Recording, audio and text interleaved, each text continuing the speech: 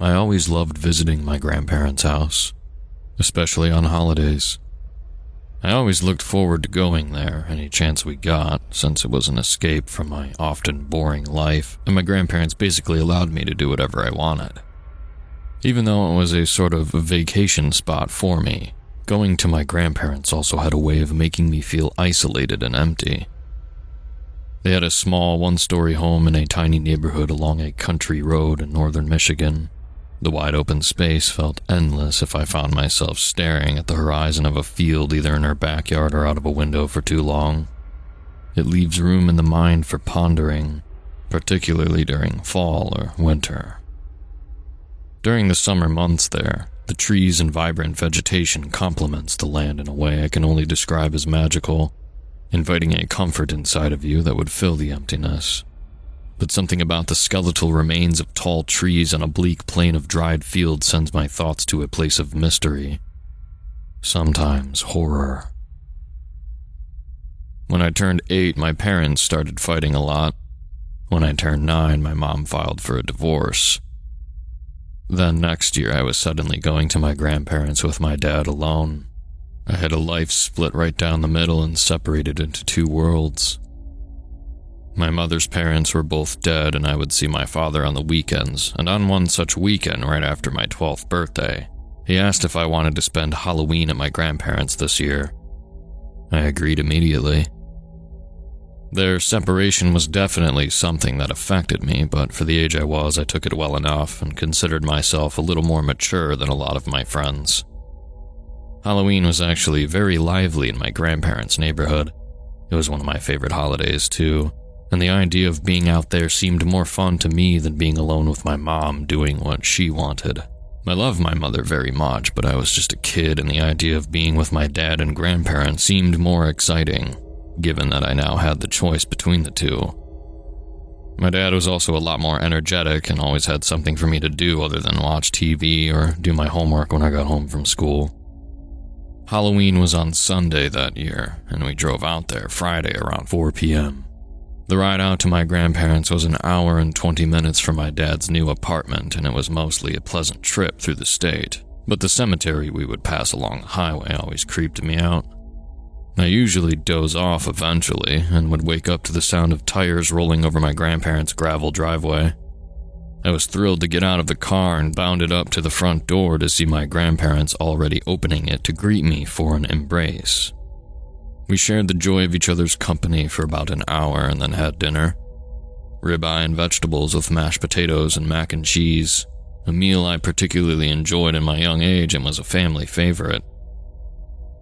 Even though it was getting dark fast and being the big 12-year-old I was, after dinner I volunteered to take the garbage out to the bins located by the garage. My grandpa reluctantly agreed, so I dutifully went ahead and put myself up to the task. I did the deed and took a moment to look around while I was out by the bins.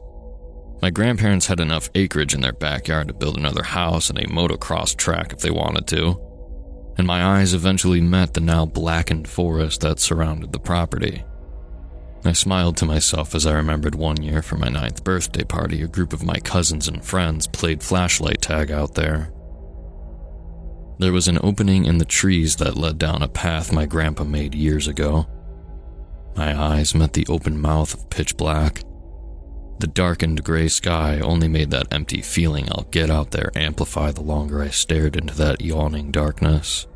Only now an untapped fear was beginning to stir in my chest.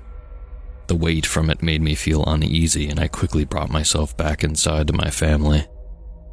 As I walked in and shut the back door, I caught the tail end of a conversation my dad seemed to be having with my grandpa.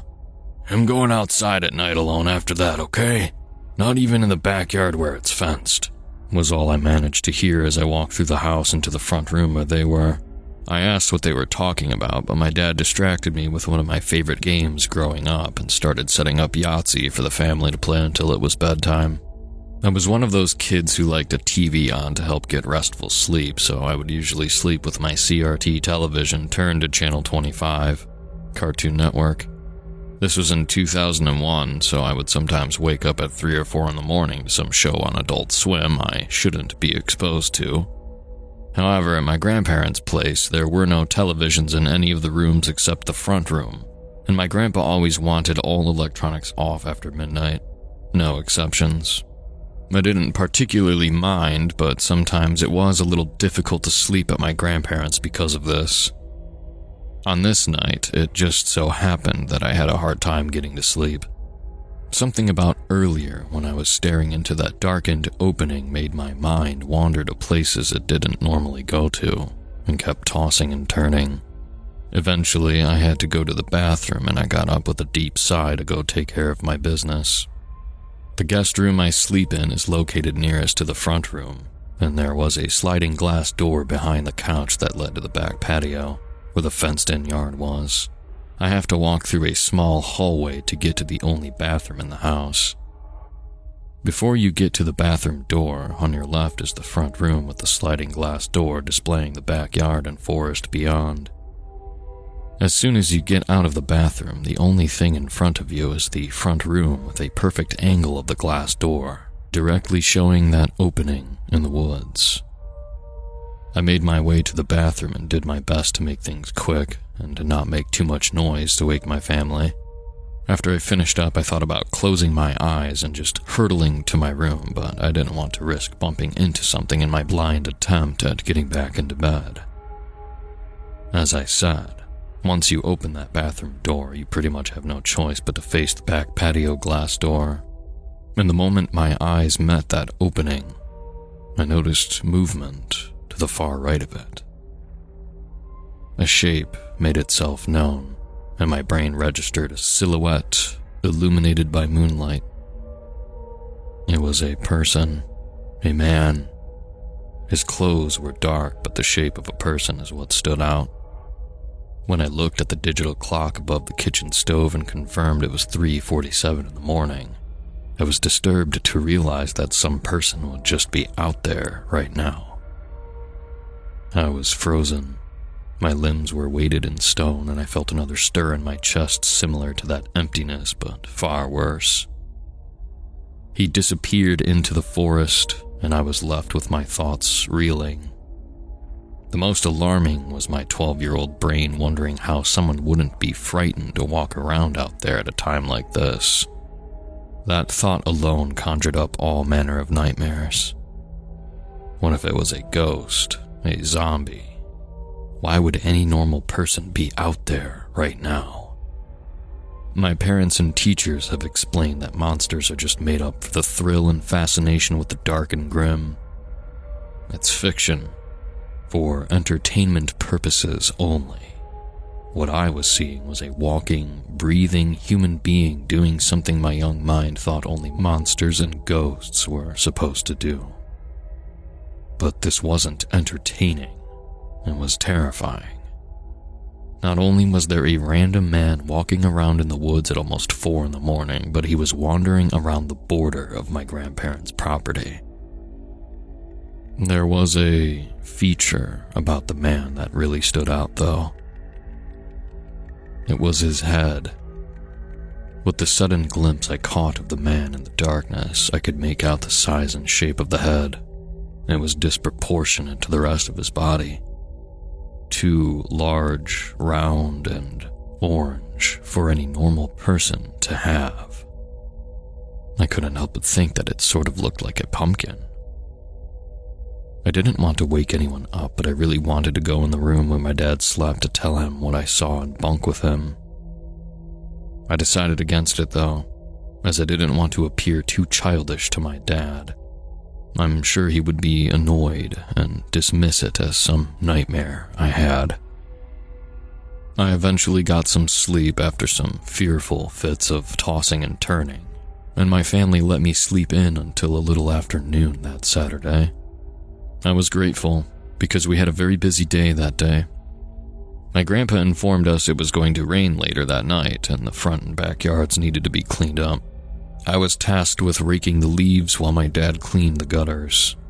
I was also specifically told that if a pile of leaves somehow gets made and I'm found jumping in one of them, I'll get to fall asleep in the front room with the TV on all night if I so pleased. It's a silly way of rewarding me for raking the leaves, but that's just how my grandma was. and my grandpa seemed to be okay with breaking his no exceptions policy. My dad just smiled at me. Mixed with the work and feeling excited about the next few hours and Halloween, I had nearly forgotten about what I saw last night. When I did look at the forest, I quickly dismissed the idea that there was a man with a pumpkin head out there, figuring the vision was just my imagination running wild due to it approaching Halloween. And eventually I heard the distant rumble of thunder signify the approaching thunderstorms. Once the tasks were done, the rain began coming down and we made our way inside to get prepared for dinner. My grandma said she wasn't feeling all that well today and didn't feel like cooking, and my grandpa decided that a pizza delivery from the nearby town wouldn't be a bad idea if we all decided that was an appropriate dinner.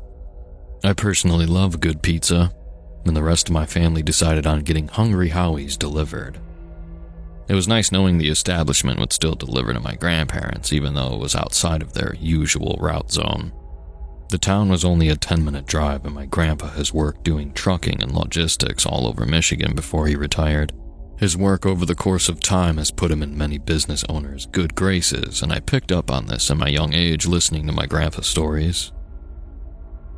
We ate our pizza and eventually all settled to our respective sleeping arrangements, and I looked forward to watching cartoons while I geared myself for bed.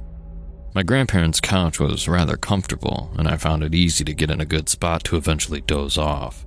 But before that, I went to the fridge to get another slice of leftover pizza. It was a little after midnight.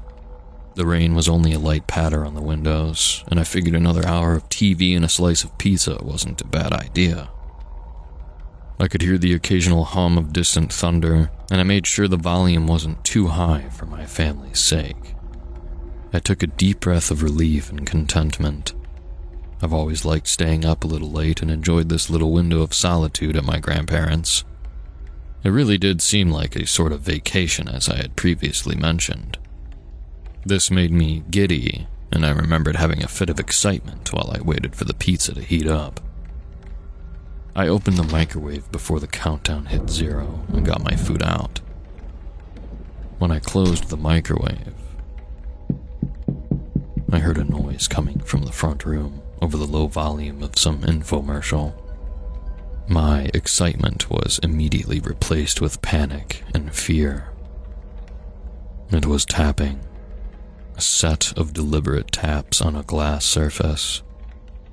I remained still, petrified in my grandparents' kitchen, holding a plate of microwave pizza and a glass of chocolate milk in my hands. Tapping continued for a moment before it suddenly stopped. I entertained the idea that it was just some noise the house made. Maybe the house was settling, or it was just wind moving the flimsy panes of glass that separated me from the dark approaching storm, and whatever else could be out there. Sweat began to form on my temples and back. I tried to vocalize something, but in that moment of petrified silence, all that came out were whispers and whimpers of a plea. I didn't know what I was supposed to do then, but a voice in my head told me to just turn around. When I finally did, that man I saw last night was there, staring at me through the sliding glass door, a carved pumpkin over his head and wearing it like a Halloween mask. The television light illuminated his eyes through the carved shape. The look he had was enough to cause my legs to buckle. Gradually, I noticed more horrifying details about this man as I stared in horror. Not only was the man nearly as tall as the 8-foot length of the glass door and towered over my father, but he wasn't wearing any clothes this time. Only I quickly became aware that his skin was incredibly loose and seemed like it sagged off his body in certain areas. My brain had a hard time processing this image. It didn't look like the skin was even his own because I noticed clear stitch marks across the chest, abdomen, and legs like some ill-fitted jumpsuit made of other people's skin. I noticed something in his left hand, some kind of sack, and I could see what looked like a tuft of blonde hair sticking out from the opening. The jack-o'-lantern head, tilted to one side, and he waved. I reeled backwards, screaming, falling on the floor, dropping my pizza and chocolate milk, wailing in total shock and fear. It was loud enough to wake my family, obviously, and the monster from the other side of the glass took off and darted into the night. A loud boom of thunder crashed from outside, and the rain started coming down even harder. For the remainder of that night, I spent it with my dad in his room, but I didn't get a wink of sleep. Of course, my dad chalked up my claims of seeing a man with a pumpkin for a head wearing other people's skin as a nightmare. But the way my grandpa looked at me when I explained what I saw seemed to make him age another 10 years. Needless to say, my Halloween was ruined. While I was trick-or-treating, every jack-o'-lantern set me into a panic. All I could visualize was that man staring back at me through the harmless Halloween decor or costumes that surrounded me while I walked door to door for candy. At this point, I just really wanted to be with my mom, and I asked my dad if we could leave early that night. My dad started to get worried then, and immediately started questioning me about last night. When we got back to my grandparents, we all had a meeting in the front room before I gathered all of my things. I explained to them what I saw in detail, and with a lot less panic this time. My grandpa cleared his throat before asking my dad if it would be alright to say something that might scare me even more, but that it was important. My dad looked at me with a stern expression, and I nodded. I feel I had already seen enough to put some grit into me. We all sat in silence then, waiting for my grandpa to tell us what was on his mind. It was something that made us call the police right after he explained himself. He was watching the news just a few days before we arrived. There was a story about a serial killer on the loose, seemingly targeting individuals at random and all through the states, never staying in one place. The killer was leaving the bodies on display in places for the police, completely skinned, and they were always found on Halloween. It was usually older men and women. The reports said that this has only been going on for a couple of years, but the gruesome state of the deceased was enough to send local police and townsfolk into hysteria. Another shocking detail of the killer's corpse display was a jack-o'-lantern fitted over the victim's head. The murders were dubbed the Pumpkinhead Murders. The realization hit me. That had to be him out there, watching me and waving, wearing the skin of another one of his victims. After the police came and questioned me, we went back to my mom's and she actually allowed my dad to stay on the couch at our old house for me. The police from my grandparents' town asked my local PD to keep a unit outside of my mom's until morning. I couldn't look at a jack-o'-lantern the same after that, and I didn't want to visit my grandparents for a while. I went to therapy for years, and it seemed to help all the way into my teens, and I eventually went to college. The events from that night were nothing more than a passing thought now. It still lingered, but it wasn't something that caused me to stir in nervousness anymore. But that brings me to why I'm telling you this. Halloween is tomorrow, and I am currently sitting in my office, recording this while my wife and daughter are in the kitchen getting our Halloween plans together. We are going to carve pumpkins tonight and obviously go trick-or-treating tomorrow. For some reason, call it morbid curiosity, I decided to dig up records of the serial killer that I had seen all those years ago at my grandparents'. What I found was concerning. I was relieved to see, however, that he was caught in northern Minnesota on May 23rd in 2006. His name was Richard Dawson, and he worked for some trucking company. In 2001, the year I went to my grandparents on Halloween, There was, of course, another victim. Only this time it wasn't his usual MO. An 11-year-old girl was found dead and completely skinned. She was left in some woods just outside the county highway located not but a mile and a half down the road from my grandparents. She was missing her head. The report I read included that he had her head displayed as a trophy in his home located in Iowa, which was dubbed by officials as a house of horrors due to the sheer amount of corpses and pieces of victims hung up on display all over the interior. Skin suits stitched together were hung up in his bedroom closet. The poor little girl's head sat atop his nightstand. She had blonde hair. He was staring at me through that glass door, a 12-year-old boy, with her head in his sack. Hold your loved ones close. Protect your families. Because some Halloween monsters could actually be very, very real.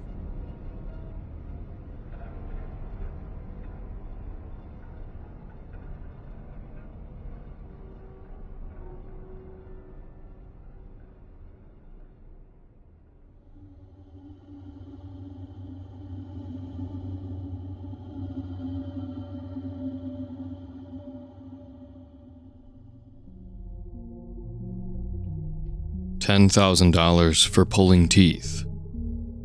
I don't think the words even registered before I clicked accept. I saw the pay and booked the gig as fast as my thumb could move. Within minutes, I was in my mom's pickup, heading out toward the address listed in the app. The infamous side gigs app, the latest craze in the gig economy we've come to know and love. The jobs aren't always as weird and cryptic as this one, but the tame ones don't pay as well either. When I first signed up, I started with conventional stuff: food delivery, taxi service, amateur landscaping.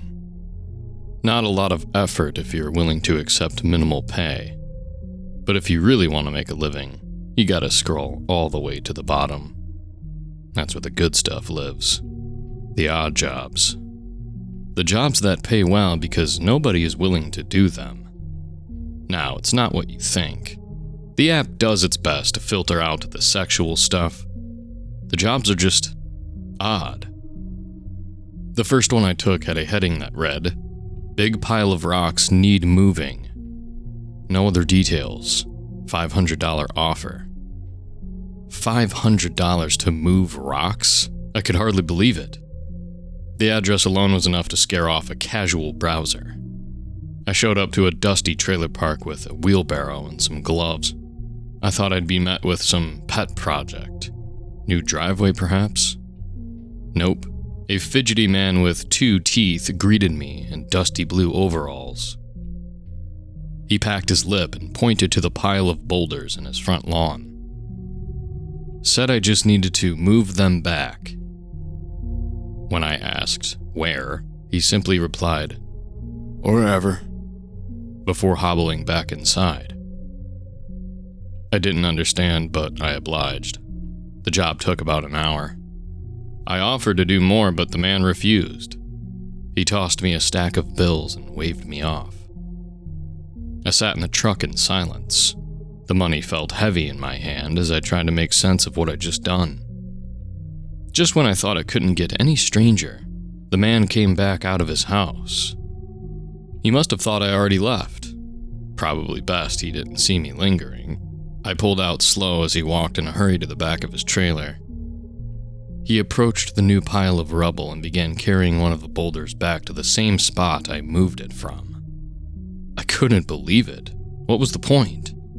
Why pay so much to move the pile? Did he just like watching dudes carry rocks to his backyard?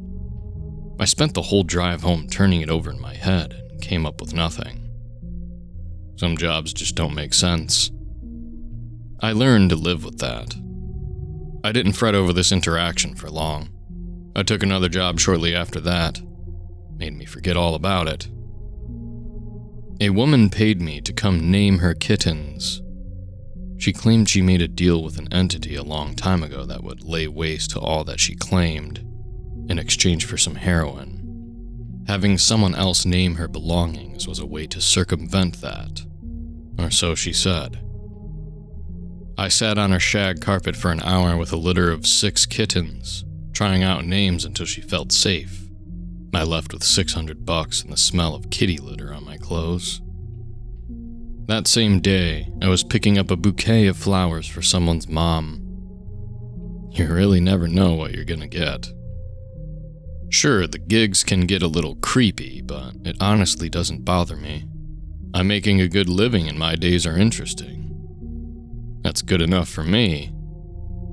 Unfortunately, my family doesn't see it the same way. When they found out I flunked out of college and didn't have a real job, they had a lot to say about it. Shameless, disgraceful. My mom called me a loser during one of her wine-induced tirades. I'll admit, I'm not the son you brag about to your friends. I don't have a snazzy degree and trophy family like my siblings. But hey, I'm happy with who I am. That's more than most people can say. Sure, the work I do is strange, but it's not like I am doing anything dangerous. Or so I thought. I was scrolling side gigs on my couch when I came across the job. $10,000 to pull a tooth. I drove to the address as quickly as I could. Didn't want to risk someone trying to double book the gig. The house was nestled out in the woods on the nice part of town. A wall of sycamores opened up to reveal a white 2-story sitting atop a grassy hill. The house was fancy looking, but the vibes were off. No cars in the driveway, not a single light on outside, and yet everything was clean and well kept. The yard, the exterior, the driveway. It just felt empty. I tried to knock 3 times, but the door cracked open on the second rap. "Are you here for the job?" The man was short, pasty, and wearing a robe. He had a small ring of hair around his head and the bushiest eyebrows I think I've ever seen. His eyes were almost as large as his smile. Yeah, that smile was wicked. Thick, brick-like teeth jutted in every direction. It was hard to look anywhere else. "Oh yeah, I'm Dave." I reached out my hand to shake his. He ignored the gesture and pulled back the door to let me inside. I stepped into the dimly lit entrance. "So, the job said you needed a tooth pulled?" I asked, anxiously. He started down the hall in front of me and waved me to follow. The entrance was bare like the outside. Walls were a cold gray. Light from silver fixtures illuminated dark tile beneath us. There were no pictures, decor, or furniture of any kind. The aesthetic was surgical, clean and cold. "Let's talk when we get to the room," he said very calmly. His voice was chirpy like a cricket. I was starting to feel the pressure now. Every step further down the creepy hallway was a step further from safety. Everything about this felt wrong. We continued for a few long minutes before turning the corner into a room. Plastic wrap crunched under my feet as I entered.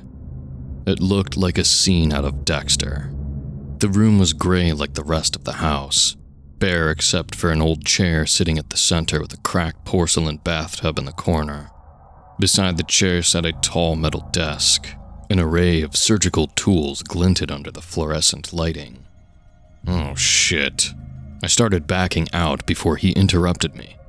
I know, my apologies. This must appear sinister." He plopped himself in the chair and started adjusting the seat back. "I'll cut to the chase. I need dental work." A chuckle escaped me. I'm no dentist, sir." He chuckled a response. "Yes, of course not. You see, I'm in a bit of a bind. I'm an immigrant. I came here a long time ago from a place I'm sure you've never heard of." His voice was chittery, like an insect. I couldn't pin down the accent. He pressed a small lever beneath the chair and leaned back. The fluorescent light dilated his pupils until his eyes were nearly completely black. "I've been tardy on my citizenship and have gotten myself on your government's radar. I'd prefer to save myself a doctor's visit if I can. At least until my citizenship issue is dealt with. No need to raise any more eyebrows." Nothing about his rationale made sense. Even if all this were true, why would anyone pay a random guy to do dental work? "So you're willing to pay me $10,000 just to pull a tooth?" I tried to quietly step back, but the crunch of plastic wrap gave away my unease. He laughed this time. A long, hearty laugh. No, dear boy. I'm going to pay you $20,000 to pull my tooth." My heart nearly skipped a beat. $20,000. Don't need to tell me twice. I quickly walked up to the metal tray beside him and picked up a small pair of surgical pliers. "Which tooth?" He grinned. "Top left, all the way back. It's infected and I'd prefer to just take out the whole thing. I have lots more, after all." He laughed again, then opened his mouth wide. It was unnatural, like a serpent welcoming its next meal. I didn't waste any time. Within seconds, I was clamping the pliers down on his large brick tooth. The tooth wasn't loose or discolored at all. It felt firm under the pliers. That's when I got a good look at the rest of his mouth. How many teeth does a normal adult have? 30-something? I counted 30 on the top alone. They were crowded. Some branched out of the gums like gnarled porcelain, while others simply butted between larger teeth. But they weren't dirty. They were clean, pearly white. I was stuck in a trance until I heard him say, "Go ahead." The words were muffled from my hand in his mouth, but he sounded sure of himself. I clamped down and pulled. Nothing. I thought I must have hurt him, but he simply offered a thumbs up and returned to staring at the ceiling with his mouth agape. I yanked again. No luck. Again. A little more give that time. One more. Plop. I almost fell backwards but caught my balance at the last moment. The large tooth was finally out. Bits of gum tissue and nerve endings hung loosely at the base. I dropped it on the metal table beside the chair and decided it was time to talk business. "So, about the money." $40,000, he muttered. His body remained fixed in the chair. His eyes were glazed and blood dribbled down his chin from my handiwork. $40,000? For one tooth? He chuckled, blood spraying across my shirt and catching me in the face. I started frantically wiping it off. "No, $40,000 for you to keep going." I smeared what remained of the blood off my forehead and took another step back. "How many teeth?" He spat a clot of blood onto the plastic wrapping below and sunk back into the operating chair. "Until I say stop." He shot me a bloody grin and opened his mouth once more. A rational man would have ran. For some reason, I couldn't bring myself to. Maybe the other jobs just desensitized me. Maybe the money was too good to pass up. Whatever the reason, I decided to let it play out. I got to work on the other side of the mouth. This next tooth was smaller and round, not bricky like the first one. It popped out with a loud click. The blood really started to flow now. He didn't even wince, same as the first time. I pulled the tooth beside it, working my way around the morbid ring of enamel. 2, 3, 4 teeth. The blood was getting unmanageable. He kept having to take spit breaks just so I could see what I was doing. The swelling in his head was gnarly. Then came the pain. Small whimpers and groans escaped the strange man. His hands were tight and pale as he gripped the armrest at his sides.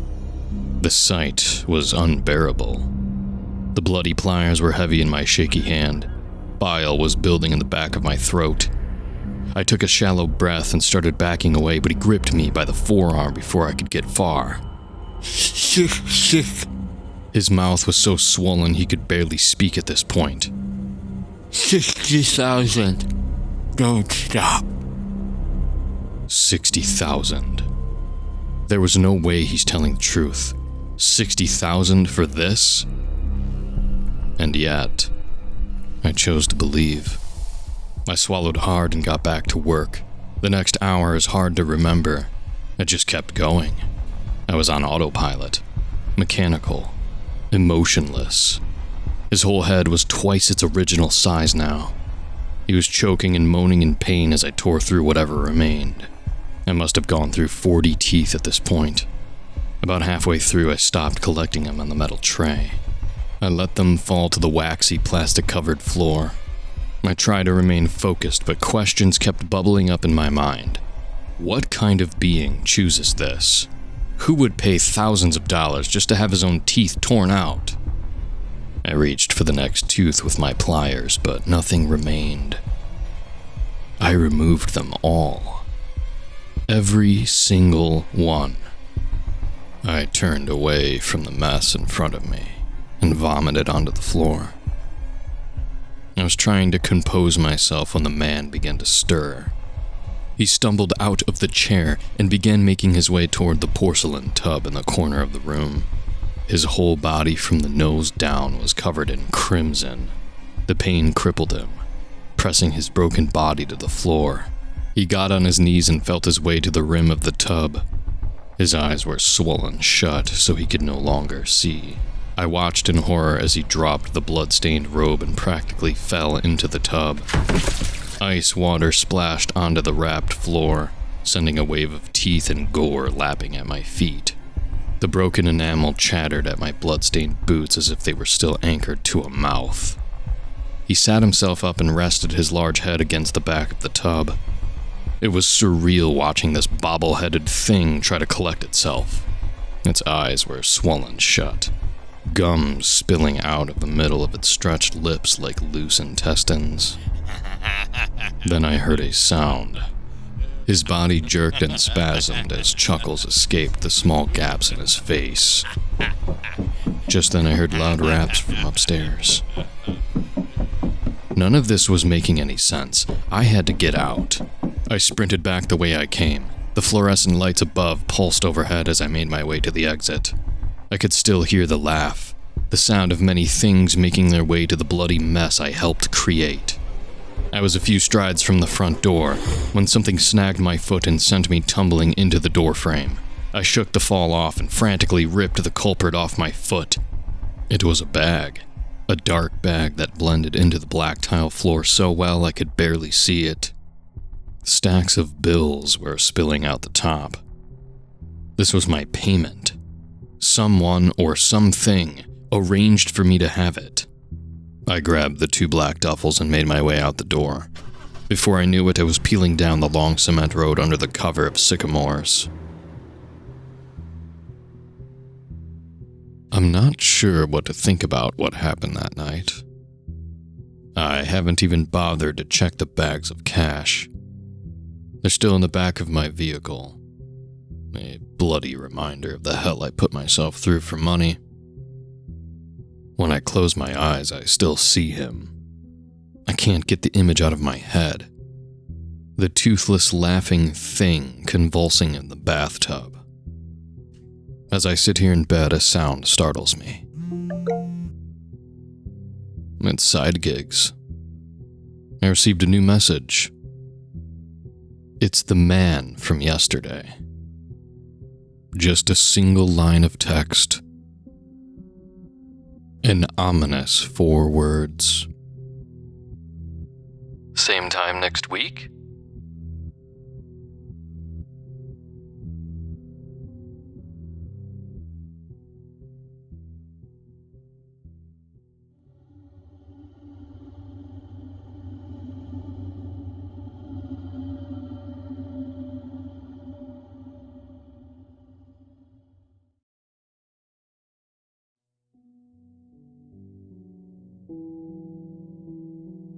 I woke up this morning and strode out to the mailbox, since I forgot to yesterday.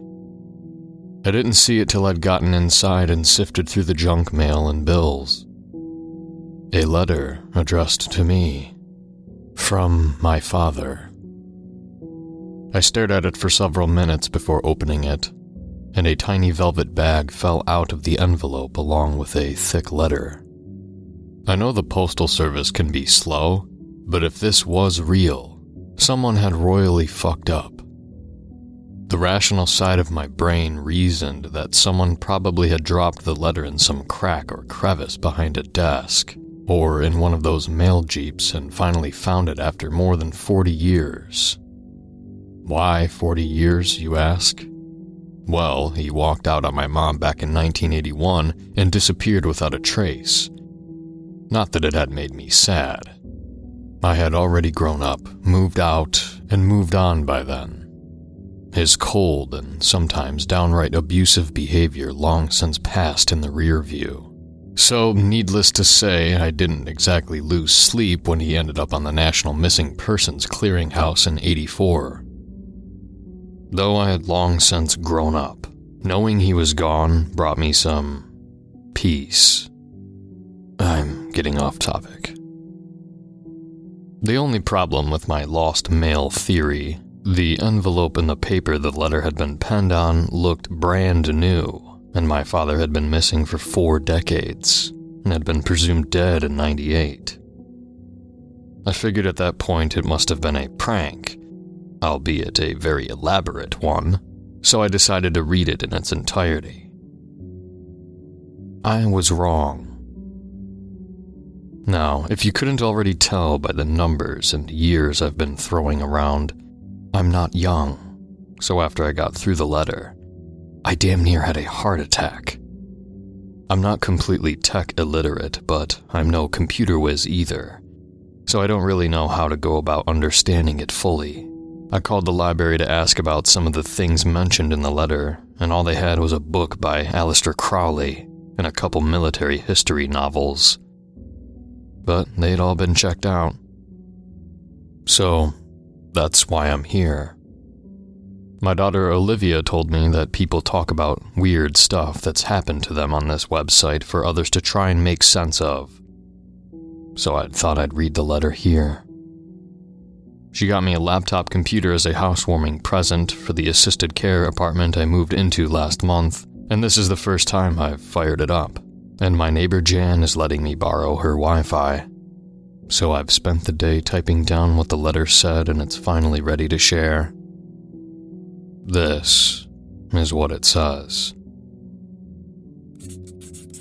My dearest son, your grandfather served in the United States Army during World War I, and like many veterans of the Great War, he returned wounded, both physically and mentally.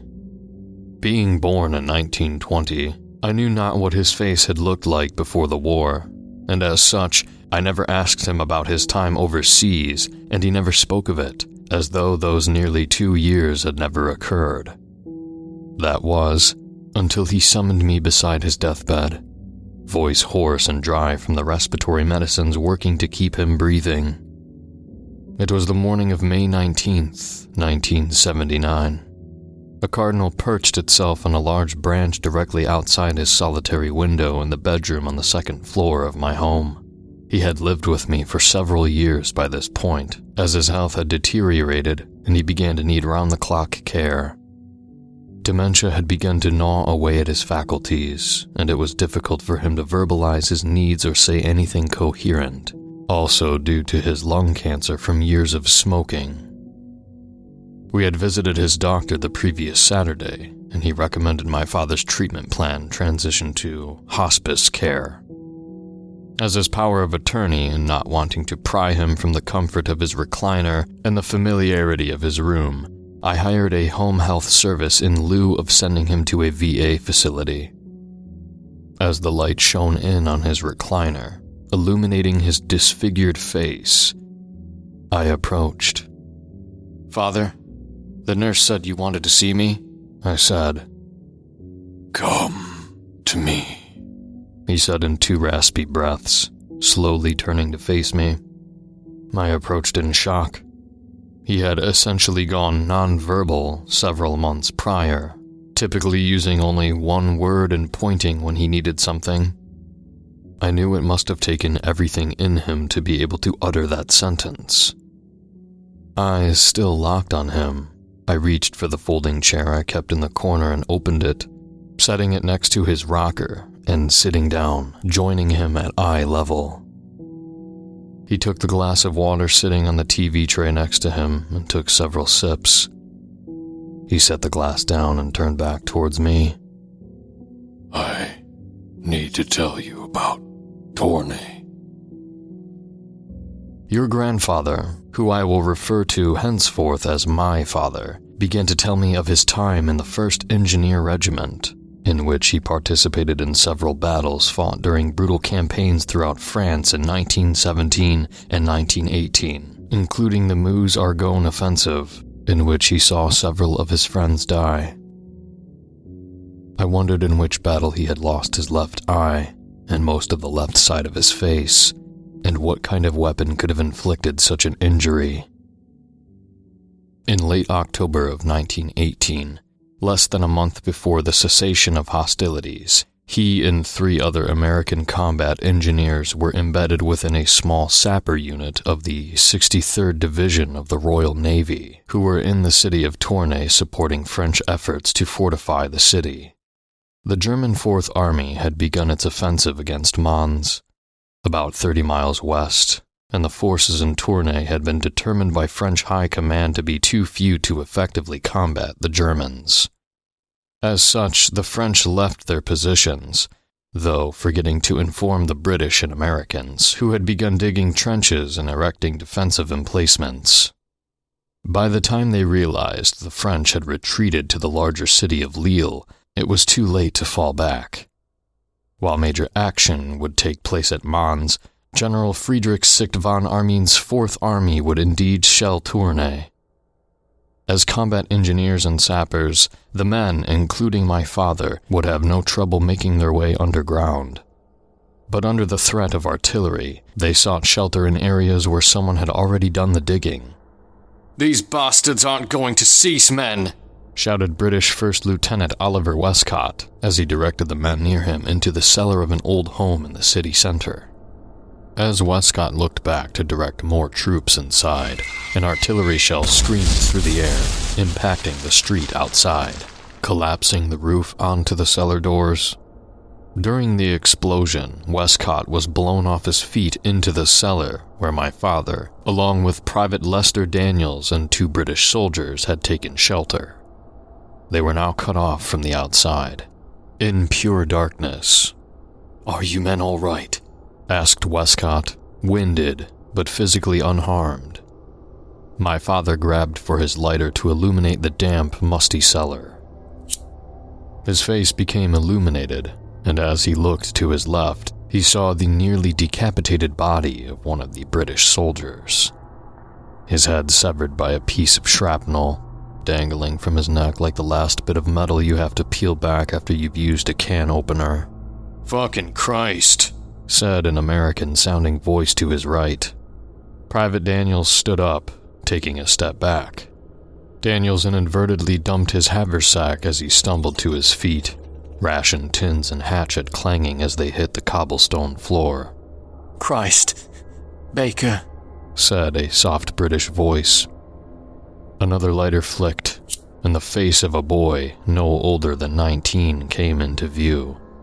His skin appeared to be as smooth as a baby's, with the exception of a deep gash on his right cheek. His eyes, however, appeared hollow. A tear escaped his eye and his lip quivered slightly. A large bright flame appeared behind him and then slightly faded.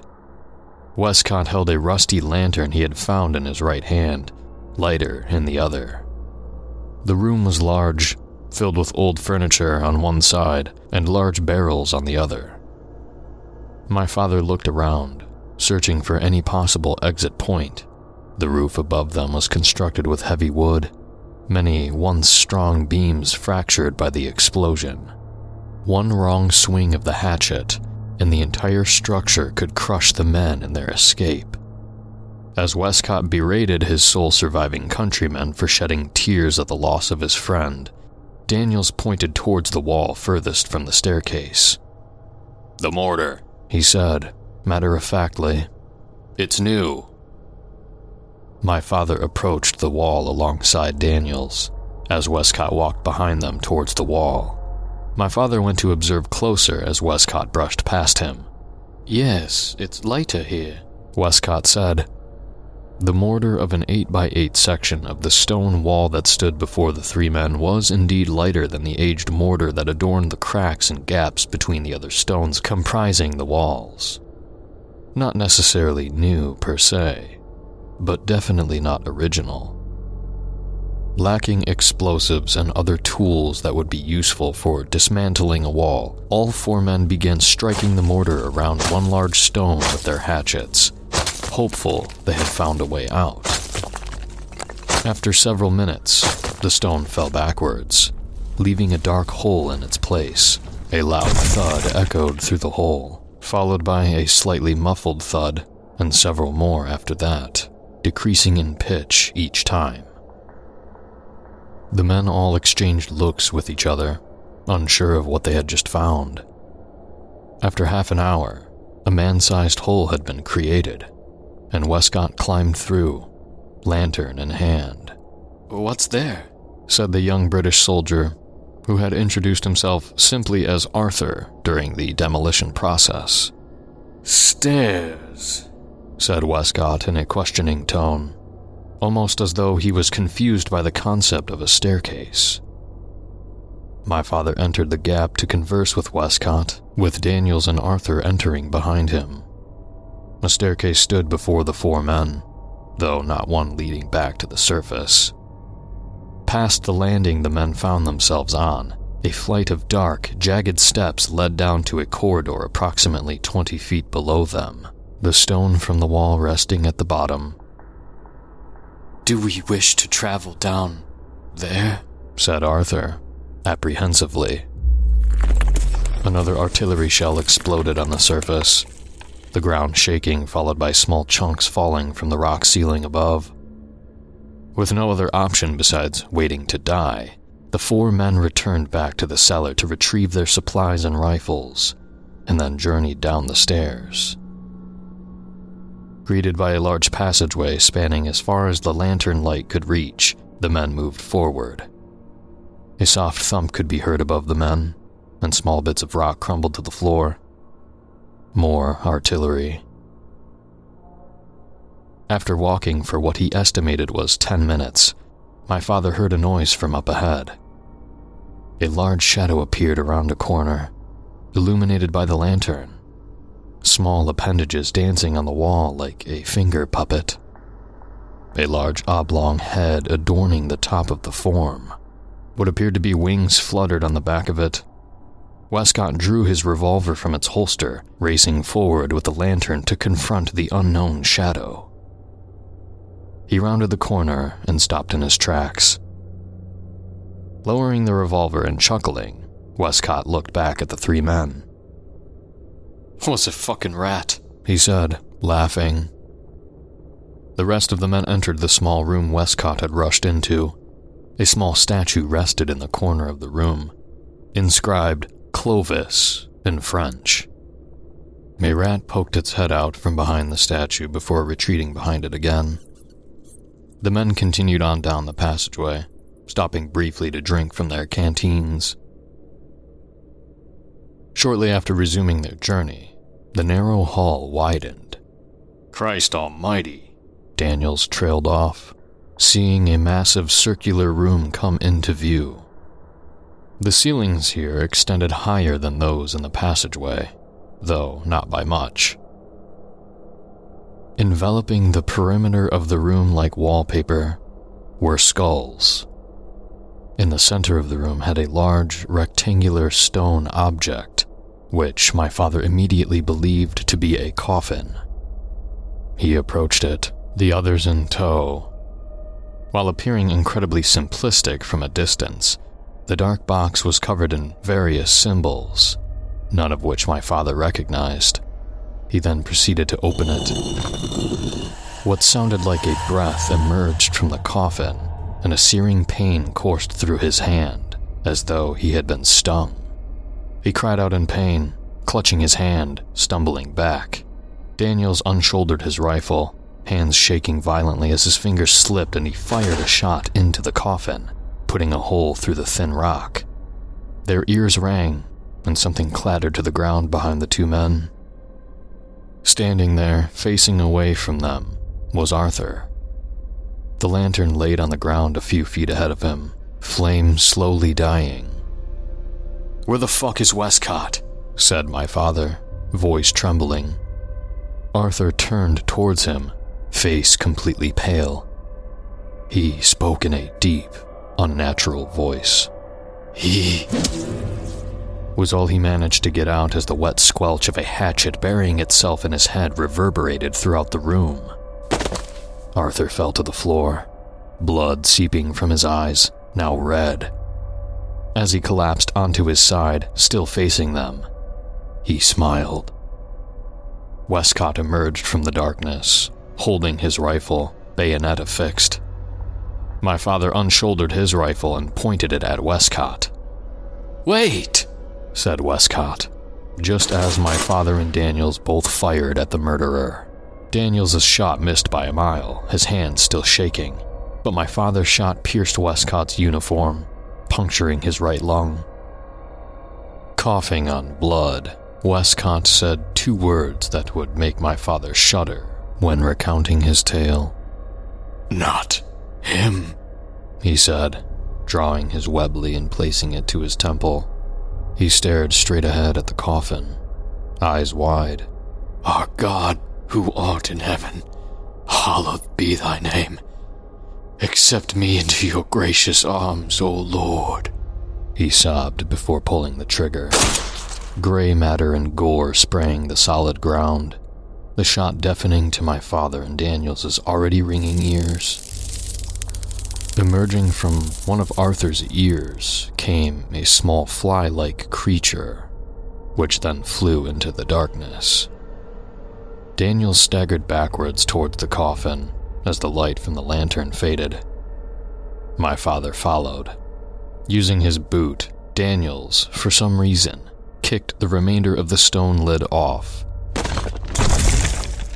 revealing a skeleton, adorned in jewels, rings, and a golden crown. A sword whose handle was wrapped in rubies fit between the skeleton's hands. My father said he did not know why the two of them didn't simply run the opposite direction. It was as though they were drawn by the mystery just as much as they were afraid of venturing outside what was illuminated by the still dying lantern. Daniels reached into the coffin, attempting to remove a ring from one of the skeleton's hands, breaking the finger off in the process. A low roar emanated from the direction opposite of which they had entered. A fly buzzed through the air and landed on Daniels' outer lobe. My father could only watch as it entered his ear, for as soon as he was able to verbalize that there was a fly, it had already burrowed in. Daniels blinked and looked down. He felt the strap on his shoulder and looked at the wooden and metal rifle he now held in his hands, his face reflecting off the surface of the sharp bayonet affixed to the muzzle. Daniels dropped the weapon haphazardly and stumbled towards my father, as if he had not walked in years. My father backed up, frightened. Daniels held up the bony finger in his hand and smiled. A pentagram carved into the middle of the ring in a script of a language unknown to my father at the time surrounded it. Daniels moved towards my father and touched his face.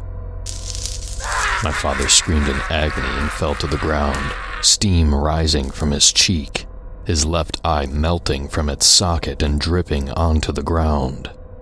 "Put on the ring," Daniels said, in what sounded like the voices of 1,000 dying men. My father ran, grabbing his rifle and falling as Daniels fell on top of him. Blood poured out on my father's torso as it ran like a river from Daniels' mouth and stomach, his body now resting on top of the rifle, bayonet extending out of his back. Daniels blinked and swatted at my father, his hands unable to make contact. The bony ring finger fell from one of Daniels' hands and landed on my father's uniform.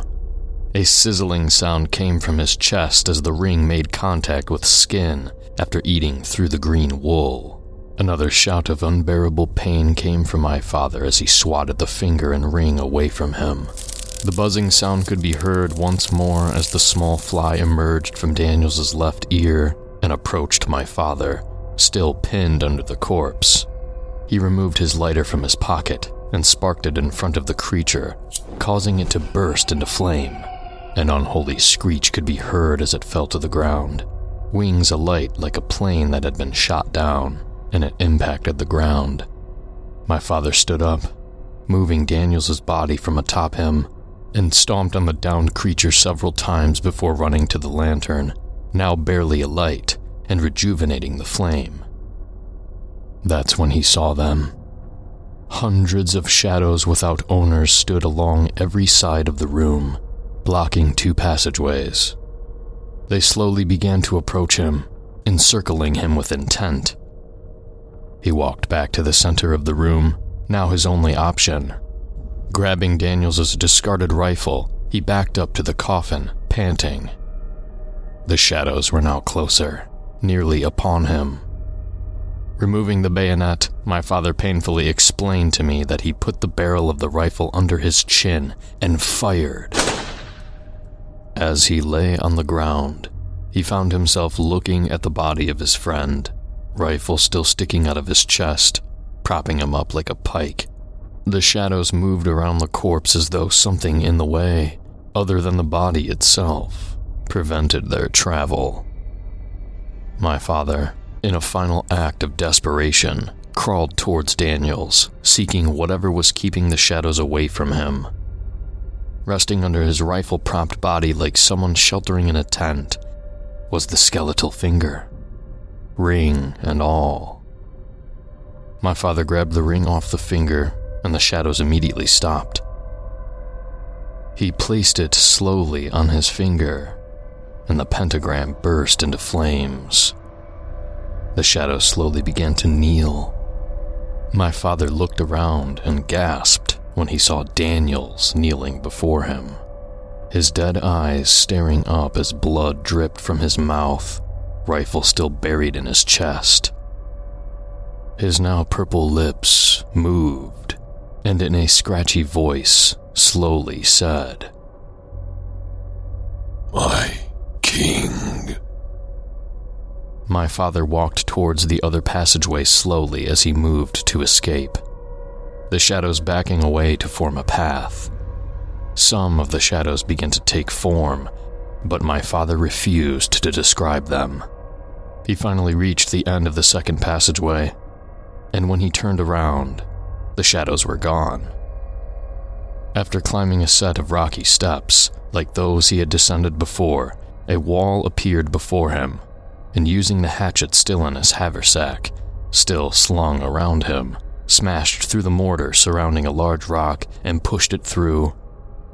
Outside, he saw men marching down a street, who paused after noticing the rock fall to the ground below. "Hello!" he shouted, waving his arm through the hole.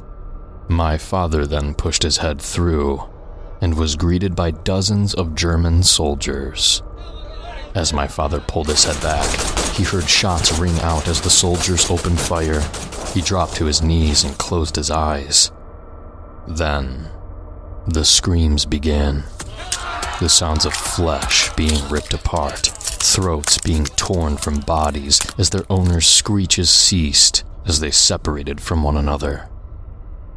And then, there was silence.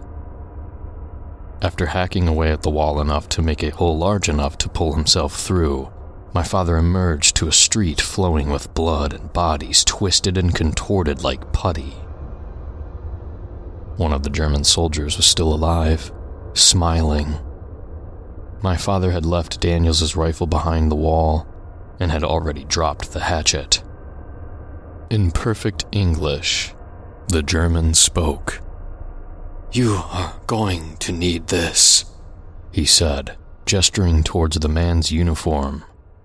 The man then fell to the ground, eyes rolling into the back of his head, a small fly emerging from his ear. My father donned the German uniform, ditching the Kaiser's garb after leaving the city, and walked towards Allied lines.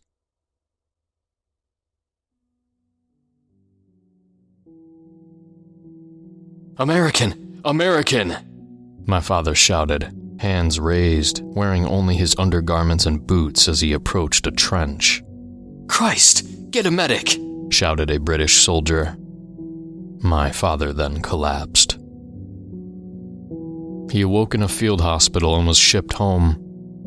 He was fitted with a prosthetic face, covering his lower left side, along with a glass eye, as his upper facial structure remained intact, though heavily scarred from burning. While he shared his truth, the ordeal was chalked up to shell shock by the War Department. The official story was that my father had been separated from the rest of his comrades during the bombardment of the city, lost his eye, and suffered facial burns due to fire and debris, while the gunshot wound was sustained when a German soldier wrestled with my father for his rifle and it fired, but he managed to survive.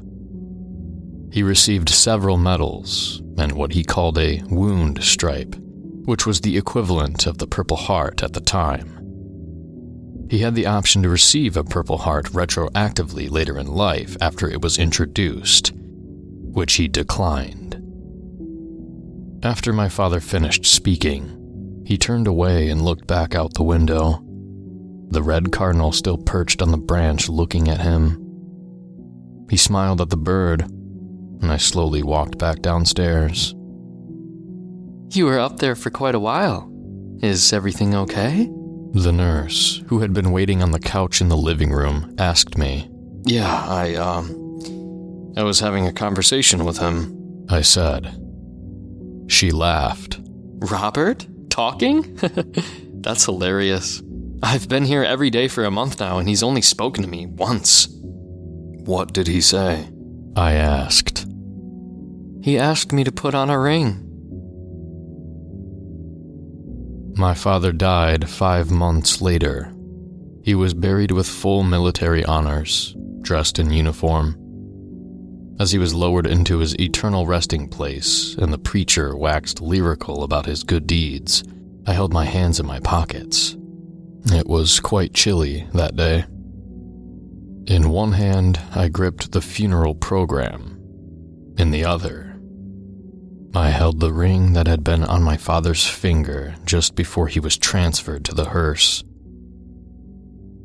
In the years following his death, I traveled to Tournai and spoke with numerous scholars and occultists regarding the events surrounding my father's experience. This is what I found. Clovis I was the king of Francia, ruling an area which comprised much of what is now northwestern France and surrounding areas including Belgium, where modern-day Tournai sits. Relics of his reign were discovered in the late 1600s, including a trove of gold and other precious jewels, metals, and rings whose worth was beyond measure. Though converting to a form of Christianity later in his short life, he was born into a certain breed of pagans and held various beliefs that made those closest to him fearful. Vast riches seemingly did not satisfy Clovis, as he would begin practicing and experimenting in Githia, a Greco-Roman form of sorcery that existed long before the term witchcraft was coined. While mostly consisting of innocuous spells and methods of divination, there also existed a more supernatural element, namely the practice of summoning angels, demons, and other entities beyond our realm of understanding. The Catholic Church, having later granted him sainthood, sought to cover up his sorcerous past, and, given the power of the Church at the time, information on the topic is incredibly limited, found only in centuries-old texts and through the mouths of orators and mystics. One of the works that especially intrigued Clovis was the Testament of Solomon, a text written in Greek, in which Clovis was fluent. The Testament speaks of King Solomon who, after confronting a demon, receives a ring, known as the Seal of Solomon, from the Archangel Michael, emblazoned with a pentagram, giving him the ability to bring demons under his control by branding them with the sigil. Solomon wielded the seal, bringing countless demons under his behest, including Baphomet, Mephistopheles himself. While certainly equipped with a strong conventional army, Clovis found the prospect of controlling an otherworldly force loyal only to him too tempting, sending multiple expeditions to Israel to search for the ring, his lust for control growing stronger as the years passed. The ring was found, and the fruits of Clovis's labor could finally be reaped. Shortly after summoning and employing demons to do his bidding in the catacombs, the king died.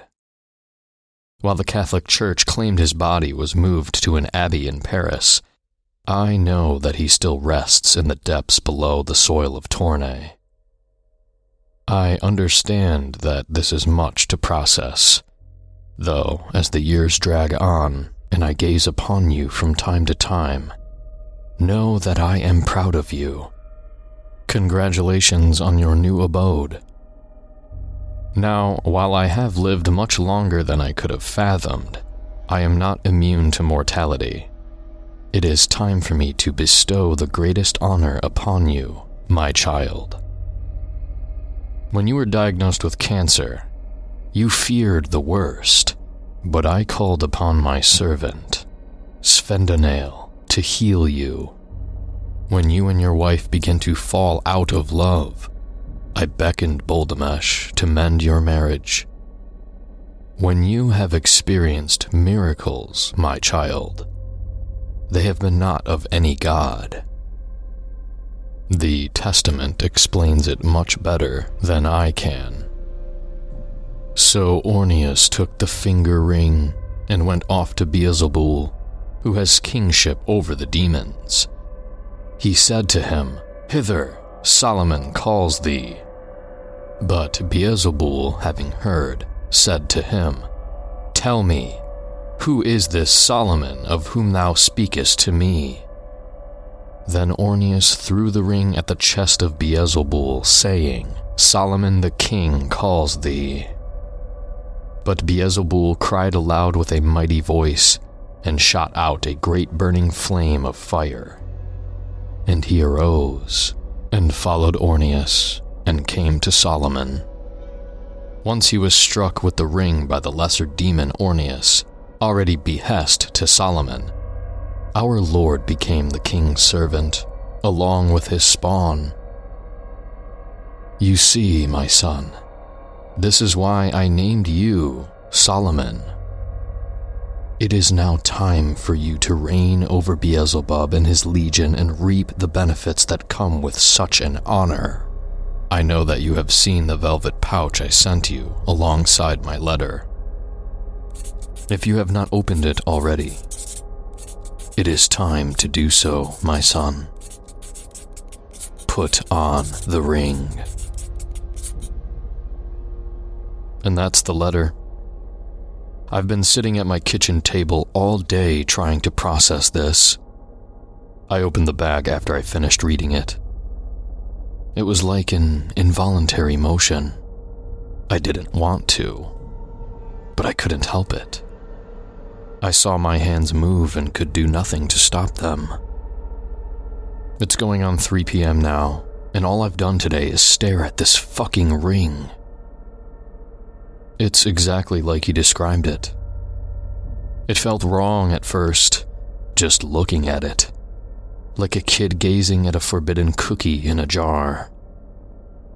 But it's calling to me. I can see now. It's so beautiful. and it's just the right size. Since my wife Ruth died last year, I've repeated the same goddamn routine. Wake up, check the mail, watch the Rifleman before lunch, go to the Civic Center for bingo on Wednesdays, and watch MASH at dinner with my microwave Salisbury steak.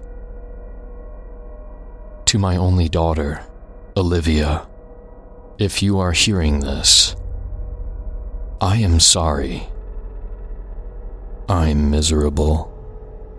So I think I'm going to do something different for a change. I'm going to try it on.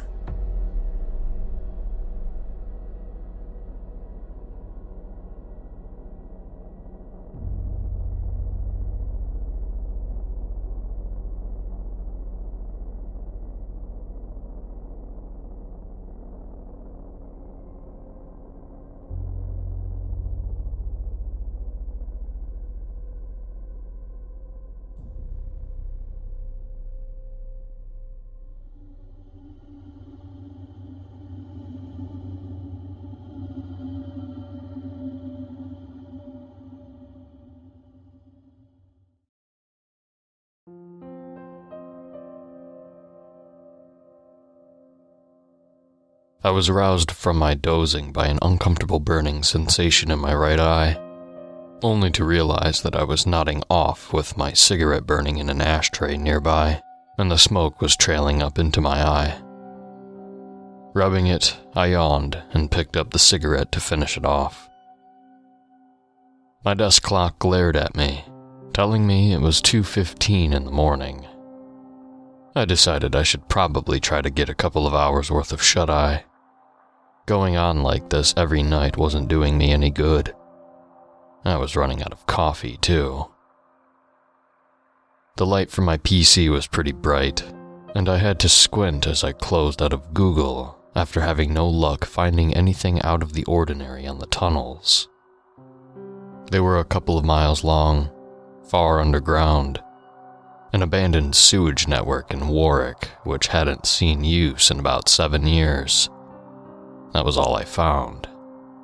They were always nothing special. Until now, of course. I like to call myself a freelance journalist. Probably not a very good one by the standards of most, but I get by. I've always scraped along on the lesser-known happenings in the city. Nothing major. I had run into a case that really had my interest, though. After 7 years of relevant silence and abandonment, the tunnels had claimed 3 teenagers well known for messing about in there, doing graffiti, smoking, and doing all the things teenagers do when they find a nice place where they're left alone. Now they were gone. The parents had filed missing persons reports after 48 hours as per the standard, and so the police had started poking around and hadn't found much of anything. I had heard about it from my downstairs neighbor in the apartment building I lived in, and was instantly intrigued, so I did some sniffing around myself. I managed to locate the tunnels and found 2 entrances that weren't closed off in different parts of the city. I took a drive down the one off Wisham Street, down in a public park sector. Upon arriving, a couple of police officers stood outside the entrance, and they looked my way as I approached. "Excuse me, sir. You shouldn't be down here," said the dark-haired burly one on the left. "My apologies, officers. I didn't know anyone was here." "That's all right. This area is closed off for now. It's currently under investigation." "I did hear about it. Some kids disappeared down there? That's never happened before, has it?" "Sorry, sir. We're not inclined to discuss anything related to this case. Just need you to move along. Let us handle this." "I just wanted to look around a little myself, see if I could find anything that may help." "That's our job, sir. We will handle it. Please leave the area," said the officer, firmly this time. I decided to give it up for now, as they weren't going to budge, and as I was leaving, They even mentioned the other entrance and told me that was being watched as well, and warned me not to go there. I cursed a little when I was back in my car. It was one of the reasons I had always avoided cases of intrigue. They were usually more troublesome than anything else, and the cops always got in the way. I went home and ended up spending a few days scraping around online, falling asleep at my desk. I even checked the city's public records, and nothing odd came up. Eventually, I hit a stroke of luck after finding out the name of one of the parents of the teenagers, Amelia Gardner, mother of Errol Gardner, 14 years old. After finding their address listed in the phone book, I took the short drive to Herwin, number 18, Regal Street. My knock on the front door was answered by a sullen, slightly graying woman, probably in her late 40s. My first impression was that she seemed tired, just really tired. She looked at me without saying anything, so I spoke first. Hi. I'm sorry to bother you.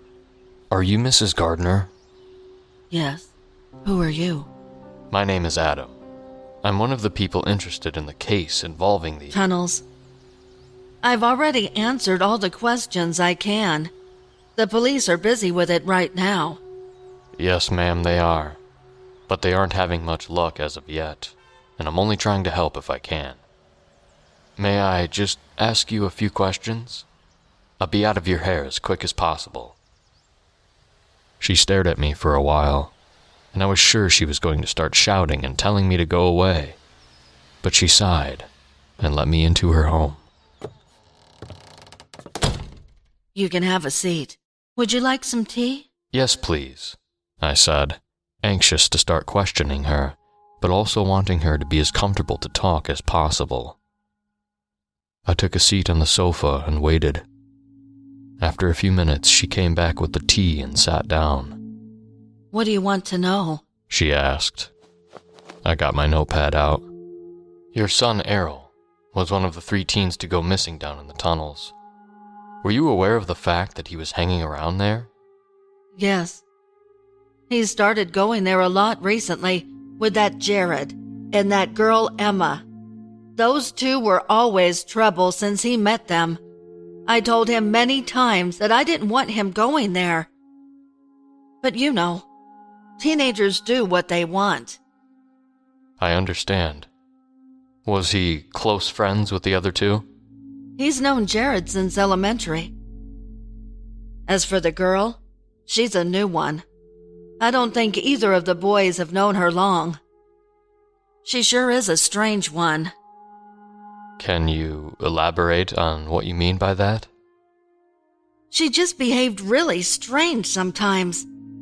There was a couple times that Errol told me he thought he had seen her standing outside in the backyard, late at night for some reason, looking at the house, but he was never sure. He always said he thought he had seen her, but when he checked again, she was gone. I never saw her myself, except when she came to meet them during the day. That is rather strange. And you can't think of any possibilities yourself? How they could have met? No, she just came out of nowhere. Mrs. Gardner looked at me with tired eyes, and I could see a hint of sadness and worry under her calm disposition. Do you think they're gonna find my boy, Adam? Ma'am, I believe they're going to do their very best, and I'm going to do the best I can too. They're not approving of me poking around, as you can imagine, but that won't stop me. Thank you. I know you don't have to, but I appreciate your help all the same. Mrs. Gardner saw me out when we were done, and I went home to plan my next move. The bit about the strange girl, Emma, was intriguing. From the way it sounded, she had been the one to constantly influence the 2 boys to visit the tunnels. That made me curious indeed. I fell to thinking about how to gain access with the police watching the place. It was definitely risky, but it had to be done. It was the only way to find out more. I decided I would have to go at night. I wasn't exactly excited to go and visit some pitch-black abandoned tunnels that stretched for miles in the dead of night, let me tell you. But I was at a brick wall otherwise. That night found me in my car around 10 p.m. with a backpack containing 2 flashlights, a bunch of batteries, and a few other tools I thought I might need. I took my bolt cutters along as well. I was lost in thought in the dark quietness on my drive down to the entrance area. I ran my plan through my head over and over as I went. Once I got there, I drove past the entrance casually, scanning the area. And as I expected, a police officer sat not far off. I glanced in at the windows and saw the officer inside, doing something on his phone. I drove a little further, around the block, and left my car in the parking area of a convenience store not far off. From what I could tell, the officer in the cruiser hadn't paid any special attention to me passing by.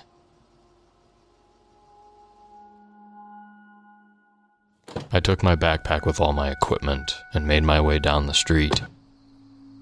My nerves were a little unsettled by the darkness, and knowing what I was up to could get me in some real trouble. But this is what I was meant for. It had been a few days and the cops had found nothing. It was my turn. I clung to the side of the road, getting poked and prodded in the bushes there, but I managed to make my way past the police cruiser and down the dirt path to the tunnel entrance without incident. Standing there, looking at the rusty metal gate, a wind blew around me, howling softly down the dark void of the tunnel. I was even less excited now that I was here, but I went into professional mode. I once more made certain that no one knew I was here before I grabbed the bolt cutters out of my backpack and eyed the lock on the chain securing the grate to the wall. It was just your average bronze-colored lock you would put on your gate. You would think they would take special precaution to make sure no one got in, but they probably didn't expect anyone would want to be creeping around here at night. They must have forgotten about me already. Good.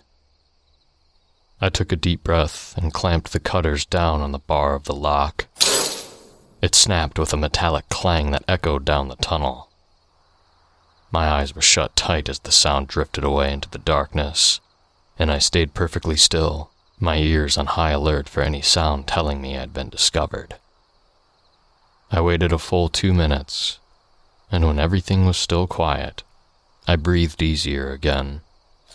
I took the chain off the grate as quietly as possible, and put the bolt cutters back in my backpack. Apart from a slight metal screech that made my skin crawl, I managed to get the grate open before waiting a while again, to make sure the sound hadn't given me away.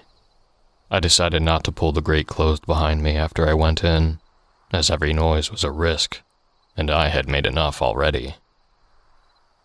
After making some cautious progress away from the entrance, I turned on one of the flashlights. The beam revealed the murky dark gray of the tunnel walls circling all around me, and the moist, slimy floor beneath my feet. Apparently some water must have traveled through here due to overflowing and such, causing the floor to stay slimy and wet. I moved slowly to make sure I didn't slip. I checked my watch. It was just after 11 p.m. If my flashlight wasn't on, it would be pitch black. So much so that I wouldn't have been able to see my own hand in front of my face. Hence me bringing 2 in case something happened to one of them. After walking around for 15 minutes, I took a bend veering to the left, and the flashlight beam revealed an old maintenance room door. Interested, I stepped onto a metal platform to have a look. It was terribly rusted, unused for who knows how long. I got a crowbar from my backpack and tried it on the door. I tried everywhere I could, straining to get some leverage and get it open, but I had to give up. I wasn't going to be able to get it open, at least not alone. I figured that if it was tightly shut, there wouldn't be anything of interest on the other side. I was putting the crowbar back when my heart stopped after I heard a sound somewhere down the tunnel. In my fright, I ended up dropping the crowbar and it hit the metal platform I was standing on with a deafening clang that resonated down the tunnel. I stood there for a while, mouth open, staring at the crowbar in horror, not moving an inch, barely even daring to breathe. The sound I had heard was the sound of footsteps, like someone running through a wet, sloshy part of the tunnel. And now it was dead quiet again. My mind was racing. Who could it be? Surely the police wouldn't be searching here now. They had been at it for days, and I was barely a 20-minute walk into the tunnel. Why would they still be searching this close to the entrance? I'm not afraid to admit I was scared out of my wits. The sound of the crowbar hitting the platform was still screaming in my mind. There was no way whoever it was didn't hear that. If I heard them moving, they definitely heard it. I eventually pulled myself together and picked up the crowbar, holding it tightly and listening. There was only silence. I had an internal battle of will, trying to decide whether to just leave and try again the next day, or continue on. I was overpowered by the thought that I may not be able to return the next day after my breaking in was discovered in the morning. Also, what if that was one of the lost kids trying to find a way out? I would have risked all my effort being for nothing if I left there and then. Still shaken, I stepped slowly off the platform and back into the tunnel, and continued further in. I know most people in their right mind would have been out of there so fast they would have been nothing but a blur. Maybe I was never in my right mind to begin with. I decided to stay on a fairly straight path, avoiding turning too much so I wouldn't have an issue finding my way back out. I stopped in my tracks, my heart stopping with me again when I heard another noise echoing my way from the direction I just came. I stood absolutely still. Then I heard it coming from behind me again, running. It got louder and louder, and my eyes widened as I shone my flashlight down the tunnel, straining to see beyond the reach of it, where it was pitch black. I screamed in terror when a shape came barreling into view, so fast I couldn't see what it was. It blew right past me, knocking me hard into the wall of the tunnel and disappearing fast the way I had come.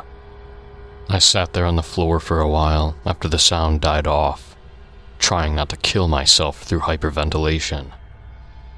I can't describe the terror I felt. I won't try.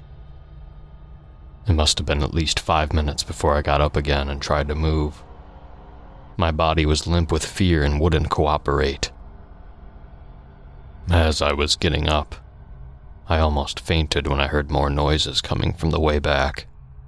I was sure it must have been some sort of animal. Maybe a feral dog. It had been so fast and it hadn't attacked me, so I couldn't be sure. I got up and began slowly tracking the other sounds I could hear. They were faint, not nearly as clear as what I had heard before, but as I got closer, I realized they were coming from below me somewhere. Shining my flashlight at the floor as I walked, I stared when I found a hatch in the floor, leading down. There was no doubt that this was where the sound was coming from.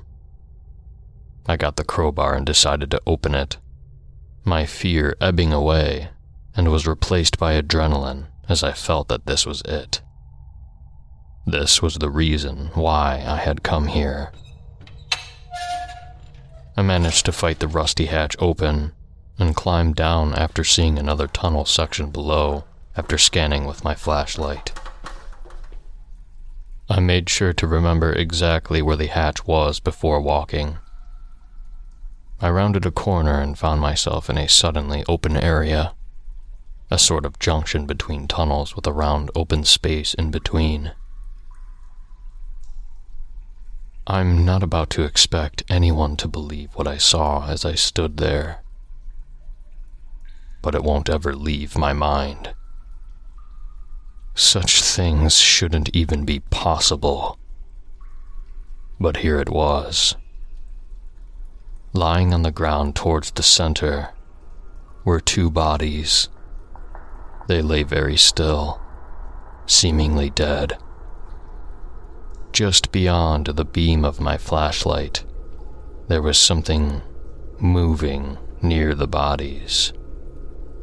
I was horrified and scared out of my mind, but I couldn't move. That was when whatever was moving came into view. A horrible, dark green mass was moving along the floor, its body pulsating as it moved, like a worm did. It made an awful clicking and gurgling sound as it did so. It seemed to not notice me standing there with the flashlight. It moved towards one of the bodies just as another came into view, squelching along the ground. As I watched, the first one I had seen slithered onto the body of what looked like a young boy. I began retching as it started to push its way inside to the mouth of the boy. Paralyzed, I watched as it forced its way further and further into the mouth of the body, stretching and convulsing as it entered. After a lot of gurgling, shaking, and more awful convulsions, the creature had disappeared entirely inside the body. That was when the body slowly stood up and staggered slightly before standing straight. The head turned slowly towards me, and its eyes opened. It was at this moment, seeing that, and seeing the other creature entering the other body, that shook me to my core and sent me running. I flew back down towards the hatch, climbed up it at incredible speed, and slammed it down before running, screaming back down the tunnel. For a few awful moments, I thought I may have been running the wrong way, further into the tunnel, but I ended up passing by the old maintenance door again, to my unimaginable relief, and kept running. I got to the entrance and fell out of it, scrambling in the dirt, truly believing a lumbering corpse would just appear to drag me back in. After I got away from the entrance, I could think of nothing else but finding my car and going home. I know I should have gone and told the officer in the cruiser what had just happened, but he would have never believed me, and I would have been in a lot of trouble. By some good grace of the heavens, I managed to struggle up the road back to my car and drove home, my hands shaking on the steering wheel, eyes wide, mouth open in shock and horror. Whatever I saw that night is something that will stay with me until the day I die. But I don't want to take that awful secret to my grave, as I may never rest if I do. To make things worse, 2 days after that night, I found out that one of the missing teens had come home. Errol Gardner had returned home. It was reported that he was found to be sick, starving, and catatonic, but alive. He didn't respond to any outside stimuli for the time being. Medical experts believe that it was the shock and trauma. But you and I know better, don't we? I don't know what will happen now, but whatever that is, it's not what they think it is. That thing lying in that hospital bed is not Errol Gardner.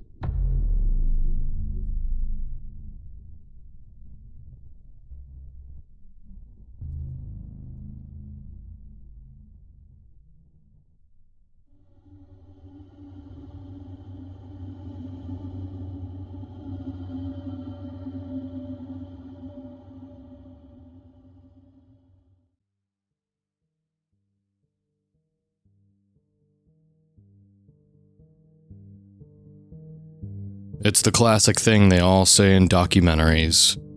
He was just a normal guy who kept to himself. No one could have known. Fuck that. This guy was weird the day he moved next door. I went and knocked on the door a few days after he moved in, with a loaf of banana bread to welcome him, as I assume a good neighbor would, and my girlfriend made me take it.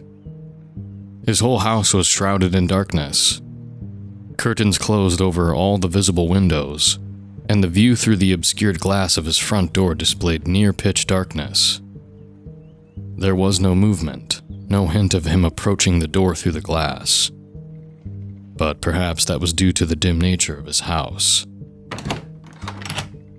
Without warning, the door opened to reveal the mousy little man who lived behind it. Normally, I would be opposed to such unflattering descriptions for fear of being unnecessarily mean. But knowing now what he is, I don't care. The best word to describe him was moist. From his greasy, thinning hair to his drab gray blazer and the patchy light blue shirt clinging to his skeletal frame, all of it was soaked through and sopping with what I could only assume to be sweat. He was an unusually short man with a wiry brown mustache and a fogged-up pair of round glasses that, whether or not inadvertently, hid his eyes behind the misty white moisture on the lenses. He inspected me up and down before smiling, a thin-lipped, almost pained smile. Hi. I nervously cleared my throat before starting again. I'm, Nathan. I live next door at number 15. With my girlfriend Kate. You know, easy to remember. Nate and Kate, I chuckled, though quickly tailed off when he didn't so much as blink. I just wanted to stop by and give you this to welcome you to the neighborhood. And just to say hi from me and Kate, and yeah. Oh, how? He stopped, looking me up and down again. Nice. I'm, Michael. Yeah, Michael, or you can call me Mike. He extended a pale, clammy hand for me to shake, but I nodded towards both my hands, holding the plate of banana bread as an excuse not to. Yeah, so this is for you, and yes, swing by sometime for a drink or something. I'm sure Kate would love to meet you too. With shaking hands, a wistful, yeah, that'd be nice. He took the plate and shuffled back behind the threshold of his front door, slowly closing it behind him. We didn't see him or our plate back for a good month. Kate kept telling me to go knock on the door and ask for it back. But I really didn't want to have to talk to him again, and was consistently finding any excuse not to. In the end, Kate decided to go for herself. She was gone for maybe 20 minutes before she returned with an unprecedented smile on her face. What the fuck are you grinning about? I asked, already on edge. You! She laughed. You've been fucking with me, admit it. She shot me a triumphant smirk as she conspicuously passed me the plate to put it in the sink. He seems like a lovely guy. Charming, funny. Kind of cute. Very funny. Seriously, what was he like? I am being serious. She laughed. I thought you were messing with me. Like, what were you going on about? You made him sound like some sweaty Reddit moderator. That's what he was. I don't know what to tell you, I guess. Yeah, well, now I get to prove you wrong. Kate turned to face me from the kitchen counter. He's invited us over for a drink this afternoon. Oh no, I know you've got nothing going on today. Come on, it'll be fun.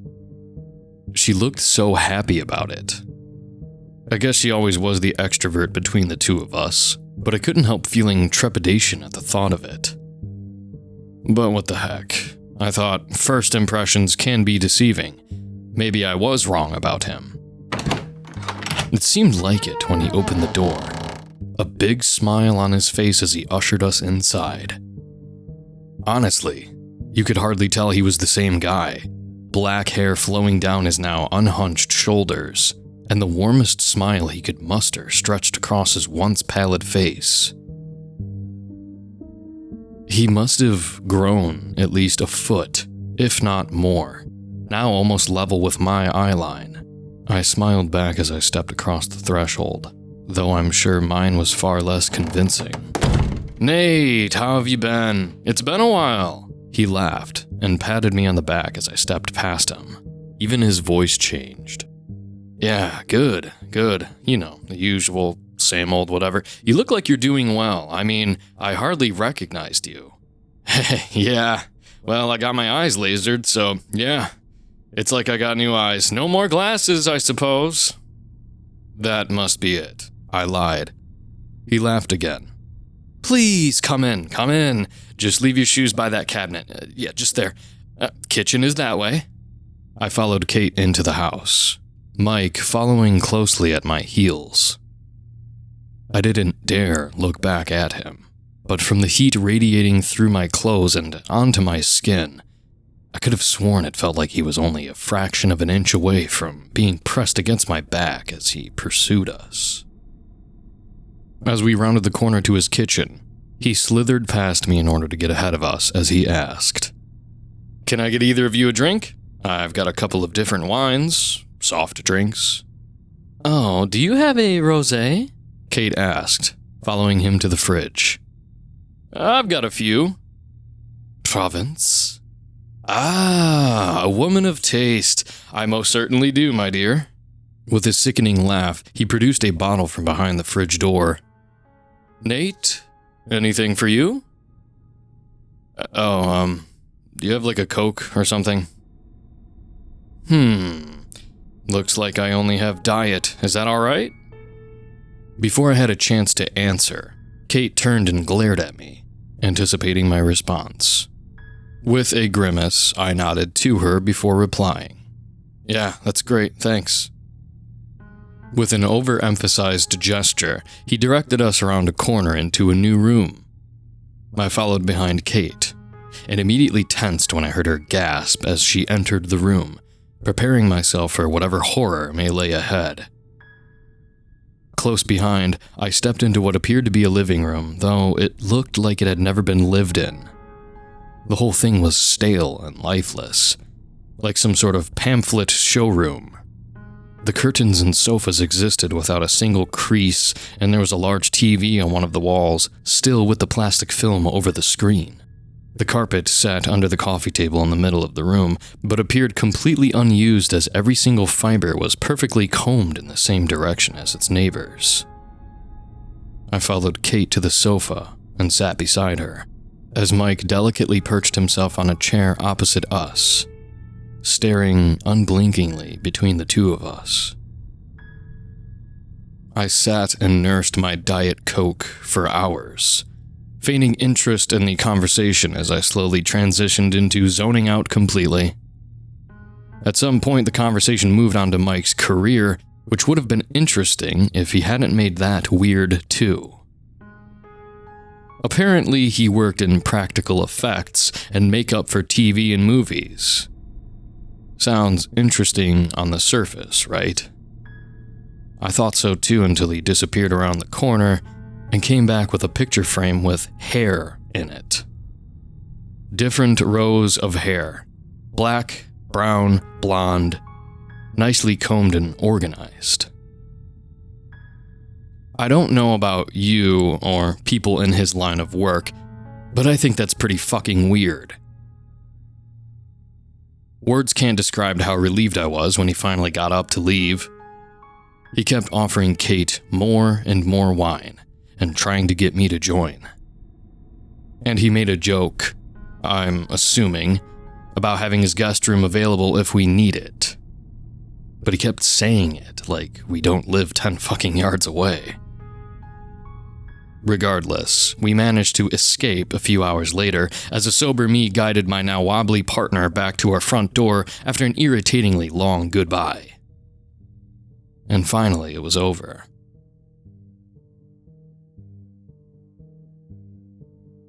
Weeks passed, and then months. and I had cast Mike out of my mind completely. You know how it is with neighbors. Yeah, you live next to each other, but you only really see them or interact a few times a year. And I was quite happy to keep it that way too. But Kate was less happy to stay disconnected than I. She burst into the kitchen one evening after work, practically buzzing with her own excitement. Nate, you won't believe this. Oh God, what's happened? I just saw Mike.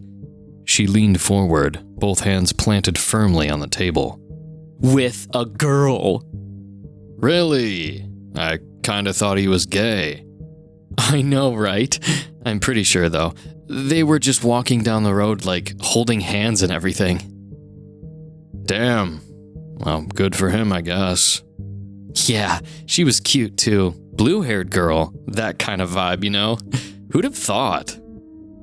She was always a bit of a gossip, or, as she calls it, taking an interest, but I never related. I'm not really interested in the subject, but she likes telling me about stuff, and I like listening to her get excited, even if the topic doesn't interest me. Usually her gossip was relatively unimportant, or at least to me, but this piece was particularly boring, so I shelved it in the back of my mind to never think of or engage with until she brings it up next. It wasn't her that reminded me, though. The following week, I happened to see Mike from our bedroom window. He was in his backyard, mowing the lawn in a tank top and a pair of shorts. He saw me staring from the window and looked up with a big smile and a wave before continuing with his own matters. But somehow, and for some reason, all of his hair was blue. I don't mean like he dyed his hair blue. He dyed all of it. Everything from his arm hair to his legs, chest, and facial hair was a bright neon blue. I honestly didn't know how to react, so I just stared at him incredulously as I struggled to decide between laughing or recoiling in disgust. He didn't stay like that for long, though. The next time I saw him, maybe a month later, he was back to his regular old black hair, though it was longer again. His face had changed too, his once round jaw becoming straighter and more defined. He was taller now, noticeably so. The day I'd met him, he stood at around 4 feet, but now he was far past 6 feet and close to having to crouch to enter his own front door. Just a fundamentally different person. His hair was always the easiest tell. He was ginger for a little while, then blonde, then black to black again. He was constantly getting taller, though he never seemed to gain weight. Much like stretching a rubber band, as he got taller, he only appeared to get thinner. I brought it up a few times to Kate, but she never seemed to notice or pay much mind to it. Well, some people just like to change their look up every now and again. It was like his rainbow palette of hair colors was the only thing she would notice. But then again, she saw him in a much more different light than I, and more often, constantly bumping into him on the street or in the shops. I guess if he was changing gradually, it's harder to notice when you see him more often. And every time she saw him, she continued to take an interest. It was through her inquiries and observations that we found out that he seemed to have multiple partners. A steady stream of people returning to his house with him. Mostly women, sometimes men, though it was never the same person twice. I got suspicious. Maybe he was a gigolo, pimp, or dealer or something. Who knows, but it seemed so suspicious, at least to me. But I never did anything about it. I mean, there was no way of being sure, right? On the other hand, maybe it was work-related or he was dating around. But I could never shake the feeling of suspicion that clawed its way back into my mind every time I saw him.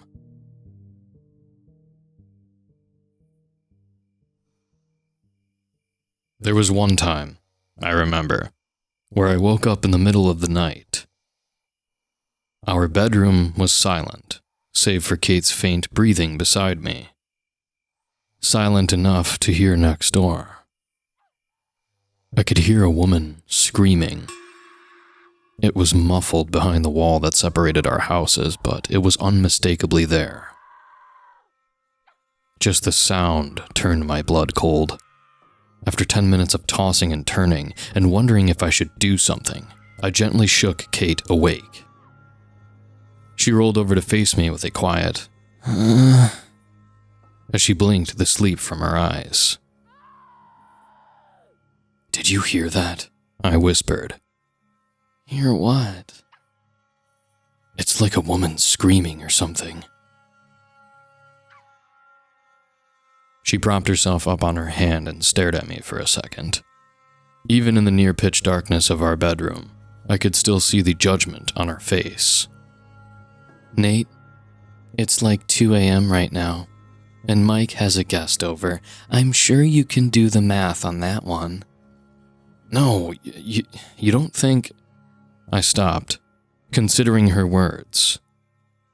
As always, I had no proof, and really no reason to suspect the words. "I do.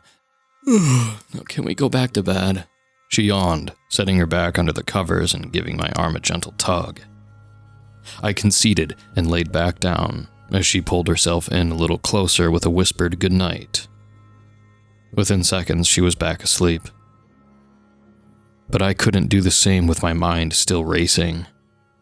The screaming continued for minutes, until there was a heavy thud against the wall. Only silence followed.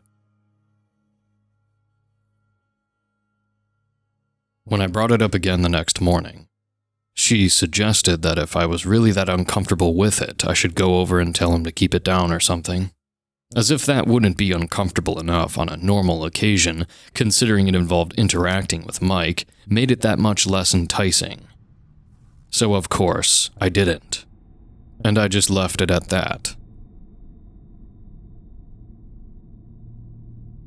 The next 5 times I overheard screaming in the middle of the night, I just decided to not mention it to Kate. She came to me one night, at this point over a year since he first entertained us.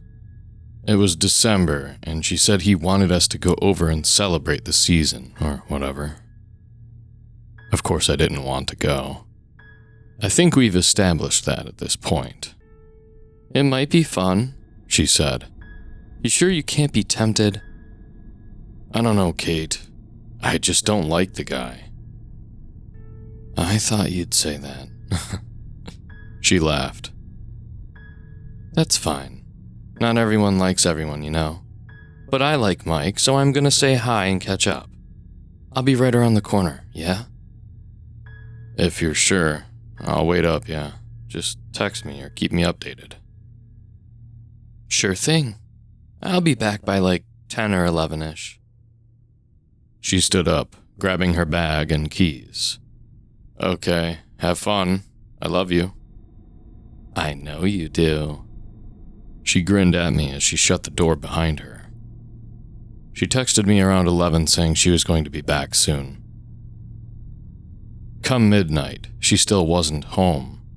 I'd been texting and getting no responses. Finally, I was sick of it. I threw a hoodie on and headed next door. As always, his house was pitch black. As I was knocking, I was watching through the glass to spot any sign of movement. And as before, the shadows hid all. When the door opened, I wasn't prepared for the new Mike. He had now far outgrown his own door, to the point where I couldn't see his face till he stepped back from the threshold. His smile sickened me. More than usual, as he warmly started with, "Oh, hi, Nate." Fuck pleasantries. I just wanted to get to the point. "Kate's not come home. Is she here?" "Kate? No, she left hours ago." He continued smiling, feigning bewilderment. Well, she's not come home, and I get the feeling she didn't get lost on her way back, so you mind if I come have a look? Oh, Nathan, it's late. I was just getting ready for bed. I'd rather not. I didn't let him finish. I shouldered forward, pushing him aside as I barged my way in. Following the corridor around, I found my way back into his living room. It still looked identical. Polished and smooth furniture, perfectly prim and proper combed rug, and a nearly full glass of Provence. I ignored his call to ignore the mess as I circled the first floor and headed straight for the stairs. As Mike rounded the corner, he blocked the way with one of his oversized, bony arms. Nate, I'd really rather you not go upstairs. Then why don't you tell me what the fuck you've done with my girlfriend? I glared up at him, trying as hard as I could to look intimidating while standing a good foot and a half below him. I've not done anything, Nate. She left hours ago. Why are you being like this? Don't fucking lie to me! I pushed him hard. To my surprise, he was both dense and felt as though he barely weighed anything at all. Like his whole body was made of memory foam. He toppled backwards, as his skinny legs struggled to support him, and he came crashing down. With a spongy thud, he landed. His body was on the floor and his head rested at a 90-degree angle upon the foot of his front door cabinet. He cried out, maybe in pain, maybe in surprise. I didn't care. He'd be up soon and I couldn't waste my time. I bolted for the stairs. As I descended the steps, the whole house seemed to disappear around me, or I should say home, rather. There was no furniture or wallpaper or any sense of life above the top step.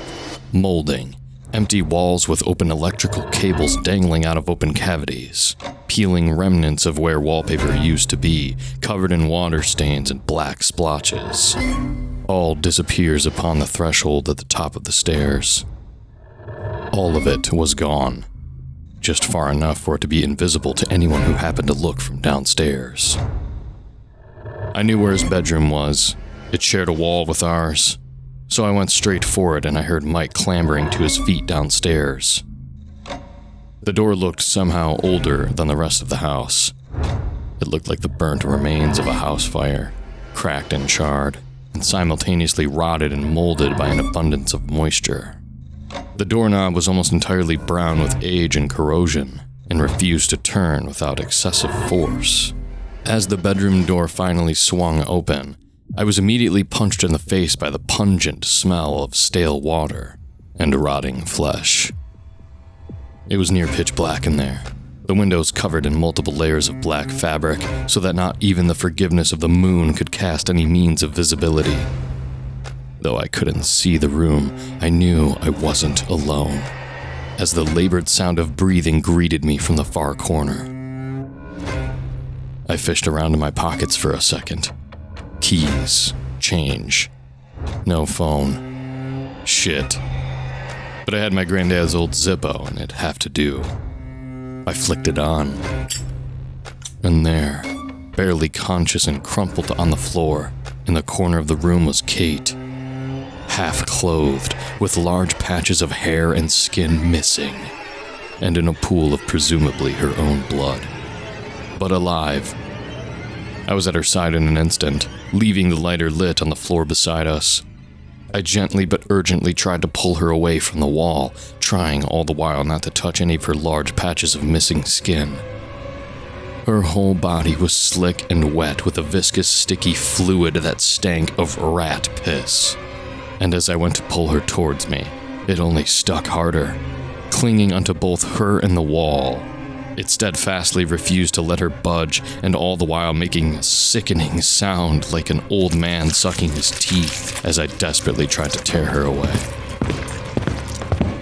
I heard the sound of footsteps up the stairs, and Kate finally pulled away in my arms, only to reveal a massive circle of missing flesh from her shoulder blades to her lower back, slowly seeping what little blood her body had left to give onto the blackened wooden floor. "Are we done playing games?" Mike appeared in the doorway, his head now dangling down from the stump of his neck onto his shoulder. Like a sun-dried tomato, his skin had pulled and wrinkled at the point where it stretched to accommodate his new cranial position. His veins bulged and writhed and twisted with every movement, as though a family of spiders might be trapped under his skin, desperately seeking any means of escape. Despite this, he still had to crouch as he entered the door, closing it behind him and smiling at me. I guess he was still happy. What are you? You're hard to fool, you know that. He placed an enormous hand on the top corner of the door and forced it shut. But you should have just gone home when I gave you the chance. He stood upright, or more upright. I think more accurately, he grew again, his shoulders flexing as they almost brushed the black, stained ceiling. His shirt swelled as ribcage began to force its way out of his thin t-shirt. He dropped to his knees as he gripped his head, holding it in place above what used to be his neck. As an indeterminate, knobbled object slid under the skin of his neck, he let go of his head, only for it to stay in position as it would have if it had never been detached. Even on his knees, he was still taller than me. His shirt finally gave way, tearing open at the force exerted from his widening torso. His ribcage, or where his ribcage should have been, was bulging out from his body. His ribs were covered in linear scars, all of them perfectly straight, like a surgical wound that would never fully heal. His legs began to bend and break with a sharp, moist crunching. They grew behind him, impossibly long, with too many knees protruding at odd angles.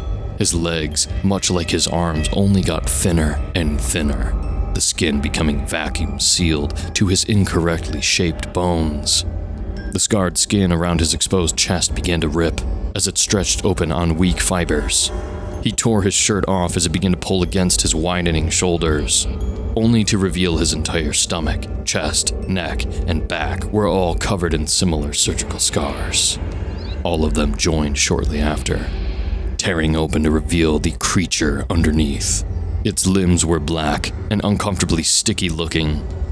Two narrow, serrated, insectile arms extended from the torn skin at his ribcage as his neck continued extending. He tried to stand on his hind legs, but the room was too short, and his legs couldn't support him. So he clambered onto its four other limbs and began to slink his way towards Kate and I.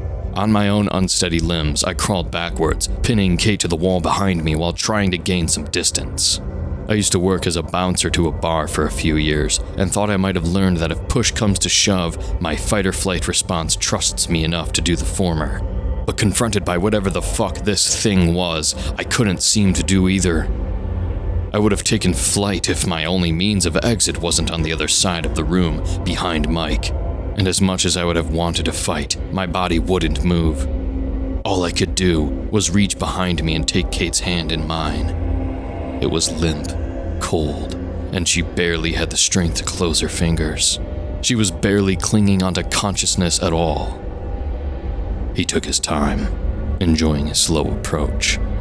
He always looked happy, but to me it always looked fake, an act he put on to come across as friendly. But not this time. Written across his tearing, deformed face was the purest delight I'm sure he'd ever displayed. The skin of his face slipped away to reveal a mass of slimy gray flesh, covered in thinning black hair-like appendages, each slowly moving of its own accord. His mouth was sunken back in his face and invisible, but I knew it was there from the yellow saliva that was dripping down his malformed chin. The rest of it was dried and caked across his cheeks like a dog. His body barely moved, but his ever-elongating neck did most of the work for him, pressing as close to me as he could get before I recoiled at the stench. His body soon caught up, though, scuttling over to me so that his front arms could reach out and caress my face. I love your hair, he sang, his spider-like hand slowly moving up to my head. One of his hands alone was enough to grip my entire head if he desired, though he never chose to. He leaned in closer, his suspended head gliding back in again for a closer look. As soon as he was close enough, I punched him, as hard as I could. He grunted and recoiled for a second. As soon as he did, I grabbed one of his zigzag arms and cracked it over my crouching knee. It tore easily, like a freshly cooked crab, but the remnants looked hardly edible as a gooey, hair-filled black liquid spewed from the flailing stump. He stumbled back again as I stood to run at him, but he gathered himself quicker. He stood up taller, towering over me in the little room as he grabbed me by the throat. As he raised me up off my feet, he sliced down across my face with one of his serrated forearms. I cried out as the world turned dark for a second. The next thing I knew, I was on the floor in the dark room. My whole face was both on fire and numb. He placed one of his hands on my chest, holding me down as one of his other hands slid over my face. Shh. It's okay. It's okay. He cooed as he continued. I screamed as I felt his massive fingers sliding into my eye socket. That's about all I could do. They curled around the soft flesh and began to pull. The wet sounds of shifting flesh as the ball exited my skull filled the room for a second, only to be followed by my screaming once more. I couldn't breathe, or think, or move. I could feel my head lift off the ground as he tried to pull my eye away, only to be confronted by my optic nerve desperately trying to cling onto its owner. Another one of his hands gripped my face, forcing it back down onto the ground as he began to pull harder. The cord gave way, and he finally pulled his treasure up to his face for inspection. You know, it's so funny. I've always wanted green eyes. I couldn't see. With my one remaining eye, the pain was too intense, and the least I could do was keep both my eyelids shut. My arms flailed as I writhed on the ground in pain, only to be confronted by a sharp sting to my right knuckle. I felt for the source, only to find the same intense sensation on my fingertips. My lighter. I kicked on the floor, unsure of where Mike was or what he was doing, but hoping it would be enough to shift my position just enough to grab my lighter. I forced my eyes open, only to find his face inches from mine, staring down at me.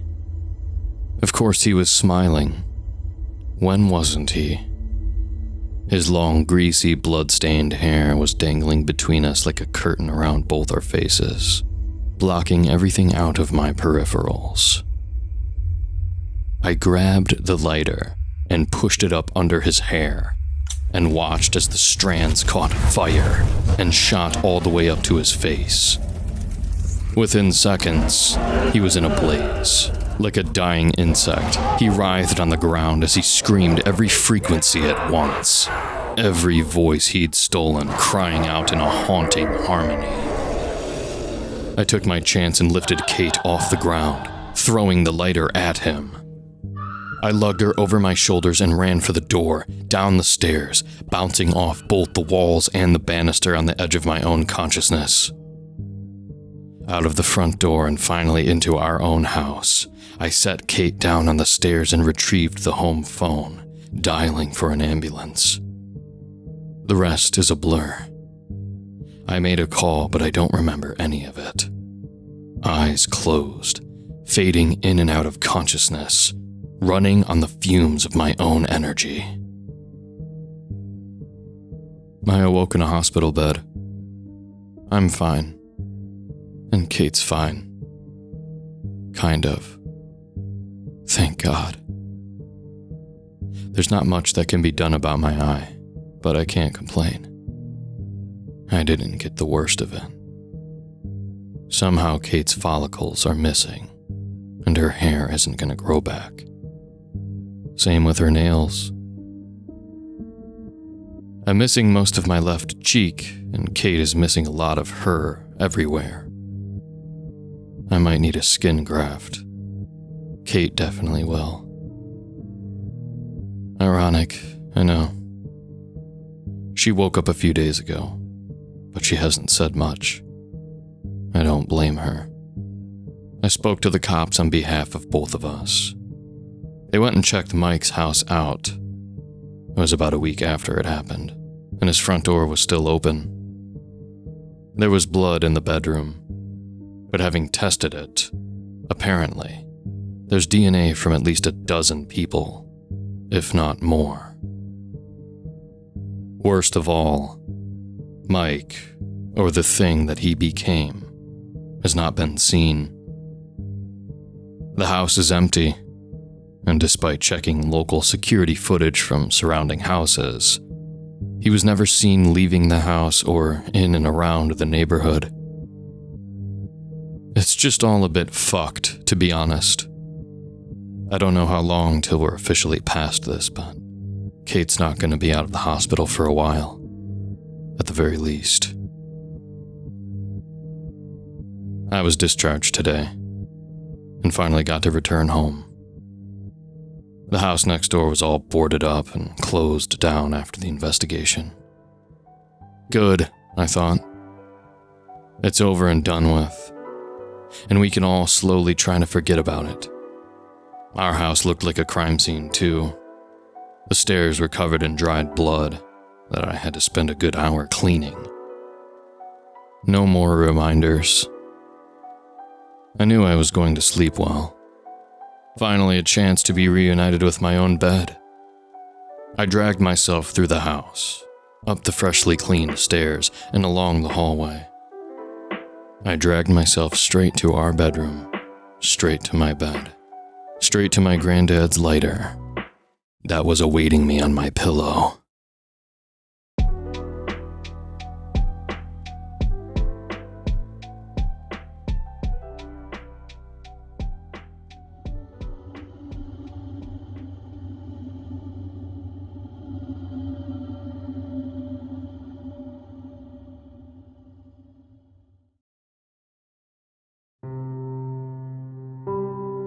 Did you know that up until 1889, there was one extra country in Western Europe? I doubt it. After its great purge from our history, my library beneath Lyon holds the only records that ever existed, and trespassers there are shot on sight. The country's name was not recorded, only that it occupied land connecting Italy and the Iberian Peninsula, with colonies in Ethiopia and Liberia. Judging by the estimated death toll, its population at the time of its consumption was about 13 million. Guess it could have been worse. Certainly a small price to pay when bargaining with an entity that could have easily ended all life on Earth, unless a satisfactory compromise was met. We even offered it all of humanity's collective memories of the country and its inhabitants. It thought we were just sweetening the deal. It didn't realize we were really just getting it to pull off the biggest cover-up operation in history on our behalf. I shudder to imagine a fate like that. Everything you know and love devoured and utterly forgotten by the world. I wonder if people who knew someone from the place could still feel their absence, even if they couldn't remember them. That abstract, directionless sort of feeling of missing something that was never there. Like a gap in a jigsaw puzzle, with no piece to fill it. But what terrifies me most is the possibility it may have happened again. After all, just a few months ago, I woke up one morning and couldn't help but wonder why there was a ring on my finger. That's the kind of knowledge you just have to live with when you've retired from an organization like the one that once employed me. It's taken many forms throughout history, attaching itself to existing organizations like a parasite and siphoning off men and resources. But its current iteration is known as INTERPOL, Incident Response Team 6. It's called IRT-6 by those who are not in the know, and Deep 6 by those who are. And in their eyes, everything they do is justified by their motto, Quod nesse est fecimus. I've taken refuge somewhere outside even their jurisdiction. But I have no delusions that this will prevent them from tracking me down and euthanizing me like a dog for leaking their dirty laundry. But the world needs to know. And besides, what have I got left to lose? I have 1,000 stories I could tell, leaving me spoiled for choice. Yet, for some reason, there's this one job I haven't been able to get out of my head. I don't know why. It seemed like a regular mission at the time, the equivalent to what you'd call an average lazy day at the office. It should have been utterly forgettable, but somehow, it still shows up in my dreams to this day. Back then, I went by the call sign Agent Blackbeard. I wasn't in a good place mentally when I was recruited. I hadn't shaved or combed my facial hair for a year. And comparing me to an old pirate captain was actually the generous option compared to calling me Agent Hobo, which would have been more apt. I've cleaned up a lot since then, and now sport nothing more than a 5 o'clock shadow, but the name stuck. On this particular job, I was being shadowed by a rookie. Her assigned nickname was Agent Etoll, a woman with round-rimmed glasses, a dark three-piece suit, and curly black hair all done up in a bun. Usually, the newbies grated on me, but I liked her. She was professional and deferential, and her bushy-tailed idealism reminded me of myself when I was green. "Equipment check-off," I declared, and she instantly set to work providing me with a full inventory of her gear, testing each to ensure its functionality. I was quite impressed by how fastidiously organized her setup was, far cleaner than my mess of a rucksack. Still, I didn't act impressed. In fact, my expression was downright disappointed. "Aren't you forgetting something, newbie?" I could see the exact moment her heart sank. "Tell me, how do we keep our sidearms?" With shaky hands, she produced her pistol. "Cocked and locked, sir." "Wrong. It's cocked, locked, and stocked, rookie." I feigned exasperation. "Christ, don't tell me you've already forgotten one of the 3 basic rules."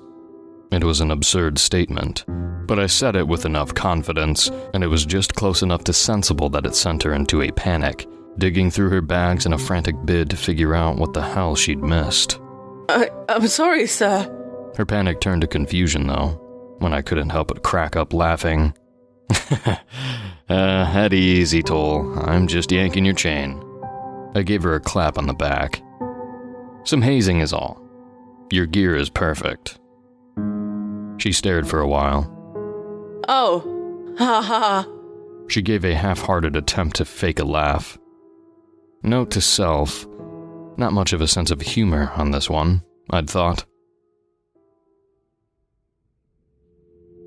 Our vehicle weaved through the back alleys of Paris, past herds of crackheads and ladies of the night, as if digging through multiple layers of sketchiness until finally reaching the rock bottom of the city, where no one dares to go. There, stained by piss and booze, was an unmarked concrete storage container, hiding a tunnel which led deep into the earth. Ever been through the catacombs before, Etoll? "No, sir, but I've heard much about them." Hope you ain't afraid of the dark. Or a few skeletons. Course, if you are, this job was probably never for you in the first place. "I can handle it." She couldn't hide the hint of nervousness in her voice, though. "If I may ask, why have we come here?" Our soothsayers have reported sensing some Category 8 angelic activity somewhere in northern Germany.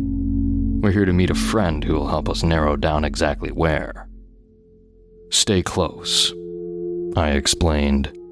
And sure enough, she was smart enough to stick an inch behind me like a lost puppy as I navigated those labyrinthian tombs.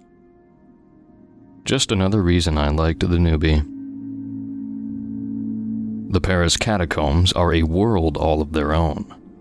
Those public maps you've probably seen online, they only cover the first level, and even then, only half of it. We made sure of that. After all, we don't want any average Joe knowing that with a few turns, they can meet a three-headed eel who grants wishes, or a commune of cannibal mole people, or a poltergeist who claims to be the ghost of Margaret Thatcher. There's an entire supernatural ecosystem down there I could write novels explaining, but on this particular day, I didn't care about any of that. I made a beeline towards a single entity, an ancient goddess who was one of the greatest allies of Deep Six, as well as being one of the most putrid creatures I'd ever laid eyes upon. We referred to this entity as the Saint of Parasites, and it was exactly as pleasant as it sounds. It was about 10 meters tall, and sat upon a concrete pillar emerging up from what looked to be a bottomless pit. It looked like a woman, more or less, immobilized by her own mass. I'd call her morbidly obese, but perhaps it'd be more accurate to call her bloated, the way bodies can become lumpy and distended from pent-up gases over time. In fact, she overall looked and smelled like a corpse that had been left to rot and soak in the sewers for months. And through the pox-ridden, transparent skin of her belly, I could catch glimpses of intestinal worms the size of pythons, alongside the silhouettes of even stranger organisms. Beneath that was an array of basketball-sized oozing pustules which insect things suckled upon like teats. Ito lost her lunch right away. I couldn't blame her. In fact, I had brought along a bucket for that very purpose. Once she'd composed herself, I showed her how to properly bow in supplication. As we did so, I finally opened the kennel, allowing a heavily dosed sow to come waddling drunkenly out. We both cut our fingertips to mark the pig's forehead with our blood, and presented it to the goddess with a rehearsed chant. De furis vitae convivium tibi fero, entuam et fintitam, famine extinguet.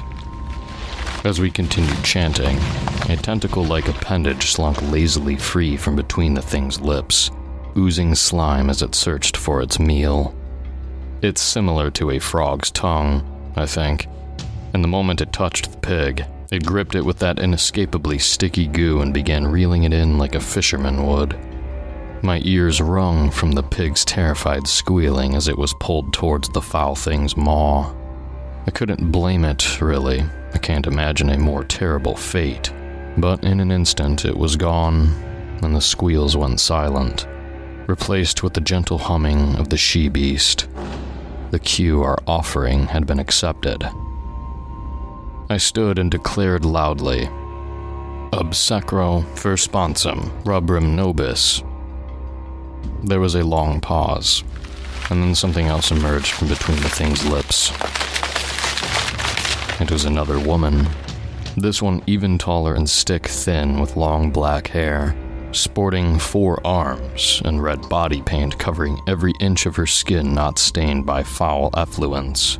Every part of her was far too long, from head and limbs to even mouth and eyes, as if you'd taken a picture of a human being and stretched it out vertically about 10 times.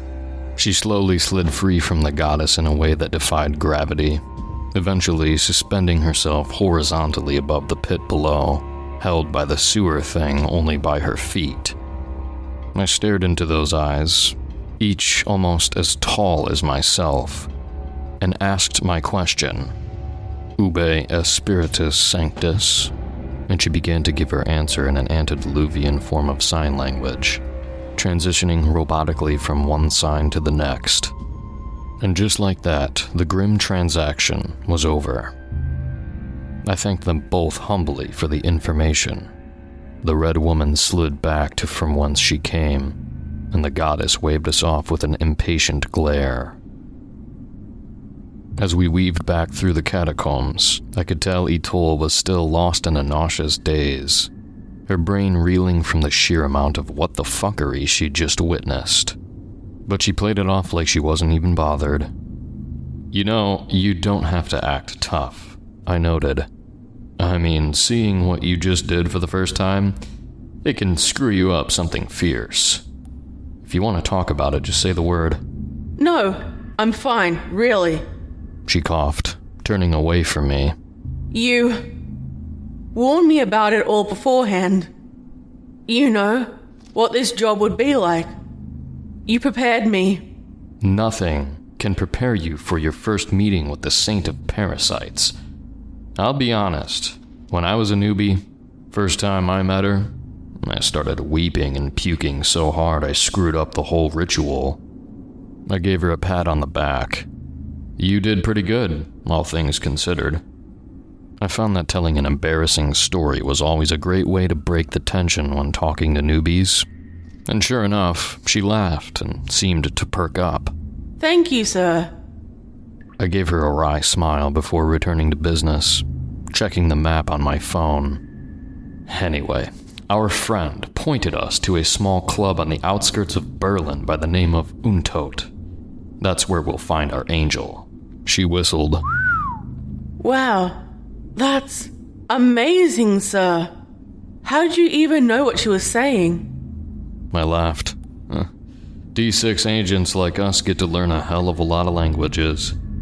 It's pretty much the one single perk of the job.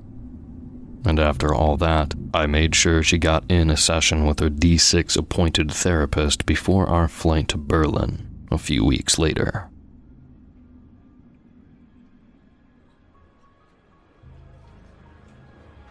The first thing I noticed about Untot is that it was impossibly quiet for a New Year's night. The DJ was practically asleep, the dance floor a ghost town, and what few patrons there were dressed incredibly prudishly and had no interest in drink. The bartender looked bored to tears. She was a punkish young woman, complete with a pixie cut, black fishnets, an Arion t-shirt, and the thickest black lipstick and eyeshadow I'd ever seen.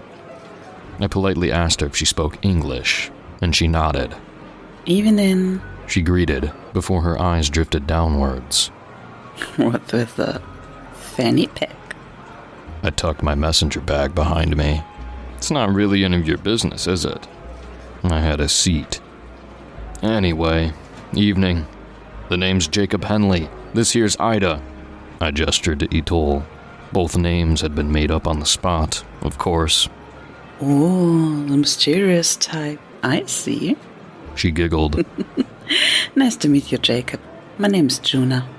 But of course I already knew that. I knew everything about her. Before I even walked into this building, I had extensive intel on every single staffer. Do you put any effort into guarding your privacy online? Most people don't. It's insane what IT can dig up with a modicum of effort. I knew she shared her first kiss during a picnic at Mauer Park and spent the whole rest of the day in a panic wondering whether she'd wasted it. I knew she volunteered at a soup kitchen during her weekends. I knew she ran a Tumblr blog dedicated to her homemade plushies. I knew she was beat as a kid. I knew she was 2 years clean from a heroin addiction.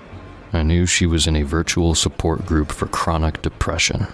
And like the trained sociopath I was instinctually devising ways to use all that knowledge to manipulate her, if the need should arise. Nice to meet you too, Juna. I lied through my teeth. She smirked. You too, Mr. Jacob, you said it was? It's been a while since we've had fats coming strolling through our door. I didn't react in the slightest, but Etol went doe-eyed. Don't look so surprised that I can tell. You two have got a certain gait about you.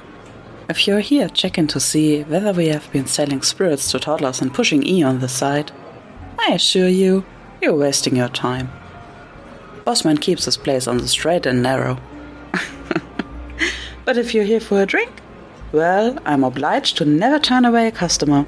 After all, I'm sure kicking people's doors down can get stressful.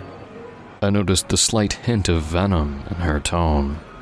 She was suspicious of cops. In this case, she was right to be. You don't know the half of it. But I'm not in much of a mood to drink. I just have a few questions for you. Her eyes narrowed. I don't chit-chat with cops. If you're hoping I'll rat somebody out, you're barking up the wrong... That much was obvious, and I know better than to waste my time. I cut in, raising a hand to silence her. Tell me, are you the spiritual type? She glared. No, I can't say I am. But you've met a lot of religious people lately, haven't you? That actually seemed to give her pause. Religious? Her eyes fluttered. Yeah, I have actually. I'd knocked her off her guard, and I knew it. You seem disturbed. What's bothering you? A nervous cloud fell over her, and she glanced around furtively, her voice lowering to a whisper as she leaned in. I don't know. We've just been getting these folks all the time lately. It's like they are trying to turn this place into a Sunday school or something. The way they talk. It feels kind of... She shivered. It scared off a lot of our regulars. Boss went out to talk to them, get him to buzz off. But by the time he came back, somehow they had suckered him in too. You know, he's got a shrine built in his office now. A shrine! Can you believe that? But she quickly caught herself and pulled back. But I have said too much already. I smiled and replied, You've said everything you needed to. Thanks for the help. Angels always liked to hide out in dens of sin like this, precisely because they knew it was the last place most people would think to look for them. But they couldn't help themselves but to leave their traces everywhere. This was the first nightclub I'd ever been in where I saw more rosaries than cleavage.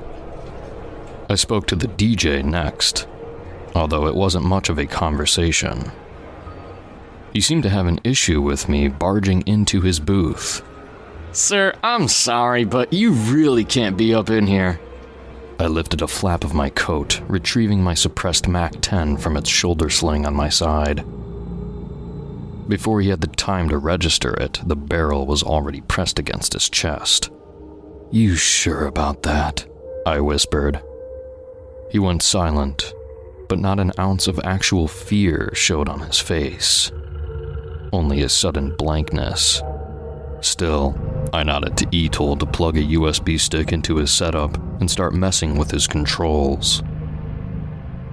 When I looked back, though, he was different. Changing. Flesh beginning to pop and bubble. Eyes and features drifting slowly out of place. His stare piercing my soul as protrusions of flesh began bulging out of his head and forming into shapes nature has never before saw fit to make. I didn't hesitate. All it took was one burst to turn his head into mangled ribbons of flesh. The thing about suppressors is, while they're not nearly as silent as in the movies, they're extremely good at making the sound of a gunshot less recognizable to untrained ears. There's a reason we scheduled this op to coincide with New Year's fireworks. Still, the patrons turned up their heads, startled and confused by the cracking of the sonic boom. It only took Etol another moment to finish her work, and the club's smooth jazz was replaced with a reading of Joshua Carducci's Ino e Satana, a 19th century poem designed specifically to whip angels and their flock into a frenzy. The results were as predictable as they were immediate. The thing seemed to be physically anguished by blasphemy, writhing and groaning like vampires in the sun, and as they moaned, they began to change, as if their flesh itself was beginning to strike out against the sound. It melted off them and reformed, like metal flowing into a molten fluid shape before solidifying into their true shapes. Have you ever seen crystals of bismuth? The way it forms out into those chaotic cubical geometric shapes, aligned with intricate patterns that almost look like fractals. Imagine something like that, but coated with a tight layer of flesh, eyes, mouths, and ears, and clumps of hair arranged randomly across its surface. Now you have a rough mental image of what every club patron's head had morphed into, and they all chanted and sang in some unnatural choir, over and over again. Holy, holy, holy is the Lord of hosts. The only human left was Juna, who had that telltale expression of a person whose entire perception of reality was crumbling all around them. I couldn't imagine what it was like for her. Even I, experienced as I was, felt a shiver go up my spine at the sight of the crowd, clenching my jaw to suppress the budding terror. The things all set to work procuring makeshift weapons wherever they could, blithely uncowed by the bullets whizzing through the club as we opened fire from the DJ booth. Each bullet seemed to shatter parts of them like broken glass, yet still they seemed to take 2 or 3 short bursts to take down. In seconds, they'd closed the distance and threatened to surround the station, forcing us to reposition, ETOL clearing a path while I kept them off our flanks. What they lacked in weaponry, they made up for in doggedness, charging at us without fear or pain. I took to kneecapping them to slow their relentless advance. We took positions behind the bar, and by this point they were so close I had to grab one by the throat to keep it from striking me with a blade, smashing it against the bar and unloading 9 rounds into its chest. Eventually, ETOL's weapon went silent, and I assumed she'd run dry.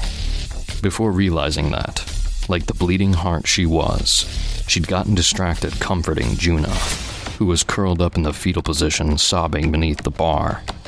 Oh God. What the hell is happening? Oh God. God, I don't want to die. Please don't let me die. ETOL had taken a knee and laid a hand on her shoulder. We're going to get you out of here, okay? Just stay down and keep your... ETOL, eyes up! She glanced up just in time to see the thing lurching towards her with a knife. Her pistol was out in an instant, putting 6 rounds through its chest and 4 more through its skull once it was on the ground. The tide of battle began to turn as their numbers dwindled. Their lack of self-preservation became their weakness, as they practically marched themselves into our lines of fire with wild abandon. Soon they were having to stumble over the shattered bodies of their own compatriots just to make it to the bar. Me and ETOL became perfectly synchronized, acting as one, covering each other's flanks and timing our reloads. And just as the battle seemed won, as if on cue, another figure came stumbling slowly from the manager's office. The boss man Juna had referred to earlier looked to be a short, portly man in what had once been a nice suit, where it was now stained with chunks of meat. It looked like something was tearing its way out of him from the inside. A massive gash almost bisected him, extending from his left shoulder down to his right lower belly, a few strings of tendon being the only thing holding him together. His skin was pale, eyes wide, blood dribbling from his lips. Holy is... He went up in a shower of viscera as the thing inside him broke free in a beam of shimmering divine light. The thing hovered in casual defiance of gravity and beamed in such a way that the eyes ached just to glance at it. Its outermost layer was composed of 3 concentric rings in constant rotation, each composed of human arms gripping each other's elbows, piercing golden eyes along every inch of skin. Upon a blanket of glittering white feathered wings in the center was a mass of flesh, constantly shifting between the heads of men, lions, eagles, and oxen, all united only in being hairless and furless, eyes and mouths wide as if silently screaming. We called these entities the Passover Angels. You've probably figured I don't scare easy, no matter how many living nightmares you've faced. The sight of an entity you can barely comprehend the sight of, a thing which so blatantly defies all of the natural laws upon which our psyches rely, will shake you to your core. I don't care if you're Billy Badass. This is a primal terror baked into our DNA, as if every single one of your ancestors comes screaming at you to run. Even with all my conditioning, I could feel my heart lodge itself in my throat and my vision blur. For a moment, I was a little boy again, quivering in terror at what waited wheezing on the other side of my closet door. And then one of its minions plunged a pocket knife in my side. I cried out, kicking its feet out from under it and dumping a mag into its chest once it was on the ground. Christ, get a hold of yourself, I thought as I limped frantically for cover. The world spinning around me, dizzy with vertigo as I felt as if teetering on the edge of a sheer cliff. Etol, to her credit, got her shit together even before I did, distracting the entity with a quartet of rounds. I soon joined her in the assault, not out of any belief that our bullets could harm the angel, but rather in hopes of distracting it until an opening presented itself. Tables and knives and chairs were tossed all about by some invisible force as it proceeded towards us, some debris dodged only by a matter of inches. It seemed to sense I was the point man and shifted its focus to me entirely. Every single one of its 1,000 eyes met mine, and suddenly I was swaddled in a blinding light. Then a sound came slamming into me like a tidal wave. I was the only one who could hear it. Yet, to me, it seemed powerful enough to knock me back like a shockwave, so deafening in its cacophony that even the gunshots had sounded like whispers by comparison. My ears rung with a million divine voices demanding me to end my own life in the name of all that is good and holy. My body began to move of its own accord, acting without my brain's input, slowly raising my gun to my chin. But Etol tackled me to the ground just in an instant before I was able to pull the trigger. It was ultimately Juno who saved us. Not through any intention, but rather through the string of blasphemies and profanity that naturally rolled off her tongue at the sight of the unfathomable horror looming over her. The thing seemed to wince, as if pained by her very words, and its countless eyes all turned to her. Before she even had time to regret her mistake, it was upon her. With telekinetic force alone, it restrained her against the ground with impossible strength as her screams reached a fever pitch. Writhing and wailing, she fought against the inevitable. The thing's countless eyes rolled back into their sockets, and a drooling maw emerged from that formless mass of flesh in its center. Her screams turned to gasps as the angel began to steal something from her. It looked to be a foggy breath being sucked from her mouth into its. In reality, this breath was her very life force, her body withering as it was vacuumed out of her. In seconds, she was visibly drained, eyes sinking into their sockets, body becoming bony and emaciated. And all the while, I snuck up behind the thing and finally produced what my messenger bag had kept hidden. A scrawny, young lamb, kept in a chemically induced state of catatonia. In one smooth motion, I pulled my blade across its throat, and then wrung out its neck like a wet towel, showering the entity below in a chunky spray of red viscera. The blood of the innocent sizzled against the entity's flesh as if it had been poured into a hot grill. Its shriek sounded like the crack of thunder, shaking the building to its foundations, glasses falling from shelves and shattering against the floor. Its form began to bubble and melt, tears oozing from its many eyes, its rings spinning frantically as it tried to turn and flee. But my gun was already braced upon my shoulder again, and this time each shot tore through the weakened beast with a splatter of golden ichor. It was always bittersweet to witness the end of something so ancient.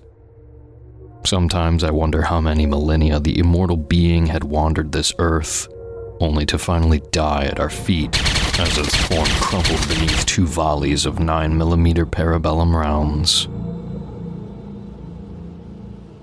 You know, it's funny. Ask anybody in Deep Six, and they'd all take it for granted that angels were simply pure evil. Looking back, I don't know how it never occurred to me that it might just have been fighting back after we'd driven much of their kind to extinction. But I wasn't so interested in such moral quandaries back then. I was distracted by a more pressing horror. Etol was resuscitating Juna. I knew I should have said something, that I should have stopped her, told her to leave the bartender to die. But for reasons I'll never understand, the words just caught in my throat. Maybe it was due to the sheer passion with which Etol performed her work, tears welling in her eyes as she frantically performed chest compressions on the gaunt and unconscious woman. I couldn't bring myself to stop her. I only prayed to myself that Juna would just pass on, to save me from having to make that call. But instead, she suddenly sucked in a breath. Etol beamed with relief as Juna coughed and sputtered, life returning to her weakened body. She was shell-shocked but cognizant. It took a few good minutes and a few swigs of water before she even had the energy to sit up. Once she could speak, though, she had nothing but gratitude. Oh God, thank you. Thank you so much. I was so scared. I thought I was going to die. What happened to... I can't. Etol hushed her frantic gibberish with a finger to her lips. Shh. You're still disoriented. We need to get you someplace safe quickly. Exhausted beyond measure, both physically and mentally, all Juna could do was lean forward and wrap Etol in a hug. Thank you, she whispered. You saved my life. I could see Etol's eyes growing foggy, even wiping a tear from her cheek. Hell, I almost felt a tear coming on myself. Almost. The local police didn't even spare us a glance as they stormed the building. After all, we had jurisdiction over pretty much every country on Earth, besides the big NK. World governments were content to pinch their noses at our methods as long as we got results. For the same reason you'd hire an exterminator to flood your home with toxic gas for you. Odious as it was, at least it beat having to deal with your pest problem, all on your own. The cleanup crews set to work making sure these events would never see the light of day. As far as the public records were concerned, Untot will have never even existed.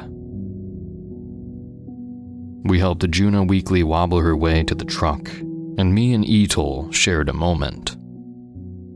You know, sir, to be honest, I've been having some doubts about all this. You know, the job, she said. But this was exactly what I dreamed of when I joined up with you all. A chance to really make a difference.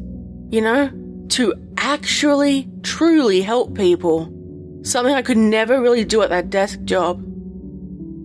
So, I want to thank you. I know I should have dispelled that silly notion, reminded her that we serve a higher priority, and that helping people had never been a part of our job description. But I just couldn't bring myself to wipe that smile off her face. Maybe that had been the first clue I was going soft. I rested a hand on her shoulder, the closest thing I'd ever managed to a hug. And for the first time, she genuinely smiled at me. I'm glad. And I'll take good care of Juna. So don't you worry about her, okay? In a sense, I wasn't lying. My conversation over the phone with my handler the next morning, however, was much less pleasant. I was all too familiar with the sound of the thick drawl of the American South oozing through the phone. Well, howdy, Black. Congrats on the op, he said. Heard they pulled at least 24 bodies from that place. Christ, that angel bastard was in deep. But you never let us down. Actually, Barber, there is one loose end. Oh, he groaned.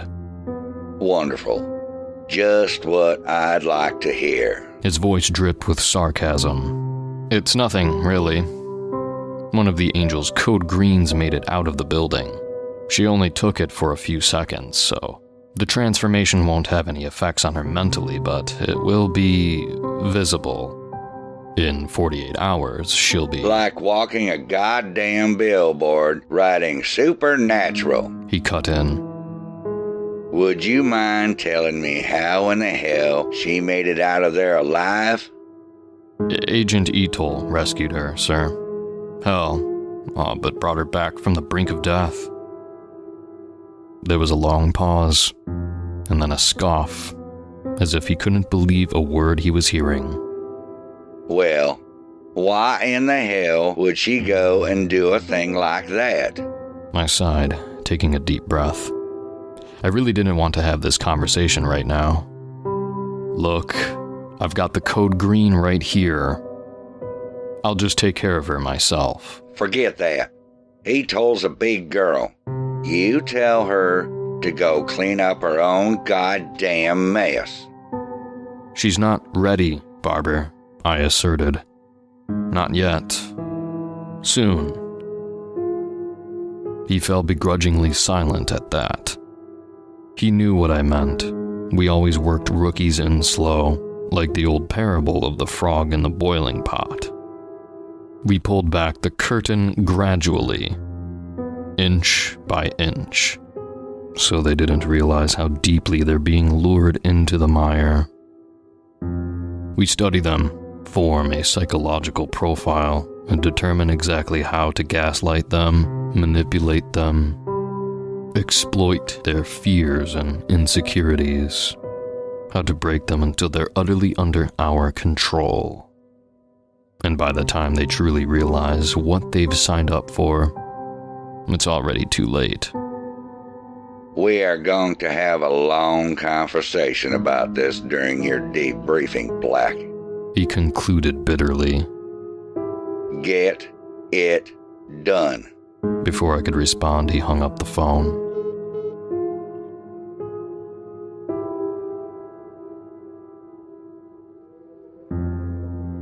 I'd taken Juna back to her apartment, let her huddle up on the couch, all wrapped up in a thick blanket. She didn't seem to question why I was dressed in a surgical PPE. She didn't have the mental faculties for it, I figured. She was barely recognizable after what she'd gone through, shivering like a beaten dog, and emaciated enough to look anorexic. I still don't understand what I saw. I never thought anything like that could exist. Those things. Were they even people? I gave her a pat on the back. Just calm down and relax. Everything will be explained over time, once you're well. You're going to be placed under the agency's protection program, which will take over your treatment and ensure nothing unnatural is ever able to find you again. I paused. You look fatigued. Would you like me to make you some coffee? Tea? She nodded. Just water. She flashed me a weak smile as I made for the kitchen. Thank you so much for all of this, really. My stomach twisted into a knot at her words. Please, don't thank me. I prepared her a cool glass of water, just as she requested, but included an extra ingredient. People call it Siren's blood, but that's just a nickname. Its actual components are far worse. It glue a bright pink as it mixed into the glass, but all it took was some light stirring to render it downright invisible. She didn't seem to notice anything off when she took her first sip, but then she was struck with a sudden lightheadedness, the glass falling from her hand. How are you feeling? Better? I asked. I'm feeling... I feel... She fell silent, her eyes losing focus as if gazing out at something a million miles in the distance. I had seen it a million times before. The way all thoughts, All inhibitions leave the mind of whoever consumes the stuff. Still, it never stopped sending shivers up my spine. I tested it. Raise both hands in front of your face. She did, without a second thought. Lower them. Again, she did, like a robot obeying its programming. By now, her blank eyes were glowing a vibrant pink, drool dribbling down her chin. I pushed up a table and slid her a typed document and a blank piece of notebook paper, side by side. Please copy the contents of the document onto this piece of paper in your own handwriting. I don't remember exactly what it said. Some bullshit I wrote about how she'd relapsed and all the therapy was doing nothing for her depression, ending with those 3 words, "I'm so sorry." At the time, I never thought about how painful the letter would be to actually read, to wonder why you didn't see the warning signs, whether you could have done more, whether you could have stopped it. I'd written the words that would devastate an entire family with the exact same aloof detachment you would feel while filling out paperwork. Once she was finished writing, I carefully slid her note away from her, and then, with gloved hands, I laid a .32 revolver on the table. Pick up the revolver. She did so. Place the barrel against the back of your throat. She did. Now, pull the trigger.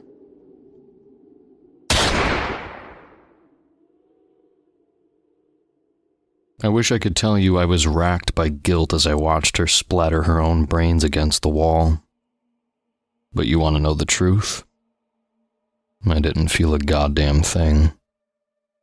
Once you've mired yourself neck deep in evil, convinced yourself it's just a means to an end, the shit you'd have once found unforgivable became routine. After all, after making over 100 sacrifices in the name of the greater good, what's one more body on the pile? But now, at the end of it all, every time I close my eyes, I see their faces. I know no one will believe this. I know they'll send a squad to kill me for posting this. I know I'll deserve it. Still won't make it easy for them. If you leave with one takeaway, let it be this. You know those old rumors about men in black suits skulking around UFO crash sites and cursed arcade cabinets or whatever, and disappearing the witnesses? Those kitschy conspiracy theories you laughed at and dismissed out of hand? I want you to know that they're all too real. And if you want any chance of surviving an encounter with them alive, you have to remember, no matter what they try to tell you, they're not the good guys, and they're not your friends. They're zealots, a death cult single-mindedly devoted to the status quo. And they'll happily kill you and everyone you love to make sure it persists. And behind the curtain, they've been working to bend every government, every police force, every national power you know and trust to become mired in that evil, complicit in their madness, to run our society the way these monsters that call themselves men see fit. And they're winning. Quod nexesse est facimus.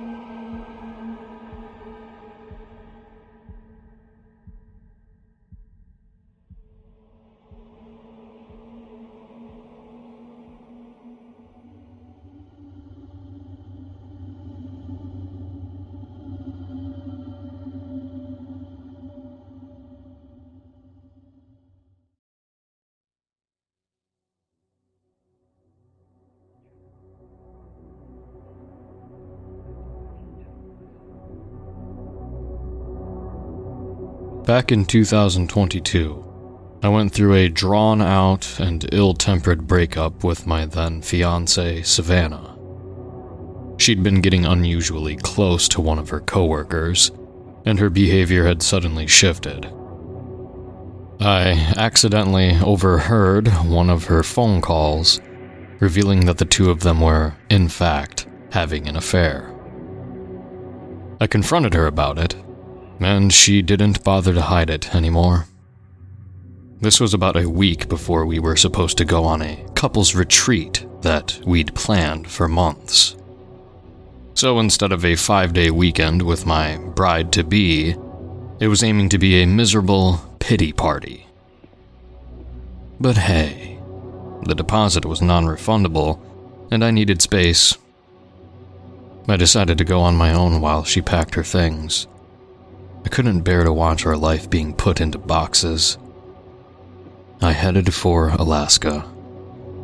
Now, one might not think of Alaska as the first place to go for a vacation, but there are some amazing ski resorts up there.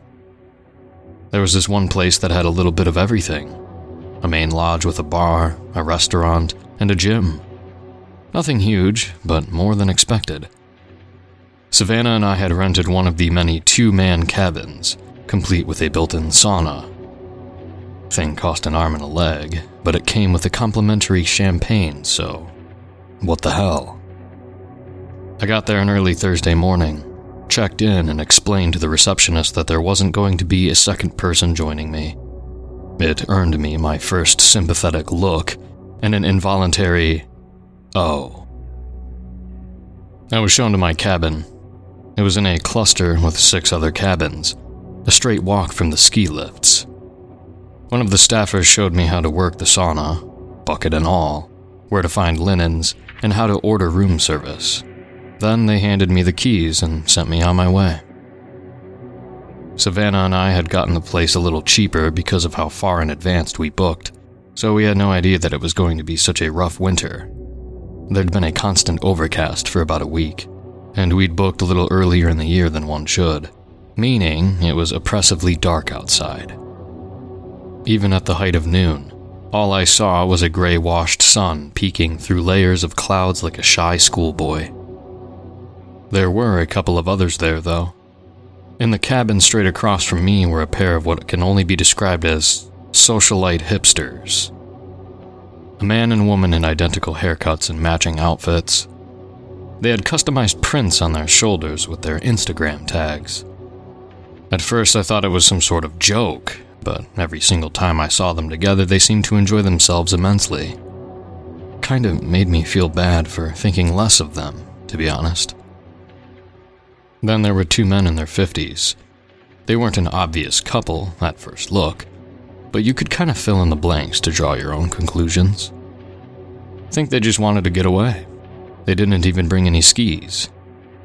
They seemed pretty chill, spending most of their time enjoying the amenities of the lodge. And there was one final couple next door, a man and a woman in their early 40s. I got the impression that they were parents enjoying a weekend away from their kids. They talked on the phone a lot and had to repeat themselves, referring to your sister and your brother in a way that only a stern parent could. I caught their names as Tyler and Ginger. But out of everyone there, I think I was the one who stood out the most. This whole cluster was intended for couples, but the staff didn't have the heart to ask me to move. I got a complimentary breakfast, a couple extra chocolates on my pillow, and they always had this apologetic tone when speaking to me, like they were afraid that I'd break. To be fair, a couple of times, I did. That first day I spent most of my time in bed. I wasn't even tired, I was just hurting from all the empty space and lack of noise. I kept going back to my socials to see if Savannah had posted anything. I kept updating, over and over again. It was well over 7 p.m. when I realized I'd spent all day doing nothing but wallowing in misery. I decided that I was going to try and make the best of it. I let the battery on my phone run out, and I left it empty while I headed for the bar. I didn't spend too much time or money, but just enough to get a chat in with some of the guests. There were single people and friend groups there too, but only about a handful. By chance, I ended up spending the evening with my next-door neighbors, Tyler and Ginger. They confirmed immediately that, yes, they were indeed exhausted parents. I offered them a sympathetic mojito, and after that, we were best friends. Tyler was this enormous, lanky man, easily 6'6" and bald as an egg. Ginger, on the other hand, barely reached 5'4". You could tell she'd been stressed. It carried under her eyes. That didn't stop her from laughing herself silly at every stupid joke we made. It might have been the mojitos talking, though. Later that night, I ended up taking a smoke break with Tyler out back. I hadn't smoked since college, but I figured now was as good a time as any to ruin my life a little. He handed me a lit Marlboro Red, leaning against the railing. I'd been telling Tyler and Ginger about Savannah and our recent breakup, and he was in full guy support mode. At least there's no kids involved, he sighed, sucking down his cigarette. It gets hella complicated, you know? And fast. But it's worth it, right? I asked. Tyler grimaced, bobbing his head side to side, making a little unsure hand gesture. Depends, he continued. I mean, they're gonna suck the life out of you. It's gonna be every day, every way, all the time. There ain't no you anymore, it's us. You know? Yeah, I nodded. I get it. He finished his cigarette, flicking it into the snow. But you can see it. You can see yourself in another person. It's hard to explain, but it's like, that's you. And unless you really hate yourself, you can't help but love them. So it's worth it then. Tyler snorted, heading back inside. He blew the last puff of his cigarette out his nose, or it might have just been hot air mixing with the cold night. I'm theirs. I stayed behind, looking over the dark snow. Nothing gleamed or glistened. It was like a frozen black ocean as far as the eye could see. Not a single star twinkling above. The entire resort felt like something lost in deep space, isolated and displaced. A monument to comfort in subdued wilderness. I could see the others debating what song to put on for karaoke. They were gonna drag me up there eventually too. I didn't mind that much. I can do a decent Killer Queen. I turned back towards the endless snow a final time. And I swear, something glimmered. And it wasn't the snow. Eyes?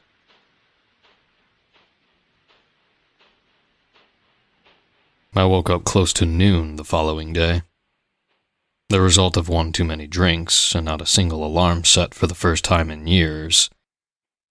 I drank what felt like a bathtub's amount of seltzer, threw up, and grabbed some takeaway lunch from the restaurant. Got my wallet back too. Not that I'd noticed ever losing it. As I headed out, one of the receptionists stopped me.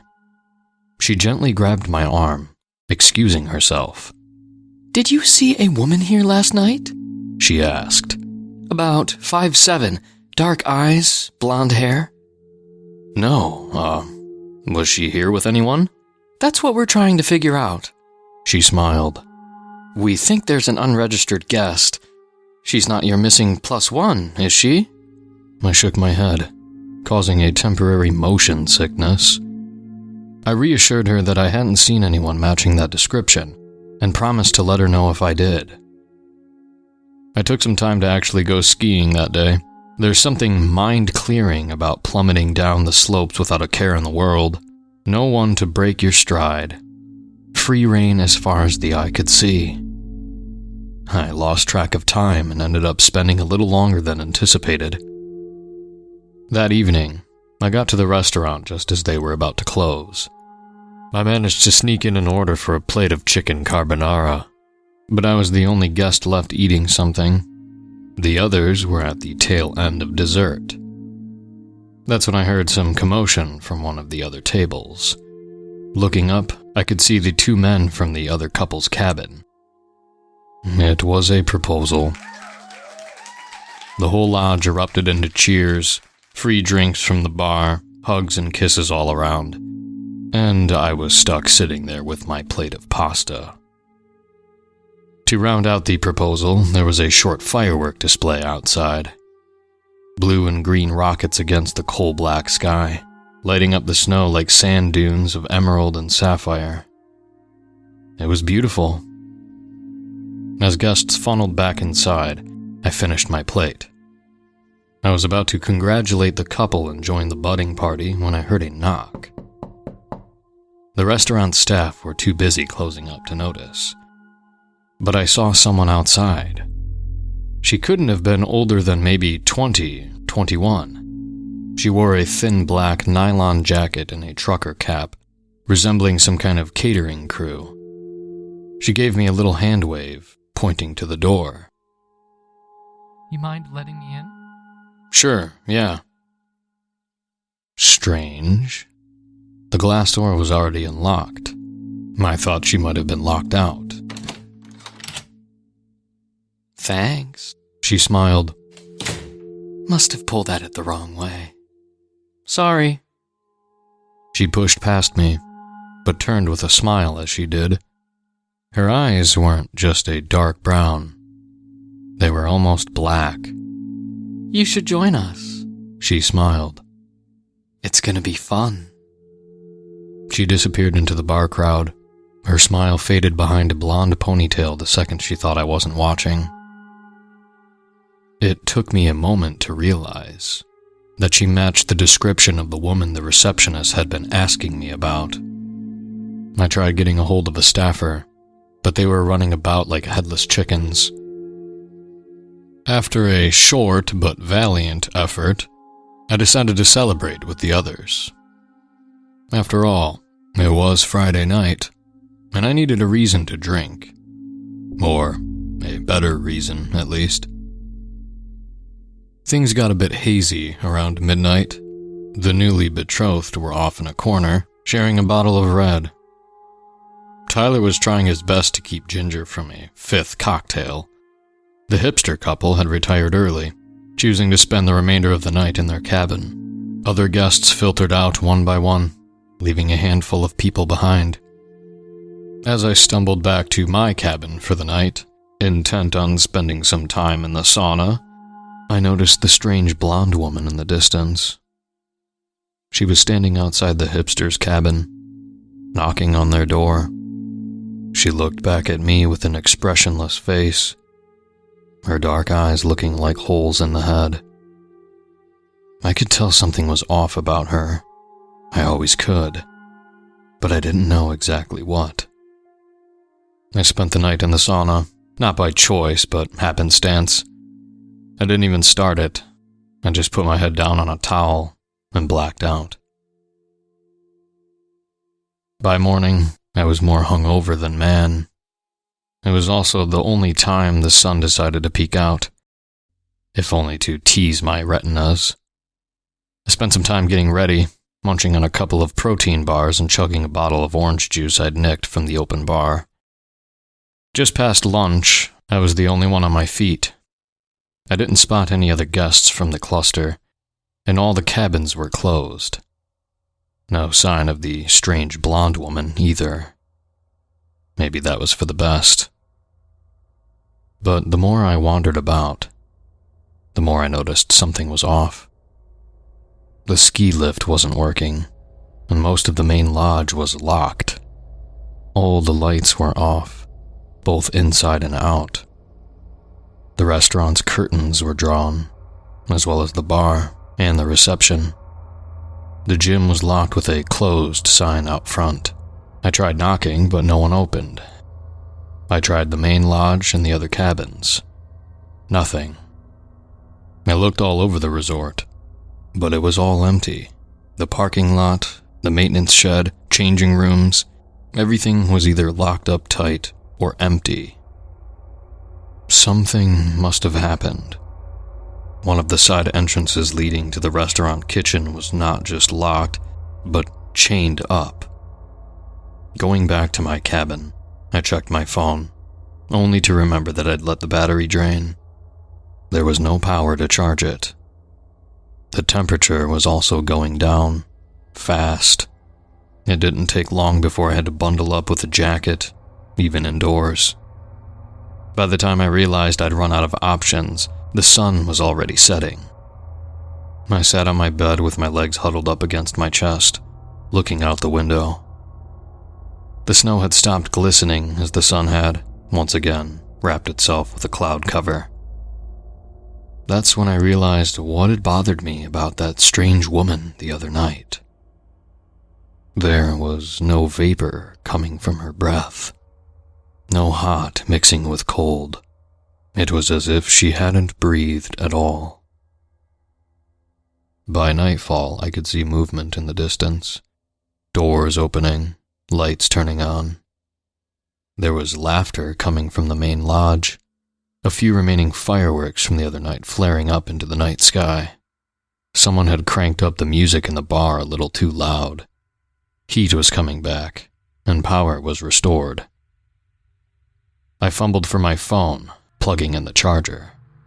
As I did, I spotted one of my neighbors through the window, one of the two older betrothed men.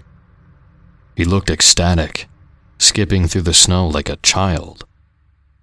He lost his glasses as he haphazardly threw snow into the air, leaving an arc of snowflakes slowly tumbling back to the ground. I walked up to the window, ready to call on him. I wondered where his fiancée was, but I only had to wonder for a moment. His fiancée was dragging the headless corpse of the hipster woman behind him, colorful jacket and all. I crouched down, covering my mouth with my hands. I didn't want to scream to slip out. I could hear my chest pounding in my heart, making me twitch with every beat. I felt my cheeks flush as my tongue went dry. They dragged the body through the snow, their hands and faces covered in red. There was a long trail of blackened blood reaching all the way from the hipster cabin to the middle of the field. The two then kissed, laughed, howled, and cheered. They waved at someone off in the distance, screaming with joy, and there was no vapor coming from either of them, no hot air mixing with cold. They were cold as ice, and just as pale. I saw it all from my bedroom window. Cleaners hanging bloodied linens out the windows like war banners. A woman throwing torn body parts off the roof of the main lodge. A gang of 4 restaurant workers set fire to the maintenance shed, dancing around it like shrieking primates. The receptionist, who'd talked to me earlier, was wandering in a circle out near the back entrance. She had knives stuck through her arms and throat, but was moving around like it was nothing. Her back straight and her movements precise. Predatory. There was a glow in her eyes, a reflection of the raging arson. The pity I'd once seen in them were long gone. I frantically dialed emergency services.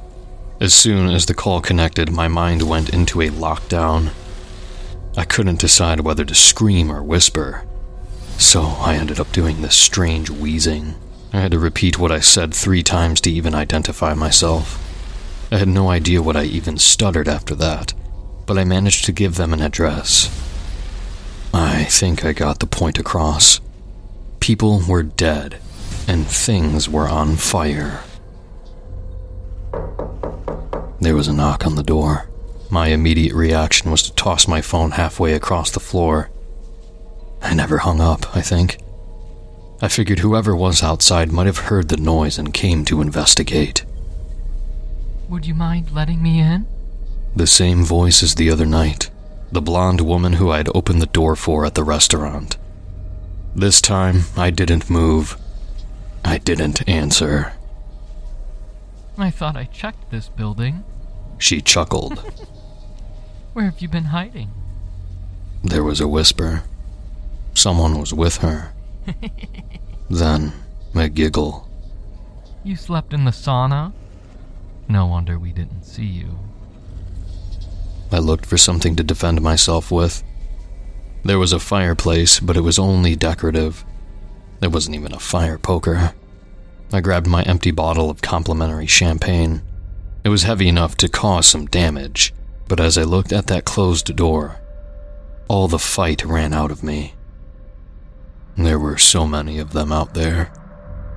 I counted 9 in total, surrounding the building, dark shadows pressing up against the window, none of which were fogging up the glass. Not a single breath. Not one. It'll be quick. Her voice was muffled, but only barely. It would be so easy for them to break through. It was just glass, and yet, none of them did. Open the door. Of course I didn't. I grasped the bottle tighter, hoping against hope for them to just leave. Instead, there was another knock. A slap on the windows. A few familiar faces with an unfamiliar glow in their eyes, looking my way. I heard you went through a rough breakup. She sighed. We are a community. There's no loneliness on this side of the door. Something in me snapped. It was one thing to hear someone talking, but now they were talking to me, specifically. Those words were meant for me, no one else. There was no way to trick myself into believing this wasn't happening. A reflex made me throw the bottle against the door, but it was useless. The bottle thumped against it and rolled away. They all erupted into laughter. A bloody handprint slammed against the window, then another, then an eager tongue, licking it up like a thirsty cat. All right. She laughed. Then we'll make you come to us. The restaurant workers in the distance stepped up. They were using empty bottles from the other night, filled to the brim, with a rag on top. Molotovs. I didn't have time to go for my phone, and I couldn't leave. The first place I could think of was the sauna. It was at least heat-resistant. It could buy me some time. I hurried into the sauna as the first heat wave pushed the door shut. Bottles were being thrown through the windows, shattering against the bedroom floor. 6 bottles, one by one, added to an inferno. The smoke was already billowing into the sauna, staining my lungs. There was no option left. I had to get out. I dipped my sauna towel in a bucket of water and wrapped it around my head. I tucked my arms into my jacket, covered my face, and considered my route. The shortest way was the window facing the rear, a sharp turn to the left, and then straight forward. I plotted it. I envisioned it.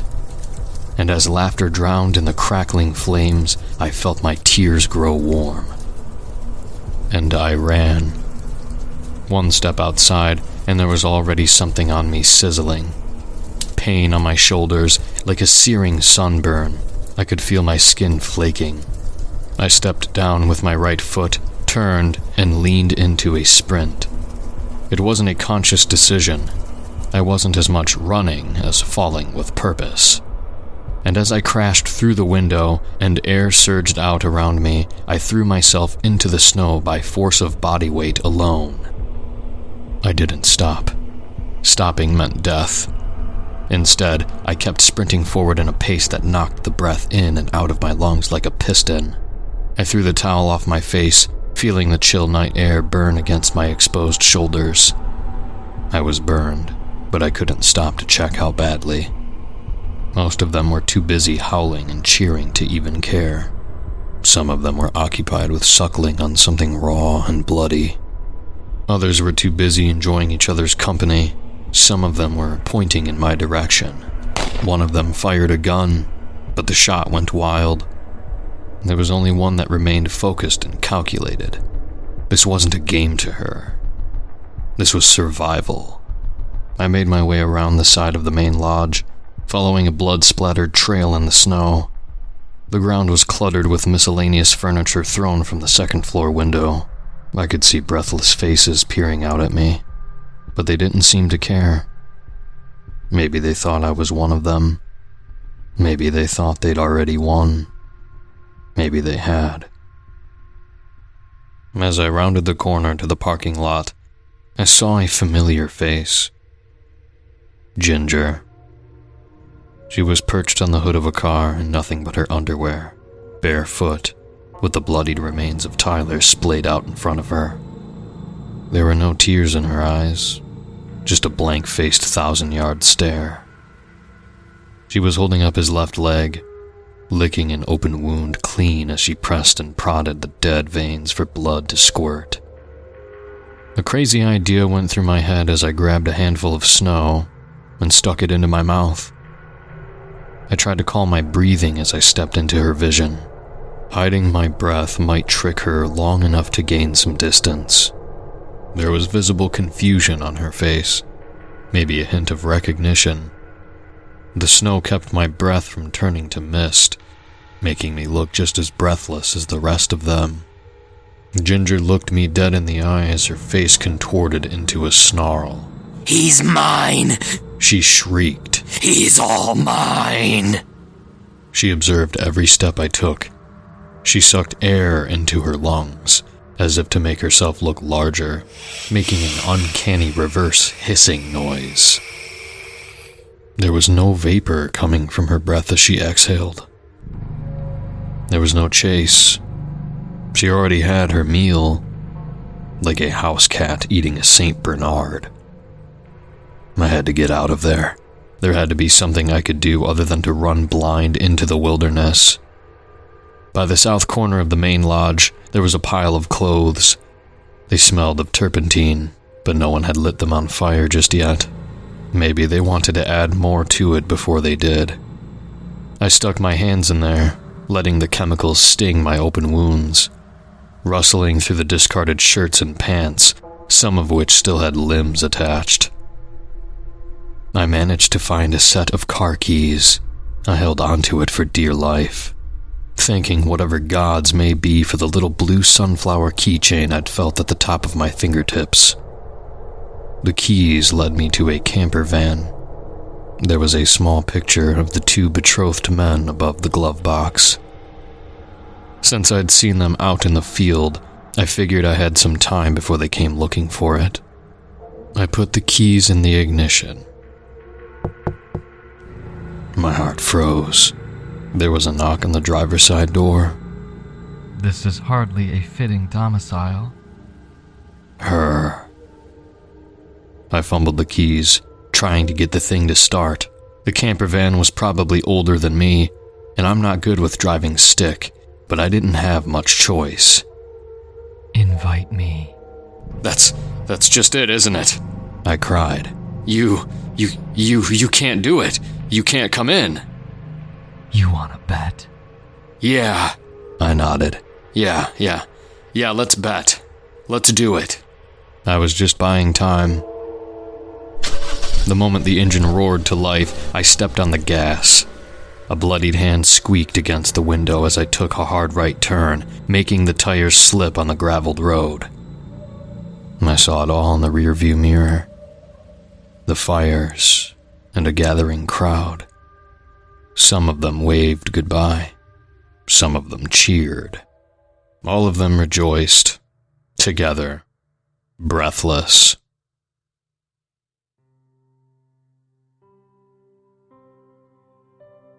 By the time I got to a nearby town, fire trucks had already passed me by.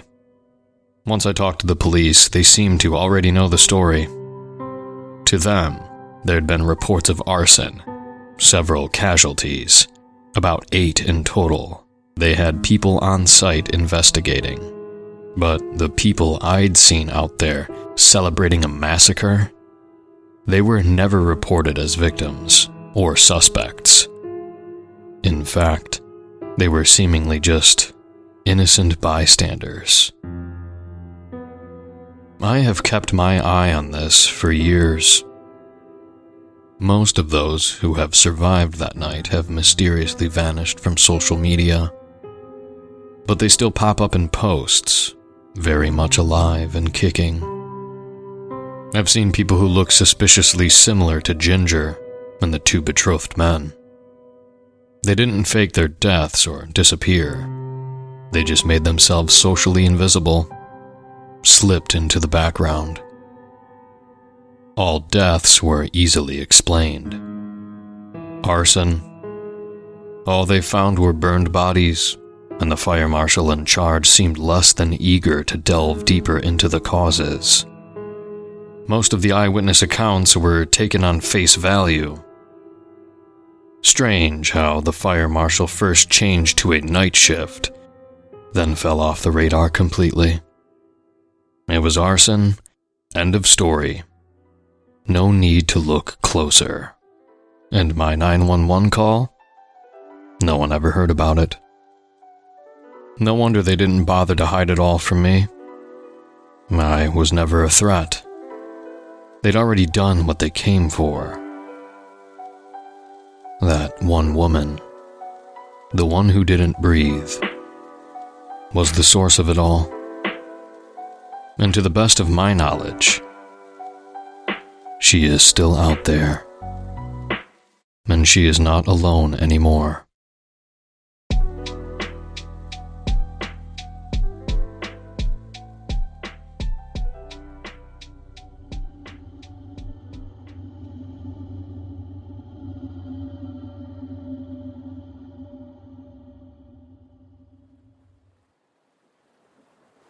Ghost ships are more common than you think. But don't get excited. Only takes one mistake for a boat to get loose from port in a storm, and there are millions of yachts all over the world. A well-made ship can float on ocean currents for years, so long as it stays away from any rocks. It can be decades before it ever crosses paths with someone. Most boats have AIS on them, little signal that lets the world know who you are and what you're doing. A smart owner will also have GPS. When ships get loose, the owners usually contact the Coast Guard who will pick them up. But sometimes, for whatever reason, the beacon might not work or the owners might not have had them on there. In these situations, you'll only know if you're close to one of these things when they pop up on the radar. I've had this happen once. And unlike most lost ships, it hadn't been because of a storm. It was a yacht that had been owned by a family holidaying in Thailand. They'd gone out for a short day trip, logged it in with the harbor, then never came back. There was a search, but no sign of them was found. 6 years and a couple thousand miles later, I saw the Sun-Kissed float into view, emerging from the cold morning vapor like a ghost in the fog. I knew it wasn't manned from the way it moved, the way its wooden bones creaked mournfully in the cold and damp. When I reported it, the Coast Guard gave me the bad news about the boat's circumstances. Told me I had to moor with it and wait until someone came to pick it up. This wasn't just lost property. There were grieving relatives out there waiting to hear news of what happened to this missing family. I had an obligation, though I didn't want to. Something awful sad about a lost boat, but the Sun-Kissed felt somehow worse than that even from afar. The sails lay unfurled on deck, all bundled up like bodies in the morgue, fabric lifting gently in the breeze. I tethered my own ship to it and climbed down, listening to the unnerving silence of a perfectly calm sea. Below deck looked like a war zone. Smashed plates, tables snapped in half, ceiling panels loose. I wondered if the boat had gotten tossed around inside a tornado. Maybe the family had gone overboard all at once. But when I checked the master bedroom, the door had been wedged shut. It opened just enough to let me know it wasn't locked, but that was it. So I went and found a window that let me look inside. Someone had piled everything they could find up against that door. They had even used random bits of wood to reinforce the barricade, but there was no sign of who'd done it. Just an empty room with no way in and no way out. The only other thing of note was a bedsheet they draped across one wall and painted the image of a house onto. Looked like a manor with a tower. One lone window at the top all lit up. The house itself was painted so it sat on top of rows of wavy lines, making it look like the house somehow floated on water. It was a strange addition to an already extremely strange situation, and something about it got under my skin. I went back to the door and kicked the hell out of it until the whole thing broke down and I could get in. The stink was terrible. Sickly sweet, but rancid, like a moldy apple core you find crawling with wasps. To step inside, I had to push my way through shin-high piles of old clothes and plastic bags full of bottled piss and excrement. The bed was done up like a nest, telling me that someone had lived there in squalor for God knows how long. Begged the question, why? I wanted to know. Had to know. Found myself thinking it was the picture that had answers, and I stared at it for longer than I'm comfortable admitting. Had the parents gone overboard in a storm and left the child alone? Was that picture just some kid's way of remembering their lost home? When I reached out to touch it, something from behind it reached out to touch me in turn. The effect was like the whole world dropped out from under my feet. I got so scared that I cried out and fell over trying to get away. I tripped over festering sheets as my legs struggled to make sense of the panicked signals from my brain. One hand sank into something cold that was both dry and wet, but I didn't bother stopping to check what it was. I ran like hell, breath hitching in my chest like a toddler trying to control their sobbing. Even as I climbed my way back on deck, I kept telling myself it was just the wind that moved the sheet. But no matter how hard I tried, I couldn't shake the impression that there'd been a dark shadow behind the light linen fabric. Something reaching out towards me. A child's hand. But of course that was impossible. I figured I'd just let my nerves get the better of me. But the second that someone in a position of authority arrived, I got the hell out of there. It wasn't until a few years later I heard the story of the Tilhuist House, so named for the island it had once presided over from the lofty heights of the Hebridean cliff. I'd taken on a job tutoring rich kids who wanted to learn sailing and was busy working with an 18-year-old called Carl. He was in dire need of help getting his qualifications with the RYA to try and improve his personal statement. It was his gap year, and his last round of university applications had gone pretty badly. In return for letting him aboard my own yacht, his parents were willing to pay me a hefty bit. Surprisingly, his father also paid for a cook to join us. He was a strange addition, especially since I'm used to sailing either alone or as a pair. But he was damn good at his job, and I appreciate the warm meals.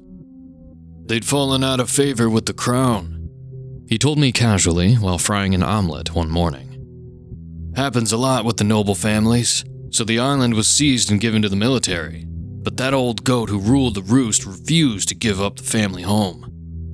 In a final act of spite, he used every last penny left in the coffers to have the house shipped, whole and intact, from Scotland to America. What? Like they took it apart brick by brick and just put it back together on the other side? Carl asked. No.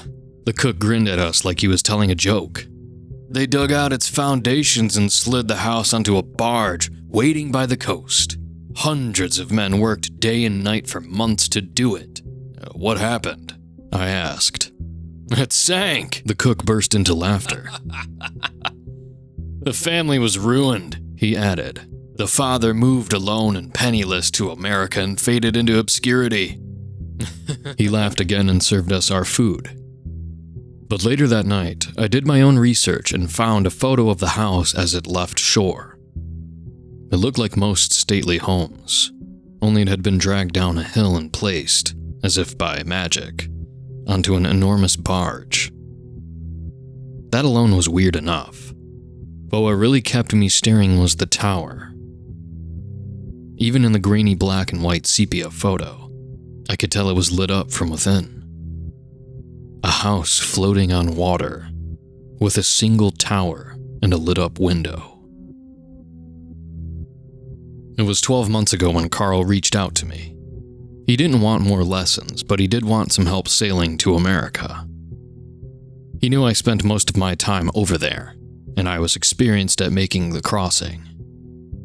For whatever reason, he didn't want to make it a family trip and needed someone to act as a guiding hand. I got the sense that some tension had risen between him and his parents, but it was none of my business. The only caveat was he had a girlfriend he wanted to come along. She was new to sailing, and he didn't want to risk that long journey without someone else experienced on hand. I agreed. I'd found him to be a good enough sailing companion in the past, and the pay was good. Not long after, I was joined by Carl and Alice for a 6-month journey to Canada, which would be followed by a short itinerary south to warmer waters in the USA. My plan was to drop them in the Caribbean, where they'd spend a few weeks and then fly back home just before the weather turned. The ocean crossing was mostly uneventful. Carl and Alice had a few minor arguments. The boy considered himself a hard worker, but Alice had been looking for a more relaxing adventure. He thought she was lazy, but in my opinion, she just wasn't happy bobbing along the empty water with little to do or see. It isn't a hobby that suits everyone. The arguments weren't big, but there were a few days where she spent her time sulking below decks with a book, while Carl tried his best to make small talk with me about things like his new job as a paralegal, or the opinions of idiots on social media. Despite having little in common, Carl didn't bother me too much. He was young and meant well. Still, I really wish I'd been with someone else during that trip. After all, it was Carl who insisted we board the Tilluist house. The sea was calm when we saw it. Alice was sitting at the bow of the ship with her legs curled up and a book in her lap. Carl was down below, working on something for his job. It had been a few days with no wind, so we were stuck using the motor. I was busy dwelling on the unpleasant sound of the engine and the smell of diesel when Alice suddenly called out. Is that a lighthouse? This is a fairly alarming thing to hear when you've mentally positioned yourself nearly 1,000 miles from the coast you're aiming for. First thing I did was check the navigation computer in the cabin, which confirmed we were in the middle of the Atlantic. Barely a moment later, Carl appeared with a furrowed brow. "Can't be," he said, followed by a glance my way to confirm. I then climbed on deck and found Alice by the gunwale, with one hand shielding her eyes from the sun. I followed her gaze and tried to peer through the morning mist that was fast evaporating beneath the heavy sun. When my eyes alighted on a tower that rose slowly above the horizon, it was filled with a terrible disquiet. It was a silent shape that seemed to emerge from the very water. They were long minutes spent staring, as neither us nor that strange object were moving at high speeds. Instead, we trundled towards each other in a lazy crawl. Even when it had crested the horizon and the entirety of it was in view, I couldn't quite accept what my eyes were telling me. I could only struggle with the growing apprehension that I felt. In the end, it was Carl who broke the silence, standing there like statues watching a house float our way. "Is that a fucking house?" Alice laughed at his words, but when her eyes passed mine, she seemed uncomfortable with the sight. I couldn't blame her. The sight of it filled me with dread. "It's a house!" Carl cried. Then turning to me, "The Tilluist house! It has to be!" I filled Alice in on the legend as Carl raced to grab a pair of binoculars. After he had spent a few moments gawking at the house, I took them and looked for myself. The windows were dark, the front door closed. Bizarrely, the barge was filled with what looked like dead plants. Ferns and bushes turned brown and wilted, arranged in pots and planters like it was just an everyday backyard. And the house itself was far more intact than it had any right to be.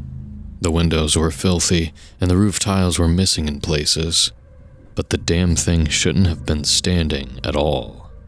The rubber on the barge's drums should have failed decades ago. The wood should have rotted. The chains should have rusted and any ropes should have snapped. I could have listed a dozen more points of failure, all of which should have passed long before I was even born. All of which meant that the house and barge ought to be long underwater. But this was my rational mind protesting. Deep down, I knew that the house was real, or real enough. It was a forgotten thing far outside most people's attention, and who knows what happens in the unseen corners of the world. And the sea is full of places far outside anyone's sight. The house floated in spite of rationality, and no amount of my worrying could change that. We made no course correction during that long hour, but still the house drew nearer, looming towards us with a quiet certainty that unsettled me for all its confidence. The house didn't chase us. It didn't have to. At some point, it even slowed down. It was Carl who had the sense to get behind the helm and take control in case things hadn't gone smoothly. I could only stand, frozen in terror, as half my eyeline was taken up by the ever-growing spectacle of a 3-story manor house. A creaking, groaning monstrosity made of wood, brick, and plaster that twisted in strange buttresses and extensions that defined any kind of architectural planning. Only when its timber frame groaned with exertion and its velocity slowed to a crawl, and it finally, agonizingly, bumped against my own yacht, did some part of me decide it was time to leave. I tried to collect myself, looked around and briefly tried to think of a plan. I had just figured out that I'd tell Carl to hit reverse when I saw a flash of color in the corner of my eye. He had climbed the rails and jumped onto the barge. What the fuck do you think you're doing? Her boyfriend turned and gave her a big grin and a thumbs up. He must have heard her, but he clearly wasn't interested in the warning. It's fine, he cried, while securing the lines between the two vessels. What are you so scared of? Alice looked at me as if I might offer up some kind of answer that wouldn't sound insane, but I struggled. The mere sight of him on that floating island was like a shock to the system. Like driving by a tall building and glimpsing someone hanging off the edge of a high window. Most of what my brain kept telling me was along the lines of, get away from it, because the damn thing shouldn't exist. It might not be safe, I eventually cried. It could sink at any moment. If this is the Tilluist house, it's been around for 100 years. Why would it sink now? Because you're fucking trampling all over the damn thing. Alice snapped. Carl, please just come back. Growing annoyed with the both of us, Carl sighed and poked a thumb toward the house. I gotta look, he said. I just gotta. He was halfway to the door when I realized he wasn't gonna stop unless I did something. Finally steeling my nerves, I climbed the railing and found that, once I started taking some kind of action, it got a little easier. Pretty soon I was jumping down onto the strange wooden beams of the barge where I quickly noticed the thin layer of algal slime that made them slippery as ice. I had only taken a few careful steps when Alice cried out, Carl! I looked up to see the front door open and the young man nowhere in sight. Don't worry, he cried out from somewhere within. Guys, you gotta check this out. It's kinda creepy in here. His words were cut off when the door slammed shut. There was only the sound of sloshing water and Alice's growing screams. Get him! Michael, you have to go get him! Alice continued to beg me to hurry, but I took my time approaching the door. The place was an unknown, and it sat strangely on the senses.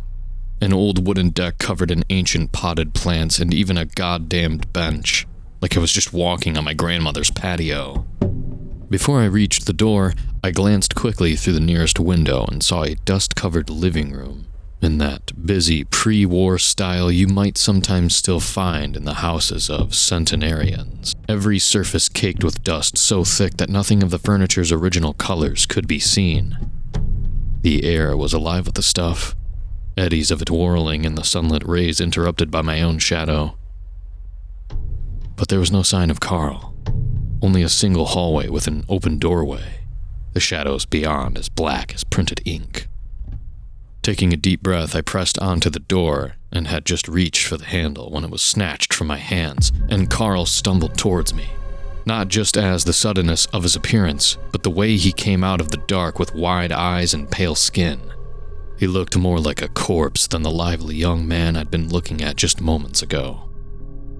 He was clutching his one fist in the other, squeezing tight around 3 bloodied stumps where there was nothing above the knuckles. Blood dripped down his trousers and stomach, and somehow coated most of his face and chin. I barely managed to utter some kind of question when he collapsed forward into my arms, and we were both sent falling towards the floor. I did my best to catch him, but the impact was hard on us both. I hurt my back, and he rolled off me, grunting in pain as he moved onto his wounded side. I quickly regained my feet and began helping him upright. I had one arm under his when he tensed up, freezing like a man terrified. His eyes had fixated on the door behind us. It had been left ajar, open no more than an inch. Slowly, the handle turned, and the door closed with terrifying deliberacy. We left immediately. The house followed. We had motored away nearly half a mile when the barge, creaking and groaning like a terrifying monster of the deep, began to glide after us. Carl screamed as this happened, even though he was below deck at the time. I might have wondered how it was possible he knew what was happening, but I felt it too. Felt the gaze of that thing upon us. My heart raced for hours afterwards, even after I had set our course and climbed down to find Alice gently stroking the shivering face of her boyfriend. I looked around for something that might help us, but there was nothing I could do. Instead, I sat anxiously and listened as Carl finally stopped screaming, then began to mutter a peculiar but haunting phrase. She had no choice. She had no choice. She had no choice. Nothing I did could get him to stop, and while Alice was committed to staying by his side, I struggled to ignore his desperate whispers. They wormed their way beneath my skin, and added greatly to the panic I fought to control. After deciding there was nothing for me down there, I returned to the cabin and stared at the sea behind us, lit pink and purple from the setting sun. I did my best to ignore the silhouette of the house as it trundled in our wake, and instead focused on the radio, which I used to try and call for help. But the handset did not respond the way it ought to. Picking it up, I received no signal whatsoever. Turning to the right frequency, I sent out an SOS anyway, hoping to hell that someone nearby might be able to come help. We had an injured party, I said. We needed medical assistance right away. For a long time, there was no response. I began to wonder if the handset was even switched on when suddenly the speaker burst to life.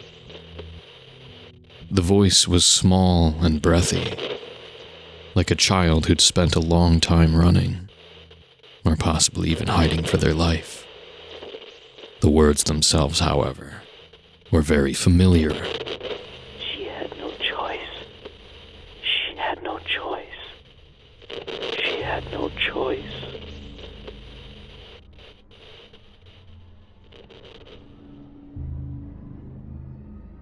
I took an early shift sleeping, figuring I'd wake up around midnight and keep an eye on things while Alice and Carl slept through until morning. At first I thought I might find it hard to sleep. I was worried about what might happen if the house caught up to us, and my mind was racing with a million other questions about the logic of it all. But stress is a powerful sedative, and sleep came easier than I thought, leaving me in a dreamless slumber. When I awoke, there was the sense that very little time had passed, but the clock beside my bed told me it was 3 a.m. Any anger or frustration I felt at Alice for getting to wake me up quickly dissipated as I sat up, and the atmosphere of the yacht sank in. It was quiet. No motor, no flapping sails. No one was out there rustling around in the kitchen or the head. I held my breath to try and listen more closely, but there was nothing. It was a long time that I stayed there. before the gentle lapping of a calm sea was finally broken by 3 heavy footfalls from the deck above.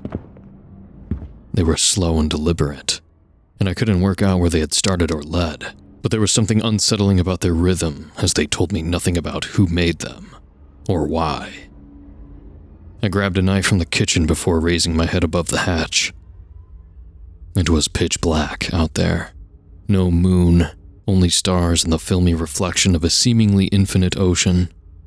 With the engine off and the battery dying, the lights in the cabin no longer worked, and I had to rely on a flashlight to slowly scan the deck. But it was empty. No sign of who'd been stomping around up there, even though only minutes had passed since I'd heard them. I dropped back down below and looked around for Alice and Carl. But the cot where Carl had lain just hours ago, babbling and whimpering as his girlfriend tended to his savaged hand, was now a knot of bloodied, empty sheets. A cup lay knocked over by the floor, and I couldn't help but imagine some kind of struggle to explain how it gotten there. But that told me little about where anyone was. My first priority was to get the power back up, but I soon found that the keys to the engine were missing. Worse yet, the spares were gone too, even though they were kept in a locked drawer by the navigation table. Someone had opened it with no muss or fuss, either guessing or somehow knowing the combination to the lock I used. Accepting that I was stuck in the dark, I began to look for Carl and Alice using just the flashlight. There were only 5 compartments on that yacht, and I checked each one, and then, driven by a growing sense of panic, I checked them again. And then, just to be sure, I checked one more time. I circled the quarters, opening doors and whispering, then crying and shouting for this hideous joke to stop. But no one came to help. I returned to the deck and searched there, but there were only a few blood streaks leading to the aft of the boat. I looked overboard, gazing anxiously at the water around me. Had they gone overboard? I tried peering deep into the water below, but there was only darkness down there. And then I scanned the distance, but my light struggled against the immense blackness of a moonless night and reached only 10 or 20 feet in any direction. The sea was maddeningly calm. It was larger than all the continents and deeper than any skyscraper. It seemed impossible that I could find myself looking at ocean water where the waves didn't even break, but instead rolled lazily like the sloshing in a paddling pool. The sea offered not even so much as a breeze to help me get going. Because that was all I needed, just a bit of wind. With that, I could get myself to busier waters and find real help. But without wind or an engine, I was stuck drifting. And what of Carl or Alice? The dinghy that served as a lifeboat was still secured to the aft. If they'd left the yacht, they'd done so by swimming. That was surely an insane thing to do. But Carl hadn't exactly seemed himself toward the end there either. For a moment, I entertained the question, where had they gone? But that was a stupid thing to do. No sooner had I slumped into the captain's chair and let myself think the words than the answer came to me unbidden. Instinctively, I turned my eyes towards the part of the horizon I'd been avoiding. The house was dark against the blue-black horizon, a nearly impossible-to-see silhouette that anyone could have missed had they not known what to look for. As soon as I looked its way, the light at the top of the house's tower came on. When I climbed aboard the barge once more, my light caught flashes of that barren garden with its dried and dying plant life, chalky fingers reaching toward me from the dark. I moored the dinghy and ignored them, but could not ignore the solitary shoe that lay waiting closer to the house's front door. It was Alice's trainer, and the normally yellow and white trainer was soaked in blood that appeared black in my dim light. I considered calling out for her, but couldn't quite summon the courage to break the silence. Still, there was no mistaking the path of dripped blood that traced its way from the shoe towards the open door. Terrified as I was, I felt as if I had no choice. Circumstance was holding me hostage.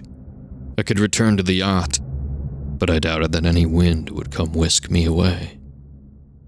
Instead, my thoughts turned to the ghost ship I had boarded all those years before. Had the child on board seen their parents disappear into the same open door that awaited me? Had they been left stranded on that boat? And if so, for how long? Days, weeks, months. It didn't matter. There'd been no easy escape for them either, had there? The scenario played out so clearly in my mind. They had hidden away while something tore the yacht apart, and eventually it had gotten them, leaving only a ruined boat and a long-forgotten shelter. There was never going to be any magical rescue. My only real chance was to find Carl and get the keys he'd taken. And I had a pretty good idea where he was.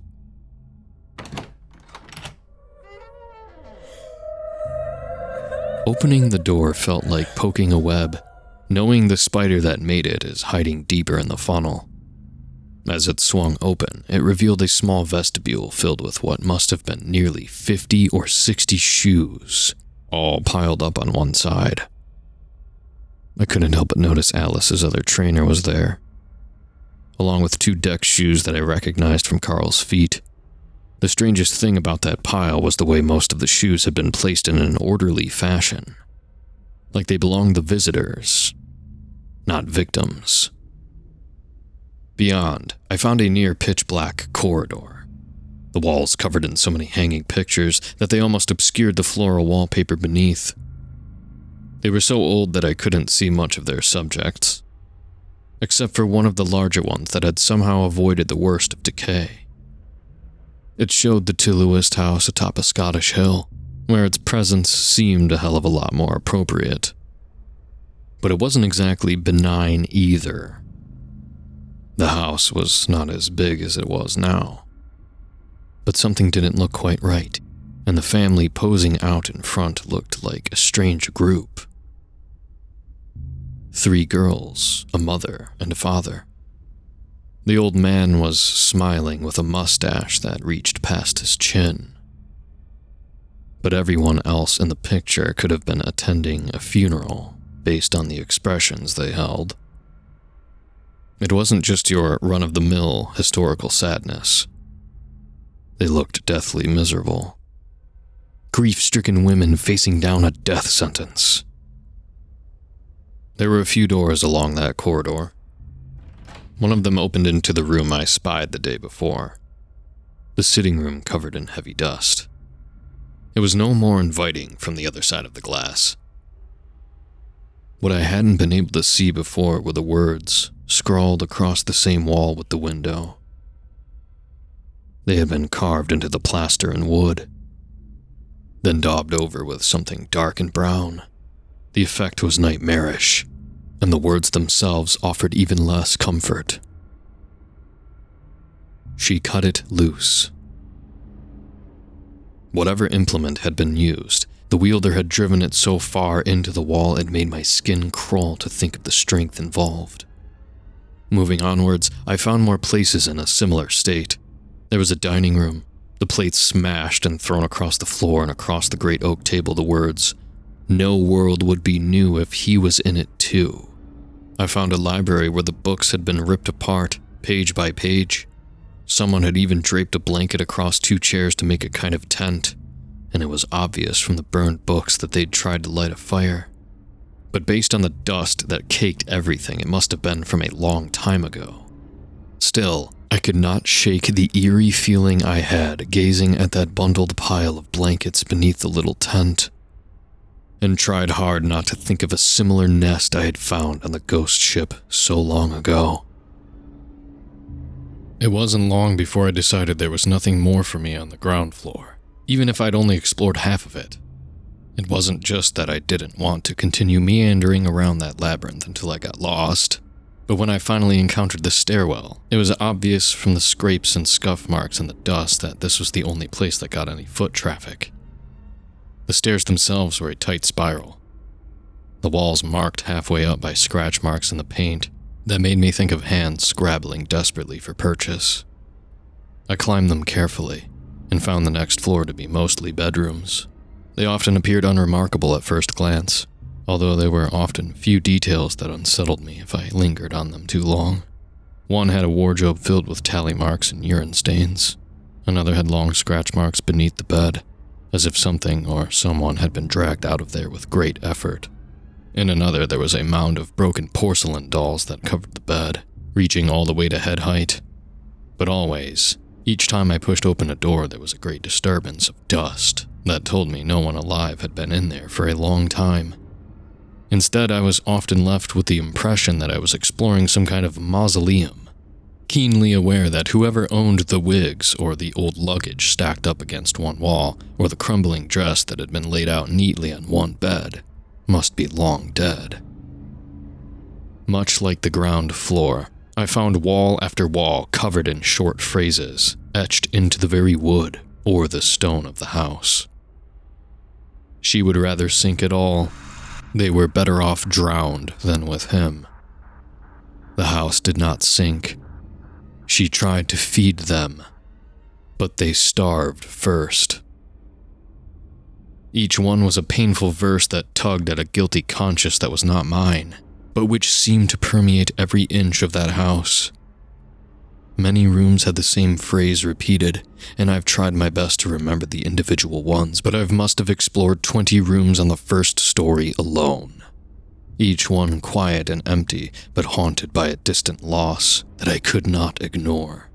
I often thought of the photo, of the smiling father and miserable wife and daughters, and I remembered that in my research, the only real historical account of the house's sinking was that it had come loose in a storm, and the father had arrived alone in America, where he quickly drank himself to death.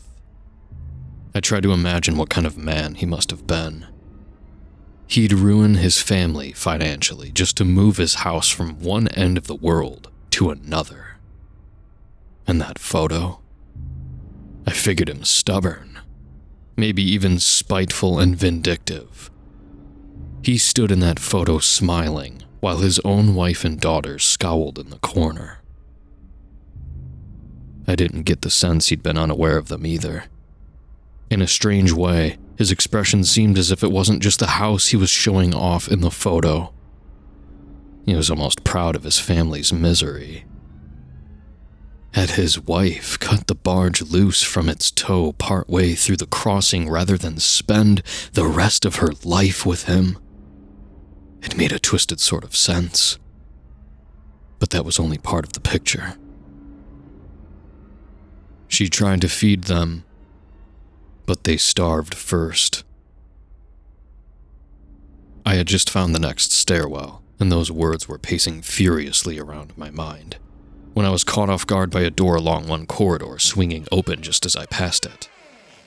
The motion was quite sudden and deliberate, as if the person on the other side knew exactly that I was coming. It was Carl, pale as sheet, and with one hand still drip, drip, dripping blood on the dusty floor. He stared right through me as he lifted his hand to his face and bit slowly into the meat of his palm. Then, with a mouthful of his own flesh, his eyes seemed to finally find me. She was so hungry. So hungry. First the storm cleared and the barge did not sink. And then the flood dwindled and no help arrived. She told them early on what to do when she passed. Any mother would make the sacrifice.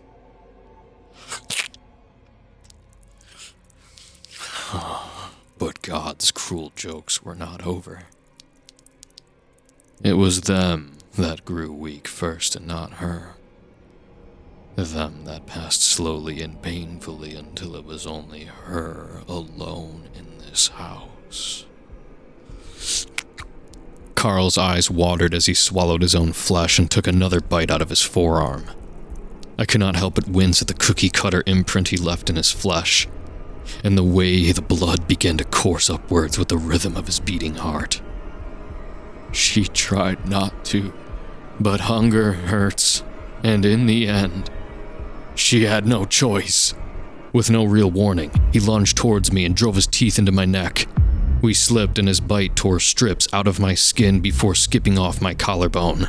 I managed to stumble backwards out of Carl's grip and stay upright, but he kept going with the downward momentum and landed on his hands and knees. I touched my neck, and while the bleeding was profuse, the wound was not deep. I was lucky he hadn't managed to get any real purchase, or he might have taken a chunk right out of my throat. Carl's head snapped in my direction from where he crouched, and there was a ravenous hunger burning within those bloodshot eyes.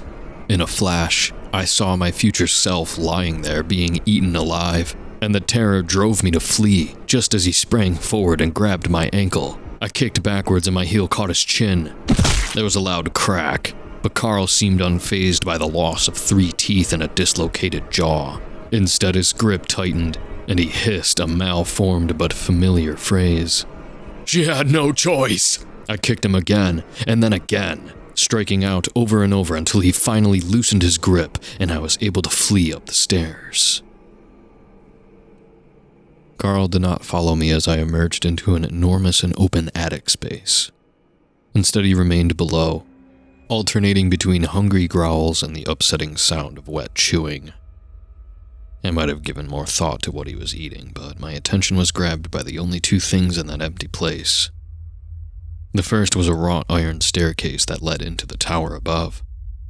It stood freely in the center of the dusty wooden floor, its metal steps lit bright by a strange and otherworldly light. Not far from the bottom step was Alice. She was facing away from me, but the ground all around her was pooling with blood. I spoke her name tentatively as I approached, but she did not react. Every step I took was filled with a growing dread, as I realized to my horror that she too was chewing, stuffing fistfuls of some strange wet substance into her mouth, sobbing quietly all the while. When I circled her, I saw that she had been disemboweled and was stuffing her own innards into her mouth. Her teary eyes noticed me then, and turned towards me in desperation and despair. "It hurts," she said, words muffled by a full mouth. "God, it hurts so bad, but I can't stop." She reached a hand out to me and something red and wet slipped out of her palm and struck the dusty floor below. "Are you hungry too? Do you feel it?" I would have spoken, but knew that to open my mouth would invite vomit. Instead, I shook my head and stepped backwards. "No, you wouldn't, would you? She told me as plain as day when she came to me." Alice looked down towards her own split stomach and sobbed again. "This hunger is only for parents." It was a dreadful realization that dawned on me as I gazed at her open stomach and followed a trail of splattered blood, leading from her prone form to the nearby stairs. The unspoken tension between the couple suddenly made sense to me in that moment, as Alice had clearly been struggling throughout the journey with an unplanned pregnancy. I stepped away, but Alice made no effort to attack me. Instead, she continued her terrible feast, and I found myself seized by a powerful compulsion. I followed that thin trickle of blood, my heartbeat racing as I climbed the tower and left behind the tragic sounds of Alice's final fate. At the very top, I found a small room lit bright by a powerful but impossible light. A kind of golden halo emanating from every window that had no obvious source, but which painted the occupants in a dazzling array of colors, reminiscent of stained glass catching the sun. A silent tableau. A single chair with the withered corpse of a long-dead woman, mummified by the salty sea air. And lying all around her feet, huddled close to the hem of her skirt, lay a dozen small children in varying states of decay. Some clutched closely to the fabric, others touched her feet. I stared in horror and wondered if perhaps among that gathering lay crouched the body of a child who had once hidden in the depths of the sun-kissed, which I had explored years before. Snatched away and taken to this place after the parents had been driven mad by the house's terrible curse. Slowly, the eyes of every child turned to look at me, their paper-thin skin wrinkling like old wrapping paper. I was faced with a sea of unblinking eyes and rictus grins that bore receding gums and brown-chipped teeth. The world felt light beneath my feet. My stomach sank and all the blood rushed from my head to my toes, turning my scalp and neck to ice. For a moment, time seemed to pause, and I was aware only of the distant sobs of Alice and the gentle lapping of seawater that was almost perfectly still. I felt like an intruder bursting into the funeral of someone I didn't know, the crowded mourners turning to gaze at me in quiet but stunned disgrace. And I waited, rooted to the spot with terror, for something to break the interminable silence. Until at last, something finally did. The old woman's body moved to look at me. She smiled, and I lost all consciousness. Someone carried me to my yacht and set me adrift. It wasn't Carl or Alice, because I remember seeing both lying close to where I left them. Memories of something half glimpsed during my descent, I suppose. As for what carried me, I don't know. I don't think I want to know. In a strange way, it was like when you fall asleep as a child, wake up in your own bed, having been taken there by a parent. A terrible thing to admit, given what I'd seen, but that's how it felt.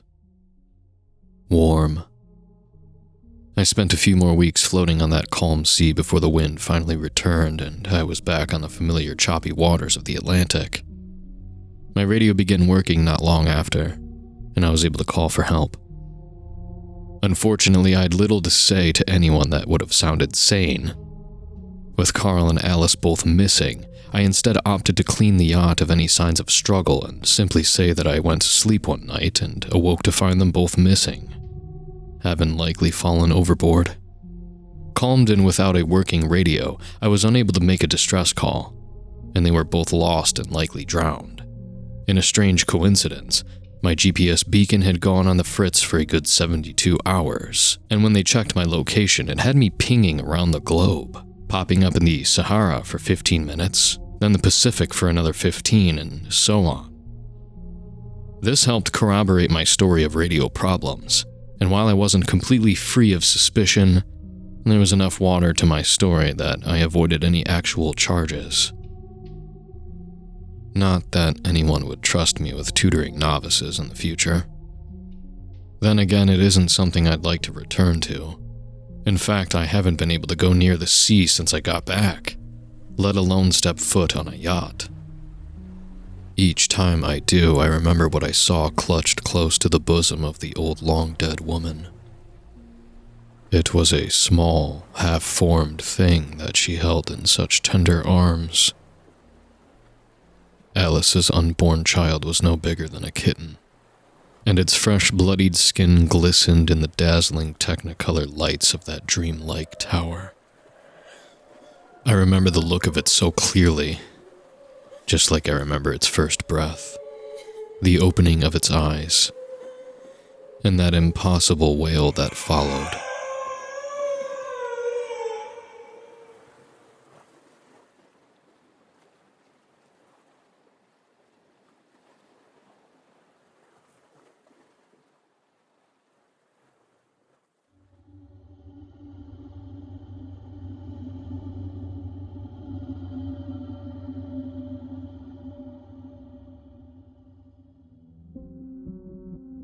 James and I both started working at Keystone Data Analytics in 2019, right before the pandemic. We were pretty good friends. Every Friday we went out for drinks with a few of the other software engineers. But like most tech companies, Keystone went fully remote in 2020, and James and I lost touch. James always kept his camera off in meetings. For 4 years, I didn't see his face. Then one morning, he turned his camera on by mistake. What I saw was so horrible. I'll never forget it. Does anyone have any blocks? Aisha asked during our morning stand-up. The time series graphs don't look right, James said. I think there's something going on with the date logs. I was the one who'd written the logging code, so I told James I'd look into it. Keystone developed data analytics platforms for government organizations. We'd recently signed a $1 billion contract to build a new platform for a CIA research project. Everything about the project was very hush-hush. We were all forced to obtain security clearance. James was the only exception. He had all kinds of authorizations that the rest of us didn't have. When the rest of us were forced to return to the office, he was the only one allowed to stay fully remote, too. When I asked him about it, he told me his uncle worked for the CIA, and he'd worked on a few other CIA-linked projects before that had required high-level security clearance. Keystone valued his expertise and wanted to keep him happy. After looking through my code, I thought I'd found the problem. I fixed it and then messaged James on Teams and asked him to look at the time series graphs again. He said they still didn't look right. Can I call you? I asked. Sure. I started a video chat, expecting, like usual, James to join us with his camera off. Instead, though, his face filled my screen. He looked skeletal. His eyes were completely white, too. But even stranger than that, a tiny, deformed man with a hooked nose and beady black eyes sat on his shoulders, pulling his hair.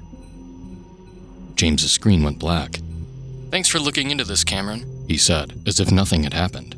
The time series graphs are still all over the place. I'm looking at the data and the dates still don't look right. I barely heard what he said. I was still in shock, frozen. Are you okay? He asked. Sorry, can you repeat that? The dates in the data don't match the dates in the graph. I scanned my code again. I could barely focus, though. I kept thinking about what I'd just seen. I'll have to get back to you later, I said, and I ended the call. I didn't want to believe what I seen was real. I told myself I'd just imagined it, but I knew I hadn't. I walked over to our team leader Aisha's cubicle. She sipped her tea and then looked over at me. What's going on, Cameron? I just got off a call with James. He didn't look well. You actually saw him? I know this is going to sound strange, but there was someone else in the room with him. And he was sitting on James's shoulders, pulling his hair. James looked like he hadn't eaten for weeks, too. I think he's being abused? I have no idea what's going on, but I can't stop thinking about what I saw. Maybe we should go check on him after work. That's a great idea. Aisha and I made plans to go to James's apartment building together after work.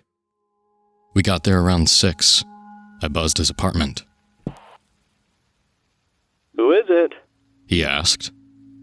Aisha and Cameron from work, I said. What are you two doing here? We were in the neighborhood. We thought we'd see if you wanted to join us for drinks. I'm busy. I saw you on camera today.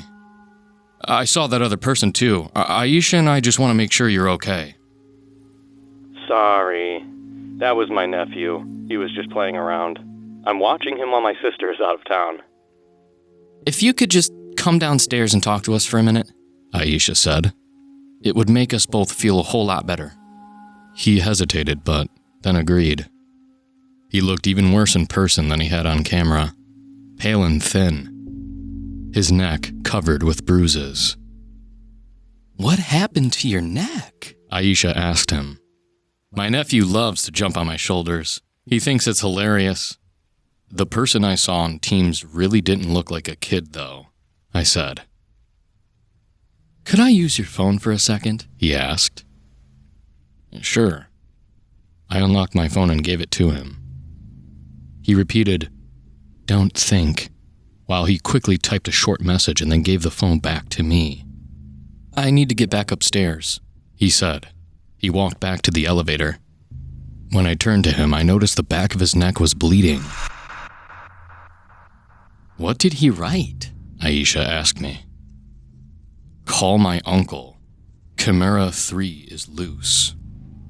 We both felt uneasy, but we decided to go home after agreeing we'd try to track down his uncle's number at work the next day. By the time I got back to my apartment, it was late, close to 9 p.m. I hadn't eaten dinner yet, and I was starving, so I ate some instant ramen quickly and then went right to bed.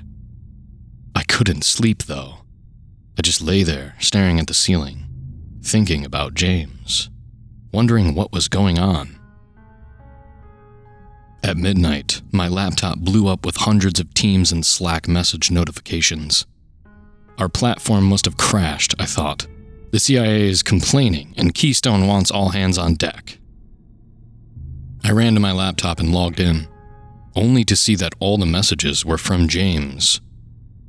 "I need to talk to you," he'd written over and over. I called him. His pale skeletal face appeared on my laptop, eyes completely white. That strange man sitting on his shoulders, riding him like a horse. "You're scaring me," I said. "You need to mind your own business." The strange man mouthed the words and then James spoke them. "If you bother us again, you'll regret it." He ended the call. The next morning at work, I told Aisha what had happened. "Should I tell HR?" she asked. "Let's try to get a hold of his uncle first." "I think he used his uncle as a reference on his job application. I should have his uncle's number on file somewhere." Aisha found the number and gave it to me. While we were talking, James sent her an email saying he was going to miss the morning stand-up. He'd come down with the flu and was having trouble getting out of bed. "Hopefully his uncle can help," she said. I called James's uncle as soon as I got back to my cubicle. He didn't answer, so I left a message. "Hi, my name's Cameron. I work with your nephew, James. He's been acting very strange lately. I'm worried he might be in trouble. He asked me to call you. He said Chimera 3 is loose." I left him my number and then tried to catch up on work. At 5, I left work and took the subway home. A middle-aged man with a buzz cut stood on the steps to my apartment building. "Cameron?" he asked. "Are you James's uncle?" "Roger." He shook my hand. "Let's go talk somewhere a little quieter." We walked to the park across the street. Then we sat on a bench far away from the playground. "You need to tell me everything you've seen," he said. It was just a few seconds on a Teams call. I told him about the man on James's shoulders, how James looked. "How long has James been acting strangely?" he asked. "I didn't notice anything was wrong until yesterday." "I need you to come back to his apartment with me. You need to try and get him outside again." Roger had a parked car nearby. He took me to the car and then drove us to James's apartment building. I buzzed James' apartment again. "Who is it?" he asked. "It's Cameron." "What do you want?" "You called in sick today. I wanted to make sure you're all right." "I'm fine." One of James's neighbors went into the building. Roger and I went through the front doors behind her. Then we took the elevator upstairs to James's apartment. "I'm going to wait back here," Roger said. "Try to get him out of the apartment." I went and knocked on James's door. "What?" "I just want to talk for a minute." "Leave me alone." "Why can't you just tell me what's going on?" Suddenly, James's door swung open. James grabbed my arm and pulled me inside. That tiny, deformed man's beady eyes pressed against mine. Then a horrible ringing filled my ears. Pressure built inside my skull until my brain felt like it would explode. The tiny man ran into the bedroom and then jumped through the window and ran down the fire escape. "Get back here! Kevin!" Roger yelled. He ran to the bedroom window but decided not to chase after him. Roger came back to James. "How is he?" "He doesn't look good," I said. He knelt and checked James's pulse. His face turned pale. "He's dead." I stared at his body. I'd never seen a dead body before. I felt strange to be looking at one. I wasn't sure how to react, so I just told Roger I was sorry. The police arrived. Roger explained what had happened. Then he offered to give me a ride home. During the car ride, he explained what he could. Kevin is a weapon that escaped from us.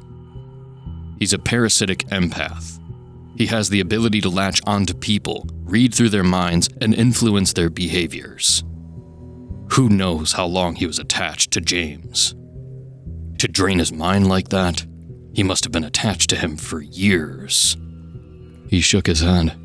"The next few days you need to be very careful. Kevin will be looking for a new host. If he had a chance to scan your mind in James's apartment..." He trailed off. I went up to my apartment, shut all the blinds, and turned off all the lights. I lay in bed and tried to get a bit of sleep, but I didn't sleep at all. The next morning at work, I went to Aisha's cubicle, but I didn't see her there. Right before our morning stand-up, our project director sent out an email saying Aisha was out sick and the stand-up was canceled. I messaged Aisha on Teams. "I hope you're not too sick. Do you have any time to talk?" She wrote back right away. "I'm still throwing up. If I feel better, though, I'll call." I tried to get some work done. With everything that happened to James, I'd fallen pretty badly behind on things. I worked right until 7, then clocked out and went back home, ate dinner, then sat in front of my TV, watching a basketball game. Near the end of the first quarter, I started to feel strange. Sort of lightheaded, but there was pressure inside my head too. I went to the bathroom, swallowed 2 Advils, and then decided to just go to bed. The next morning, Aisha was back to run the morning stand-up. But she was working from home and kept her camera off the whole meeting. After the meeting was over, I messaged her on Teams. "Do you have any time to talk?" "Sorry, but I'm swamped with work. I need to catch up on some things." I'd tell her about James later. I didn't really know how I was going to tell her James was dead anyway. The day dragged until finally I was able to go home. I boiled some instant ramen, drained it, and put it in a big glass bowl. I mixed in the flavor packet and watched as the powder dissolved into the broth. Then my vision doubled. Something inside my skull pressed out against my eyes. I blinked, and I was on the couch, the bowl of ramen half empty. I stood up, disoriented, and checked the time. 30 minutes had passed since I'd been in the kitchen. My head was throbbing, so I went to the bathroom, and I swallowed 2 Advils just like I had the other night. A voice whispered in my ears. "Come outside, Cameron." What? I spun around the room, looking for who'd just spoken to me, but nobody was there. I heard the voice again, farther away. I walked to the living room window and looked down at the park. Aisha stood in the light of one of the street lamps. Kevin sat on her shoulders, waving at me. I shut the blinds, ran to my bedroom and hid in my closet. Then I got my phone and called Roger. He didn't answer. I left a message. "Kevin's here. He's outside my building." I held my phone in my shaking hands, trying to project my thoughts into Roger's mind. "Call me. Call me." Finally, my phone lit up with a text message from him. 2 minutes out. Stay calm." I tried to write back, but then my vision widened. The carpet pulled upward into my eyes. My eyes filled with white static. When the static faded, I stood in the park, next to the empty playground. Above me, the stars shone in the night sky. "It's a beautiful night, isn't it, Cameron?" Aisha/Kevin said. "So calm, so peaceful." Aisha stepped towards me, her eyes completely white. Kevin held onto her braids with one hand while the fingers of the other hand were pressed inside her spine. I started to run, but my legs froze. "You can try to run," Aisha/Kevin said, "but you can't get away from me." I couldn't let myself end up like that. I forced myself to keep running, but like running in a nightmare, while my legs moved, I didn't move forward. I glanced back and saw Aisha/Kevin slowly walking towards me. "Get on your knees," they said. "I need to get on." I couldn't control my body anymore.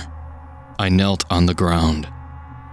Kevin pulled his fingers out of Aisha's neck and then jumped off her shoulders. She fell to the ground unconscious. "Now let's get to know each other better," Kevin said. He walked around me and grabbed onto a handful of my hair. Right as he began climbing on my shoulders, though, a horrible screeching sound cut through my ears. Kevin fell over, screaming in pain. "Make it stop! Make it stop!" Roger walked toward us, holding out some kind of auditory device. "You've been very bad, Kevin," he said. "You've hurt a lot of people." "I don't want to go back." Armed soldiers appeared around us, dressed in camo, their face covered with black masks. As Kevin lay on the ground, twitching in pain, they cuffed him and then dragged him into the back of a van parked on the street. Roger put his hand on my shoulder. "Are you okay?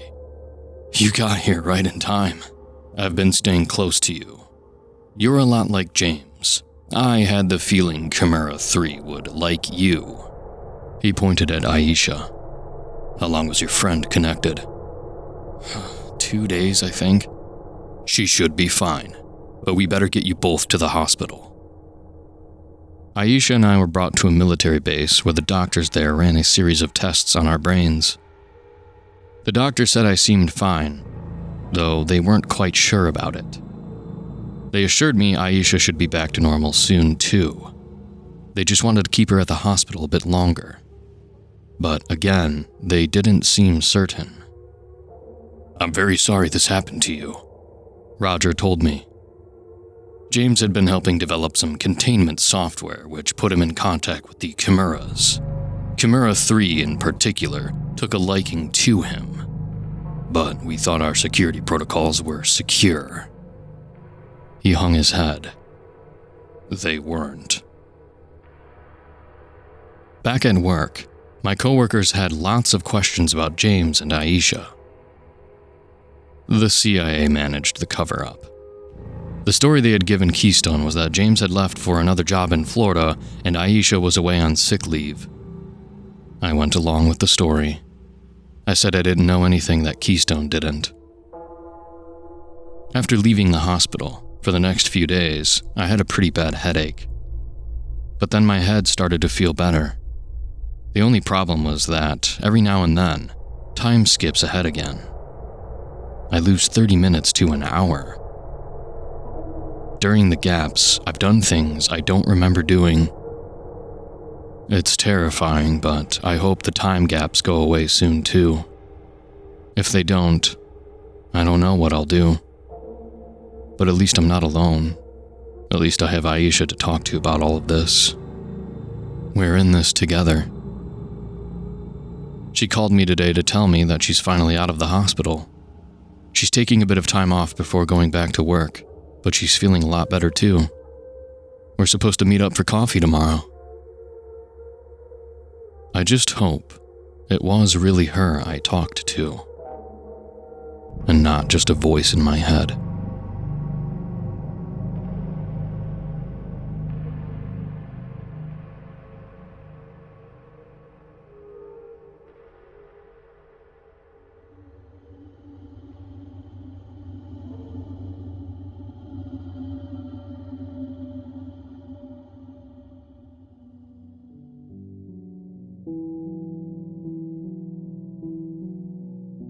Ever since I was a kid, I've been fascinated with the ocean. My mom hated it. She used to tell me all the time, if God intended for us to know about the ocean, He wouldn't have put so many obstacles between us and the bottom of it. I thought that was a bit reductionist. But when I insisted on studying biological oceanography and ocean engineering, she was as supportive as she could possibly be. College was the best time in my life. I loved my studies. My mom and I even bonded over it, as she let me tell her all about what I was learning about the ocean. Even though she didn't love the field I chose, she still pitched in for my education and encouraged me to live at home until I was done. She was my biggest supporter. 2 weeks after I graduated college, my dad died. And with his death, my mom seemed to lose all her will to live. She tried to hold on for me, but every day I could see the light slipping from her eyes a little more. She died the day after my interview for my dream job. And to this day, I'm convinced she did that on purpose. She knew her time was coming, and she waited so I wouldn't miss my interview. My friends always tell me that's a little morbid, but when I light candles for my mom's spirit, I can feel her there with me, and I know it's true. Anyway, I got the call with the job offer a few days after her funeral. Another small blessing that I knew came from her, and despite wanting to just lay down and give up on everything, I accepted the job. I was still heartbroken about losing both of my parents within a few months of each other, but the job was everything I had dreamed of and more. After a few years, I was given the opportunity to join a team that was researching previously unexplored parts of the ocean. I got assigned to the coolest place ever. The Bermuda Triangle. I know. We all grew up hearing stories about it, and most of them can be explained by science and weather patterns. But the stories that can't be explained by science, unfortunately, I can offer you an explanation for. Turns out my mom was right. Sometimes obstacles are there for a reason. The first few weeks of our research expedition were exciting. We had a place we were staying in Cape Hatteras, North Carolina, but since that's still a good 640 miles from our research site, we also had a fairly nice boat we were staying on, and the team got funds for a submarine. I won't bore you with all the scientific details of our expedition, but after about 2 months, we were granted permission to send 4 people into the Bermuda Triangle in a submarine. Our team lead decided she would select 3 people to go with her, and out of our 11-person team, we knew there would be a lot of disappointed people. She said she would give us her decision individually to avoid the awkwardness for everyone who wasn't selected. I was a bundle of nerves for the whole week it took her to decide. But on a bright, beautiful Sunday morning, Marnie found me in my bunk and told me I had been selected. To be honest, a part of me knew deep down that I was going to be picked. There was no way all of these things would have lined up so perfectly just for me to be left behind while someone else went on the submarine trip. As it turns out, we would all be better off if someone else had been selected. 3 days later, we were ready to take the submarine down to the ocean floor. The people in our group were myself, Marnie, Jacob, a guy about my age named Evan, and the 90-person crew running the submarine. We all had hopes for what we would discover, but I think everyone was just elated to be a part of something so big. The first few days in the submarine were mostly spent getting our bearings, charting, mapping, and getting used to being so deep underwater. After that, we were able to use some pretty high-tech equipment that looked a lot like the suits astronauts wear to actually leave the submarine. I still lay awake at night and think about what that was like. The ocean was dark. It reminded me of fog, actually. The way you can see up to a certain point before it all blurs into one meaningless color. Only instead of fog, we were in an inky darkness all the time. I could see a few feet in front of me at any given moment, the wonders of the ocean hidden behind a cold, wet, dark veil, all there for me and my team to uncover. After a couple days of collecting samples and specimens, Jacob and I made a huge discovery. Caught between a rock and the ocean floor was a scuba suit, in a design neither of us had ever seen before. Our suits, top-of-the-line equipment not currently available to the public, looked a lot like spacesuits. This one looked like a toddler had tried to copy what we were wearing, but lacked the ability to really do it justice. The hands looked like mittens, almost exactly the way a small child would think to draw them.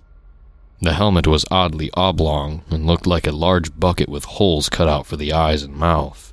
The eye and mouth holes were covered with glass, and the top of the helmet was rounded instead of flat like a bucket would be, giving it an odd misshapen appearance. The body was misshapen as well, with a barrel-like torso and uneven arms and legs.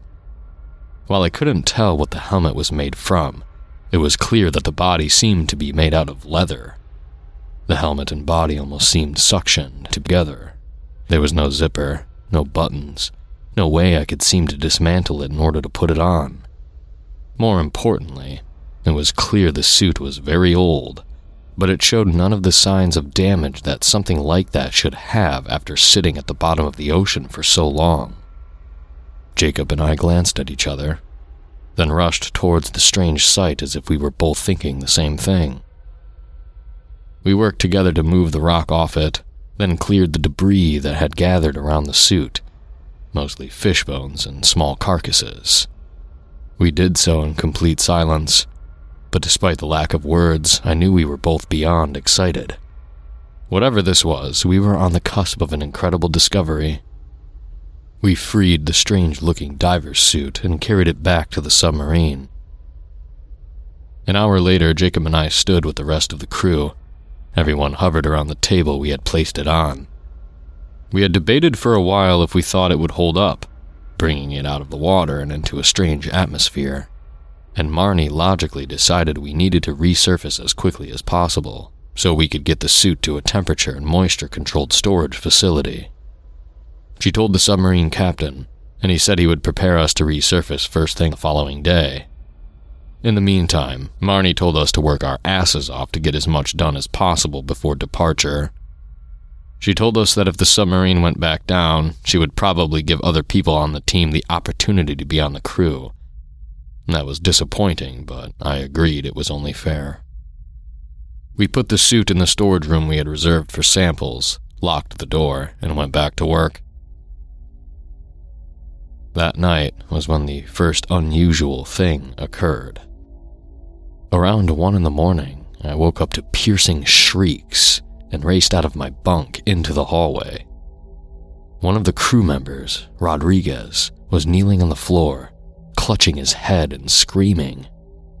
The captain knelt next to him, trying to talk over the sound of his screams, but all we could hear was Rodriguez repeating over and over, "The eyes, it's eyes."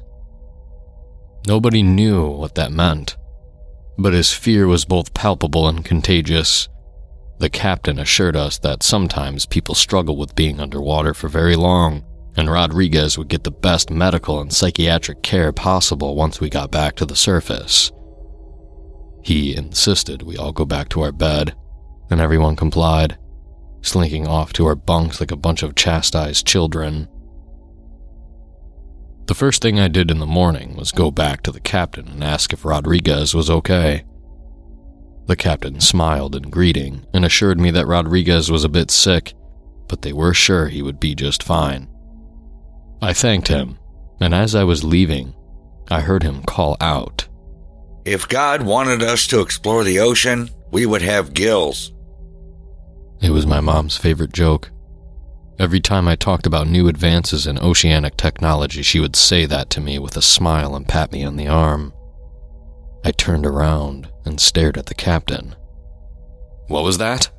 I said. He was already facing away from me and glanced back over his shoulder.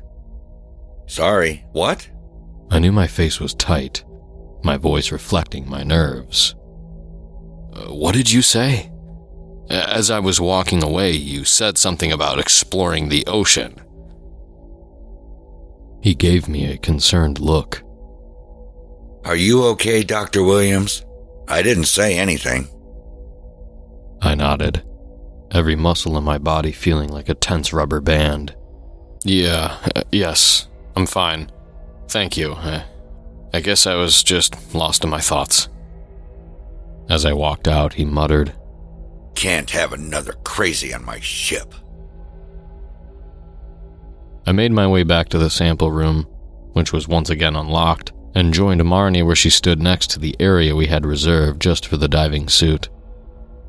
Marnie had sent Evan out after Jacob and I came back to chip some pieces off the rock that had pinned the diving suit to the ocean floor, and he had also collected some bits of detritus around the area as well, like fish bones and other carcasses. I walked over and said, Have you had a chance to crack the suit open? Marnie smirked, knowing I was messing around, and said, Right, because I want to be the ocean version of the guy who destroyed the city of Troy. No, but there's the craziest thing. I lifted an eyebrow, and Marnie went on. I don't think there's a body in here. I looked over at the diving suit and felt a strange pang of fear shoot through me. How did it get down there then? Marnie shrugged, unbothered. Maybe it dropped off a boat or something. We might never get an answer to that, but we can do some testing on it and see when it was made and what it's made from. I scooted away from the wetsuit, the room feeling claustrophobic now. Have you had a chance to run any tests? Or are you waiting until we resurface? Marnie started to answer when the door opened and a sheepish-looking crew member walked in. Doctors, I'm sorry to bother you, but I have some bad news. We aren't going to be able to resurface today after all. We're experiencing serious technical issues, he said. Marnie and I both looked at each other, mirroring the panic on each other's faces, and in her best stern voice, she said, Define serious issues. The crew member glanced over his shoulder as if he was waiting for someone to step in and take over for him. Then he replied, I'll let you have that conversation with the captain. All he told me to pass along was that we're experiencing some strange weather that's interfering with the radar, and he doesn't feel safe resurfacing until it passes. He can lower us back to the ocean floor so you can continue your research, though. Marnie sighed and passed a hand over her face, looking weary. Yes, tell him that would be good, and please update us at your earliest convenience. She stressed the word earliest with a look on her face that always made lab assistants duck their heads and promise to do whatever she asked. The crew member was no different, and he turned to flee quickly. Before he could escape, I said, Wait, what about Rodriguez? Is he going to be okay?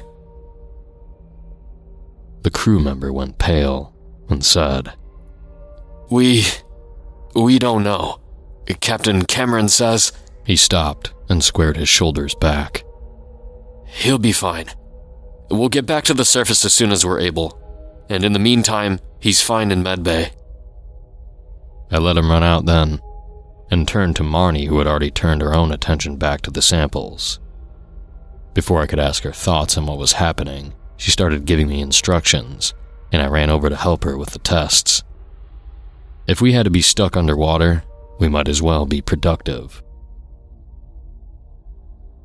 While the equipment we had on the sub was good, it wasn't the equipment we needed to safely test the material of the suit, so we focused on analyzing the other specimens we took from the site instead.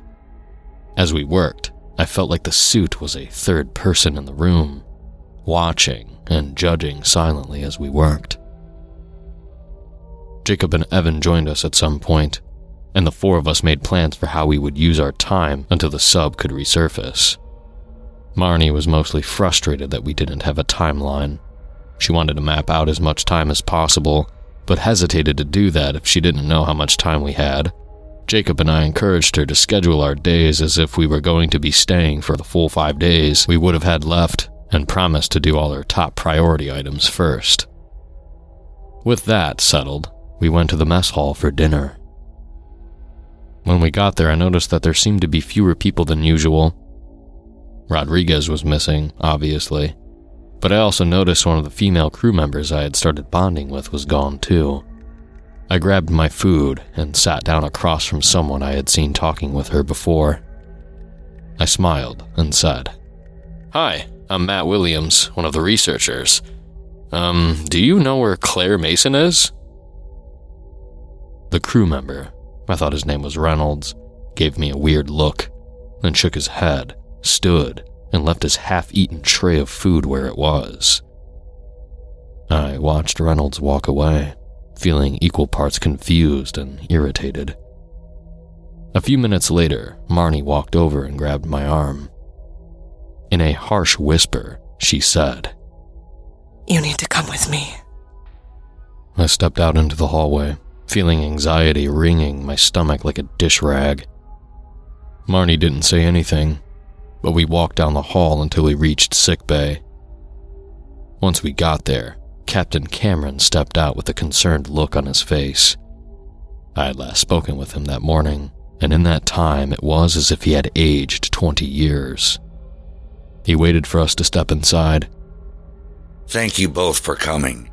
I'm sorry to be treating this so clandestine, but I have some concerns. I think you'll understand." He took a deep breath before continuing. "We seem to be having a problem with psychosis on board. You both saw what happened to Rodriguez. In the last 24 hours, we've had 2 more crew members experience the same thing. That may not sound like a lot, but when you're on a machine like this one, you need every person to be in the best health possible." He stepped aside and we saw Rodriguez, Claire, and another crew member I thought was named Anderson, all laying in their beds. They were asleep. They seemed peaceful. Cameron continued. "They're sedated. Every time they wake up, they start screaming again, and we want to keep this quiet from as many people as possible. I told the crew we believe there's a bout of mono going around, and to be cautious and stay out of sickbay. It's not a good solution, but it's what we have right now. I need you two to see if you can figure out what's going on." Marnie lifted an eyebrow and put one hand on her hip. "We're not equipped for that, Captain. Neither of us have a degree in medicine or psychology. Don't you have a doctor on board?" Captain Cameron gave her a look that I can only describe as pure desperation. "Our medic isn't equipped for this either. We don't have a psychiatrist for this expedition because it was supposed to be a short one. Please just do blood tests. Something. Work with our medic and use any of his equipment that you need to. Figure out what's going on." Captain Cameron left and I turned to Marnie and said, "This all started the night after we found the diving suit. Do you think we brought some kind of bacteria into the ship that's making people sick?" Marnie winced. "Shit, I hope not. But maybe we did. I'll go take a sample from it and see if there's anything weird. You go finish your dinner." She started to leave, then stopped. "And Matt, do not speak a word of this to anyone. We want to keep this quiet." I sulked back to the mess hall, feeling like my trip of a lifetime was slowly blossoming into a nightmare. I finished my food, then went back to sickbay to check in with Marnie. She wasn't there, and the medic was back, but he hadn't seen her either. Concerned now, I went back to the storage room. Sitting on the floor in the corner of the room was Marnie, tears flooding her eyes looking hollow and glassy. I ran to her side. Marnie, are you okay? What's going on?" She didn't speak, didn't move, just sat there like a shell of a person. I ran from the room to the sickbay and told the medic what was going on, then went to the control room to look for the captain. When I told him what happened to Marnie and what our suspicions were, his face grew hard. He said, "Lock the room you've got that thing in, and don't let anyone touch it. If one more person gets sick, I'm making you and your team get rid of it. And I'll make you bleach the entire storage room to make sure no one else gets sick. I apologized for all the trouble, agreed to his conditions, and left to update Evan and Jacob. I know Marnie told me not to, but with her out of commission, I needed as much support from the rest of our team as possible. When I got to the bunk area, Evan and Jacob were both looking tense. They motioned me inside and we huddled together on Jacob's bed. Jacob leaned in and whispered, "About 20 minutes after you and Marnie left, we heard screaming. Rogan this time. He was in the hallway near the storage room, clutching his eyes and..." Jacob hesitated as if he wasn't sure how to explain it. "He was begging for forgiveness. I don't know what about or to whom, but he kept saying, 'I didn't mean to. I'm sorry,' over and over." Evan took in a shaky breath and said, "We try to help, but the person you were sitting with before Marty grabbed you, I think his name is Reynolds, he pushed us away and told us not to say anything." My mind reeled. It seemed like something about the suit really was making people sick. Maybe Rogan had gone into the storage room for some reason. Or maybe, an even worse thought, the bacteria on the suit that was causing this had migrated from the storage room somehow. An image popped into my head of invisible bacteria crawling on the floor, lit by a black light showing it moving in waves towards new victims. I looked up at my two teammates and said, "Cameron, Marnie, and I think the diving suit we found might have something to do with all this. Like, maybe there's some kind of bacteria on it causing all this. And with Marnie in sickbay now, too, I think we may be right." We all stared at each other for a long time. "This is bad," Jacob said. Evan and I nodded in our agreement.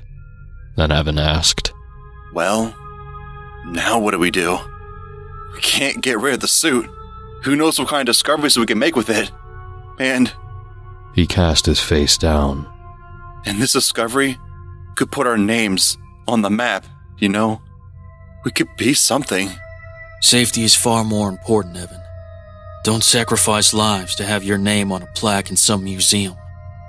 He turned back to me and said, "I think we need to put the diving suit back in the ocean, Matt. Some things weren't meant to be found." I looked back and forth between Evan and Jacob, feeling the weight of being the tiebreaker resting on me like an anchor. Finally, I made the worst mistake of my life. "I think we should try to stop whatever this is before we put the diving suit back. We came all this way, and I think it's what Marnie would want." I could tell Jacob wanted to argue with me more, but when I mentioned Marnie, he closed his mouth and lowered his eyes. We agreed to meet in the storage room in an hour to try and find a way to keep the suit quarantined so no one else would get sick. The running theory was that some kind of bacteria was causing encephalitis, swelling in the brain, that was causing hallucinations and catatonia. We didn't have the right tools on board to properly diagnose them, but it was a good place to start. The three of us split up to look for supplies that might help. Evan left to look for cleaning supplies. I went to medbay to get masks and gloves, and Jacob simply said he had an idea and ran off on his own. We all had agreed to meet up outside the men's quarters again, which were thankfully on the other side of the building from the storage room. A little after 9, I rejoined Jacob in the hallway. When he saw me, he sighed and said, "I knew it. I have a bad feeling." I lifted an eyebrow.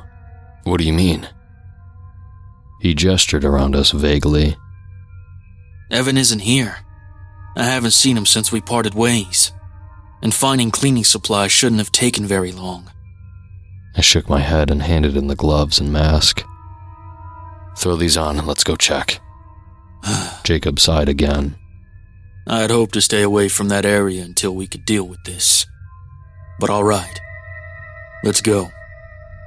We walked to the storage room together. and when we got there, Jacob pulled me gently away from the door so he could enter first. When we walked in, neither of us were surprised to see Evan laying on the floor, hands over his head, sobbing. Jacob and I walked over and dragged Evan to his feet and carried him to sickbay. When we got there, we found a horrible sight. Somehow, in the last hour, 10 more crew members had gotten sick. We had started with a smaller crew, around 90 crew members, 30 people per shift, 3 shifts if I remember correctly. Since we were a smaller sub, we didn't need as many people. We were now down 15 people, including Marnie and Evan. We were quickly turning into a skeleton crew, and while I didn't know very much about submarines, I had a feeling that was really bad. After we dropped Evan off, Jacob and I went to find Captain Cameron. We opened the sickbay door, and before I could process what I was seeing, Jacob had pushed me to the floor and slammed the door shut. Walking down the hallway was the diving suit. It slumped and lurched as though only one part of it at a time was able to hold itself up. We watched through the port window in the door as a crew member came around the corner and ran into the diving suit. The man smirked, as though he thought someone was playing a prank on him, and looked into the eyes of the mask. His face fell, his eyes widened, and he began sobbing. I tried. I'm sorry. I didn't mean to let her drown.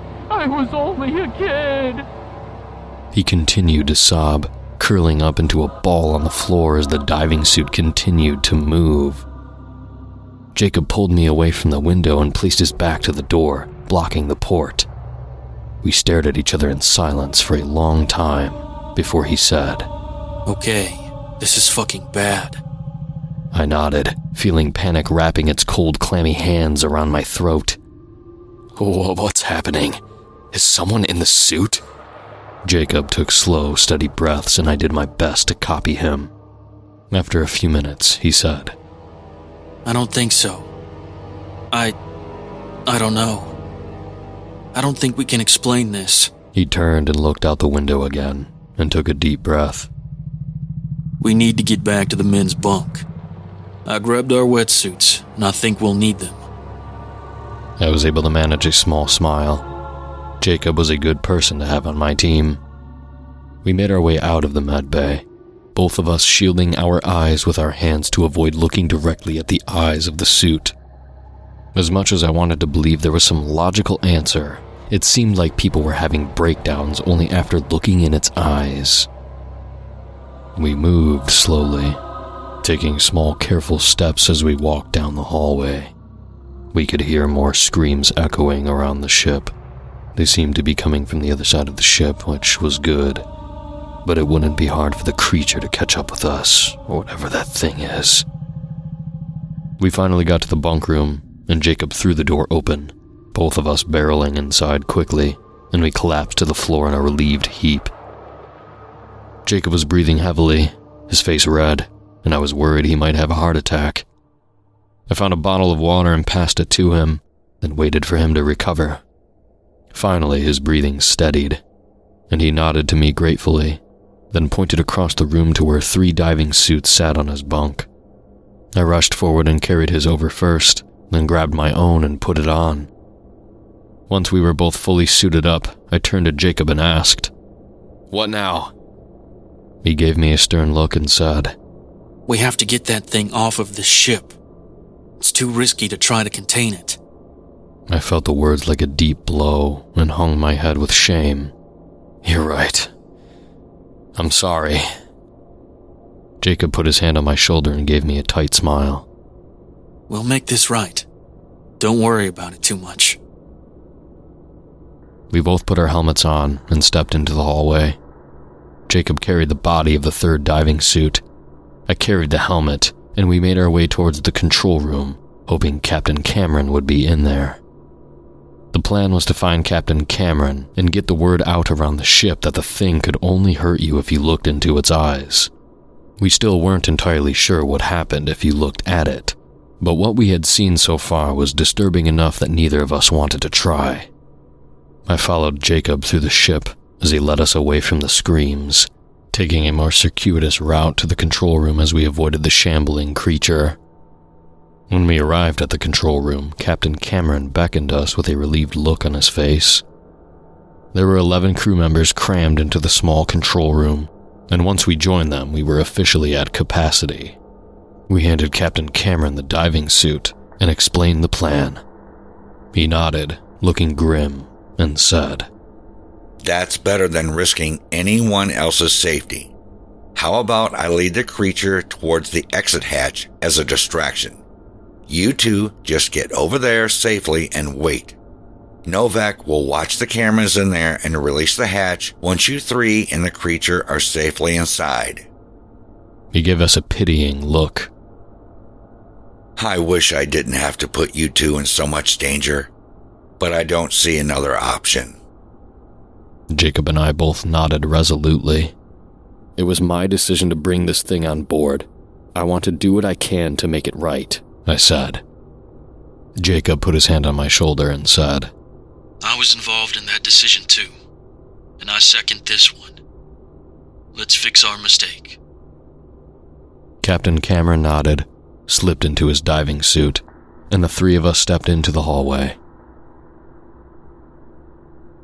Jacob pointed to the right and then at Captain Cameron and nodded, then pointed to the left and gestured for me to follow him.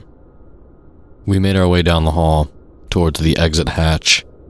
It was a sealed, pressure-controlled room that we could use to come and go for specimen collections. It was also exactly big enough to hold me, Jacob, and the creature. The few crew members we passed, we warned about what was happening, and told them to hide somewhere safe and keep their heads down. I was starting to get nervous about the number of people we had sedated in medbay now. I don't know exactly how many people it takes to run a submarine, but with people dropping like flies, we had to be down to the wire. It wasn't long before we could hear scraping and shuffling coming down the hallway towards us. Captain Cameron rounded the corner, walking backwards with his head down. I glanced at Jacob and realized that if the thing pursued Cameron instead of us, we would never be able to get rid of it. I stepped away from the doorway and put myself between the creature and Captain Cameron. It didn't break stride, but when Cameron shuffled off to the side, it didn't change course to pursue him. I took over, walking backwards, until I made my way into the isolation room. It shambled after me, but didn't stop when I put my back against the wall. It kept moving towards me until it had me pinned against the exit hatch. I kept my eyes down, but called out in a shrill voice laced with panic, "Jacob, it's got me pinned." Just as I finished speaking, I felt a hard slam and glanced up just enough to see the creature reeling back before slamming its head into my helmet again. I watched in terror as a small spiderweb appeared in the glass. The creature put its hands on either side of the helmet to hold me in place, just as Jacob was able to open the hatch behind us. Water rushed in, and the creature was sucked out into the inky blackness. I had been able to get a good look at its hands before it was sucked out, and my stomach sank with dread. I was almost certain the suit was stitched from human skin. Even with that fresh panic, I was thrilled. Gravity and physics took care of the problem for us. Then a leathery hand reached back inside, wrapped itself around my ankle, and yanked me into the cold, dark ocean. Despite our depth, I could tell a storm was raging above us. The water would briefly light up with a lightning flash, revealing the tide battering everything in its path on the surface. I could only see the creature when the lightning would flash, but I could tell it was trying to get back to the submarine, with me in tow. I fought and kicked, trying to get away, but the grip it had on me was inhuman, making all my struggles to get away seem meaningless. I was about ready to give up hope when I saw something come down on the creature's hand. Jacob had found a large rock and brought it down on the wrist part of the suit. It weakened the thing's grip just enough for me to get away, and I crawled backwards. In the momentary flashes of light, I could see Jacob fighting to get away, and I began searching for a rock too. I could see the spiderweb in my helmet growing, and I knew it wouldn't be very long before the pressure would break through and drown me. I found a medium-sized rock and fought against the water pressure to lift it. At some point, Jacob got free from the creature and helped me lift the rock, and together we carried it to where the creature was pinned by the rocks Jacob had been able to grab, struggling to free itself. We dropped the rock on its sternum as the lightning flashed, illuminating the thing's eyes. Just as I looked at them.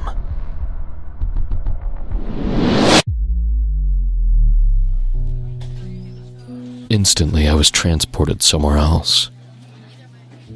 It was a sunny day in November, unusually warm and bright, and I walked down a hospital hallway.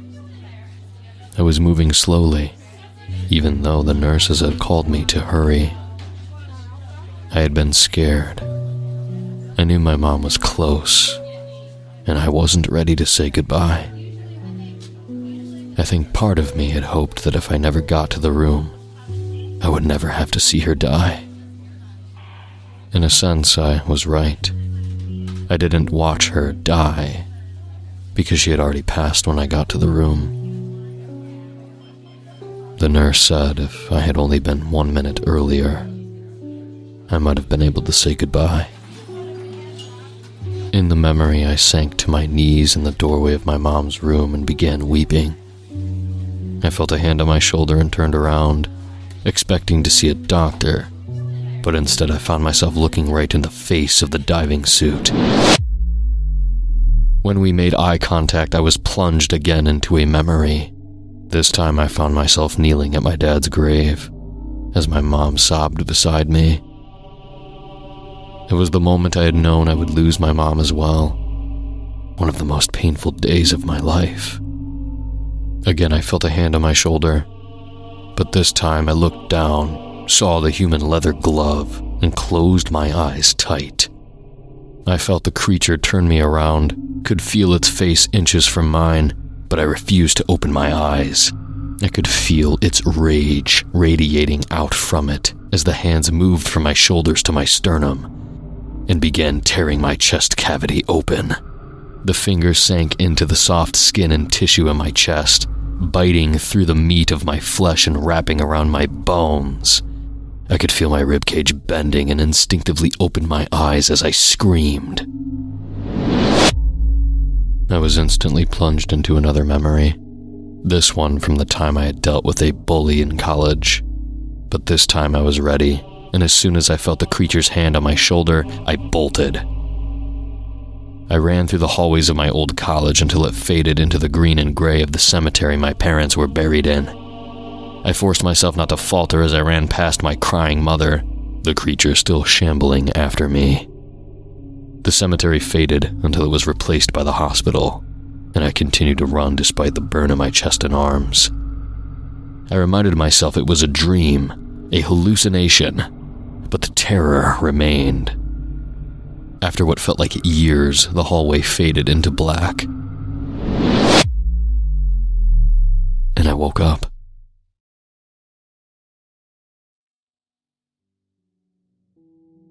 When I woke, I was in a regular hospital bed. Marnie was in the bed next to me, the curtain between us pulled back. Her face looked drawn and tired, older than I remembered. I took a moment to get my bearings, then pressed the call button for a nurse. A nurse wearing light purple scrubs walked in and lifted her eyebrows in surprise when she saw me. "Oh my God, you're awake! This is incredible! Let me call your doctor!" She rushed over and did something on the computer next to me, took my vitals, then ran from the room. She entered a few minutes later with a doctor in tow. They fussed over me for a while and gave me a little information. But I got the real story from Captain Cameron when he arrived. Captain Cameron, or Nate, as he told me to call him, told me what had happened. He said that Jacob and I had just managed to pin the creature when I had fallen to my knees and begun sobbing. Jacob carried me back to the submarine and put me in the isolation chamber. When they opened it, I was there and catatonic. but Jacob was nowhere to be seen. They weren't exactly sure what happened to him. They think he got grabbed by the creature, or maybe it was starting to get free and he ran back to stop it. Either way, Jacob had sacrificed his life to save mine. They hadn't been able to recover him. As soon as the creature was securely trapped, the storm had calmed, and what was left of the crew had taken the submarine back to the surface. It was a hard journey. Apparently, the storm had been a rough one, and on a skeleton crew, it was extra hard. Apparently, by the time we had gotten the creature off the ship, a total of 41 crewmates had been affected by it. Those of us who had been affected by the creature were taken to the hospital, and according to Nate, only a few of us woke up. I was among the first group to wake up. And even now, almost 6 years later, 8 of those people are still catatonic. I take responsibility for every single one of them. Marnie woke up eventually, and even though she said she didn't blame me for what happened, I was still removed from her team. That's okay. I'm not as interested in the ocean as I used to be. It turns out, the ocean hides some secrets for a reason.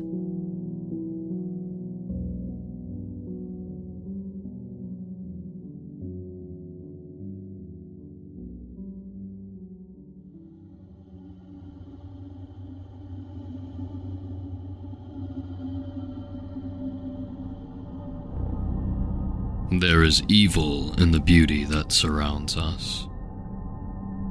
Pretty heavy-handed for an opening line, I know. But perhaps if you listen on, you'll indulge me these dramatics, for I don't use them lightly.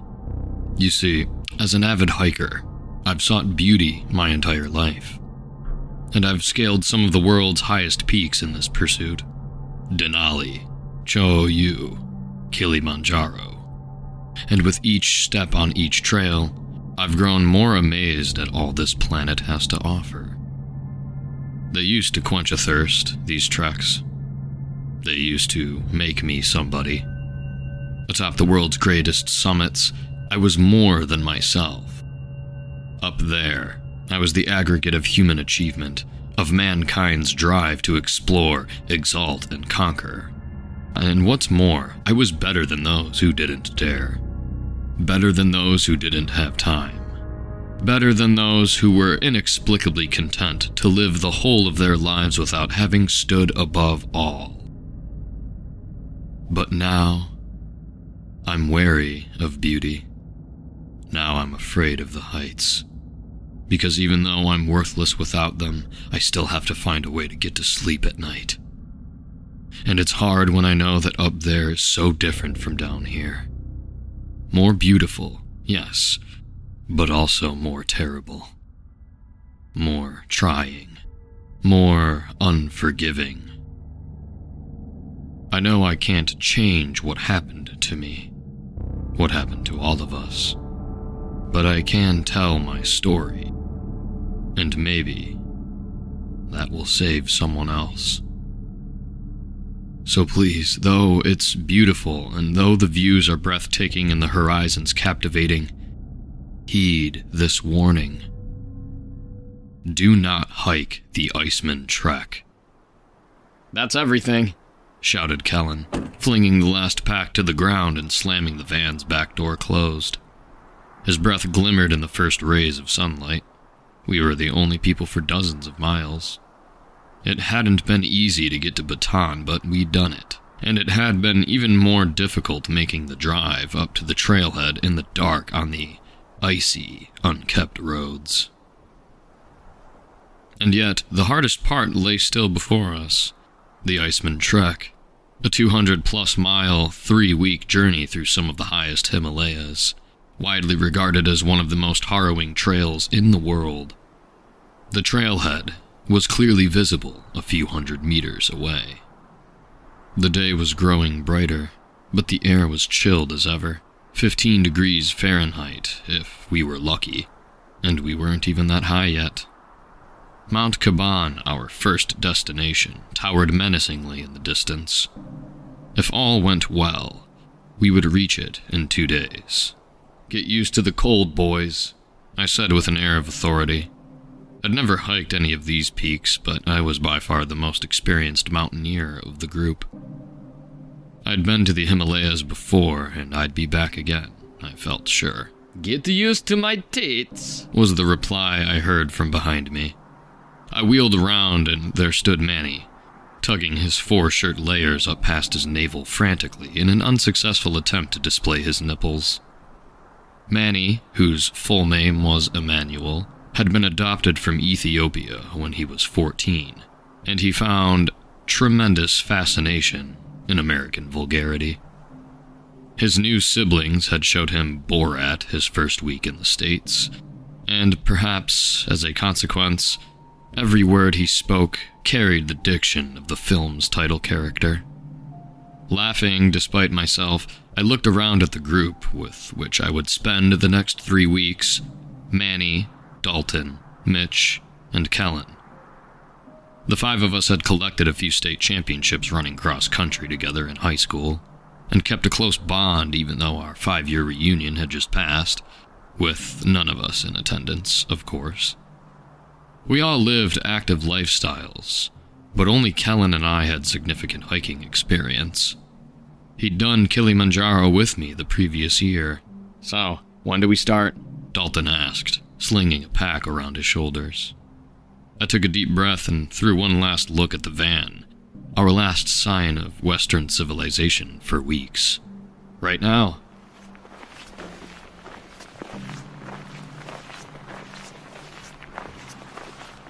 We'd been walking for an hour when we met him. There hadn't been much incline yet, and the snow was hit and miss. The trail had so far been kind and spirits were high, so we weren't very observant about our surroundings. We finally noticed the footprints about a mile before we reached him. Mitch saw them first. "Dude, was someone here?" he asked incredulously, pointing at a scent of faint tracks on the ground. Looks like it," I replied, trying to act disinterested, but in truth, I was fascinated. It was the 2nd week of November. I thought we were the only ones crazy enough to be out here in such bitter season. But these footprints proved me wrong. What's more, we saw only one set. Whoever was in front of us was out there alone. We pressed on, and before too long came across the unknown hiker. He was bundled from head to toe. Barely an inch of his skin, the part around his eyes, was visible. His gear was mostly black, but a red logo stuck out on his coat. He was walking slowly and with seemingly no effort. Though his pack must have weighed over 50 pounds, he carried the gait of a nearly weightless man. In retrospect, I wondered if he was walking slowly on purpose, so that we could catch up. "Hey man, where's your group?" Kellen asked as we moved to overtake the hiker. He stopped, turned toward Kellen, and shook his head. "No group? Are you crazy?" No response. While Manny tried to make small talk with the man, something about the shape of Tibetan women, I think, Kellen and I held a whispered conversation. "What do we know about this guy?" he asked. "I'd prefer him where we can keep an eye on him." "What do you mean?" "We don't know anything about this guy, but he's crazy to be out here by himself. I don't want him sneaking up on us at night, cutting our throats." "Well, I was thinking more along the lines of he might die without us." Kellen, always the optimist. "That too," I conceded, struggling to imagine how one man could survive out here alone for 3 weeks. "But maybe he doesn't want company. Maybe this is some monk shit, like he wants to be at peace with nature or something. Only one way to find out." Kellen muttered, then shouted to the hiker.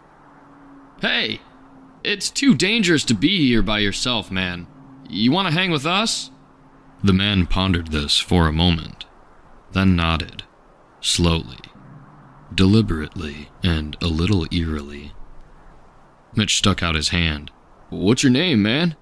The hiker returned Mitch's handshake, but did not respond. He didn't say a word.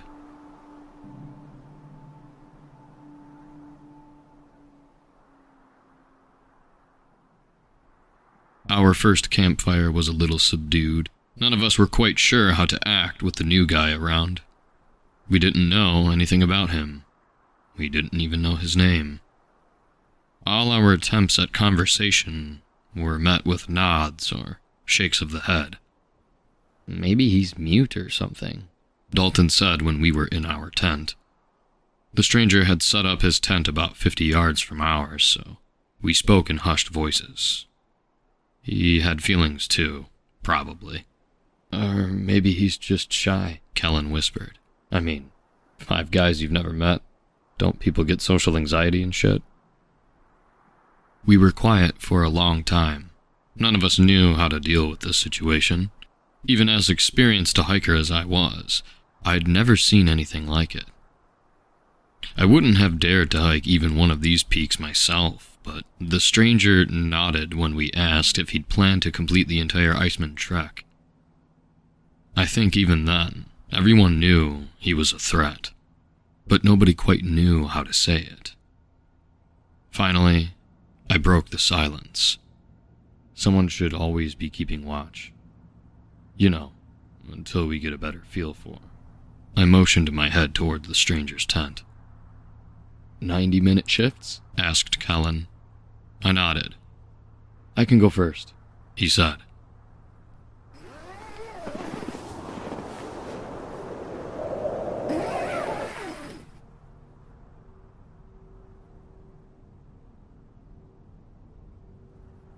I kept my first watch that night from 2 to 3:30 in the morning. I sat, huddled in my sleeping bag, thinking about the mountains and listening to the wind. But once, I thought I heard a scream. A man's scream, carried from a distance over the sounds of nature. It rang out for a few seconds and then came to an abrupt halt. I hoped it was just a trick of the wind.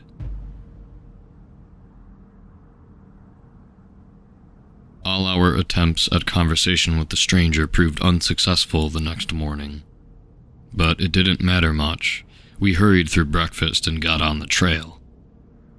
Today would be our most productive day. The hiking was strenuous, a bit tougher than I had expected, but the towering peak of Mount Caban never left our line of sight, and that made it easier. It always helped to be able to keep your eyes on the prize.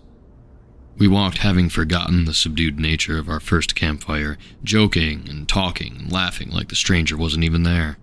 We did not engage him in conversation. We figured that he'd join in when he was ready. His only contribution that day was a big one. As the sun was just starting to set, we came across a stream. It was mostly frozen, but some water was still running. It stretched as long as we could see, and though it was only about 20 feet wide, it seemed impassable. As we sat deliberating our next move, the stranger pointed to a tall, thin tree on our side of the river. Instantly, I knew what he was thinking. I took off my pack and began to search for the axe. Though difficult in the cold, we had the tree chopped down within an hour. As it fell, all 6 of us, the stranger included, gathered to push its trajectory across the stream. We were able to scramble across it, hike another mile, and set up our camp for the night. "Nice thinking on the tree," I said to the stranger as we sat around the campfire. He only nodded. That night all went well, but both Kellen and Dalton were jerked awake with dreams of falling. That was a common occurrence on hiking trips, spending so much time on slick ground, just inches away from steep cliffs. Your subconscious sometimes feels the need to protest. We made it to the top of Mount Caban by noon, and sometime during that first hike of the day, I realized something. The stranger never seemed to get tired. The rest of us, even me, were pretty wiped out by the time we reached the top. But this guy never needed a break. He never clutched his sides, complained of a cramp, or stopped to rest. One might have thought he was out for a Sunday stroll through the neighborhood instead of a grueling, death-defying hike through the tallest peaks on Earth. I felt admiration, and more than a little envy. As we sat atop Caban and soaked in the breathtaking vista before us, Kellen regaled us with an account of his dream, the one in which he fell. Dalton said that he'd had a similar dream. Then the stranger raised his hand. "You had it too?" Mitch asked him. The stranger nodded, then looked at the ground. He seemed sad.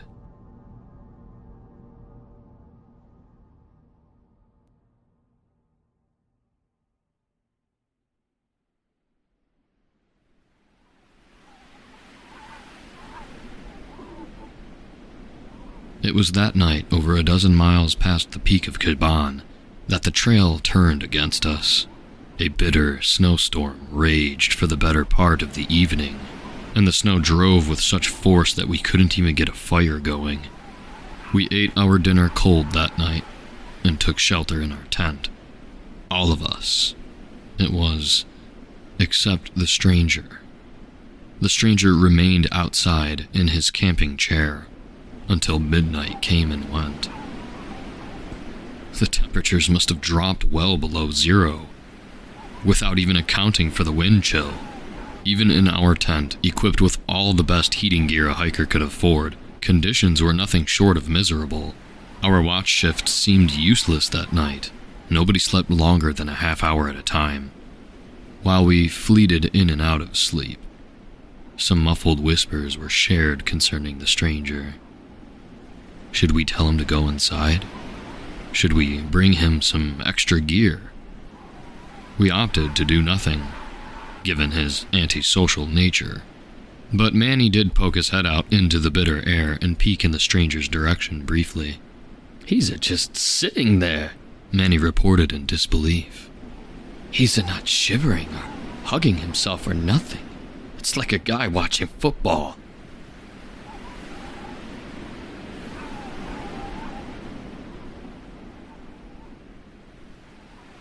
Things were even worse 4 days later. By this point, we had scaled another peak and were nearly atop a third, Mount Preda. The altitude sickness had nearly overcome us all. We felt like the walking dead. Barely able to press forward, muscles cramped from the cold, we were dismayed to find the trail to Preda's peak overrun by an avalanche. But again, the stranger took matters into his own hands. This time pointing up a steep, rocky slope that looked unfit for human travail. "Yeah, I'm gonna take a hard pass," said Kellen, gazing up the treacherous terrain. The stranger walked directly over to Kellen and stared him in the eye. They were roughly the same height, and the stranger had a thicker build. Kellen was clearly intimidated by this display of aggression, and took a step backwards. The stranger jabbed his finger again, skyward, pointing once more up at the slope. Then he walked to its base, grabbed hold of a patch of earth, and hoisted himself up with little effort. We didn't have much choice. We could either turn back the way we came, defeated, or we could follow this man, who refused to even speak to us, into uncharted territory. Encouraged by the prospect of Preda's legendary view, we followed his every move, single file. Where his hands went, ours went. His footholds were ours.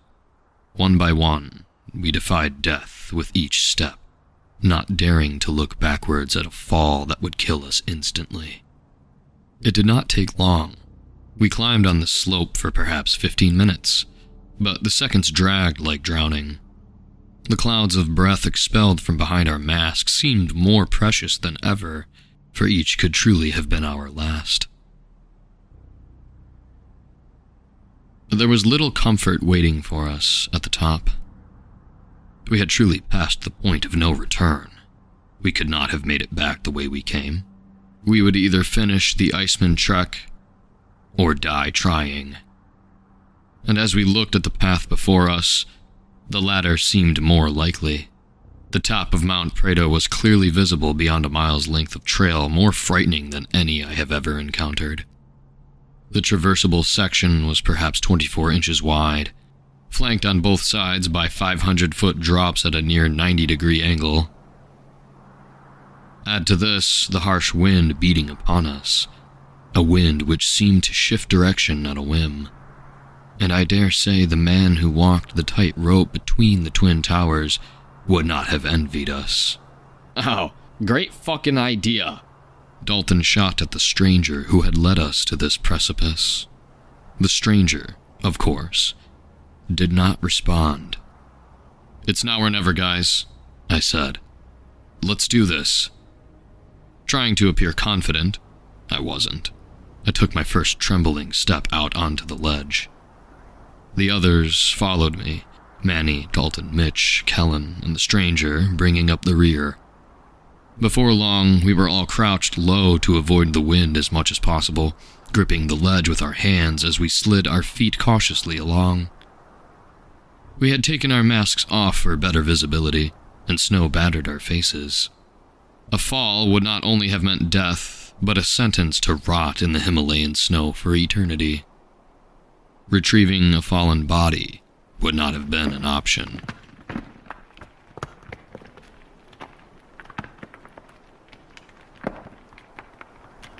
As these thoughts plagued my mind, almost as if on cue, a scream rang out from behind me. I wheeled my head around, almost losing my own balance to see Kellen hanging from the ledge by one arm. Noises of terror choked from his throat, and I could just see tears begin to stream from his bulging eyes. As Kellen struggled to hang on, the rest of us looked to the stranger, the only one walking behind Kellen, for help. But he offered none. The stranger just stood, not crouched to avoid the wind, not bracing from the cold, staring at Kellen. He offered no hand, leg, or anything else on which to grab.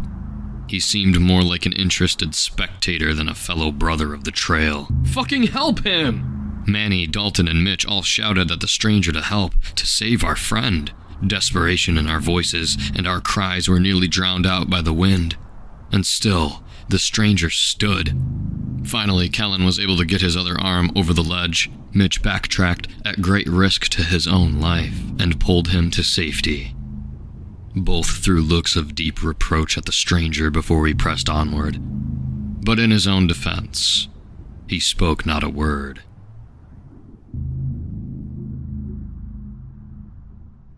That night, the 5 of us huddled in our tent, mostly quiet.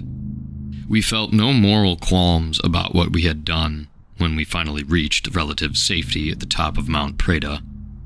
Exiling a man atop an icy mountain was a harsh punishment to deliver, but we felt it matched the crime. To lead us in such danger and then offer no help to Kellen as he struggled for life, well, the stranger was no longer welcome with us, and we delivered the news in no uncertain terms. Manny, the watchman, awoke the rest of us in the recesses of the night. "He's here," Manny whispered. "He's here." We all sat alert, silent, listening to the unmistakable sounds of somebody shuffling around outside. Finally armed with a hatchet, Manny unzipped the tent to investigate. He looked around for what seemed like an eternity. "Well?" Finally, the reply came. "Nothing. I don't see no one."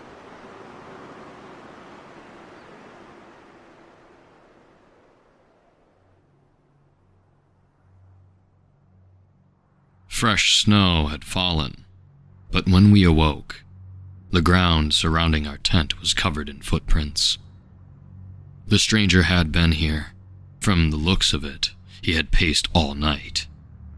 We packed in a hurry and made our way down to the slopes of Mount Prada, keeping a constant watch for the stranger. 4 hours down, He finally showed himself. Guys! Mitch alerted us as we scrambled down the mountain. We all wheeled around, and he was there, in his black coat with the red logo, walking casually towards us. Dalton's face contorted in rage. He made toward the stranger, and the rest of us followed. I had no idea what Dalton was going to do, and I didn't care. When we reached the stranger, his face remained masked and his throat silent. He offered no defense, no apology. He just let it happen, like he knew it was going to.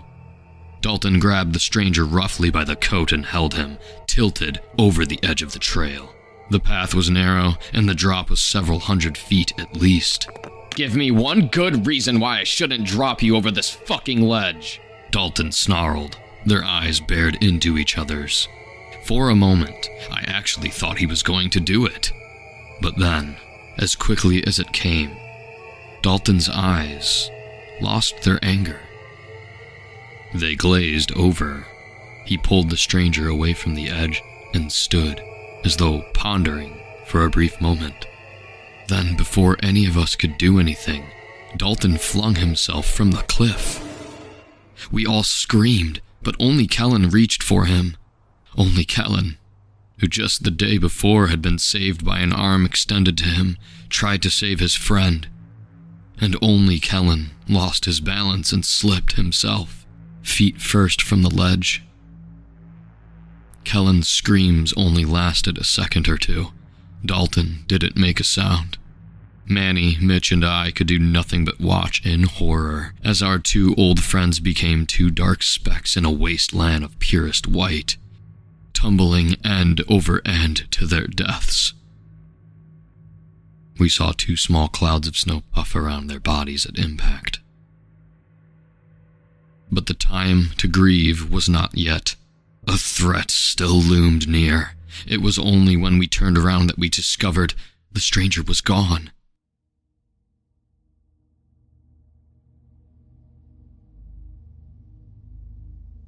There was no chance that Dalton and Kellen had survived that fall, and no hope of retrieving their bodies. Even if we could get them, it would have been more than impractical to carry them through the rest of the trek. We were forced to press on, while the corpses of our dead friends were condemned to lie forever at the base of Mount Preta.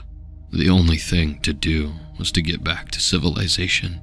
It took us another week, hands down the most miserable of my life. Manny, Mitch, and I barely spoke, mostly camping and hiking and keeping watch for the stranger in solemn silence. The trail was a little more forgiving in this last week. It would have been peaceful, perhaps even spiritual, if only under different circumstances. With 2 days left on our journey, as we walked through a truly stunning frozen vista, Manny broke the silence to point out something lying in the distant snow. A black lump, partially covered in snow. The path to it wasn't overly treacherous, so we wandered a couple 100 meters off the path to investigate. I wish we hadn't. The lump lay motionless at the base of a daunting cliff. I reached it first. It was the body of a hiker, one who had undertaken the challenge of the Iceman Trek and failed. Only his head and arm were visible. I removed the mask and shuddered at the gruesome face beneath. This man had been dead for weeks, maybe months. We were about to turn away from the morbid scene when Manny paused. Wait. Brush off his chest, man. I was confused at first, but all at once, I realized what Manny was looking for. And the second the thought crossed my mind, I knew I would find it. In despair, I brushed the snow from the dead man's chest to reveal the whole of his coat. A black coat, emblazoned with a red logo. I only have 8 toes now. My boots could only hold up for so long, and the frostbite set in by the end. I consider myself lucky. Most people who hike the Iceman Trek make it out in far worse shape, if they make it out at all.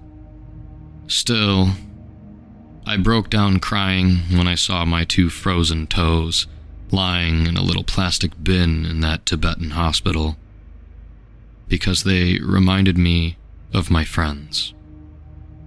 I haven't been back to the mountains. I haven't sought the beauty since.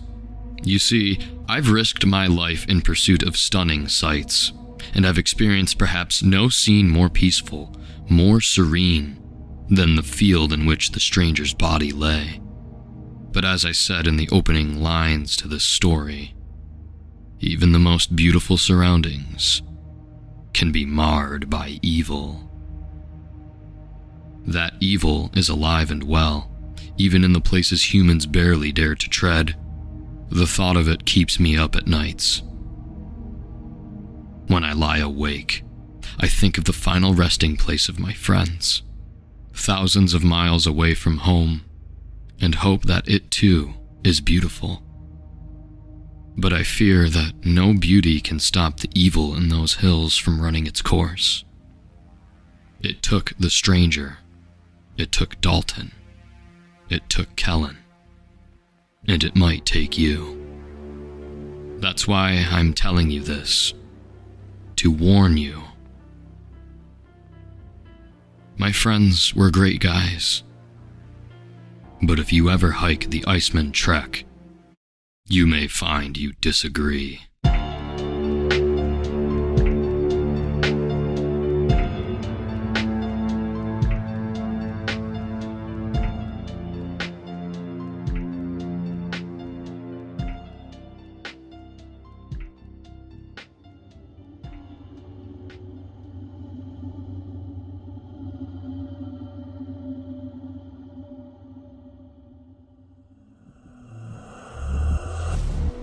Well, you polished that one off right quick. Cheryl said, taking away the empty dish from my booth. You need a refill on that drink, hon? Nah, I'm good, Cheryl. Let's just get this over with. Sure thing. I'll be back out in just a minute, she said before heading to the swinging doors that led to the kitchen. I motherfucking hate Applebee's. Between the vintage Americana plastered to every wall and the dim lighting, the place is just damn depressing. I mean, pick a lane and stick to it. If you want to pretend to be a fancy pub, take some of the shit off the walls and maybe get some tables that aren't made from the yellow laminate wood they let kids scribble on in preschool. Oh, and maybe serve me some food that isn't slop from a fucking microwave. I don't mind shitty junk food. In fact, I just might like it too much. But don't take a Pinto and parade it out in front of me calling it a Porsche. I may be dumb, but I'm not stupid, you know? I slammed my fist into said laminate table, earning me a glance from Dick and Balls over at the bar. They were here every damn day, but had never spoken a word to me. Hell, I don't even think I had ever heard them speak to each other. Quick as they had turned my way, they lost interest and went back to nursing their hose water dollaritas, once again fading into background props for the drab locale. Yep, I hated Applebee's, yet here I was. It was better than the alternative. I heard the double doors swing open and saw Cheryl coming down the lane with a large bowl in her hand. As she approached, a faint buzzing began to grow in volume with every step. When she got to my table, she set the bowl in front of me, pulled away the large cloth that had been covering it. The final dish was always served with a showman's flourish. For what reason, I still do not know. Oh my, don't that look good? Cheryl said, looking with genuine adoration at the writhing bowl of black hornets that she had just sat before me. They were packed in tight, dozens upon dozens of the foul creatures. They frantically crawled over one another, buzzing angrily as they skittered, but they didn't leave the confines of the bowl. I sat immobile, staring at the dish. My finger tapped nervously on the table. You know, you could have some if you want, I said to Cheryl, who still loomed beside the table. She always stood and watched me eat. Oh, that's mighty kind, but I could never. That's your dish. You're the customer here. It's just my job to take care of you. Figures. Cheryl loved all the food but never wanted to eat it. Go on now. She said excitedly. It's gonna get cold. I'm working on it. Just give me a goddamn minute to appreciate my food, okay, Cheryl? I whimpered at the lady, my voice cracking like only half a nut had dropped. Embarrassing, but who would blame me? She put her hands in one of those gestures of faux surrender. The kind you gave when you weren't sorry for what you said, but sorry someone misinterpreted it. My apologies. I just want you to enjoy it. That's all. Yeah. Enjoy it. Okay, Cheryl. Time was a-wastin', and if there was one thing I was certain of, it was that sitting there staring at the bowl wouldn't make it go away. So I took a deep breath and reached inside. My hand pulsed with the vibrations of the wings as I raised the ball of fearsome insects and plopped them into my mouth.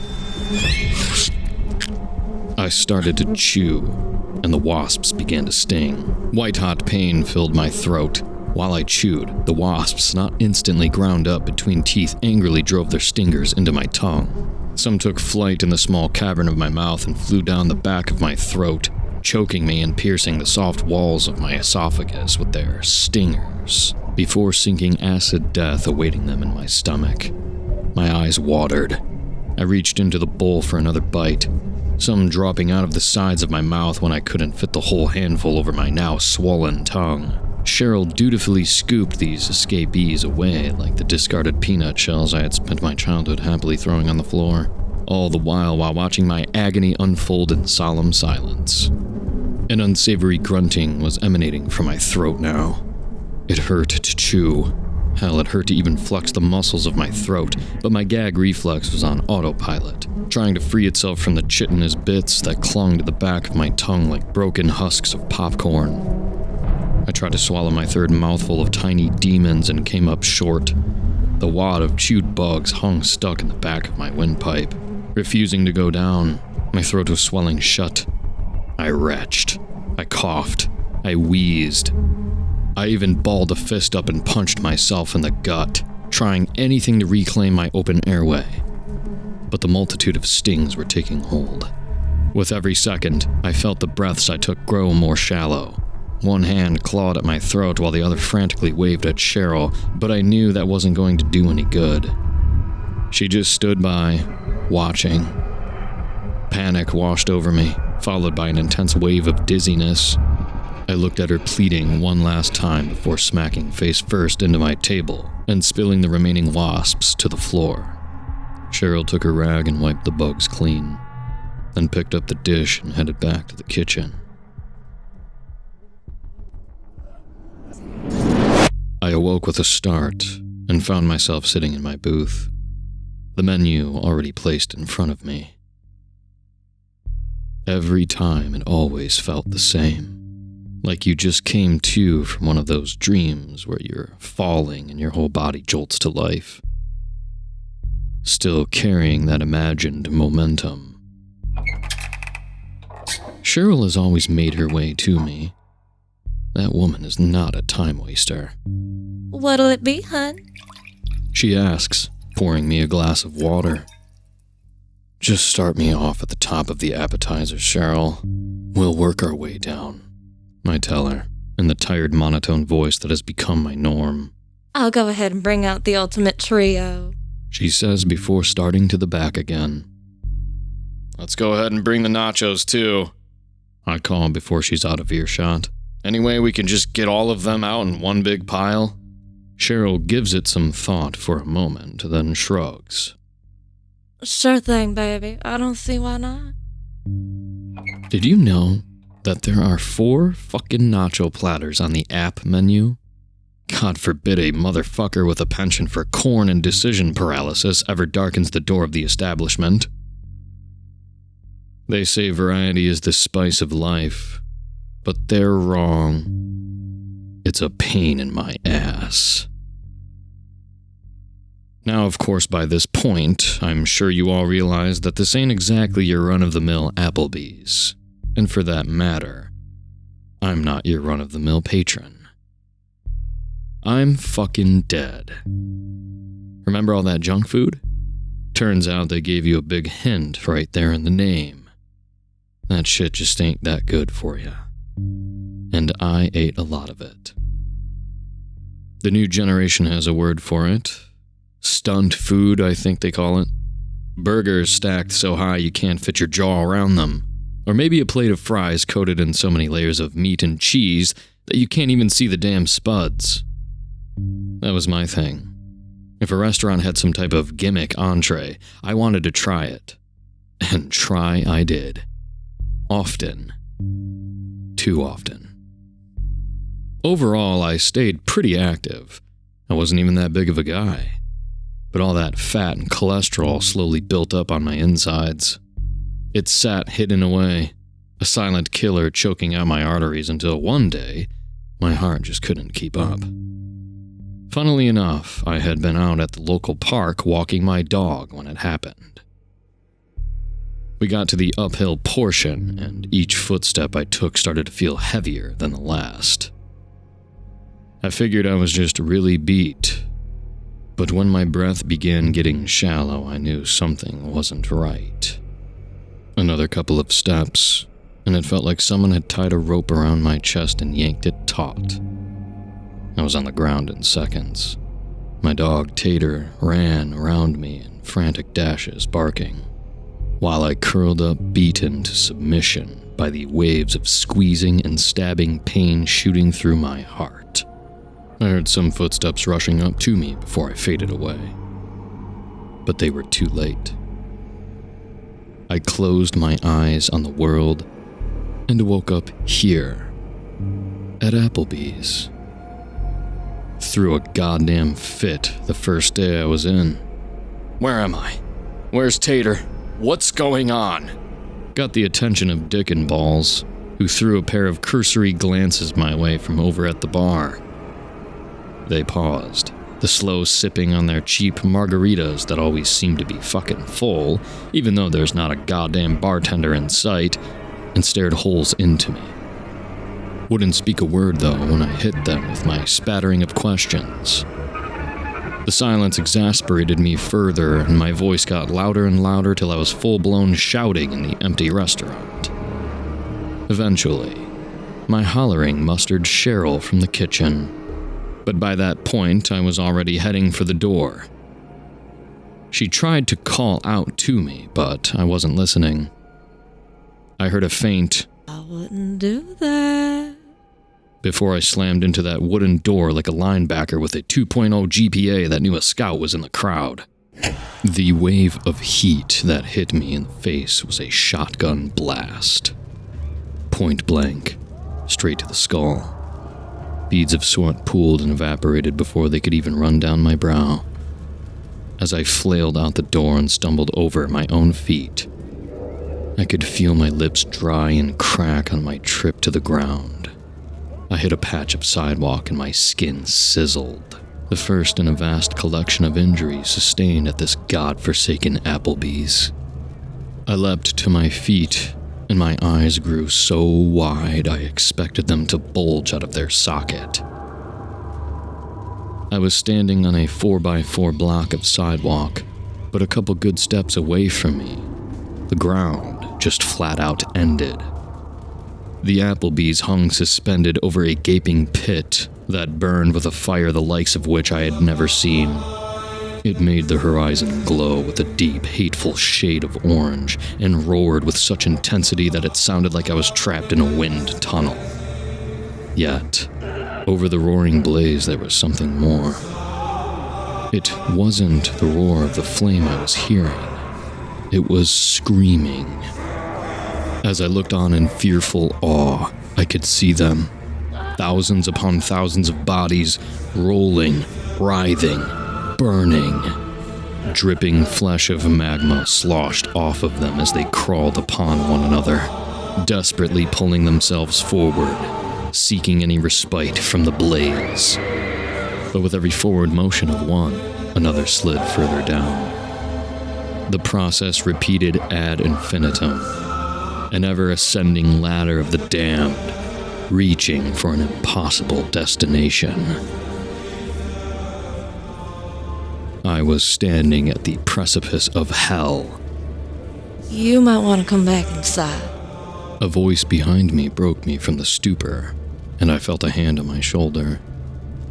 If you fall, that's it. Done is done. Cheryl said, looking out over the pit with a sad gaze. I didn't need more convincing. I rejoined the waitress and took my spot at the booth that would indefinitely serve as my home. I was a bit more amiable to listen after witnessing the pit, and Cheryl gave me a vague yet simple explanation of my predicament. I was as dead as a doornail. A simple fact that was easy to accept after stepping out that doorway, only to find myself at the brink of oblivion. Yep, I was dead all right. But that status of my eternal soul, that's where things got confusing. Believe it or not, I was a pretty good fella before I kicked off to the afterlife. Sure, I've got a bit of an attitude now, but you spend your endless days in a lonely Applebee's overhanging eternal hellfire and tell me just how sunny your disposition is. I met just about all the requirements to match my way to the pearly gates. I was a good husband, volunteered at an animal rehab facility, and still called my mom every weekend. Even went to church on a fairly regular basis and put my 10% in the plate every time. I would have been an easy case if it wasn't for that damn stunt food. Gluttony is a deadly sin, folks. And when you have to sign a waiver to eat a burger because it's so damn bad for you, well, that's gluttony. I had lived a good enough life to keep me from the hellfire, but I couldn't just waltz into the pearly gates. My consumption of all that was greasy bullshit was close to willful suicide. I had chosen to abuse my body, and I had to repent for my lifestyle. So here I sat, not in a confessional booth, but one that meant to feed a family of 4. Cheryl came out of the kitchen with one of those big platters in hand. She had opted to save time and just had them make my nacho arrangement on the serving tray instead of separate plates. Here you go, hon. Careful now. That cheese is hot, she said, placing the mountain of corn chips in front of me. Anything else I can get you? No, I'll be good for a while. Thanks, Cheryl, I replied, picking up a chip and starting in on the portion with the spinach dip. It only took a few bites before it hit me. By this point, I knew it was coming. Happened every time, sure as clockwork. But that didn't make it any more pleasant. The all-too-familiar wave of nausea that came from stuffing oneself a little too close to capacity rolled over me. I belched and felt the acid in my throat. A little bit of spinach dip sputtered out onto my chin. Oh, let me grab some extra napkins, Cheryl said. She returned a moment later with a small pile of paper towels and passed them to me, then returned to her spot, dutifully watching me suffer. It was always like this. Once I started eating, I immediately felt like I couldn't eat another bite. Like there was no more room in my gut for more food. Yet I always did, and there always was. Acid reflux, nausea, fucking protein farts. For the rest of the meal, I would be assailed by all of it, sitting right on the verge of vomiting. On the rare occasion I did, usually on purpose just to buy myself a brief respite from the meal while Cheryl cleaned the table. I don't know the inner workings of divine justice, but from what I could tell, the gist of it was this. I had willfully put my body through the ringer with so much shitty food that now I had to experience the worst of what it would do to my body day in and day out. According to Cheryl, The goal was to make it through the menu. If I could finish my meal, I could leave. The problem with that was the damn final item. This accursed Applebee's had a special item on the menu, one that I could only order after I finished everything else. It was always a secret, and it was always horrible. The very first time Cheryl ever brought out my final meal, I thought repentance was going to be a piece of cake. 3 blobby fish stared up at me from the plates as Cheryl presented it to me with a big smile. Oh, they're so fresh. It's like we just plucked them up out of the ocean. She grinned, looking hungrily at the trio. I wasn't the biggest fan of seafood, especially whole and raw, but I was sure I could manage.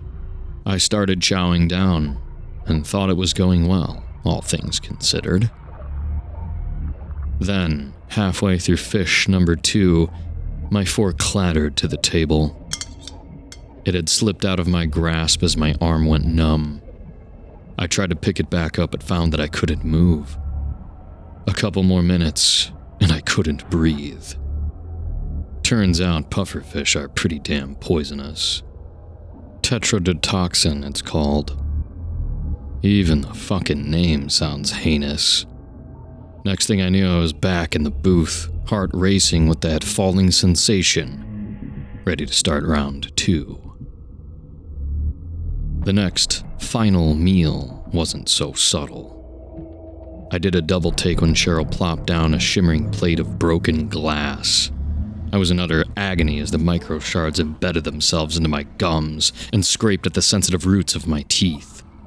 By the time I had swallowed half of it, my throat was tearing open at the seams. Died a couple minutes later from blood loss. Getting into heaven wasn't going to be an easy task. I fought my hardest. I really did.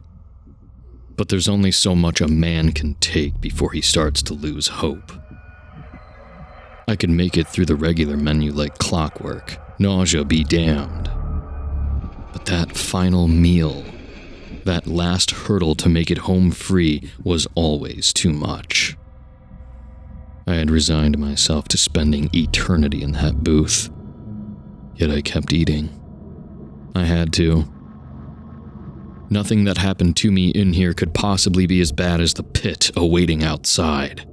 And if there was even a sliver of chance that I made it through the final course, well, how far would you be willing to go for eternal bliss? Sometimes Cheryl would be down for a moment of conversation. It was always nice to break from the monotony. She was business-minded, though. I could only keep her gabbing for so long before it was back on the saddle and time to eat again. I polished off the last of the lava cake. What a sorry excuse for a dessert. I'm pretty sure we sold those frozen bricks of chocolate for our school fundraisers back in the day. Guess Applebee's is a fucking fan of education. No child left behind here. Alright, Cheryl. I guess it's about that time. Bring me my last supper. She gave me a bit of a frown, but nodded all the same. I had a feeling she wasn't super big on the religious humor. I steeled myself, mentally preparing for whatever horrors awaited. Cheryl was quick on her feet. A few moments passed and she was already bustling back through the door with a covered tray in hand. It was a big one today. My heart leapt in my chest when she pulled away the covering. It was a rattlesnake. I fucking hated snakes. Had been terrified of them ever since I was a kid, and Tommy Martin, the school shithead, had let a black snake loose behind me in the bathroom. I stood atop the toilet, bawling my eyes out until the janitor heard and came to my rescue. That one had just been a baby, but the one sitting in front of me now was probably 7 feet long. I jumped in my seat when it rattled at me. I could see it following me with those glaring, slitted eyes. Watching, waiting for me to reach out and touch it. to give it permission. Once I laid my hands on it, I would be free to fuck up my day, and I could tell that it wanted nothing more. The rattle sounded again, shaking right to my bones. Cheryl clapped with glee. Well, isn't that fun? I love novelty desserts so much. Is today your birthday? I wanted to slap that woman, but I was frozen in my seat. Out of all the horrible things I had faced, this was just too much. My hand trembled as I managed to lift it to the table, the rattler's eyes following my every move. Its forked tongue flicked excitedly. Go on now. Cheryl said. It's gonna get cold. I couldn't. But I had to. I reached closer, my hand about to make contact. I swear I could see the snake's coils tense with anticipation. Right before brushing along the rough scales, I stopped short. In the throes of desperation, my panic-ridden mind had produced a Hail Mary. An idea so simple that surely it wouldn't work. "Cheryl, I can't do it," I said. That last bit of lava cake filled me up. The snake let out another fierce rattle, and I continued. "It looks so good, but I'm just too full. I've already eaten so much, I should have quit a long time ago." Cheryl gave me a look. "You know, my mom always used to say, the meal's only done when you're full." A soft smile graced the edges of her lips. I'll go get you your check. After all this time, after so many meals, I had bitched, moaned, and vomited. Hell, I had died. But I had always kept on going. Never once had I taken a moment to just say, "No, thank you." Fueled by the desire to free myself, I was further trapped in a prison of my own making. Fucking idiot. I burst into a fit of laughter, a joyful, painful conglomerate of my pent-up agony and my impending salvation flowed out of me in a fit of giggles. Earned myself the envied third look from Dick and Balls over at the bar. Cheryl came over with my receipt and I hugged the woman. She returned the embrace as I cried into her shoulder. "I really fucking hate Applebee's," I said through sobs and sniffles. She patted my back while I bawled. I know, sweetie. Let's get you upstairs.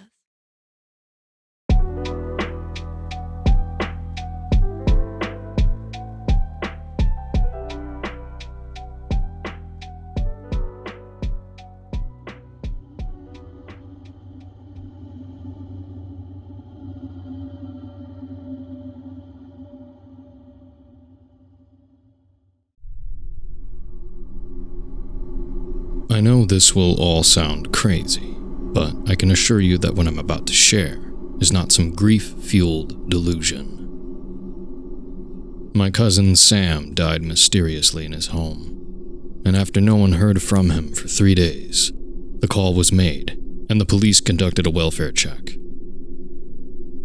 They said the door was unlocked, so they walked right in and found him lifeless in his bed. It was concluded that he suffered cardiac arrest due to a night of excessive drinking and overdosed on painkillers bought off the street. Liquor bottles lay discarded, and opiates laced with fentanyl were strewn on his nightstand. This isn't my cousin. He never once went too far. Ever since we were kids, I was always the troublemaker. He had no prior health conditions. He lived an active lifestyle. He ate well. He was happy. He did not have a drug or drinking problem either. A little beer here and there and on weekends, but nothing concerning. Period. Stranger still, it was a closed casket funeral. When I asked my aunt and uncle about the autopsy or why it was a closed casket, they gave me vague answers such as, "It was him all right," and one that stuck out. We don't want to see our boy's face in that casket. I could understand that, I guess. I just couldn't help but wonder if there was a specific reason they weren't telling me any more details. I wondered if his body was even in there at all. In my head, a closed casket and someone passing from an overdose didn't seem to add up when the two were put together. Were they really that ashamed? Didn't they want to see his face one last time in a way that has been historically carried out by families all over the world for centuries? This immediately sounded alarms in my head. It was as if his death was somehow being swept under the rug.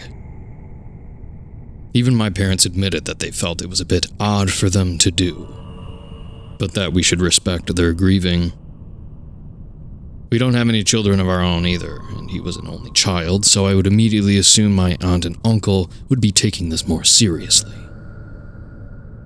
2 days after his funeral, I wanted to visit his home and see if there was some indication of devious or questionable action surrounding his passing. I was fairly certain that the property had authorities' eyes on it, but not with any units surveying the area all night. There just had to be other things that I could potentially find in the home. The property was still going through probate, and my family wasn't sure what to do with everything, so I had a chance to act on this. That is, if anything wasn't already taken by the family or as evidence by police. I needed to find things like calendars, times, locations, perhaps a journal with names of people I didn't personally know or knew all that well. Maybe he was on drugs, and we didn't know any better. Things like that. I had a spare key to his back door that not even his parents were aware of. Thinking back, it may have been a good idea to inform someone about that, but at the time I was glad I didn't. There was just too much going on in my head. Sam and I were very close after all. We would spend weekends talking about life, shooting the shit, and sometimes popping beers back, eventually with me crashing on the couch after a bonfire with guests. We talked about everything. He was more of a brother than a cousin. My best friend. As I said, the death was too sudden and strange. He wasn't depressed from what I could gather, and if he was doing a damn good job at keeping it together. It's just that he really didn't seem to have any reason to be so down in the dumps to that degree. So I wondered, what if he had gotten himself into some kind of trouble? Maybe he was murdered. I've watched enough of The Shield and X-Files to believe that some cover-up conspiracy may have been going on. The notions kept playing in my head like some morbid and catchy melody. I made my way into his home on a Thursday night from the back door. The place looked the same as it did when I was over a week prior to no one hearing from him. I looked at the fridge where he had pictures of family and friends slid into magnet frames. I was in a lot of them. It was really hard to look at. There were scribblings on pieces of paper hanging by fridge magnets as well. I noticed a picture that stuck out. It was a picture of him and a couple that I remember would go urban exploring. Stacy and Travis. I met them a few times, but it was always when I was drinking. They're a couple that he's known for a few years, though. Maybe one of them had some information. I didn't know either of their numbers since I wasn't as close with them as he was. That's when I remembered Sam telling me he was actually going to go urban exploring with them just a week prior to his death. Or at least, when the body was found. I did find it a bit odd that Sam actually agreed to something like this. He was the type to stay out of harm's way, and the idea of him entering private property was outlandish. But at the time, I just figured he only wanted to dip his toes in some treacherous waters for once in his life. Thinking back to when he first brought it up and when I told him to be careful, that's just about how he put it to me. You know me, Jake, always on the straight and narrow. I want to do this, man. I'll be fine. I'll have 2 good buddies to watch my back, was what he said to me over the phone. I just didn't think it would be the last time I'd ever hear him speak again. One of them had to have some information. I didn't know either of their numbers since I wasn't as close with them as he was. I searched the rest of the house for a journal or something. His cell phone was taken by police, so a journal was the next best thing. We live in an era where everything is digitized, but I know Sam to be fairly old school and would catch him writing in a journal. I've just never had the opportunity to read any entries or even really hear what he wrote about. Family or not, some things can be a bit too personal to share. But this situation overrides all that. It didn't take long for me to find a few journals inside of his computer desk drawer, and I found enough information to give me exactly what I needed. Only what I read really caught me off guard. I guess I didn't know my cousin as well as I thought I did, because not only did I find phone numbers of everyone he was close with, but I found addresses and even spots he crossed off a list for urban exploration. What stuck out was there were dates marked next to the locations. I had an internal struggle then. My cousin actually being the adventurous type? I tried to shake the idea from my mind that I was overreacting, but it would seem that he had been lying about what he does with his time to me and possibly the whole family. I was under the impression that he'd never do any urbex or keep anything detailed like this in a million years. After mulling this all over and reading more of the journal, I learned that the last spot he went to was the Morrison farmhouse. An urban legend surrounds that farmhouse with a pretty terrible history. A married couple had the estate passed down to them through generations. The family supplied markets in our town and even the food industry in other states for over a century, right up until the previous couple died and passed the property to their 19-year-old unmarried daughter, Sally, in 2015. The thing about Sally is that her parents were under the impression that she would marry and keep the farm up and running.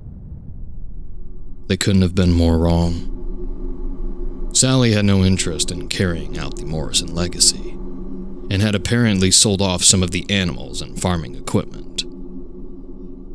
But other people got suspicious that Sally was actively killing the animals. Crops withered as well. The scent of death and rot became a miasma that covered the area like a blanket. Sally was, for a lack of a better term, disconnected. The story goes that she was into the occult and used some of the animals as sacrifices or whatever dark art she was practicing. This is all rumor, of course. I thought it was ridiculous, but in a way, I was drawing connections as to how this may or may not have something to do with all of this. Obviously, the authorities conducted several welfare checks, only to find the windows boarded up, and any area where animals would be housed previously displayed either no life or a blood stain where they once were.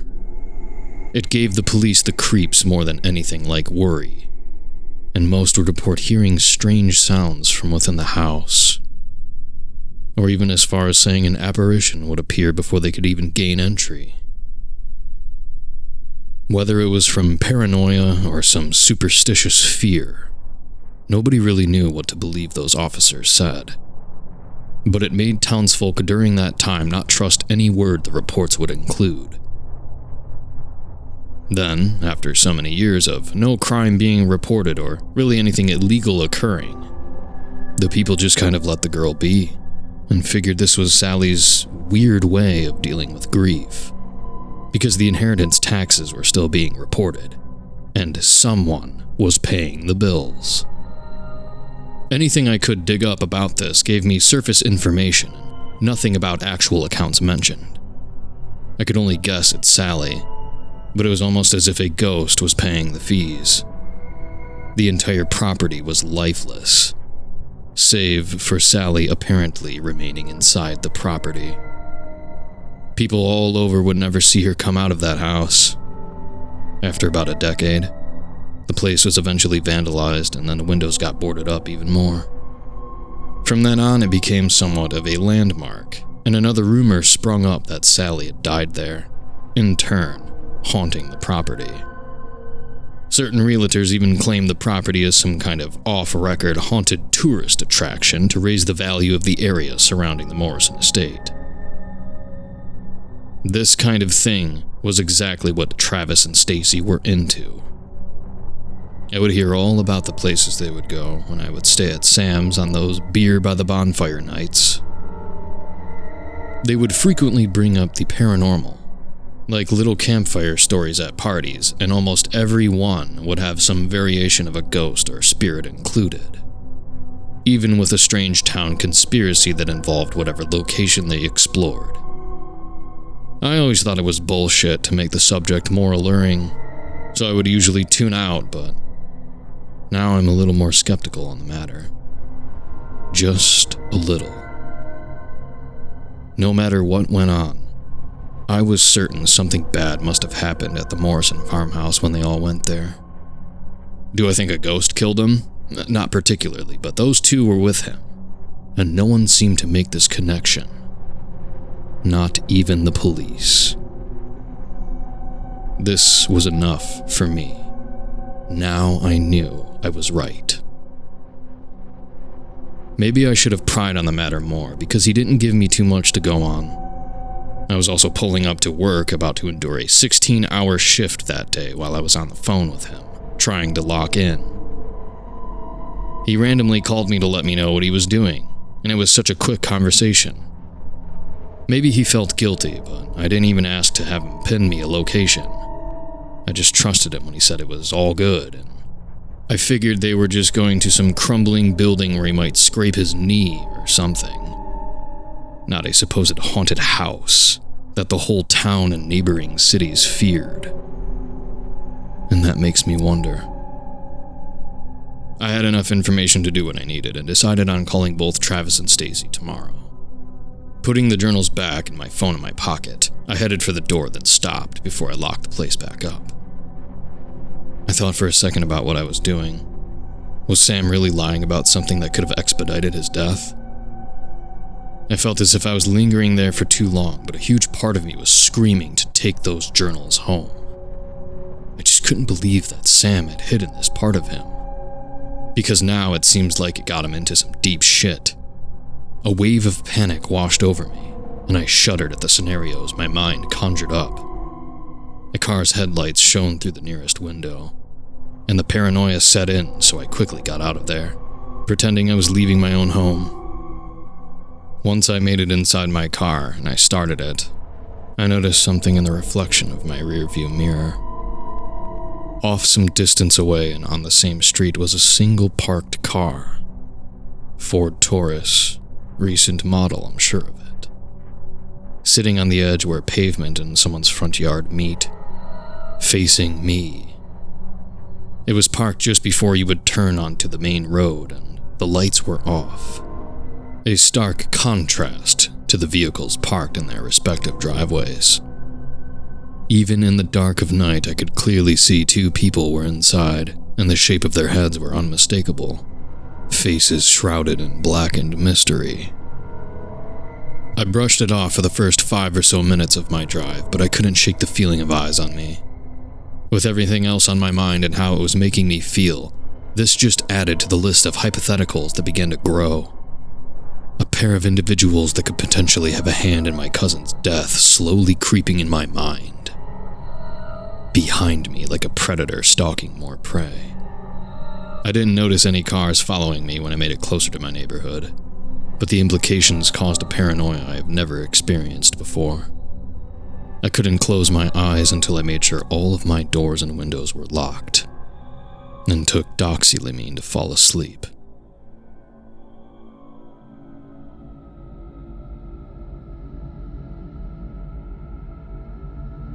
For the next 2 days, I decided to stay indoors and go to work only. I'm a zone manager for a janitorial maintenance company, and my boss already asked if I needed some time off after I told him about Sam's passing. I wanted to remain at work to keep my mind preoccupied, but I said I'd let him know. I decided on reaching out to Sam's 2 friends soon after I tidied up around the house and did some laundry. I would catch myself peeking through windows to see if that car, or anyone suspicious, was watching my house. There was never anyone there, though. I tried calling my parents first to ask if they had seen anyone they didn't know skulking around or if strangers reached out to them, but they never picked up. I don't keep in contact with them too often, but it was odd that they didn't so much as say a simple hello back or even check on me. Maybe I'm being ridiculous. Psyched out by the implication of a conspiracy and going mad. I thought about just driving over there to check on them, but paranoia grew into a weight, eventually holding me in place. If the cops were already somehow covering this up and I had people follow me home from my cousin's place, then how deep does this go? No, I'm not crazy. I just can't deny this anymore. This was all wrong. I decided to finally reach out to my cousin's friends. I started by calling Stacy. From what I remember, Stacy was into Japanese culture and had 2 cats. Her personality was welcoming enough, and she would yap incessantly about her urbex escapades. I figured calling her first would be a better idea because maybe she would want to strike up a conversation to provide more answers than Travis right off the bat. Unfortunately, she didn't answer. This obviously made me a bit worried, but I shivered the thought away, then dialed Travis's number. Travis was a car enthusiast, and I remember him clearly speaking about owning a 2-car garage where he and his buddies from all over America would tinker around with classic cars. He seemed a bit on the abrasive side, though, seemingly eccentric, but overall a fairly likable guy. I do have a memory of him and I kicking some ass at beer pong over at my cousin's, and we bonded over enjoying the overall style of a '68 Dodge Charger. Hello, he answered, sounding a bit bothered. Hey there, is this Travis? I'm Sam's cousin, Jake. You got some time for a conversation about Sam? I left some space around the words about and Sam's name to see if he would pick up on my conspiratorial tone. There was silence for a few seconds, then I heard him sigh deeply. Yeah, he finally said. But not over the phone. I need you to meet me somewhere. I told him I'm willing to travel wherever, and there was another bout of silence. There might not be a lot of time, but go to Gabe's on 3rd and Leafdale. You'll see my car. It'll be the only classic in the lot. 30 minutes. Don't be late or I will leave. He hung up. Gabe's was a bar and it was a good 20-minute drive, so I left immediately. I was in such a rush that I didn't think to look for any vehicles that may have been following me. I needed to be better about that, but I didn't notice that car again or anything out of the ordinary as I pulled into the parking lot. Sure enough, Travis's car was there. His '67 matte black Pontiac GTO. It was in such good condition you'd think it was just manufactured. I walked in to see a decent crowd of people enjoying drinks and bar activities. Wasn't really my scene, but I would do just about anything if it meant uncovering more of my cousin's mysterious death. Thinking back to some photos I have seen Travis and Stacy in, I looked for a man with long brown hair and a mullet and sideburns. I think I remember him sporting a dangly earring of a knife or something like that. Basically, I'm looking for a vampire from Lost Boys.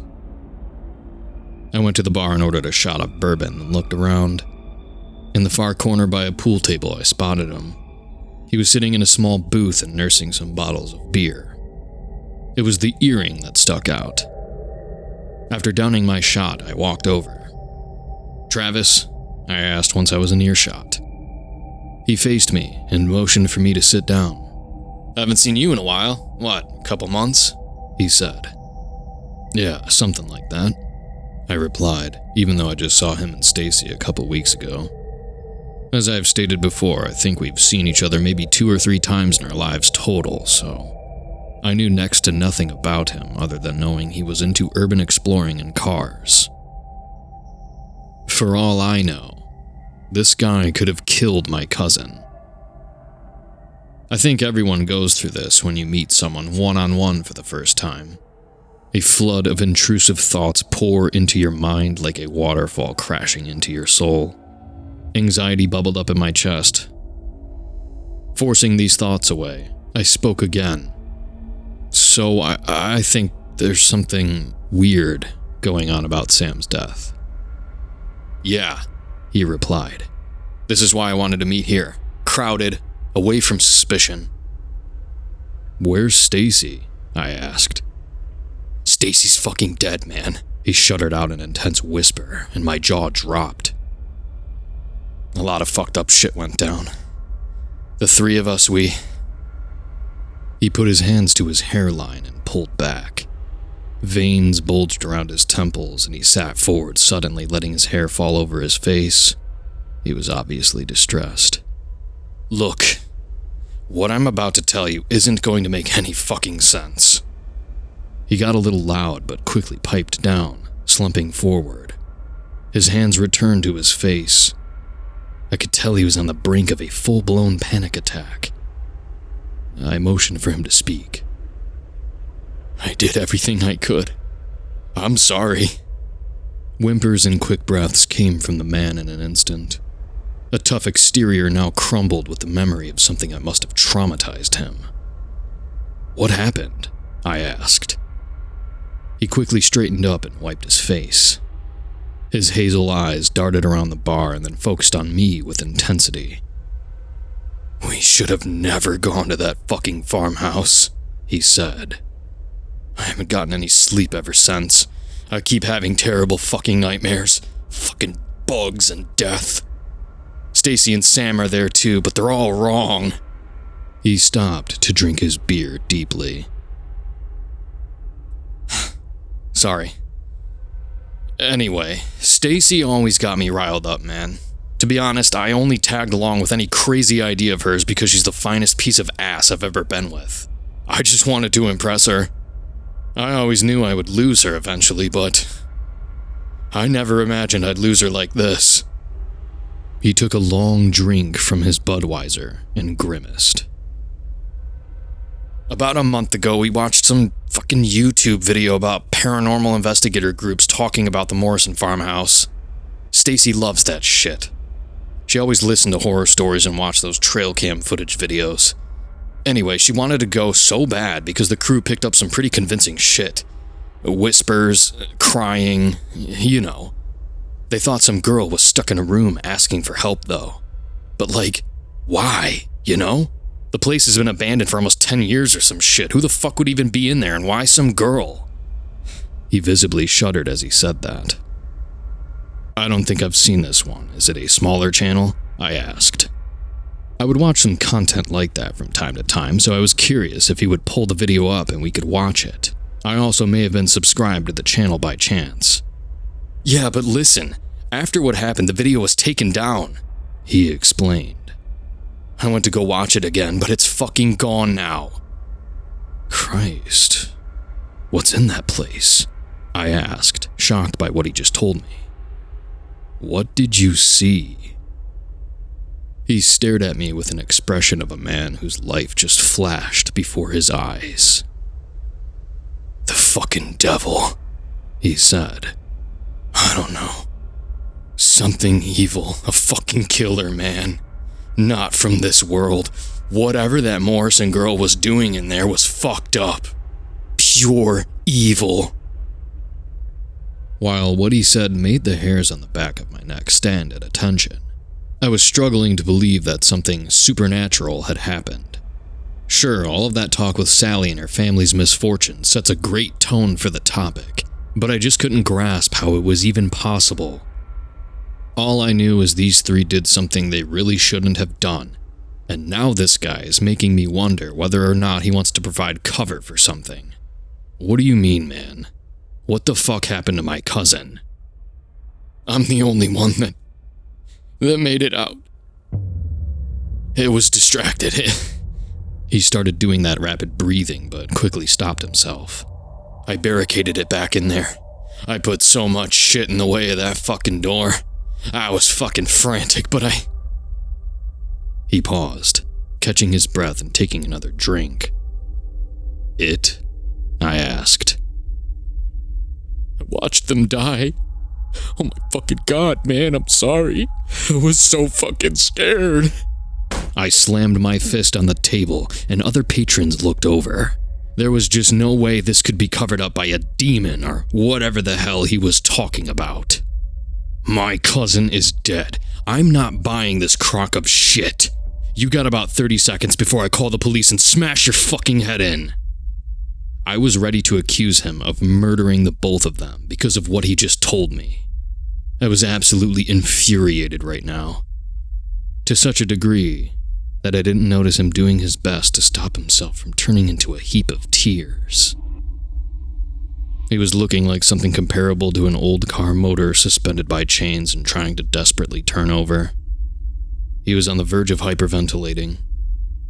He looked like a little boy who had gotten in trouble for the first time in his life. Eyes glassy and reflecting the light above us.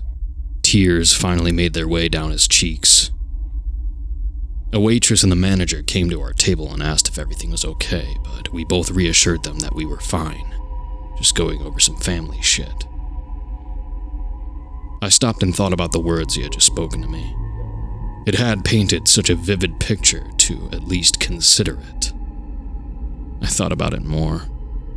He had lost someone too. I calmed down. He also seemed to relax as well. Travis took a deep breath and looked out of the window nearest to him. I was going to ask her to marry me, he said flatly. Now she's gone. Forever. Alright, I'm sorry. Please continue. He looked at me with pleading eyes, the corner of his lips curling inward. And I'm sorry about Sam. I really wish I wasn't such a fucking coward. Maybe I could have saved at least one of them. I don't know. I'm always tucking my tail at every stressful thing in my life. He said with a half-hearted chuckle and met my eyes. Look, you have to believe me, please. I don't have any reason to lie to you. I don't have anything to gain from that. He continued with the rest of what happened. Travis said that Stacy called Sam to ask if he was willing to explore a new place with them, which he agreed to. It was just a random idea the two had with very little planning. They recently got Sam to come out with them a few months back, and he started enjoying going places with them. He also explained he would only go if Stacy asked him, which made me raise an eyebrow. Stacy claimed that this time she wanted another person there with them in case anything went south. They made their way to the wraparound porch to the front door and got in through a poorly boarded up window. It was surprising to hear there were no people around or law enforcement patrolling the area. What's more is that he said some of the lights were on. Obviously, they ignored private property signs, but that video he spoke of included the channel host claiming it to be a low-key haunted tourist attraction. Like all the fear-inducing elements the property portrayed were merely for show or treated as props on a movie set to them. But my cousin and them actually found something that was more terrifying than they'd anticipated. A back room had a cellar door blocked off with hundreds of pounds of furniture and other objects bearing it. That's when we heard the girl, distant, weak, and crying for help, just behind the barricade. I asked them if we could get the fuck out of there, but they were convinced on helping this girl now. Both Stacy and my cousin started tearing the wall of dressers, chairs, and tables down to get to the trapped girl. I couldn't move, man. I didn't want to admit that I was actively shitting my pants, but whatever. The barricade was removed. They shined their flashlights down a set of stairs with a door nearly off its hinges wide open and a single broken bulb placed above the small opening. The voice wasn't responding to their beckoning anymore. Stacy asked to have my cousin, who was equally eager to go down there, lead the way. Sam went ahead and started making his way down the stairs. There was a hole in the cellar. I thought it got dug up by that Morrison girl after her parents died, he said, sounding a bit confused. When that blockade was completely uncovered, the smell hit us. I wanted to call the police right then and there, but the two wanted to confirm a body first before making any calls. Hindsight is such a bitch, because my thumb was hovering over the call button. God, my fucking adrenaline was going haywire and I couldn't think straight. He explained they made it down there and found exactly what they intended. Strange symbols and white chalk around the hole. Candles with melted wax and piles and animal carcasses all over. There was something else. Some shelves with shit and jars in one corner would look like a fucking butcher shop. There was also... oh God. He visibly shuddered. This is when everyone collectively agreed that it was time to go, and that there was a good reason why a barricade was ever put up to begin with. Who the hell even put it up anyway? And that's when it crawled out of that hole. I think it sleeps in there or something. He took another drink and looked to his left at a flat screen with college football on. I was recording, he said, quickly. I had a GoPro recording from my head strap. He produced something from his vest pocket and slid it over to me on the table. It was a micro SD card. I think it's best if you just watch it for yourself, he said. Maybe it's better with you anyway. Keep it, throw it out, I don't care. I don't fucking know. I put all of the recordings from that day on one video file, though. Travis stopped to stare into his beer for a moment. I was gonna make a throwaway YouTube channel and post it. Put some random name and email in. But I decided that's not a good idea. I'm too fucking scared to go to the police, too. I hear way too many wild conspiracies about what happens to people who find things they shouldn't go looking for. We are also technically breaking and entering. I don't know, but now that I've been through this shit, anything could fucking happen.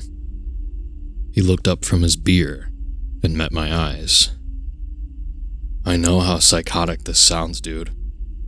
But whatever that thing is, it needs to stay in that fucking farmhouse. Or that place needs to burn to the ground. After he slammed the remainder of his beer, we politely agreed there was nothing more for us to talk about. We left it at that. And we said our goodbyes with him staying at the bar, as he said he was meeting some friends there later. Part of me would have been alright with the idea of keeping in contact with him, but I think we both wouldn't mind if we never spoke again. I downed another shot from the bar, then left and sat in my car for a good 30 minutes, thinking about everything that had just occurred over the duration of this mystery. My deep dive into the passing of my cousin has my headspace pondering subjects of unknown proportions. This was the very first time in my life where I felt a legitimate reason to be afraid. Not some falsity created from a nightmare, or recollecting imagery in the form of something terrible. Turning the car over, a radio station that played older rock songs was playing The Clash's Should I Stay or Should I Go? And I immediately turned the power off, deciding on driving home in silence. I stopped at a liquor store to pick up a pint of some booze. I didn't want to be alone, but what I'm now involved with seems like it would cause more problems for anyone else. Besides, I needed to watch what was on that SD card. I drove back home in a daze, then pulled up to my house. It was a good sign that the Ford sedan wasn't around, so I quickly made it inside. Glad that there was still some sunlight left, but anxiety coursed through my veins as I thought about what I might see on that video. Locking every door and window, I thought about the possibility that the SD card may have a virus or something. Maybe Travis was making bullshit up, or that he was somehow getting authorities involved with me now. The drinks gave me enough liquid courage to slip the thing into my laptop, though. As soon as the media player loaded, I pushed play. I'm going to save you the agony of me transcribing every little detail from start to finish as best as I can and get to the point. The only thing I wanted to see was what happened to my cousin and Stacy. I assumed the first few minutes would just be them not doing much of anything. Probably getting to the farmhouse. The video was 11 minutes, and I fast-forwarded to about 6.5 minutes, deducing from the preview footage that they were inside the derelict farmhouse. Eventually, the three got to that room with all of the dressers and shit covering the cellar door. Sam was standing next to Stacy, looking confused as they beheld the oddity in front of them. It was emotional and terrifying to see my dead cousin on this video, doing something he enjoyed. But then becoming concerned with a girl's sudden voice coming from the other side of that barricade. "Oh, please. Whoever is out there, please help me. Some trespassers trapped me down here." Every hair on my body stood on end upon hearing that play from my laptop speakers. They all stood transfixed. It was Stacy who had taken charge and began moving items as Travis's protests were ignored. I could tell Sam was a bit reluctant to join in, but he was always the type to help someone in need. The pair got the work done, eventually making their way downstairs to be met by a dreadfully gruesome scene. A rather large hole really was dug up down there.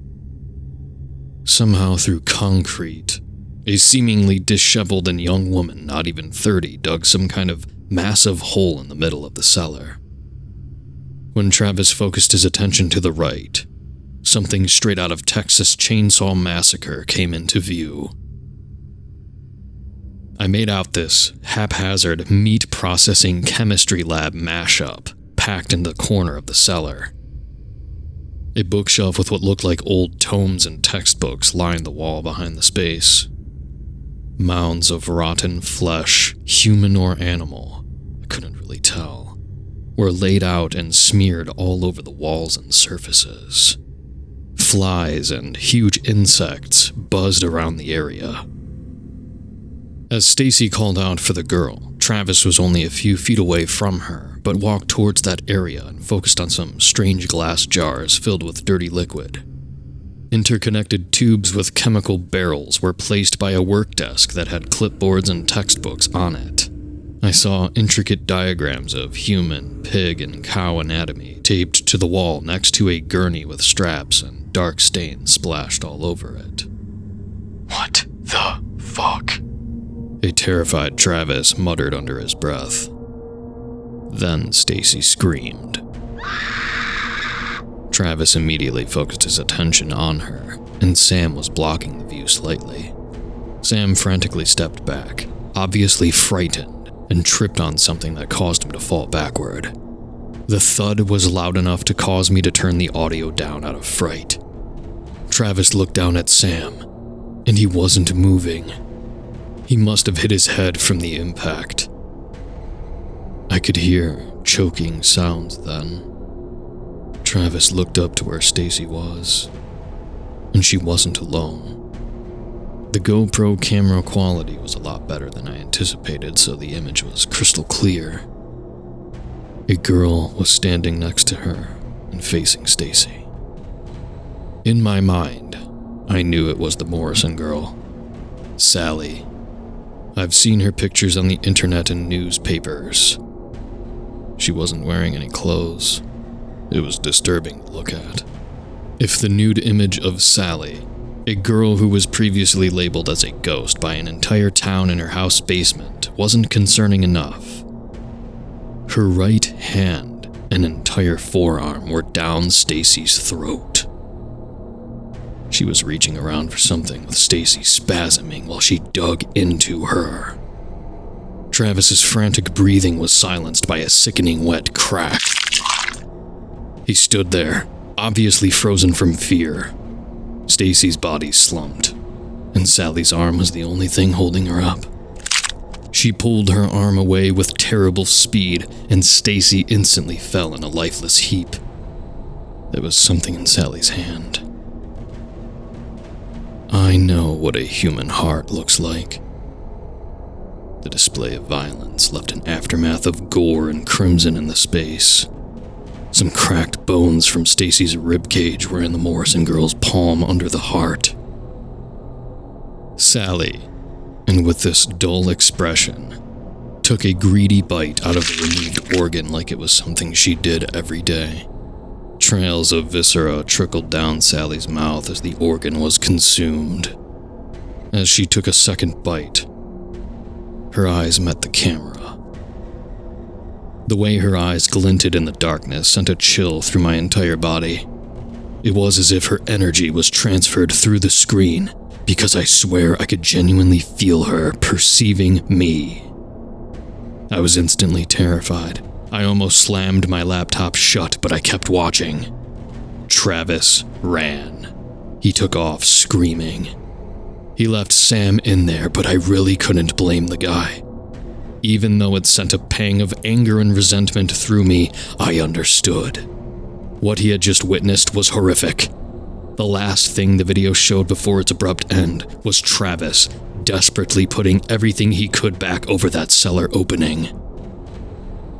The media player window was now all black, with the play button in the middle. My face nearly inches from the screen. What I saw on the screen reflection behind me, next to one of my lamps, caused my body to go into fight or flight. When I fell out of my computer chair and looked over to the lamp, nothing was there. It was as if I had some hallucination through the screen, but I definitely saw a figure. It was Sally. And exactly the way she looked in that video, with smeared gore all over her naked body. I got the fuck out of there.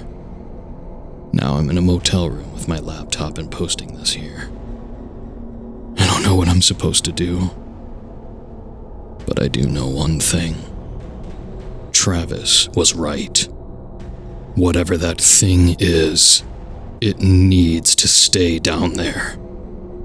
It needs to stay in that farmhouse, down in that cellar. I know, now more than ever, that my cousin had gotten himself into something crazy and outlandish enough for police and officials to cover the entire thing up as something normal. I can't help but wonder, though. How do police know what's really going on? How was Sally able to enact such monstrous violence? And if there was a hole dug up down there, then how come I didn't see any digging equipment in that video? I don't think some girl's bare hands are enough to dig through concrete. The odds of a frail girl in her 20s managing to tear someone's heart out through their throat were impossibly slim already.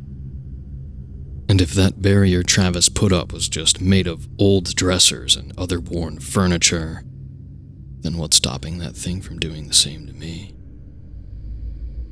I'm hoping that since I'm in public, I'll be safe, but I don't really like my odds. I don't think I could sleep even if I took a normal dose of sleeping meds and feel like shit about it. My boss was understanding when I told him I'm grieving and need some time off. The perfect cover to stay indoors and away from whatever the fuck that thing is. Get my head back on track. If you don't hear from me, then stay far away from the Morrison farmhouse. I'll update if I can.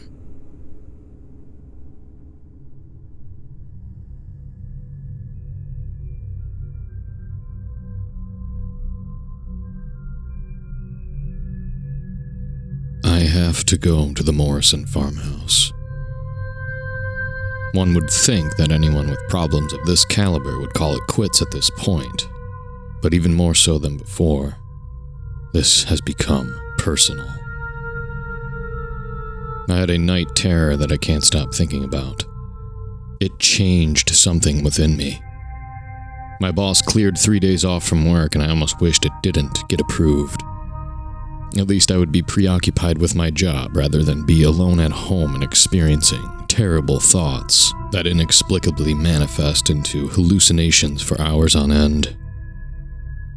I felt like I was coming down from an accidental dose of a hallucinogenic cocktail with some echoing voice constantly repeating the phrase, "You took too much."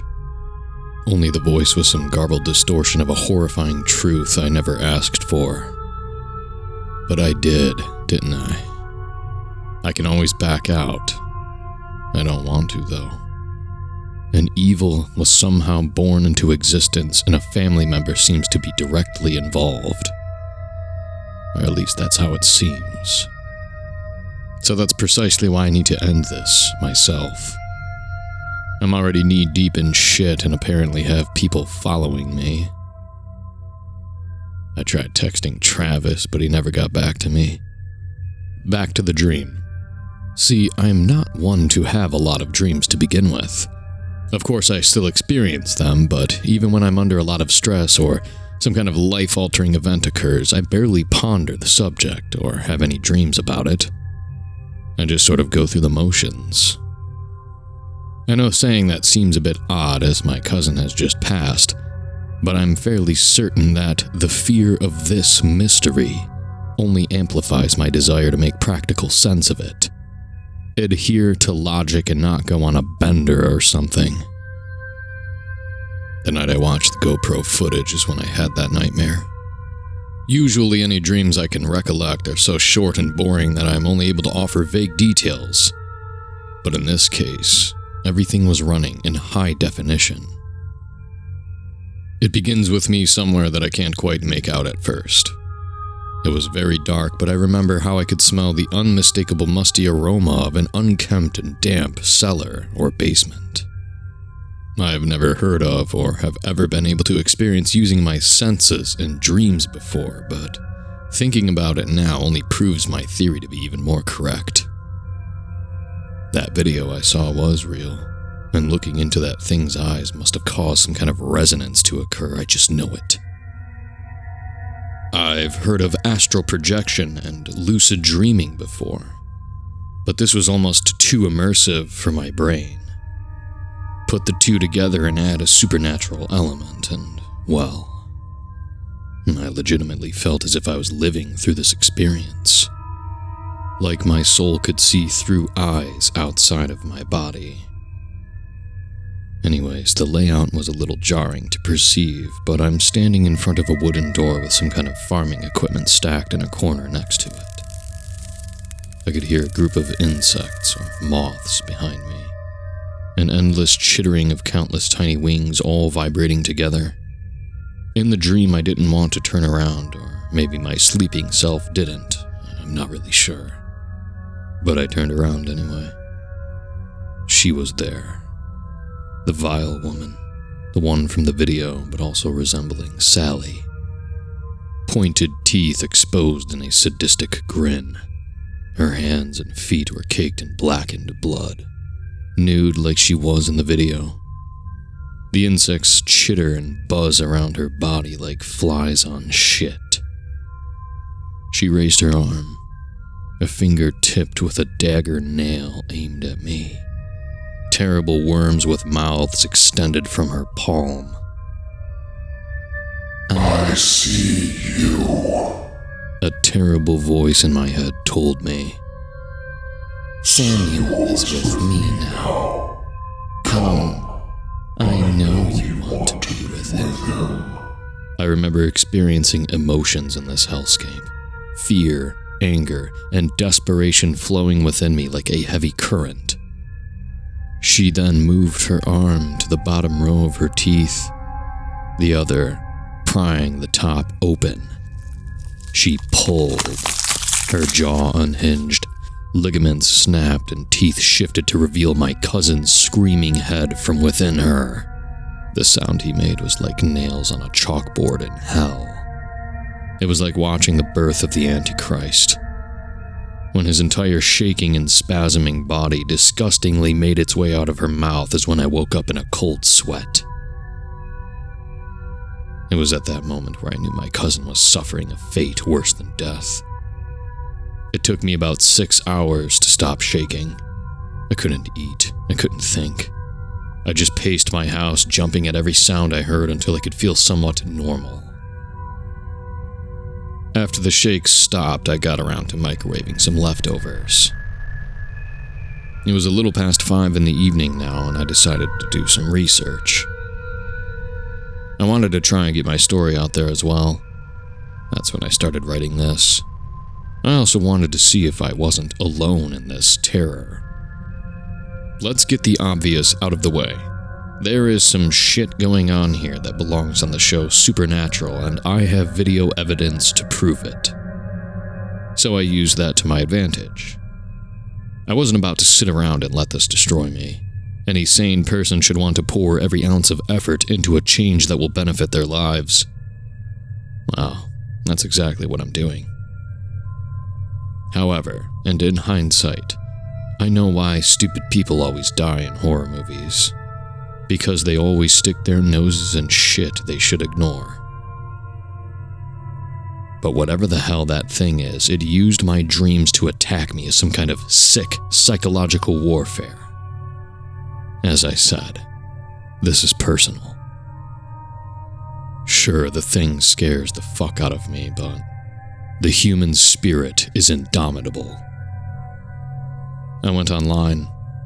That's how I found this place where I'm telling you this. Sure, I've been on YouTube and Reddit before, but only when I get sent links to stuff or something. I've tried TikTok. Nothing against it, it's just not for me. I don't really get too caught up in social media, but I wanted to get in contact with someone. Anyone who knows what I should do, or if I could maybe get some help with releasing this info to the public. Shit. Maybe I'll call a priest to perform an exorcism on whatever the hell that thing is. I know we live in an age of deepfakes and AI propaganda, so I don't really think posting this on YouTube or Facebook and claiming this to be a bona fide demon or ghost is going to get me anywhere. I know for certain I'll just get called a troll and that I edited the video with software. So I went on Google and searched paranormal investigators. And to my surprise, I found a slew of links. People in different states.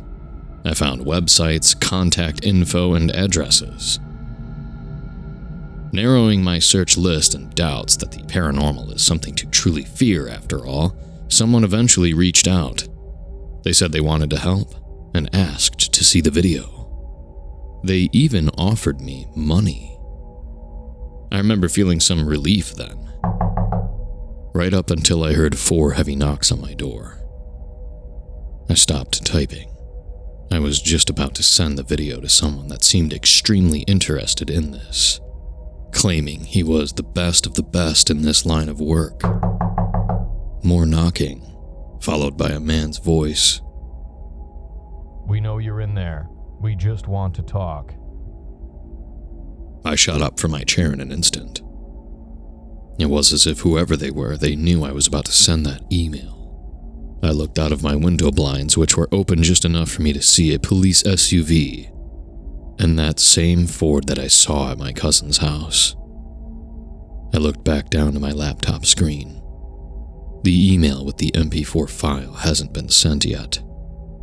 I was petrified in disbelief, but something washed over me like adrenaline. I still wanted to go through with this, and seemed like I had been presented with a choice. So I chose to hit send. Immediately after I did, I hid my laptop just in case it got found and confiscated. Fuck it. I opened the door. Hello there. Is there some kind of problem, officers? I asked the bunch. There was one officer and 2 men in formal attire with weapons and holsters. The tallest one with a mustache took a step forward. FBI, we need to search this home for anything that may be a part of an ongoing investigation, he said, opening a wallet and showing a badge that he put away too quickly. I don't have anything illegal at all, sir. I don't even... We never said you had anything illegal, the shorter, bald agent said from behind him. I could feel my mouth open and slack as I tried to formulate sentences. I don't understand, I continued. Do you even have a warrant? The bunch didn't answer right away. Silence. Mr. Jasinski? It would be wise if you just let the two men conduct their search with no resistance, the police officer said. The two agents then placed their hands on their firearms and I felt my legs buckle. Looking back, I should have just slammed the door in their faces and barricaded my home like Fort Knox.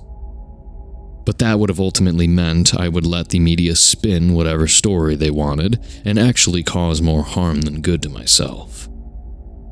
It flashed in my mind. A man not letting officers of the law do their jobs and being labeled a terrorist. I let the men in. Once they were inside, the officer stayed in the doorway. "Would you like to come in?" I asked. "I'm fine right where I am," he said with a curtness in his tone that told me he was barricading my exit. The two men walked inside and told me to have a seat anywhere I'd like. They wanted to ask me something before they continued with the search. "Have you been in contact with someone regarding the Morrison property?" Mustache asked. I knew it. I knew I wasn't crazy when I saw that parked car. "So you have been following me then," I said. "Answer the fucking question," Mustache demanded. "Fine. Yeah, I spoke with someone about it. I barely even know the guy, but my cousin is involved, and you people know something. I want to know what happened to him. Where is his body?" For some reason, I was feeling a little bold. Maybe it was because I had confidence in knowing I had sent that email and that someone would know about this, even if something were to happen to me. "What the hell is going on?" I asked, pleadingly. "We're the ones asking the questions," Bald Guy said. "Why else do you think we are here right now?" "We know he gave something to you," Mustache continued. "Now you're going to give whatever it was to us peacefully so we don't have to use force. Understand?" This was ridiculous, but in the back of my mind, I knew something like this would eventually happen. I nodded, not really feeling like I had any other choice other than just to go along with whatever they're demanding. "All right," I said, fully aware that no matter the outcome, they'd get what they came here for one way or another. Besides, I had already sent that MP4 file over to my new friend. "I've got it right here, officers." The tiny SD card was safely in my pants pocket, and I handed it over to Mustache. He didn't react in any way, just took it from me like it wasn't anything important. I can already tell this guy was real fun at parties. "Thank you for your cooperation. If you choose to pursue this anymore, then we will be forced to intervene again. I can promise that you will not like another visit from us. Are we clear?" said Mustache. A little smirk teased the corner of his mouth. I could clearly see he was pleased to utter that threat to me. I only nodded, knowing he was serious but still keeping my composure as I had a certain something they didn't know about, or at least were doing a good job at playing dumb. They all turned toward the door and made their way out of my house. "Just one thing," I interrupted. "I never caught your names or badge numbers. What if I come across a new development and need to reach out to someone?" "That won't be necessary," Bald Guy explained. "Didn't you just hear my partner here? You will not like another meeting with us," he finished. The Three Stooges finally made their exit, and I confidently waited for their vehicles to depart from my sight. Moments later, I poured a celebratory helping of aged wine as I exported the video file my hidden camera captured of the conversation I had with the agents onto my cloud storage. I'll be using this as leverage once I uncover more about this mystery. After finishing a glass, I decided to check my email and see if my new friend responded. They did, informing me they would like to meet up, and I immediately agreed.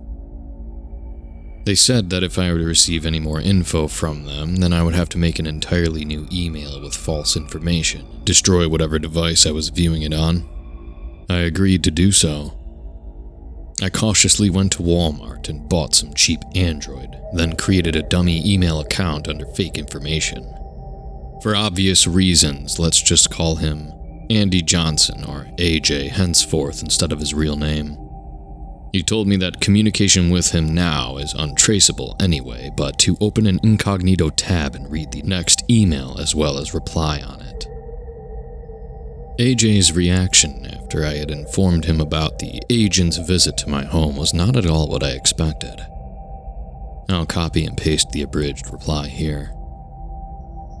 The Morrison farmhouse has been a point of fascination to my organization for some time now. So again, I thank you for this nudge on the shoulder, if you will. You'd be surprised at how many people are involved in the supernatural, and quite honestly, a lot more than you could probably imagine. You may have come across a cult or some branch of government that specializes in cover-ups. I know the like.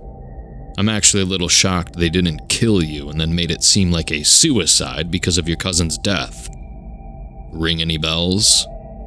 They can spin whatever they want and the media will eat it up.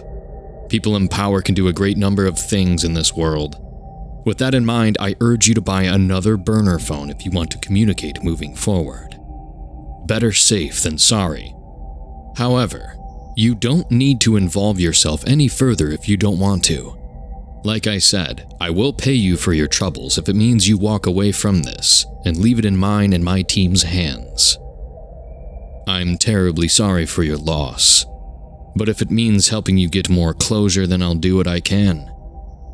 So, if you're up for it, then go to this address and I will involve you in my operations to intercept. You would just need to comply with my security.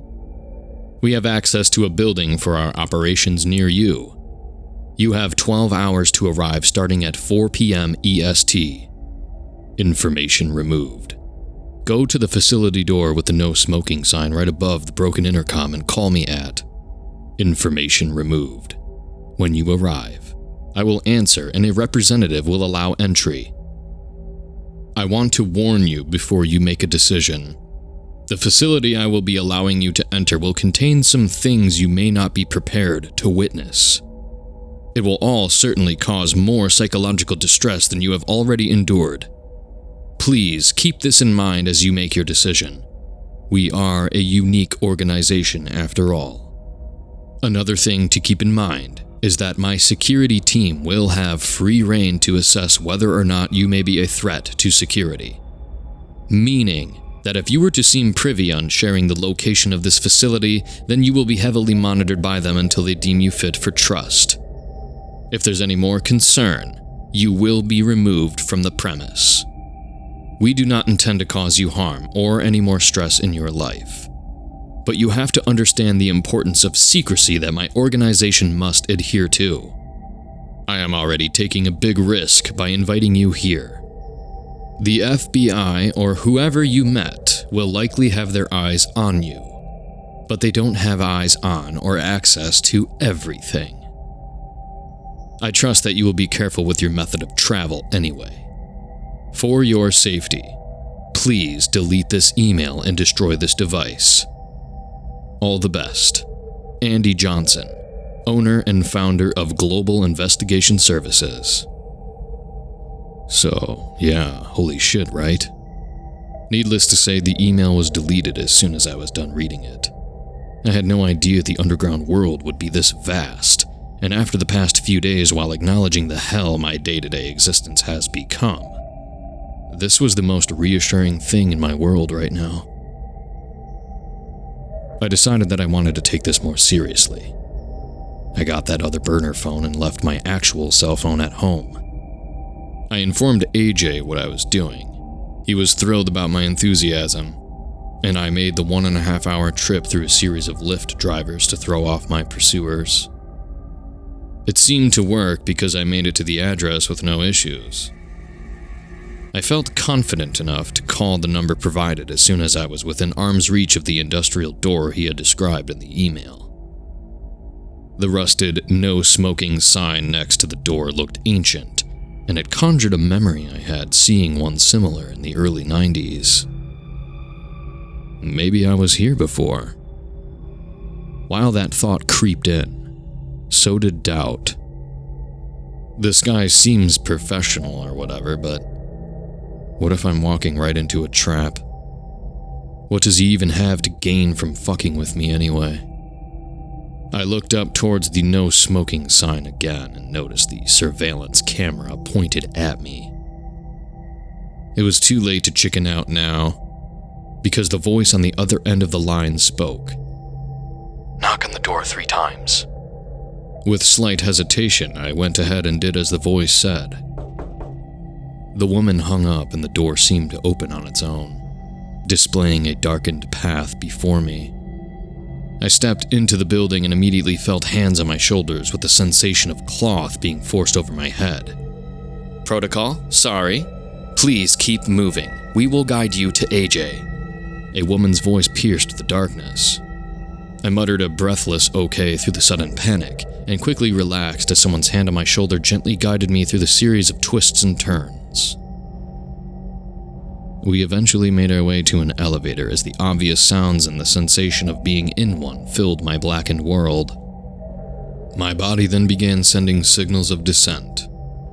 Now I was entering the depths of some old and forgotten building in rural suburbia, and that made me wonder. Was I really doing the right thing? Or did I just play into the hands of some trap orchestrated by the people I'm working against? Ice-cold dread filled my veins and made a nest in my guts. Once the elevator reached what I can only assume to be the bottom floor, the doors opened and we all stepped out. The first thing my mind obviously registered through the sack over my head was what I could hear in the space around me. Other than the sounds of our footsteps on concrete, there was feedback from some amp or monitor somewhere, and that sensation you'll feel hearing depth in a large empty space. Aside from that, I could hear people murmuring, typing on keyboards, and the overall ambience you'd get in a major office or government building. Eventually, the sack was removed.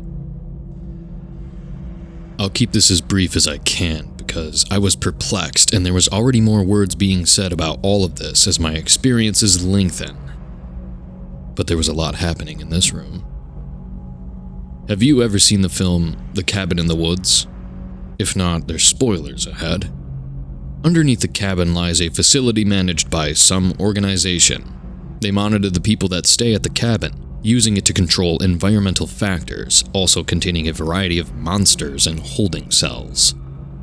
They use them to terrify the cabin inhabitants by releasing them. The organization is actually the bad guy in the story because they lure victims to the cabin and sacrifice them to some ancient god.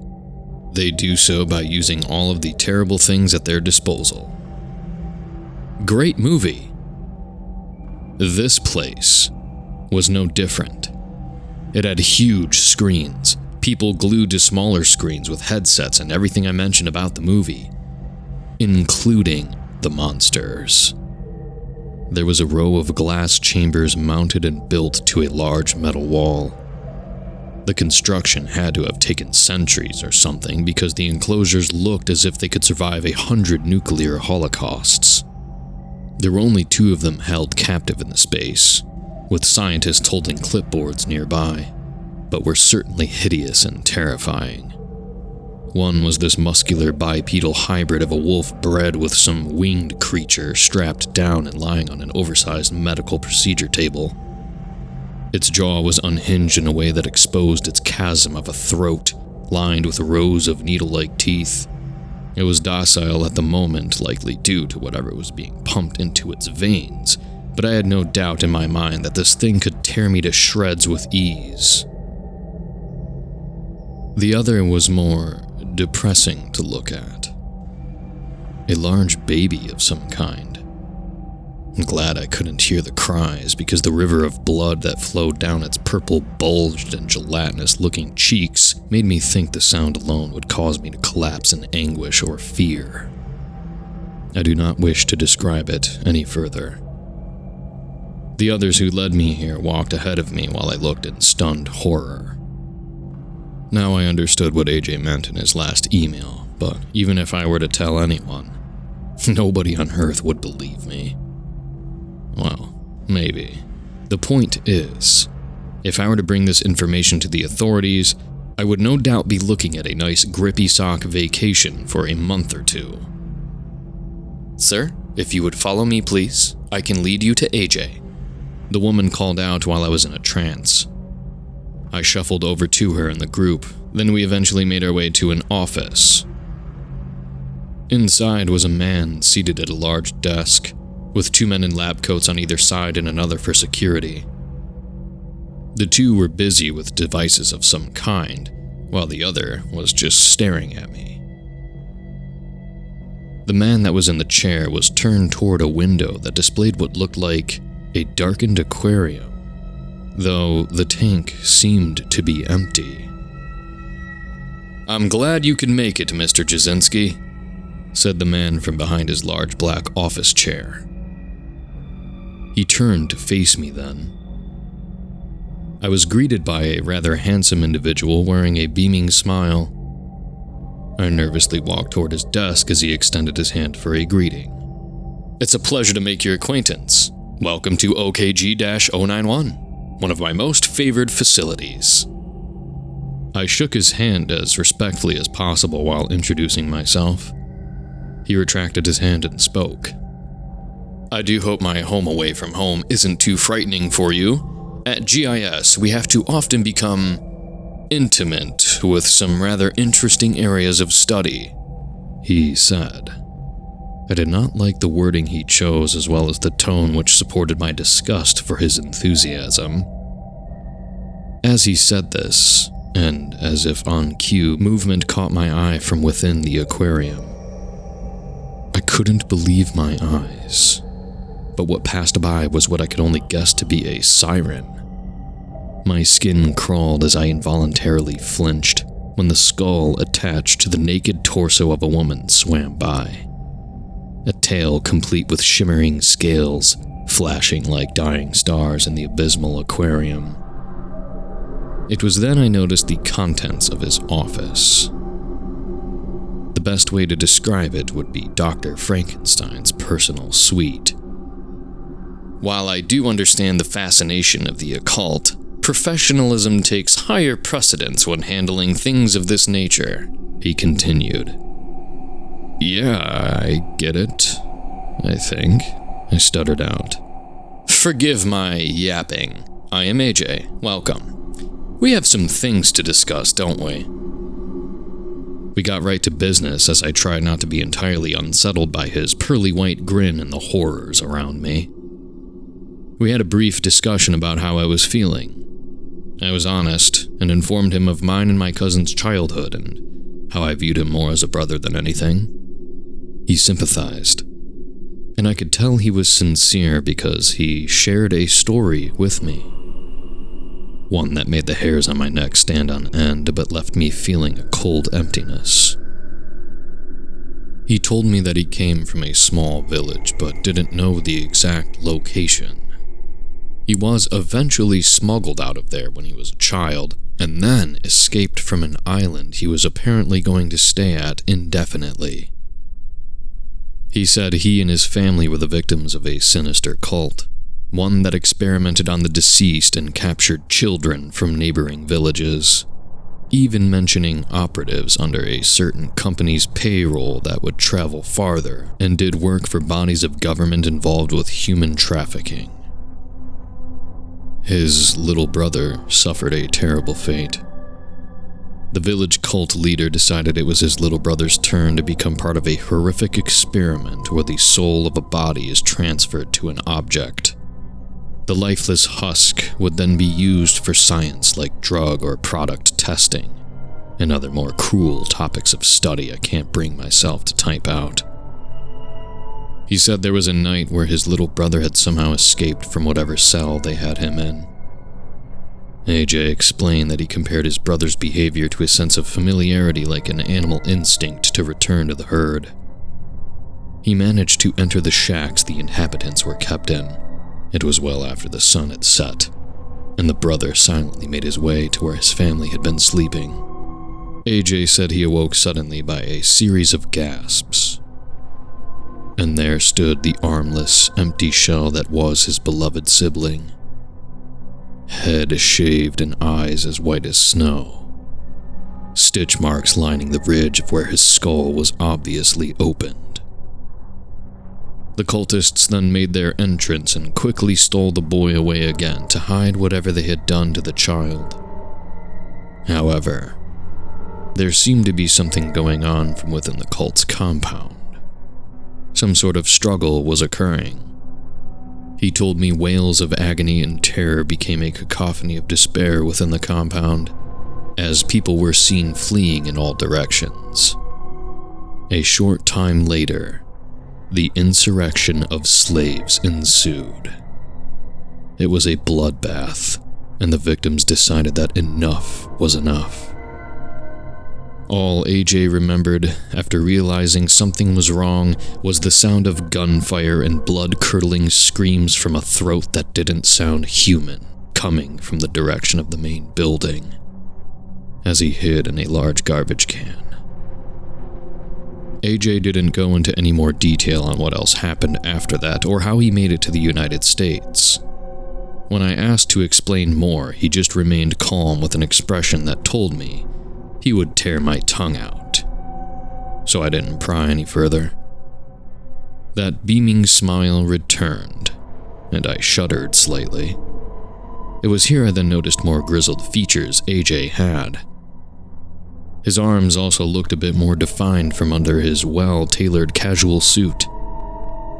I think it's safe to say that this guy has seen some shit. We then got to the topic at hand. To put it simply, he wanted me to bait the entity that's inside of the Morrison farmhouse.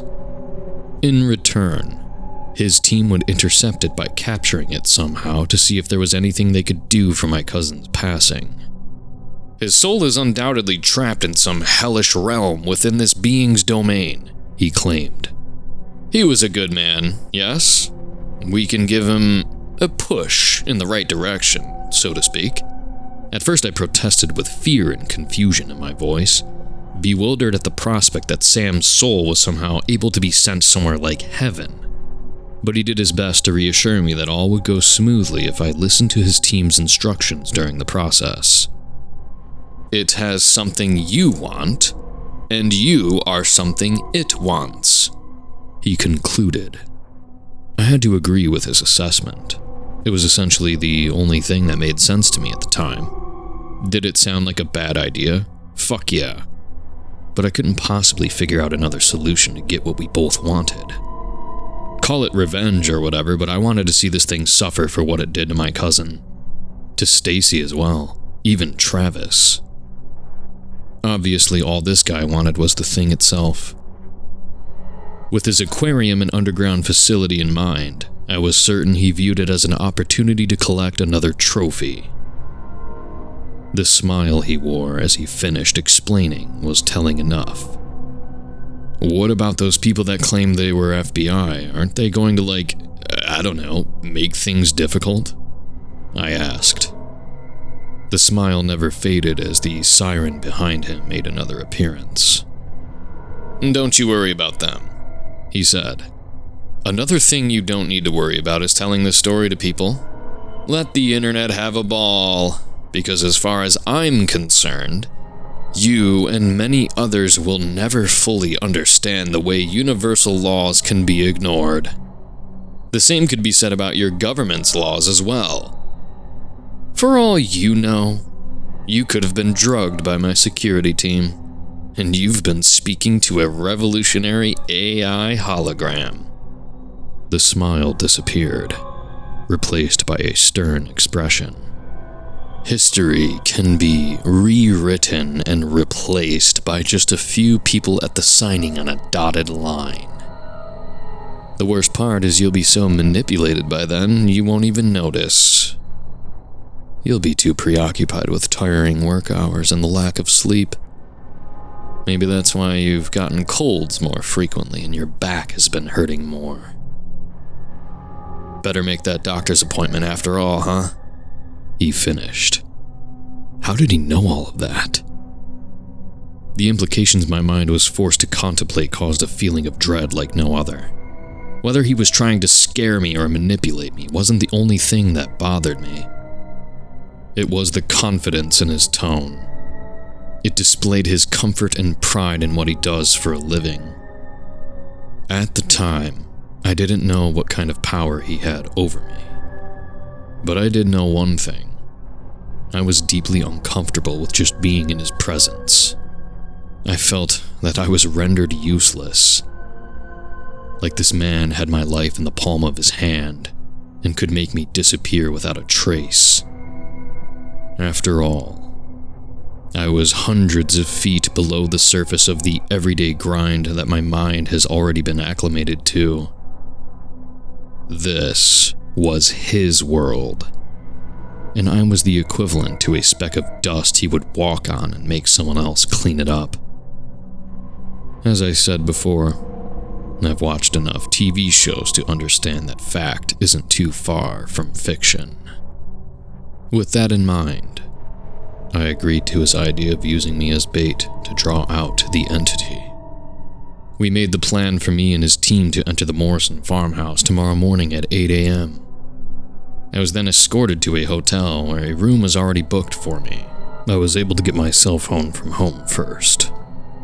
For such a scary guy that was ultimately alright with the idea of me dying for his personal interests, he was considerate enough to book me at a 5-star hotel with room service and a jacuzzi in the room itself. He even gave me $5,000 in cash. Later that evening, I had a bottle of Bombay Sapphire and an assortment of other goods delivered to my room. I opened Tinder and invited someone over for the night, and I promptly enjoyed myself. It was the first time in a long time where I could actually enjoy myself. I'm not entirely sure why, but I desperately needed it. It was all at the expense of some horrible occurrence, but I'll take what I can get to decompress right now.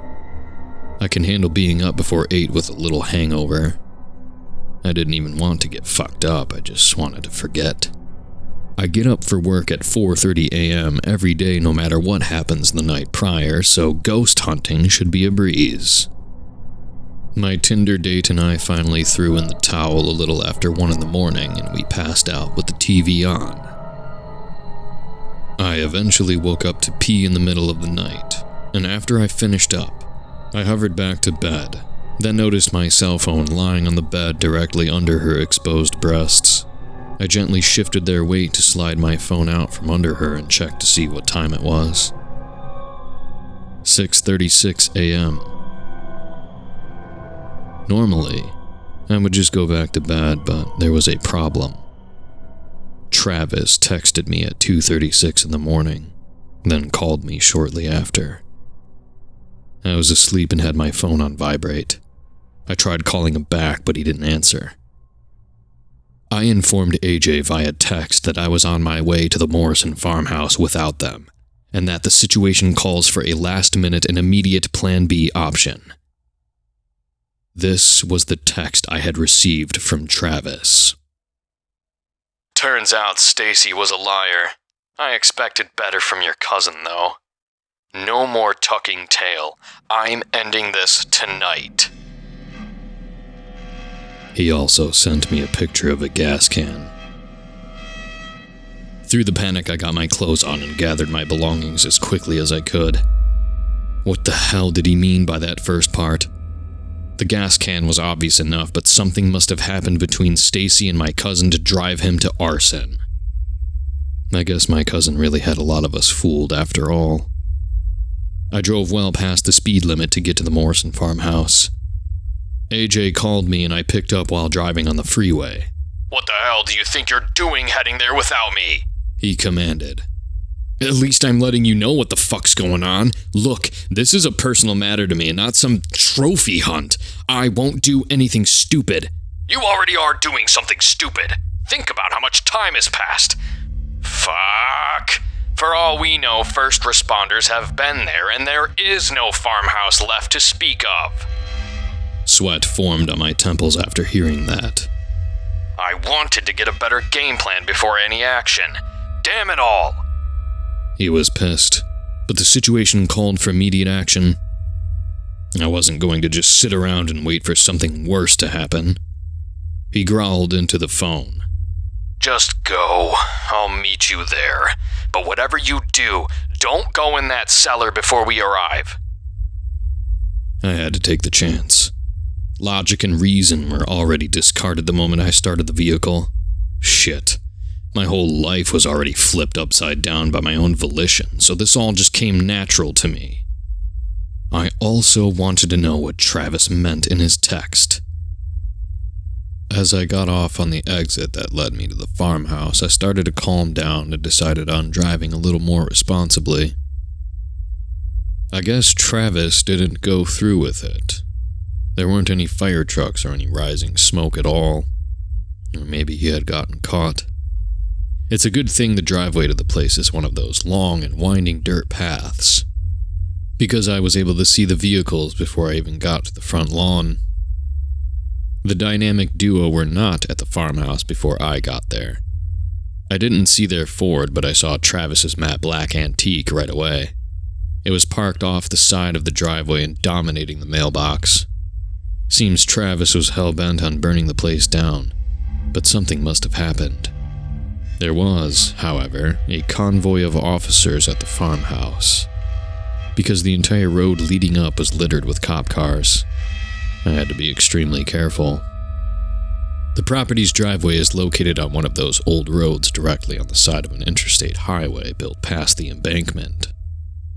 I decided to park my car on the shoulder of the highway to give it the appearance that I broke down. There was a pretty large pocket knife I kept in the center console for emergencies, and I took it out for the occasion.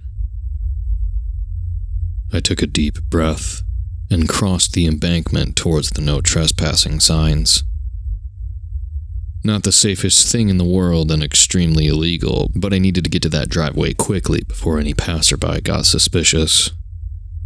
A thick forest blanketed the area until a section to the east opened up to display the driveway. I got myself past the first wave of foliage, then cautiously made my way towards the farmhouse, avoiding fallen branches and leaves that could potentially give my position away. A few minutes went by and I eventually heard the sound of voices and police radio chatter. Soon enough, the property was in view, and a clear image painted itself. I counted 3 vehicles and 7 officers.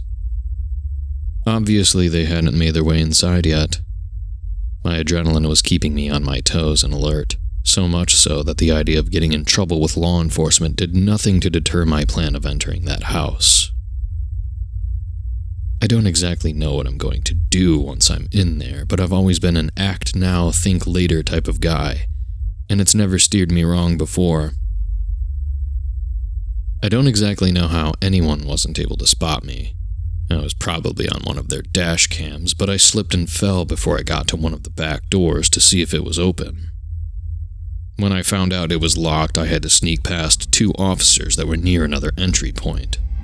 I remembered the footage Travis gave me and went to the window they went through on the wraparound porch. I noticed it was slightly ajar, and I could see that a set of wooden planks were once put up. One was still on the top and another hanging by a loose nail. I slid the glass up and squeezed through to the inside of the Morrison farmhouse with relative ease. The air was beyond stagnant. It felt wrong in every sense of the word. I also immediately smelled gasoline as well, but more so felt as if I had placed myself in a spider's web and I was a fly. I quickly got my shit together and again remembered the GoPro footage. Making my way past a horde, then to the kitchen, I found Travis's discarded gas can. Where the hell was he? Probably the cellar already. But why weren't the police inside the building? I wonder. Once I got near the exposed cellar door, I could hear these horrible, wet sounds emanating from below. I was on the verge of pissing myself, but at this point I could hear another sound. There was a groan of pain that repeated in long drawls. The tone was familiar. It had to be Travis. The goal was clear now. I had to try and save him if I could, and at the very least, finish the job of his arsonist escapade. But then the reality settled in. I was in the lion's den. That Sally thing was no doubt somewhere lurking within the depths of the farmhouse. Good thing I brought a pocket knife, I guess. I'm not sure what it would do to a supernatural monster, but it still kept me at relative ease, knowing I could defend myself. As my foot planted on the last step of the creaky wood staircase, my descent was met with more sounds that caused a fight or flight reaction. Flies and these massive bugs were flying everywhere, but they never seemed to notice me. They were doing something to the walls, puking or something, and rubbing some gore-like substance with their chittering limbs and bodies. Those awful squelching sounds were ever present as I tried not to become overwhelmed by panic and fear. I was in its nest, no doubt. Enough light was offered with the basement windows. I could see the hole. Then I saw him. I wasn't prepared to see this abomination before me. Travis was embedded into this wall of exposed flesh. Strange appendages held him in place as he slowly writhed. His face was essentially melted on one side, almost giving the appearance of Two-Face from Batman. I was absolutely horrified. I almost threw up from the sight alone, not counting those nightmarish flesh sounds. Before I could even think of the fact that I didn't even have matches or a lighter to turn this hellscape to ash, I could hear something emerge from the hole behind me. I couldn't react quick enough because I felt an impact on the back of my head and my world went black. I had a strange vision. It provided me with closure and brand new nightmares. Somehow I could see in my mind's eye that Sally had done something otherworldly in this godforsaken cellar. I was somehow aware but completely separate from my body. It almost looked as if I was seeing a video through a security camera feed. My vision cast downward like the camera was placed in a corner near the ceiling. I could see the Morrison house basement before the flesh walls took over. There were 3 people standing around what was once that huge hole in the ground. White chalked symbols drawn in a perfect circle. A corpse lay in the center. It was an older man. He was in a suit that only the recently buried would wear. He was dug up from a grave. Thinking back, I had to wonder if the corpse was actually Sally's father. The people weren't some cult wearing robes and attire that you would see in a horror movie or anything like that. They just looked like regular people. One was what looked like a male grad student that just got hired into an IT firm. One was another woman with piercings all over and a necklace adorned with bone and other oddities.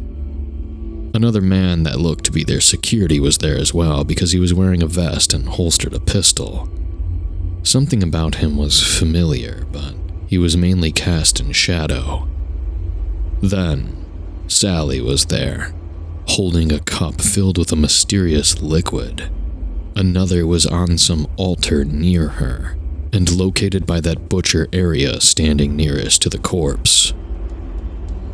After some chanting, Sally then crouched down to the corpse and poured one of the cups of gray matter into its mouth. She then stood, and drank the other. Her head tilted to the side, as if she were pondering the taste. "You feeling all right?" the IT guy asked. Sally didn't answer. Instead, she doubled over and immediately vomited. She was shaking violently as she expelled her insides. A long string of gore was pouring out of her mouth endlessly. I could hear her gargled and choked screams in my soul within this dream realm. After the 3 other people began backing up, Sally's intestines were fully discarded next to the corpse. She stood still for a moment, staring blankly at nothing. Her entire torso had become flattened, looking like she suffered from severe anorexia. She then fell over into a lifeless heap. The security guy ran then, but the other 2 remained transfixed. Before the 2 made a sound, the pile of guts writhed in a strange fashion, as if they had been given life. Then, the pile slowly squirmed toward the corpse in the middle of the ritual circle. To my utter bewilderment, the organs somehow made their way into the mouth of the body in seemingly every available orifice. It began to shake violently, spasming uncontrollably as the 2 stared in horror. I could hear bones crack. No, rather set into place as if the organs merged within the lifeless body and aiding it in a rapid and sickening healing process. Because the once pale, dead, and hemorrhaged skin began forming color of life, giving off the appearance of a discolored porcelain reshaping into wax. The floor within the circle and under the corpse began to crumble, but then I saw the 2 people start reacting to the transformation in a way I wasn't ready for. The 2 began pulling at their throats, as if they were desperately trying to catch their breath. The sounds that came from them was a wailing of suffrage, an epoch of torment. Disembodied and raw. As they pulled, their skin sagged. It looked as if blood was being rapidly drained from their bodies, like some kind of sickening exsanguination. Their eyes became black, mouths open and slack. Teeth fell out. Then hair. They regressed into themselves, limbs and fingers curling in, their clothes sagging like grocery bags. They collapsed to the floor, looking like fallen tree branches. My attention then met the now fully revived and standing corpse. Somehow, at its feet, the entire circle was now a crater. It was as if the thing somehow stole their essence and some strange supernatural energy was involved. What I saw was obviously humanoid, but there was no genitalia or even eyes or ears. Just a standing body with an open mouth. Its head snapped toward Sally's body, and it immediately hunched down to her. The mouth opened so wide I thought it would tear apart, but it began to consume Sally, swallowing her whole like a serpent. I was sucked out of the trance then. I slowly gained consciousness and felt my arms and legs move with the help of something or someone. Regaining my senses, I could hear noises of conflict and crashes. I then saw AJ hovering over me. He was in some kind of tactical gear, and there was a sword holstered on his hip like a samurai. He pulled me out of this cocoon of some kind.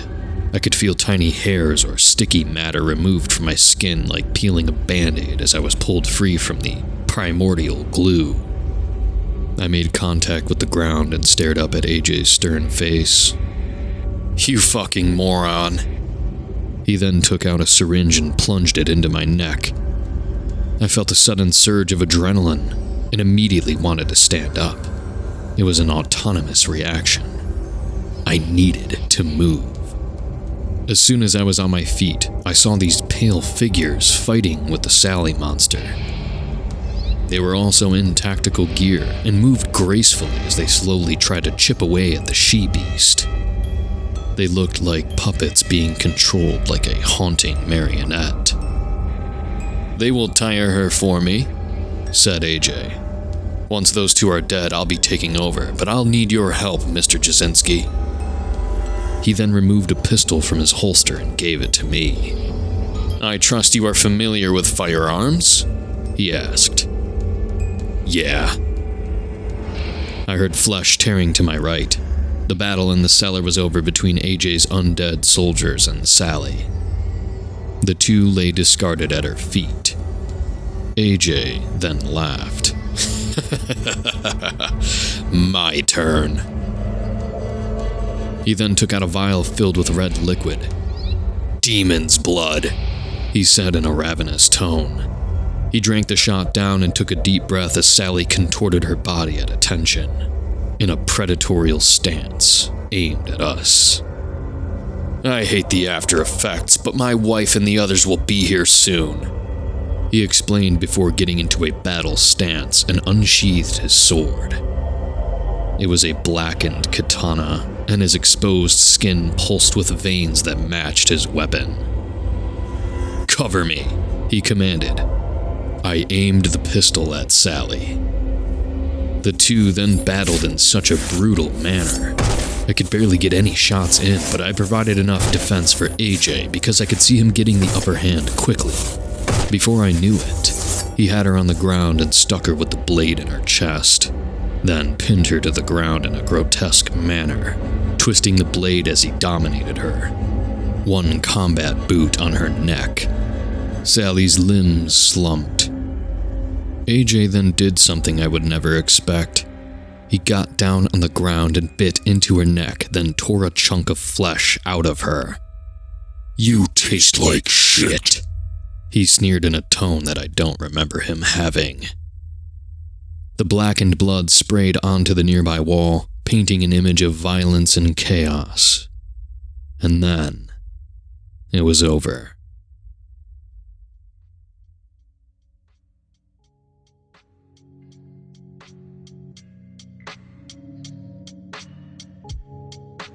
Ultimately, AJ got what he wanted, because within minutes of the battle being over, Mustache and Baldy arrived with the military.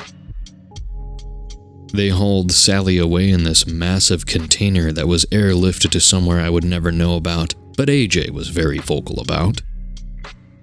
AJ then collapsed after a while, and a woman was there to aid him. I was told it was his wife. She got him onto a stretcher and began providing medical support, giving him these strange tinctures and rubbing his demon-like flesh with something I couldn't understand. I was then taken to what turned out to be an FBI building, and kept there while I was tested for a number of things. Particularly, running tests to see if I was affected by whatever that biomass was. They said I carried traces of it within me, but were confident they had it under control if I was monitored, and came to this facility an hour away to be treated for the symptoms every month.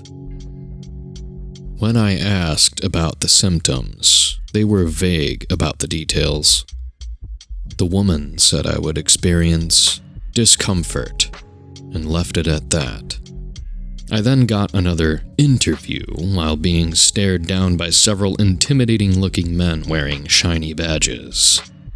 Mustache and Baldy present. They said I could go back home if I was feeling alright, as the medical staff informed me that whatever was inside of me was not contagious, for now at least, and that I would be heavily monitored by FBI moving forward. There was some information I received about Stacy and my cousin. Apparently, those two were sneaking around behind Travis's back. The texts lifted from their phones, courtesy of the FBI, were telling enough of more than just nightly visits or dates.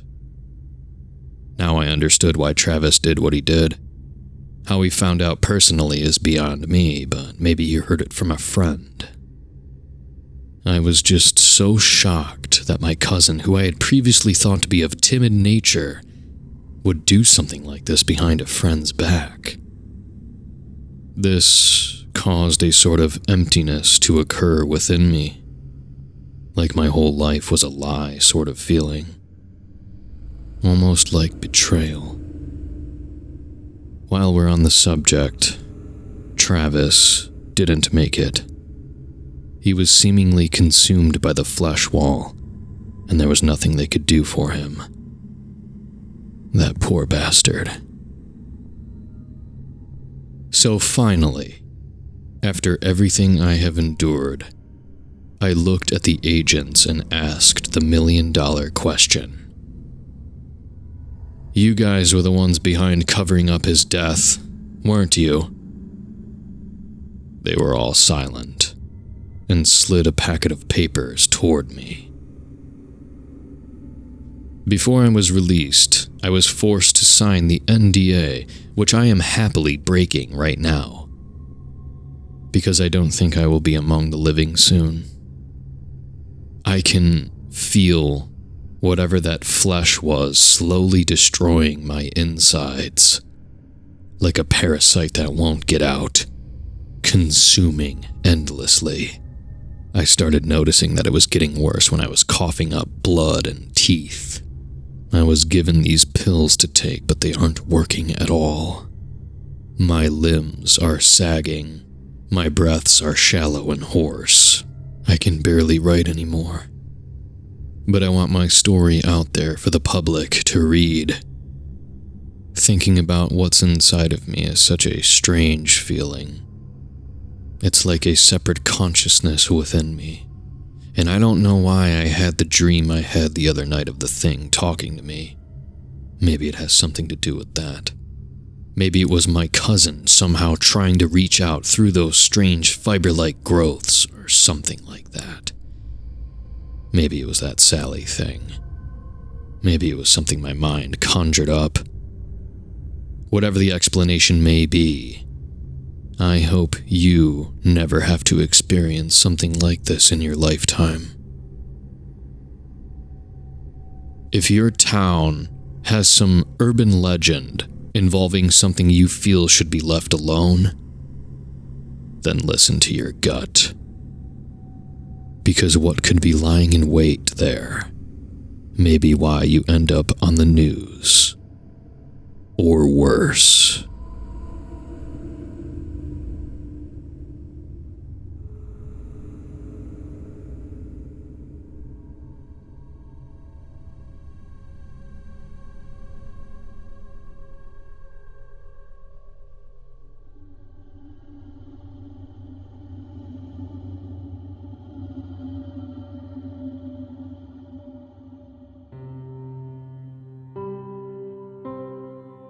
6 months I'd been on the job hunt since I'd been laid off. I was nearly out of money, and at the point of complete desperation. With over 300 applications submitted, and not a single offer to show for it, I was beginning to research how to survive on the streets, when a curious message came through on my professional social media account. It was from a recruiter at a biotech company that I couldn't recall ever applying to, nor indeed that I could even remember hearing of before. And all her message had said was that she might have an opportunity for me. No job description, no list of skills required, no salary, just a number to call if I was interested. With no other prospects, I was interested in anything that might get me paid at the time, and dialed her number almost immediately. She told me that while she didn't have a job to offer, she did have an opening in a study that the company was conducting, and if I qualified for it, that I would be very well compensated for my time. Unwilling to give me more details over the phone, she asked if I could come to their facility the following day for an interview with the scientist leading the study, and provided an address. The only stipulation she gave was that if I qualified, they'd have to start the study right away, and they'd need to keep me overnight. She recommended I pack a bag, just in case. Again, feeling like I had nothing to lose, I agreed, and the next day, I drove the 4.5 hours out into the desert to their research center. It was an impressive structure, designed in a modernist architectural style, and with the front completely made of glass. It gave off an air that they were working on cutting-edge technology inside, and I got a little excited that I might be contributing to some sort of new scientific breakthrough. I was greeted excitedly at the entrance by a plump, middle-aged man in a white lab coat with salt and pepper hair and a goatee. He introduced himself as Dr. Alan Webster, head of research and development, and took me through the building to a wing labeled Human Trials. We ended up in a small office where Dr. Webster sat me down and told me that he'd first need to ask a series of questions to see if I met the requirements for the study before he gave me more information on it. He had me sign a privacy agreement that indicated that any answers I give him could not be shared with anyone outside of the company, including the police, and then started through them with rapid succession. Had I ever had any severe head trauma? No. Had I ever been diagnosed with a mental health condition? No. Had I ever been diagnosed with a neurodegenerative condition and/or had a brain tumor? No. Had I ever taken any mind-altering drugs, prescription or otherwise? No. Did I suffer from migraines or frequent headaches? No. Did I use corrective lenses? No. Did I require the use of a hearing aid? No. On and on his list went. I can't remember all of the questions now. There must have been over 50 of them, but they all stuck to a common theme. I realized partway through that he was trying to gauge the overall health of my brain and sensory organs and began to form a theory of what the study might be related to. And whatever requirements he was looking for, apparently I met them, because when he finally finished going through his list, he told me that I was a perfect candidate for the trial and asked if I was still interested in knowing more. Admittedly, I was slightly apprehensive after the interrogation, as I was already imagining what they might want to do to my brain over the course of the next day, if I agreed to participate. But I'd already come that far, and I wasn't going to leave before knowing how much they were willing to pay. I told him to continue. Excellent, he said. So, the study is for a revolutionary new chip we've developed that we believe will give people complete control over their senses. We're looking for a few brave participants to test it out for us. A chip? I asked. Yes. It's a small chip that, when implanted, will allow the user to adjust their sensory settings at will. Going in for a surgery and don't want to, or can't be put to sleep with anesthesia. Simply shut off your sense of feel and maybe sight and sound. Loud neighbors keeping you up at night? Adjust down your hearing sensitivity. Something your spouse cooked tastes terrible? Turn off your taste buds and smell and smile through the whole meal. And those are just basic user applications. We're hoping that if you can turn down some senses, you'll be able to turn up others. On the battlefield, that might mean a soldier can push most of his sensory processing to sight and be able to see targets more clearly while filtering out the noise of fighting around him. It's very exciting stuff. He was obviously very proud of what they'd created. Wow. I did have to admit that it sounded impressive. Are you hoping it can help restore lost functionality for people that are, say, deaf or blind? There's some potential there, he replied. But many times, things like deafness, blindness, or paralysis are due to physical implications. Damaged or disconnected nerves and the like. This chip won't fix that, or correct the total loss of a sense, likely. But, if someone is suffering from partial loss of function, we're hoping that being able to boost the signal in the brain to that sense might allow them to see improvement. He was very enthusiastic with his explanations, but my apprehension had grown throughout them. That sounds incredible. But I couldn't help notice that you mentioned the chip needs to be implanted and that it would be looking to boost or reduce sensory signals within the brain itself. So, for the trial, does the chip need to be implanted in my brain? He gave a small nod. Yes. The chip does need to be inserted into the brain to function properly. That's why we need to keep you here overnight. If you agree to participate, we'd implant the chip. Then we'd monitor you tonight in one of our recovery rooms. And tomorrow, we'd conduct a trial of its functionality. This was too much for me. I'd figured there was a chance that a study at a biotech company would be somewhat invasive, but not to the degree of requiring brain surgery. And I certainly hadn't prepared myself for the idea of having my brain operated on that very same day. I'm sorry, I began, but Dr. Webster cut me off. Before you say anything else, would you like to know how much we're offering if you choose to move forward? I was certain that it wouldn't be enough to convince me otherwise, but I agreed to let him tell me anyway. At least so I knew how much I was turning down, and had a frame of reference if I was contacted by any other companies to sell my body for science. As this is obviously a lot to ask of you, and requires significant intrusion into your body, you will receive $125,000 a day for your services. I'd been leaning back in the chair I was in, and when I heard the amount, I fell straight over. Dr. Webster got up from behind the desk he was sitting at and helped me to my feet before we both sat back in our original positions. I could barely form words when I regained my composure. $125,000 a day? I stuttered. Yes. So that's $125,000 for today, and $125,000 for tomorrow, for a total of $250,000 paid upon full completion of the trial. We don't expect the actual testing of the chip's functionality to take more than a couple of hours, so you might be back home by dinner time tomorrow night.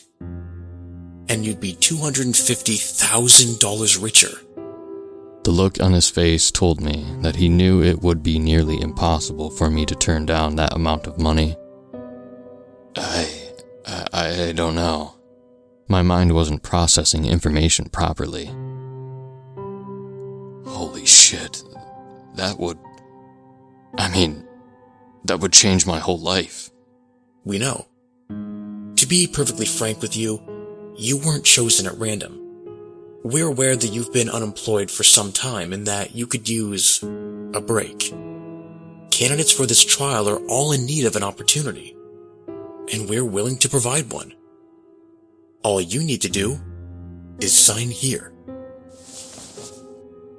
He pushed a clipboard in front of me, and I instinctively reached for the pen, but stopped myself.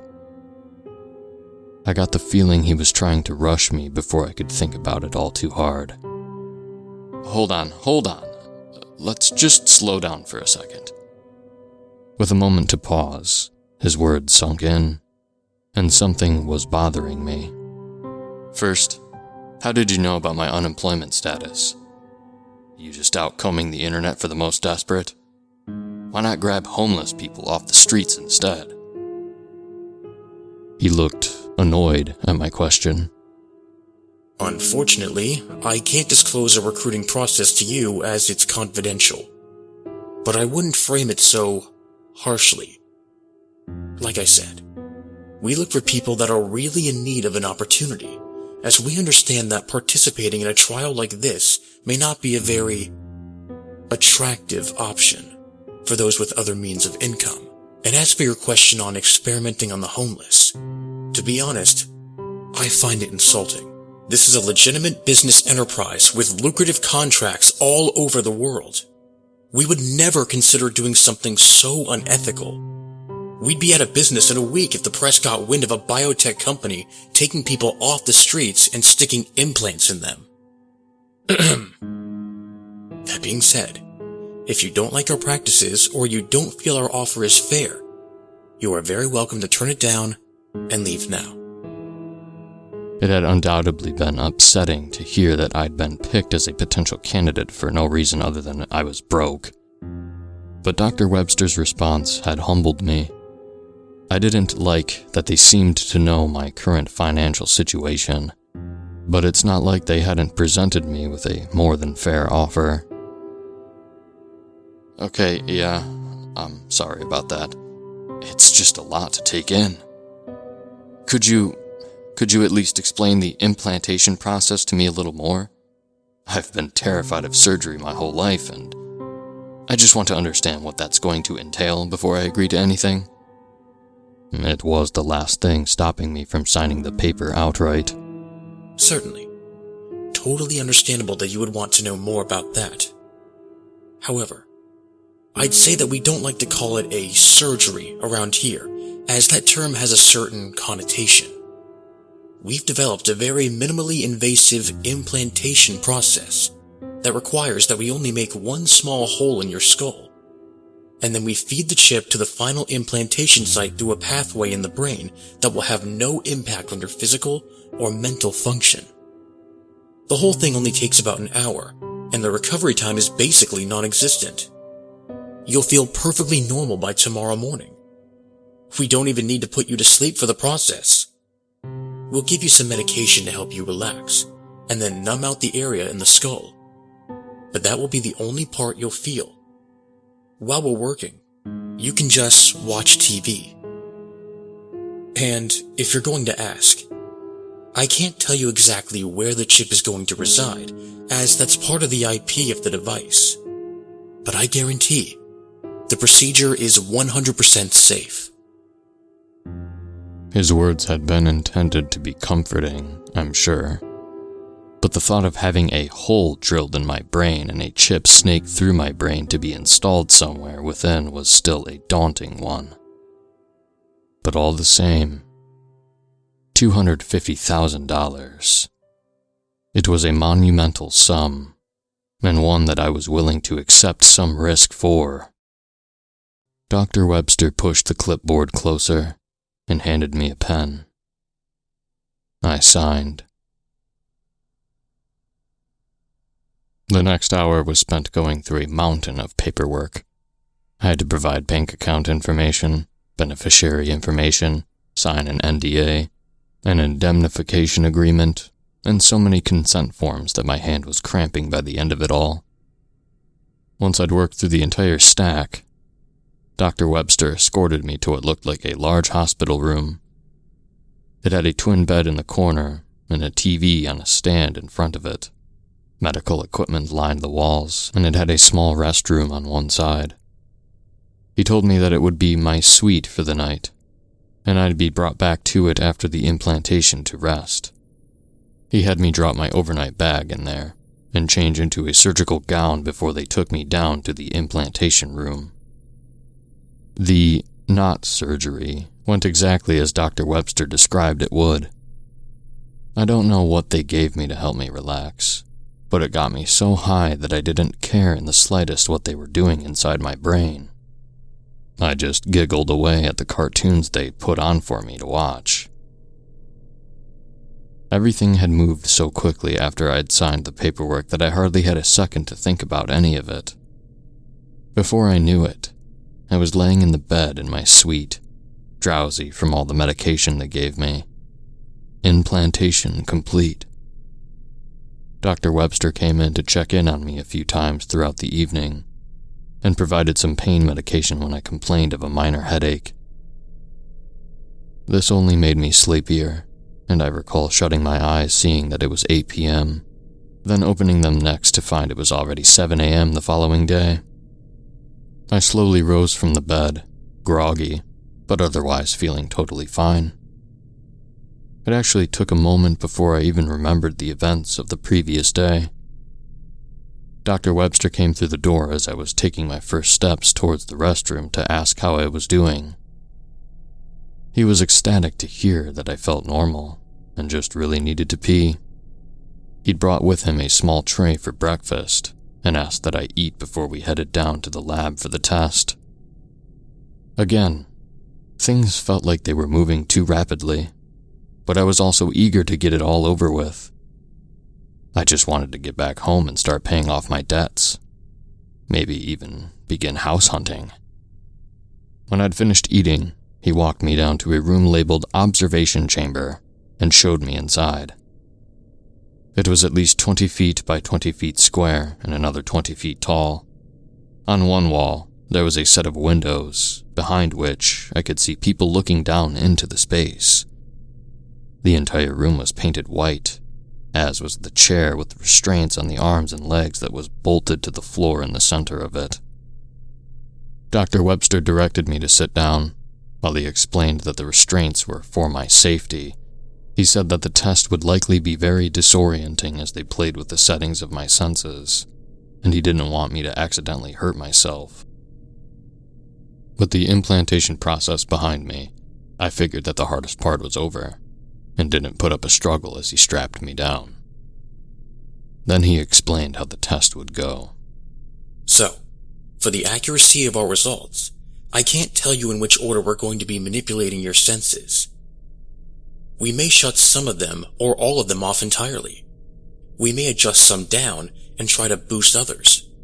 It'll be a randomized sequence. Ahead of you, there's letters and numbers like you'd see in an eye exam. And during the test, we'll pump sounds into the room as well as various scents and flavors. What will happen is you'll hear a small beep in your head, like a thought. That'll be coming from the chip.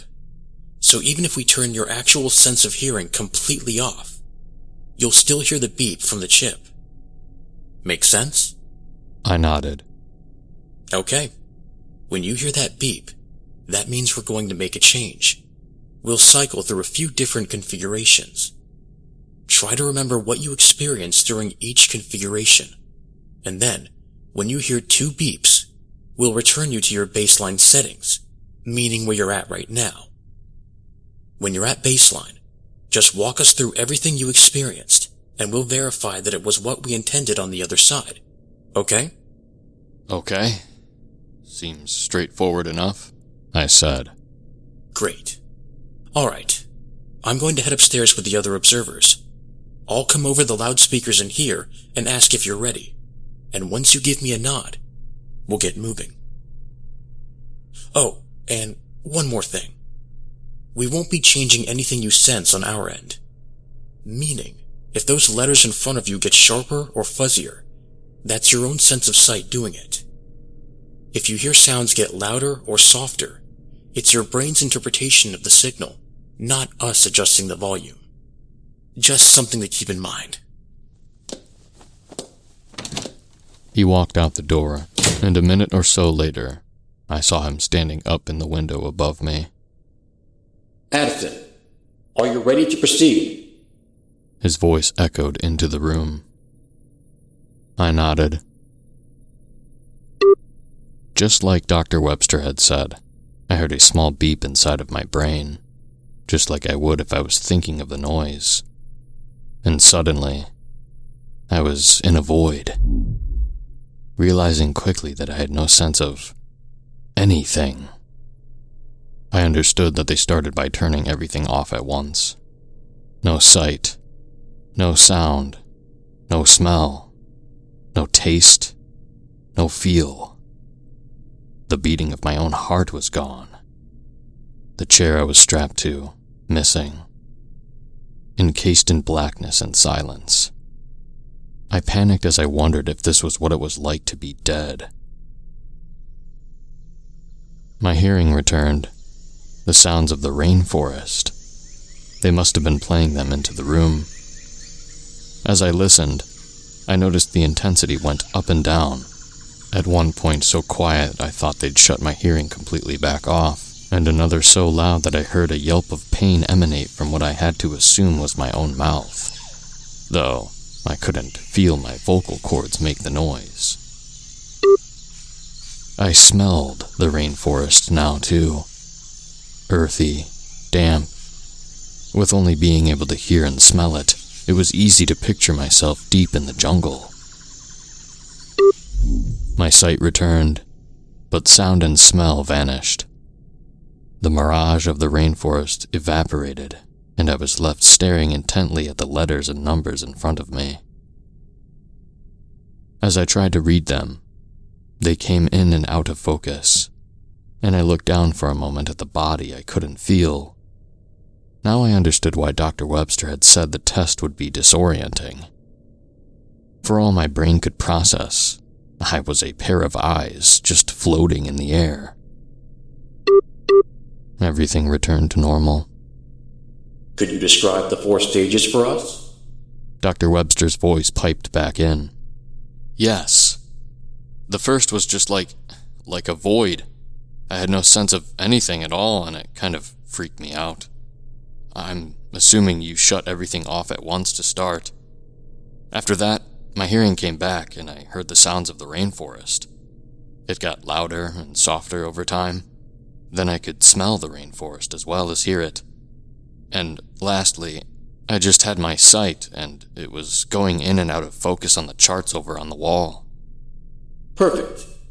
That's exactly what you should have experienced. Okay. Are you ready for another round? I nodded again. We went through 4 more sequences like this, each with a completely randomized order. Sometimes they started in the void. Sometimes they just took away 1 sense to see if I'd noticed that. One trial made me particularly hungry when they sent in the flavor of pizza, and I picked it up on my tongue. It was a very weird but very interesting experience. While it was nerve-wracking at first, having someone else have total control of my senses, they always returned them to me in full at the end of each round, and everything was performing exactly as they expected. I was actually enjoying myself. But then, on the 6th round, something changed. I was dropped back into the void of nothingness. But I was used to it now. I was calmly waiting for the next beep when I heard something else. A voice. A whisper in my head. I didn't recognize it at all. Watch out. The man in the corner. What the fuck was that? I thought, wondering if the trial was taking a toll on my brain. My sight came back.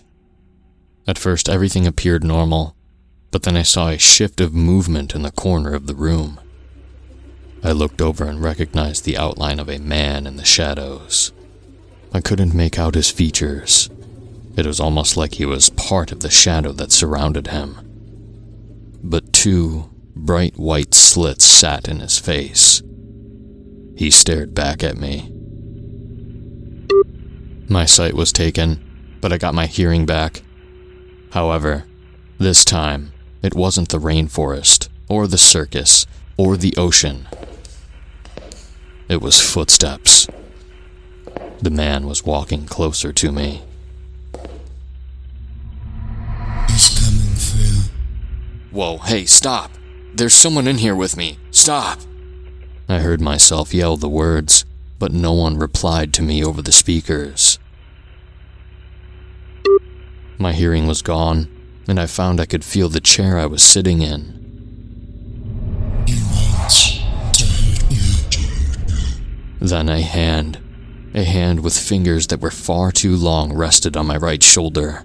I felt a razor-sharp nail run down my left cheek, and I knew this thing was right behind me. What the fuck was that? I could feel my vocal cords moving and knew I must be screaming aloud. My sight came back. I turned, and towering over my head, the man made of shadow flashed a smile that was far too wide. He slithered to my side, brandishing his clawed fingers. I tried to look up at the windows and yell for Dr. Webster, but my vision was blurred beyond the nightmare in front of me. I was back in the void, terrified now at what was happening to my body. I pleaded more for them to stop internally, and I hoped externally. This time, when my senses were all returned, I was sweating and breathing heavily. I panned the room, searching for the shadow man, but he wasn't there. Could you tell us what you experienced that time? Dr. Webster's voice came into the room just as casually as it had for every other trial. What was that? What was what? The voice in my head, and the shadow thing that touched me. It wanted to hurt me. There was nothing in the room with you, and any voices in your head would just be your own thoughts, he said. No, that's bullshit. Something was different that round. You guys didn't hear me yelling for you to stop? No. You were quiet the entire time, just like the rest of the runs.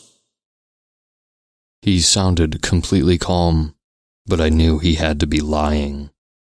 I'd heard myself screaming. Look, I don't know what's going on here, but I'm done. I want out of this thing. That's enough. I struggled against the restraints. Without warning, I was plunged back into the void, and I started to panic immediately. Stop! No! Let me out! You can't do this! I prayed I was actually saying the words. Wait. It's gonna hurt when you feel again. What's going to hurt? What did they do to me? I tried to talk to the voice with my thoughts. I could see again. I quickly scanned myself for injuries, and then I saw it. My right index finger had been sliced off and was lying on the floor in front of me. Blood was spurting out of the stump where it used to be. They sent me back to the void. I continued to plead with them, though at this point, I realized it was useless. I was at their mercy. Hope you don't use that way. I heard a saw whirring somewhere down low in front of me. Then the squelching of meat being cut and the high-pitched whine of blades on bone. Please, please, I'm begging you. I won't take the money. Please, just let me go home now. I knew they were listening. They just didn't care. I wasn't prepared for the agony that came next. White, hot pain radiated from my left leg below the knee and from my right hand. My hearing was still on, and I made noises I'd never known I was capable of. As I entered the void once more, I began to cry. And now, a stab to the chest. Goodbye, Addison. I didn't even try to fight it this time, or to scream out. I accepted that they were going to kill me. I tasted blood in my mouth, and I was certain I'd coughed it up when they plunged a knife somewhere into my lungs. But then my senses were returned. I saw that I was fine, at least physically. Both of my legs were fully intact, my finger was back on my hand, and there was no gaping wound in my chest. How about that time? Can you describe everything for us? There was a darkness in his voice now. I could tell that he knew exactly what I'd experienced. Fuck you! I snapped back. What is this shit? If you can describe what you experienced in detail, the trial will be over. If not, we'll have to run it again to make sure it's working properly. He was cold in his delivery. Terrified of what else they could do, I relented and relayed back everything that I'd seen, heard, felt, and tasted during the last round.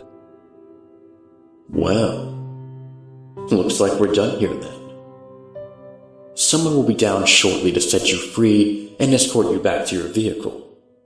The funds will be deposited into your account within the next few days. Thank you for your participation, Addison. I only just barely caught everything that he said, and saw him start to step away from the window. Wait! I yelled. What about the chip? Aren't you going to take the chip back out? I realized now that I'd never asked what was going to happen with it once the trial was over. Oh, no. We can't remove it. Too much risk to your brain now that it's attached itself. And, in any case, it's our insurance that you won't discuss your experience here with anyone. We'll be keeping an eye on you, Addison. Don't forget what we can do to your perception of reality. His last line was dropped with such a hint of menace that I shuddered. I understood then that they were going to hold me hostage for the rest of my life. At any point, if I did something they didn't like, they could just send me to the void. Or worse. Eventually, someone I'd never seen before came in and unstrapped me, then quickly rushed me out through the back door to my car. I drove back to my apartment in silence. Since I got home 3 days ago, I haven't slept. The money was deposited in my account, just as they said it would be, but I can't enjoy any of it. I can't stop thinking about what its payment is for. This technology shouldn't exist. I don't know what their plans are for it, but I know it's not the bullshit Dr. Webster fed me to get me to agree to the study. And I've realized that I can't keep it a secret. Even though I know what posting this means for me. Even though I just heard the voice again.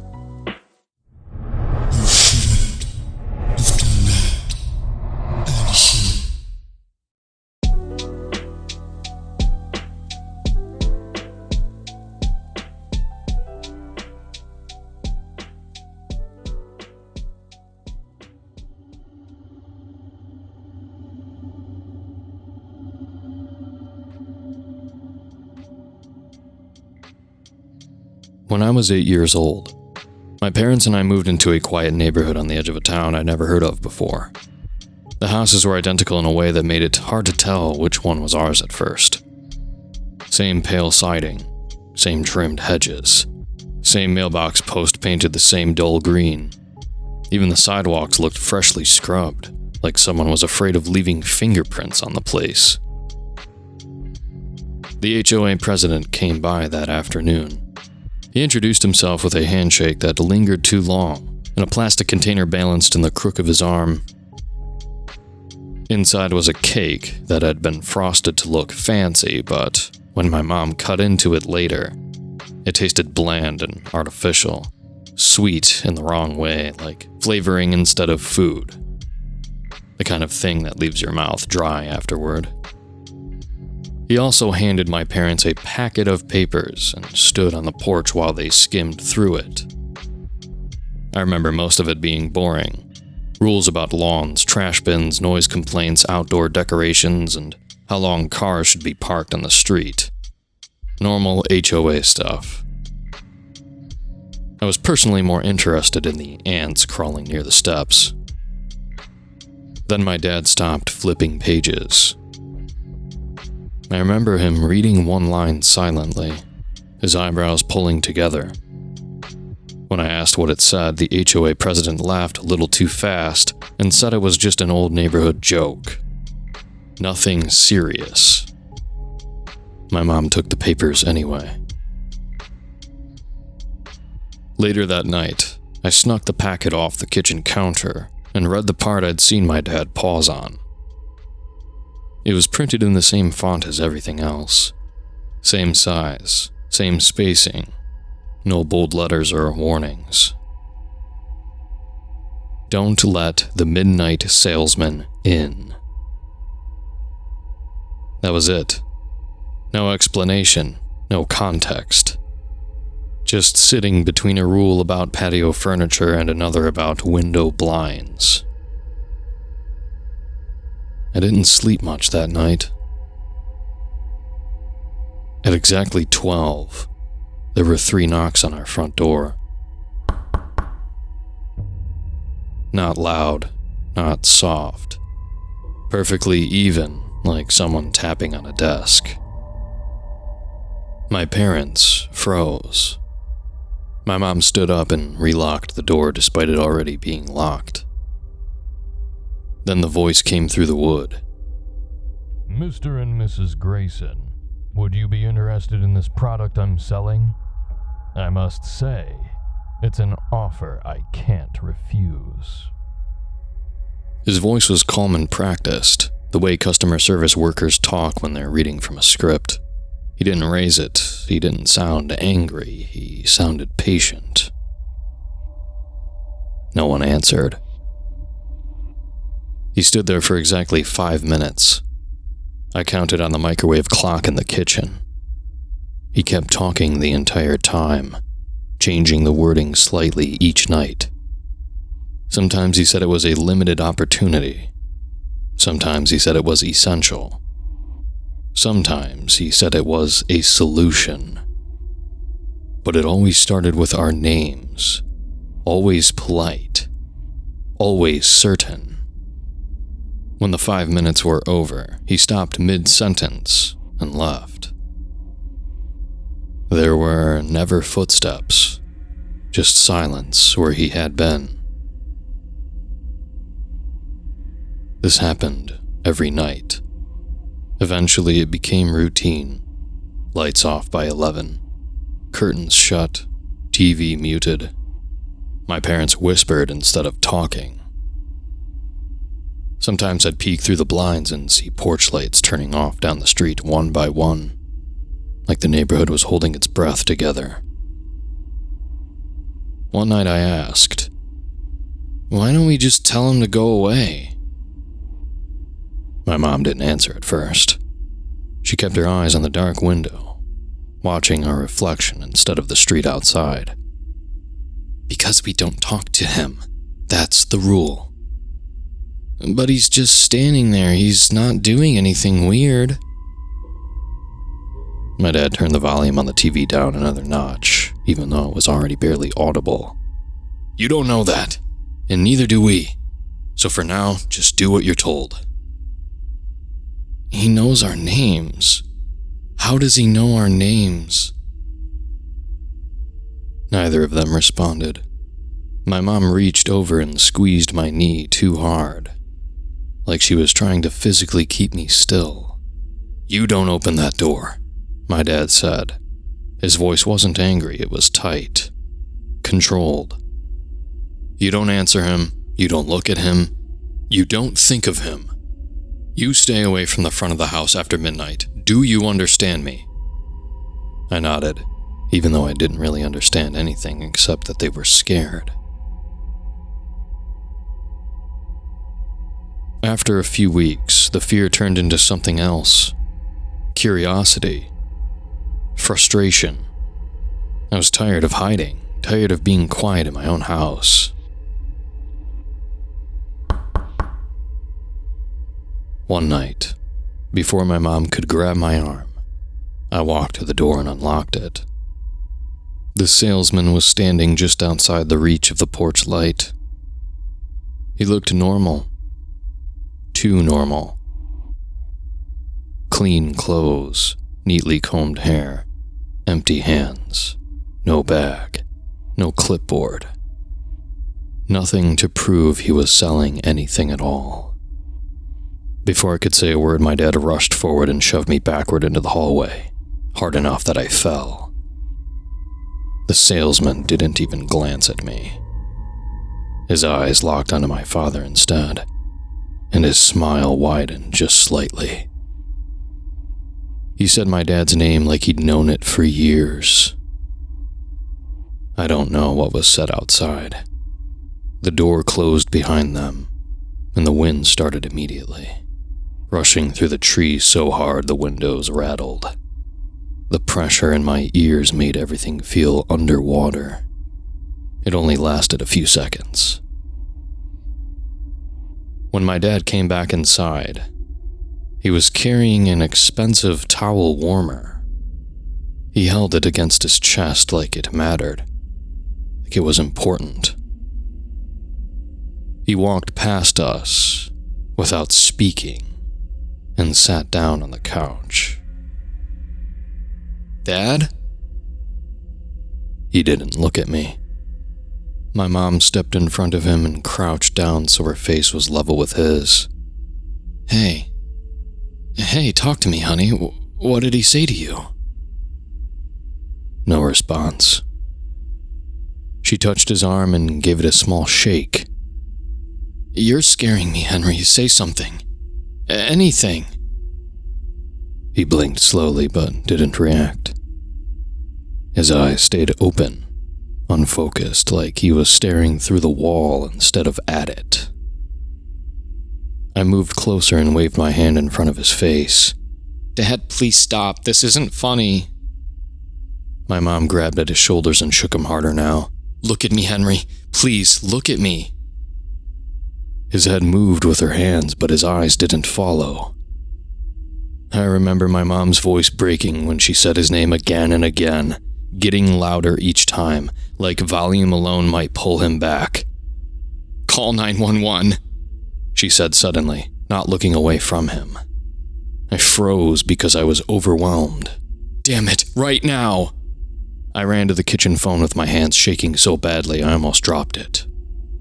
Behind me, my dad sat perfectly still on the couch, holding the towel warmer like it was the last thing he had been told to keep. We tried talking to him, shaking his shoulder, calling his name. He blinked slowly but didn't react. His eyes stayed open, unfocused, like he was staring through the wall instead of at it. At the hospital, the doctors told us there was no physical damage, no stroke, no trauma, no tumors. His brain scans were clean. One of the neurologists spoke to my mom in a quiet consultation room while I sat on the paper-covered exam table swinging my legs. I tried not to listen, and even though I couldn't understand any of it, it still stuck with me. Structurally, his brain looks normal. There's no sign of hemorrhage, ischemia, swelling, or mass effect. His MRI and CT scans are also unremarkable. My mom gripped the edge of the chair as she cried. "Then why won't he do anything?" "We're seeing electrical activity on the EEG. Basic cortical function is present. Reflexes are intact. Pupillary response is normal, but he isn't producing any form of purposeful movement or speech." "So he's in a coma?" my mom asked. The doctor shook his head. "Not exactly. He's awake. His eyes are open. Sleep-wake cycles are present. What's missing is meaningful interaction with the environment." He paused, choosing his words carefully. "It suggests a severe disruption in the networks that connect sensory processing to motor response. In layman terms, his brain is receiving all the information it needs, but it isn't translating that input into anything beyond autonomous actions." "Can it heal? Be fixed?" my mom asked. "There's no visible injury to recover from," the doctor said quietly. "That's what makes this difficult. We can't point to a damaged area, and therefore we can't do anything.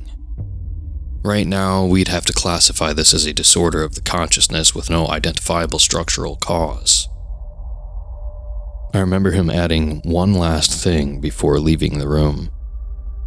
"It's extremely rare to see this in patients without trauma, which means we don't have a clear explanation. I'm sorry, but there's nothing we can do for him." He never came back. Not really. He still sat in the living room sometimes. Still somehow ate if food was put in front of him. Still breathed, but nothing inside him mattered anymore. It was like the salesman had taken whatever part of him made him, him.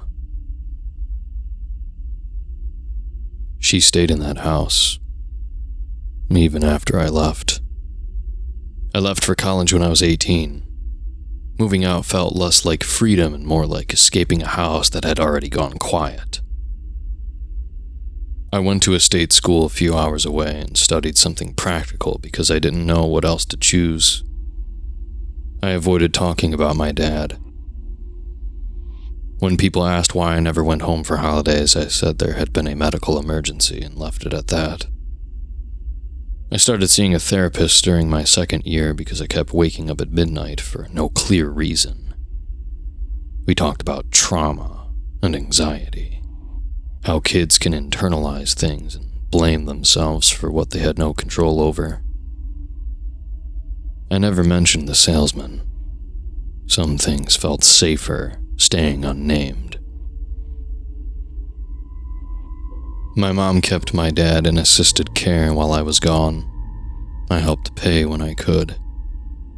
There were specialists, rehabilitation programs, and quiet hospital rooms that all blended together after a while. When I visited, I talked anyway, about classes, about dumb campus problems, about the weather. He never answered. Sometimes I thought his eyes followed me when I stood up to leave, but the nurses said it was involuntary, and I eventually stopped asking. I met my wife during my last year of college. We started studying together and slowly built something normal. At first, I told her my family situation was complicated. Later, I told her about my dad, about the silence, about the house. She didn't push for details I wasn't ready to give. When we got married and talked about where to live, I told her anywhere that wasn't my childhood neighborhood. She agreed without hesitation. Meanwhile, my mom couldn't afford to move. I think she was also afraid to leave. The knocking never came again after that night. But the rule was still there, sitting in the HOA packet in the drawer, untouched, waiting. Yesterday, my mother passed away. I spent the day signing papers, making phone calls, packing hospital belongings into plastic bags. When I came home, the house felt bigger than it ever had before. Too quiet. No monitors. No murmured conversations. Just empty rooms and furniture that suddenly belonged to no one. The house is in my name now. While going through the filing cabinet, I found the old HOA packet. The pages were yellowed. The rule was still there. Exactly the same.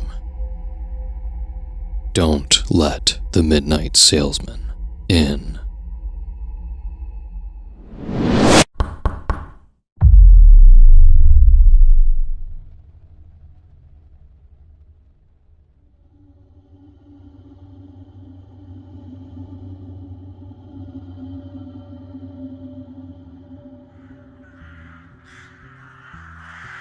When I was young, camping was the one thing that everyone in my family enjoyed. Every year we'd drive out to some national park, split into groups, and made a game out of seeing which one of us could reach the other end of the park first. No matter the weather, no matter the terrain, we always had the time of our lives. But when I turned 10, my grandfather suggested a new location for our annual trip. One that none of us had ever heard of. Lake Nereus National Park, Oregon. I'd camped there all the time when I was younger, Gramps told me as we packed for the journey. There's no tourists around this time of year. Nobody to get in the way of the fun. It'll be a real adventure. None of us knew anything about Lake Nereus. It wasn't on any map we could find, nor was there any record of it even existing. But Gramps somehow had maps of the area ready to go, and he'd never steered us wrong before. So, all 8 of us took the drive to Oregon, winding along endless byways and mountain passes until we finally parked on the side of a lonely dirt road, at the very edge of a huge stretch of dense forest. Beyond the trees lay a vast, becalmed lake with waters black as oil. As always, we divided the family up into teams and set off along different routes to see who could reach the northernmost campsite first for the big fireside party. Grandpa teamed up with my parents for the easternmost route. My older brother Sebastian teamed up with Aunt Maurice on a northern route along the shores of the lake, and I was teamed up with my eldest sister Nina and her boyfriend Jason as they made their way to the west. Once we'd collected our compasses, supplies, walkie-talkies, and our maps, we marched off into the forest, ready to rendezvous at the north end of the lake. However, about a half an hour into the trip, I realized that my map was slightly different from the others. Where Nina and Jason's copies were showing straightforward locations and distances, mine had been graffitied. Seemingly random areas had been circled and labeled. Beasts, gluttons, secluses, tricksters, and apexes. I tried to tell Nina and Jason about it, but they weren't in the mood to listen. Nina was grumpy at having to play babysitter to me, and Jason was practically itching with impatience for the moment he'd finally have some precious alone time with his girlfriend. So they ignored me as we marched uphill through the sparser end of the forest that bordered the western shore of Lake Nereus.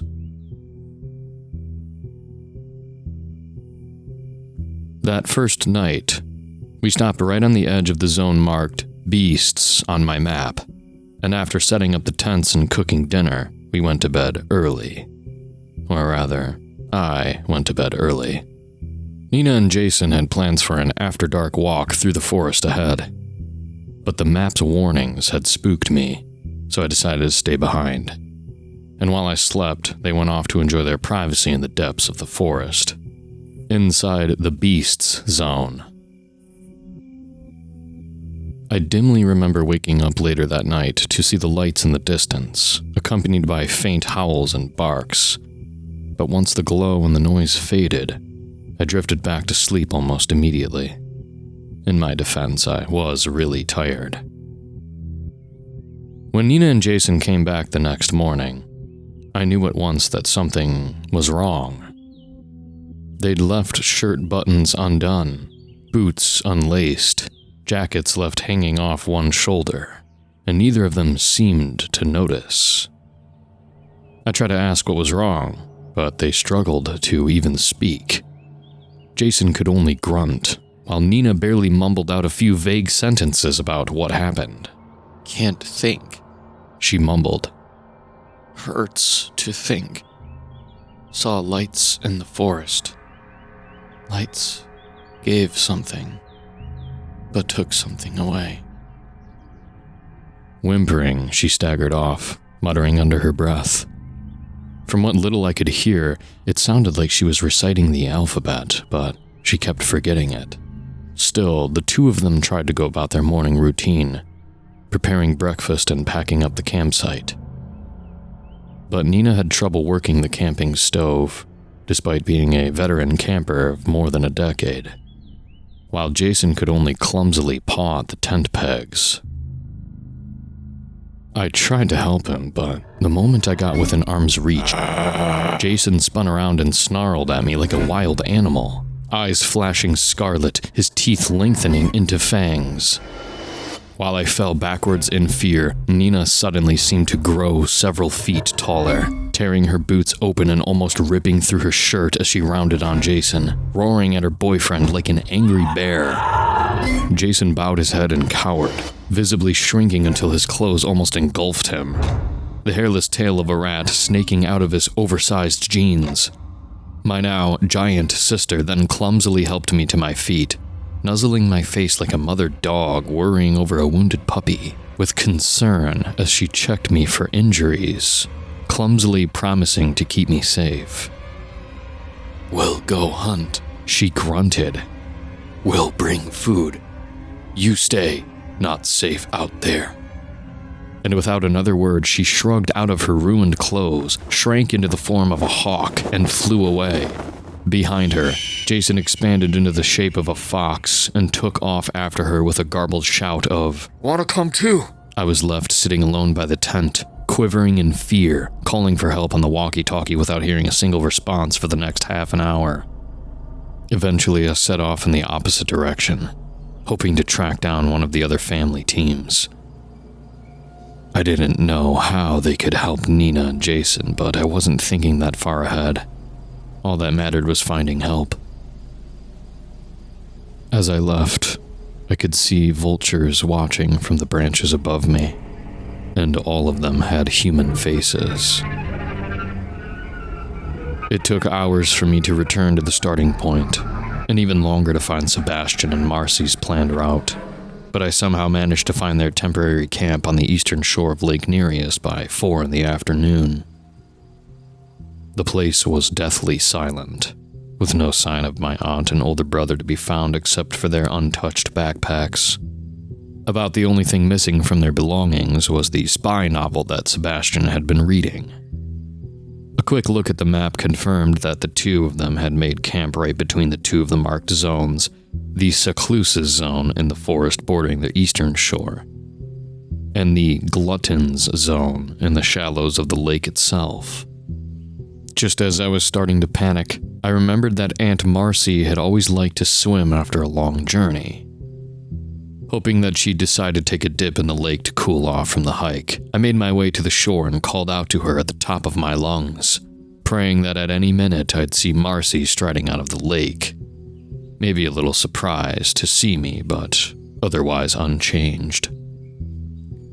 Instead, I found myself alone on the shore except for a huge elk that had stopped to take a drink from the murky water. And then I caught a glimpse of movement around ankle height and saw something wriggling through the shallows toward the elk. At first I thought it was just a leech, up until I realized that it sported a tiny human head, no bigger than a Barbie doll. Hungry! It shrilled at helium pitch. Hungry! As I watched, the human-faced leech shot out of the water, fastened itself on the unsuspecting elk's flank, and began to feed, gorging itself on the animal's blood. And as it fed, it grew, bulging and swelling out of shape, expanding first by inches, then feet. And as it grew, it sprouted long, rubbery arms that wrapped around the startled elk, anchoring itself in place and keeping the elk from shaking it off. As the leech grew bigger and consumed even more of its blood. In a matter of seconds, the elk was dead and completely exsanguinated, and the leech was now roughly the size of a Nile crocodile, but it still wasn't finished eating. Reaching out with its improbably muscled arms, it shoved the carcass into its colossal jaws and swallowed it whole, instantly ballooning in size once again. The hippo-sized leech turned and finally noticed me, and in that moment I recognized the now gigantic face of the leech. It was Aunt Marcy, transformed by her zone just like Nina and Jason, and yet differently. She was now what the map had called a glutton. She boomed, her voice now a thunderous bass throb. I didn't even bother trying to negotiate. I could tell from the way she was licking her chops that, unlike Nina, she didn't recognize me as anything other than lunch. So I turned and ran for the forest as fast as my feet could carry me. Fortunately, her newfound size made her slower, and though she transformed again and sprouted millipede legs to accelerate her along the rough ground, I had a head start. By the time she'd picked up serious speed, I'd already beaten her to the trees, where the forest was too dense for her to follow.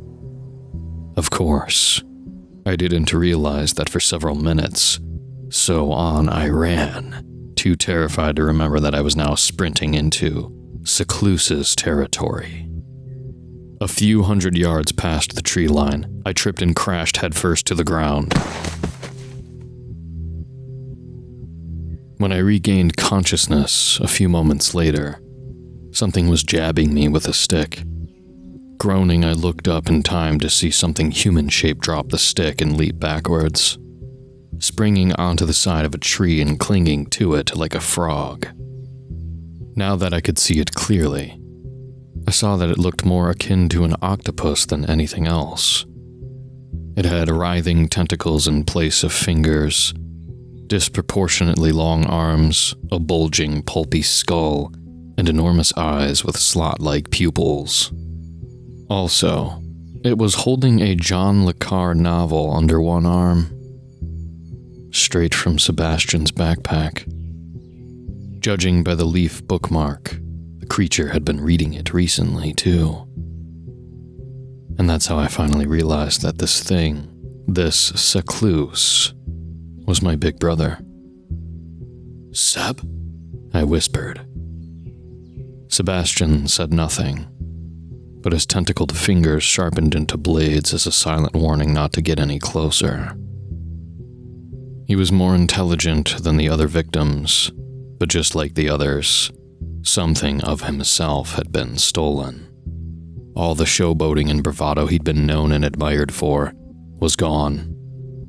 In their place was left only suspicion and fear. As I watched, he tucked the book in a hollow at the trunk of the tree and began itching backwards into the branches until he was well and truly out of reach. Then, he began to change, his skin rippling as it shifted to match the texture of the bark, limbs and skull flattening against the trunk of the tree until they were almost two-dimensional.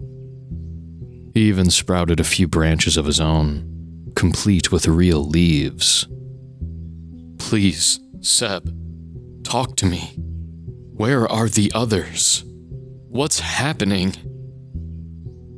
The slot-pupiled eyes glared down at me for a moment.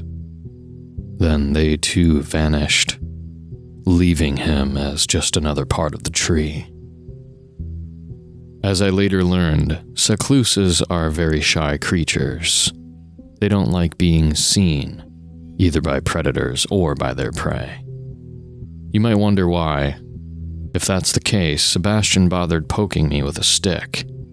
I like to think he was acting on some last shred of human feeling for me, checking to make sure I was okay.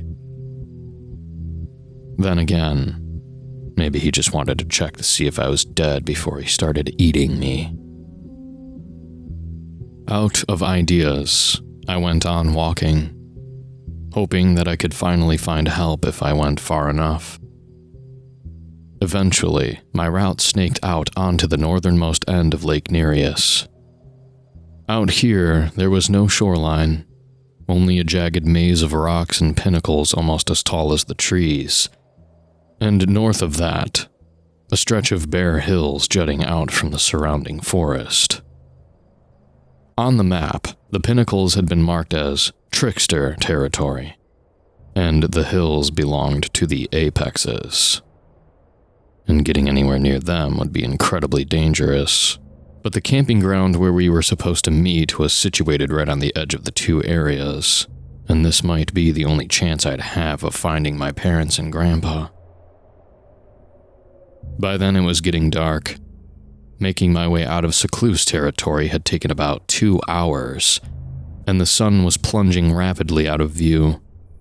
And I really didn't want to find out just how many of these shapeshifters like to hunt at night. So when I caught a glimpse of Dad's telltale orange jacket through the trees ahead, I put on an extra burst of speed, hoping the camping ground was only a few yards beyond, and that it'd be safe there with Mom and Dad until we could call for help. But before I could reach him, Dad walked off, vanishing behind the trees to his left. Baffled, I followed, sprinting around the corner ahead, only to find that Dad had walked off yet again.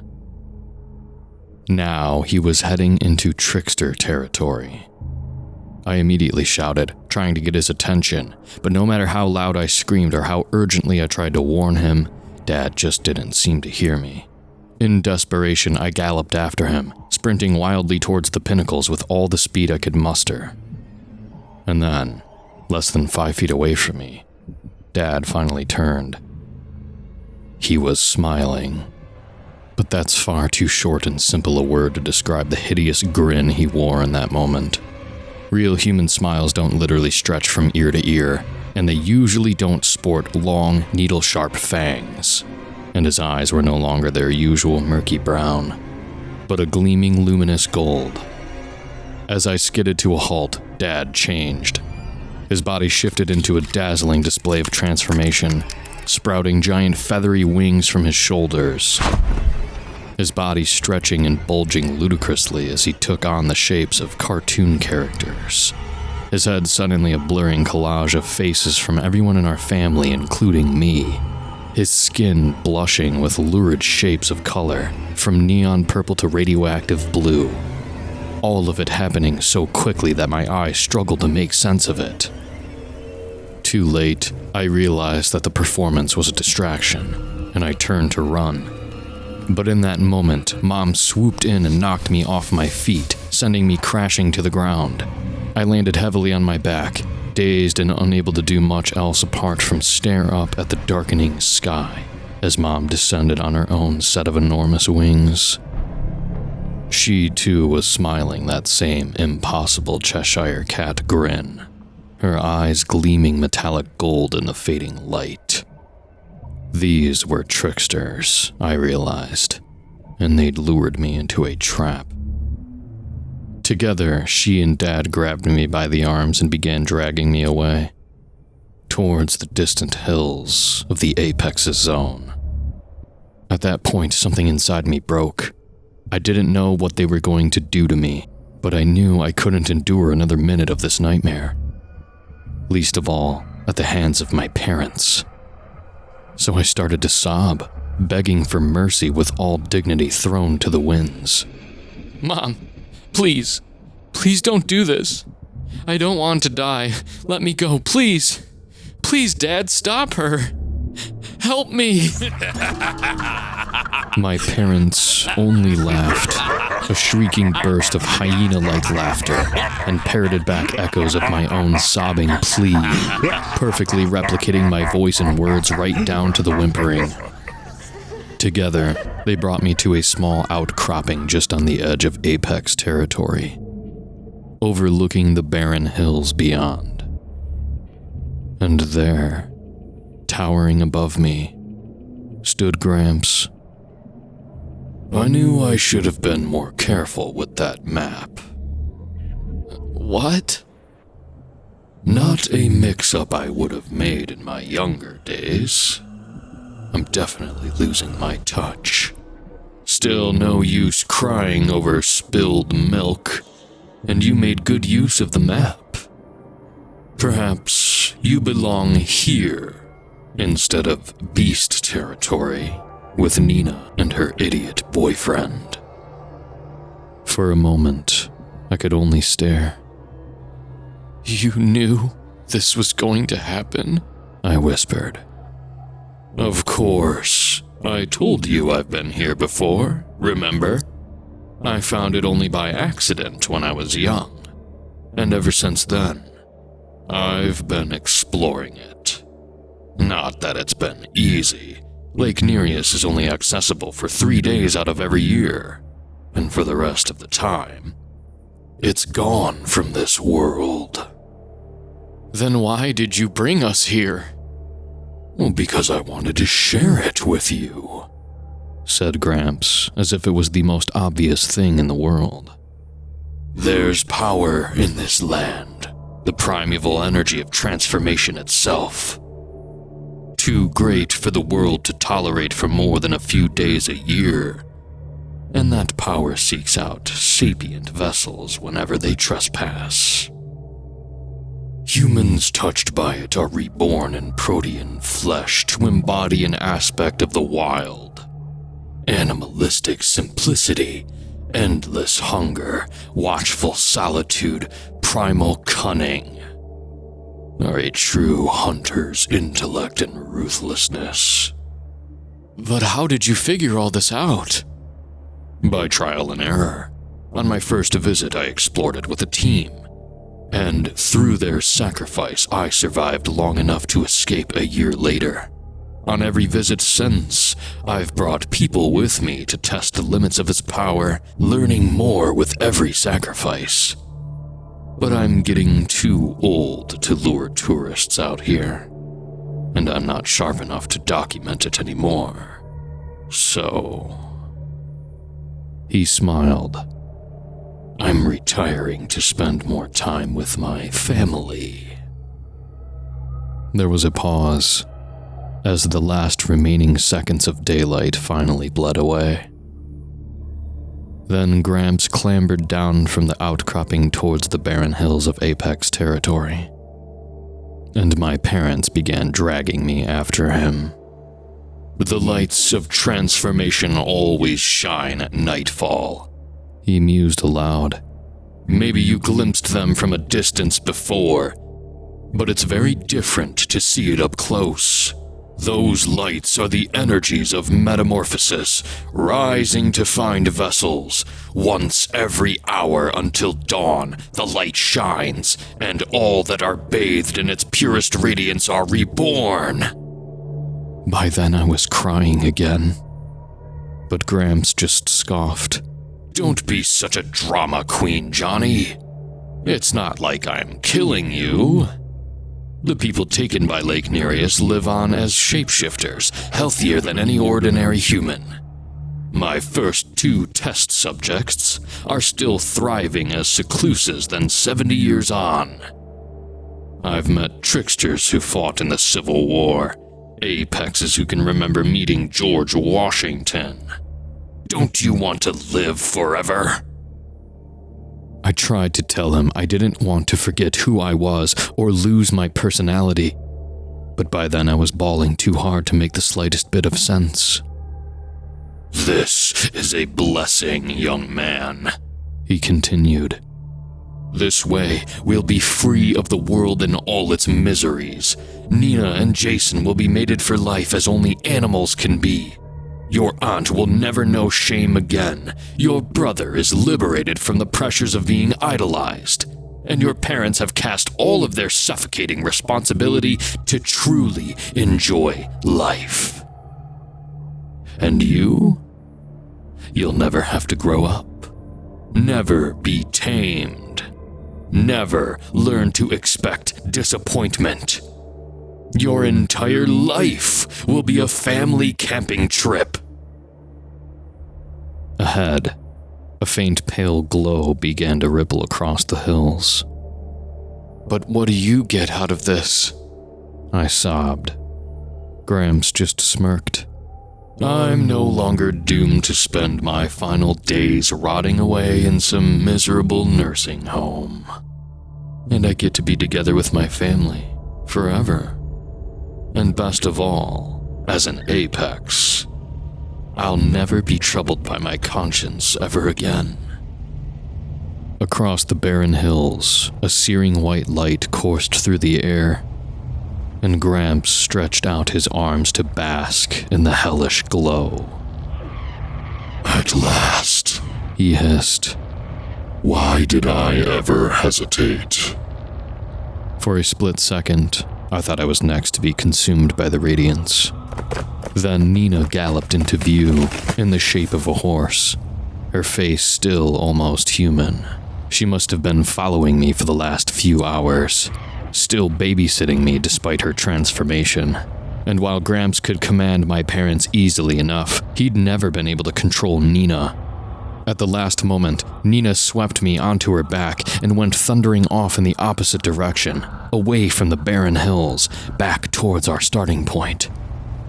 I still remember hugging her as we fled, wrapping my arms around her neck and crying into her mane out of sheer relief, even as Gramps bellowed with rage in the distance. And I remember the shadow that blotted out the moon as it pursued us across the forest, sending beasts, gluttons, and even tricksters fleeing before it.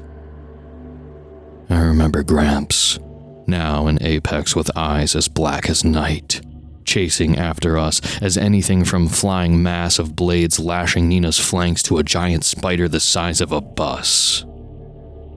But Gramps was still getting used to his new body, and Nina outran him in the end. My last clear memory from that night is of being dropped off at the entrance and allowed to stagger off into the road, trying to ignore the sight of Nina and Gramps watching me from the trees. They couldn't follow me. As I later learned, only a handful of shapeshifters have broken free of the lake during its annual 3-day reappearance, escaping to become the cryptids of urban legends. But even so, I didn't want to meet their gaze. I didn't want to start crying again. I was found wandering along the side of a highway 2 days later, starved and dehydrated.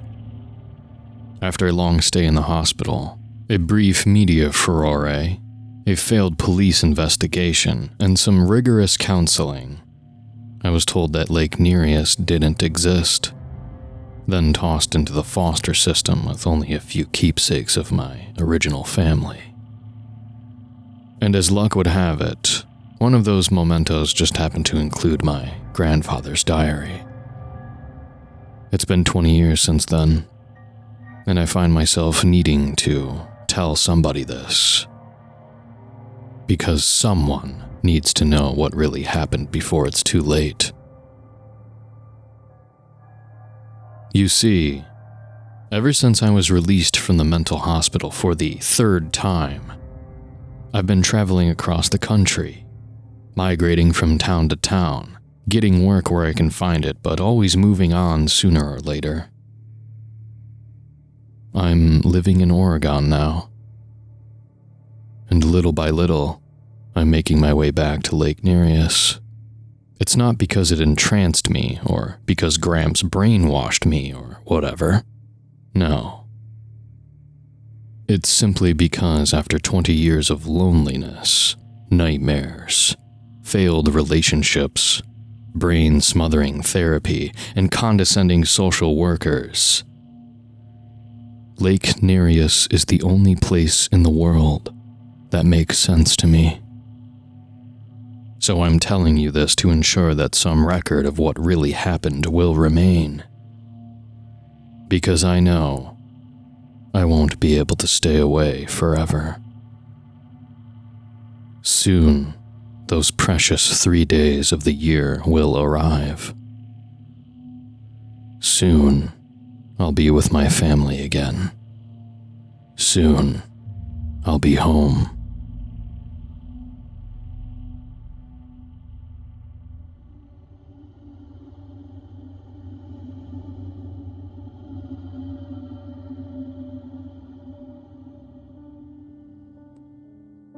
I am a stubborn person, often to a fault. I hate giving up, even if it might be a lost cause. My stubbornness is a problem, I know that. It leads me into situations where I know I should change course, but comfort and a sense of determination keep me from acting. I try to be rational, and in cases where I am expected to believe the unbelievable, I have a hard time. Now, I find myself in an impossible situation where I don't have a choice. I must acknowledge I am seeing what I am seeing. And I wish I wasn't, because I don't know what to do now. Sorry, I keep getting distracted. I hear the crashing and banging in the basement again. Lania must be at it again. She is always like that. I know I should say something, but what choice do I have? I can't rock the boat. I need this house and her money, so I will do what I always do and ignore those sounds coming from the basement. And the implications. Maybe I will talk to her tomorrow. But let me tell you how I got to this point, and you can decide for yourself what you might do in this sort of circumstance. It was about a year ago I found myself in a position I had been working towards for a while. I was finally confident that I would be able to buy a home. The market is rough now, and I have a good job. With the crazy prices, though, I thought it was unattainable. Yet I had started looking all the same. I had contacted a real estate agent and toured a few places. After a couple of months of no good options, I started to lose hope, but then I received a listing for the perfect house. My eyes lit up when I looked at the features, and I was over the moon. The price seemed reasonable, if a little high, but I was worried since I did not have much to put down and my credit was not the best. I was assured it was okay, and after getting qualified for the first mortgage I applied for, I finally signed on the dotted line and got the keys. I had done it. I had finally bought this place, my first home. I was so happy with the house. I loved it. Yet, even then, I found myself asking, could I really stay here? I wanted it to be my forever home. It is truly perfect, but I am terrified of the feeling of dread in the pit of my stomach. The creeping dread of pure evil. Yes, I was horrified. My interest rate was 9% on this house for a 30-year mortgage. I know, right? I was so obsessed with the idea of owning my own home that I did not realize how much my actual payments would be at that high an interest rate, and I started to panic when I saw the huge cost. I figured I would maybe get a second job or try to get some overtime to compensate. I was just happy I had my own house. That's all that mattered. The house was a gorgeous Victorian, over a century old but still in good shape. I was over the moon when I saw the place. It had everything I wanted, and I knew I would find a way to make the extreme cost work somehow. I didn't have much to move in and knew I would have to buy furniture as I went, but that didn't bother me. Moving day was hard work as I moved what little I had all by myself. I took a break before the small U-Haul was finally unloaded to get a drink of water and tested the tap. I turned it on and was troubled after a long delay before anything came out. Slowly, a reddish liquid trickled and started to flow from the faucet. It had a thick viscosity and almost smelled like blood. No, it couldn't be. Must just be the pipes. I blinked and saw clear water flowing from the sink and brushed the crazy perception off. I returned back and forth several times as the afternoon drew on, carrying boxes and wishing I had called for some help moving after all. I paused, admiring the floors and trying not to scrape them up too much with my items. The house had its original hardwood floor from the looks of it, and I would be devastated if it was damaged. There was a sound of something crashing in the basement, and I winced at the thought of whatever had been broken down there. A lot of old antique dishware was down there from the previous owners, and though I was not likely to use it, I thought it might be valuable and I may even be able to sell it. Had I left something close to the shelves that fell and broke them? I went downstairs to check. The basement door was hanging open, slowly swaying despite the fact I had been fairly sure I closed it earlier. There was a foul smell emerging from the aperture as well, and I was not sure what had happened down there. I went downstairs and saw it for the first time. I gasped aloud as I looked at what was down there. There was a puddle of dark liquid which might have been blood here as well. Out of the corner of my eye, I thought I saw an emaciated and skeletal body on the ground in the basement. I turned my head and it was no longer there. If it ever had been. I got closer to see what had happened and saw broken glass, figuring maybe it was some sort of jar of old preserves or something.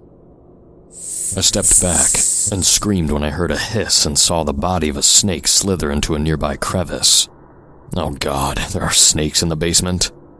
I didn't think they could just get into houses. I hurried back upstairs to get the broom to sweep up the mess and maybe look up snake deterrents. I saw a strange-looking woman staring at me through the kitchen window. I blinked and her face was gone. I started to doubt my senses again.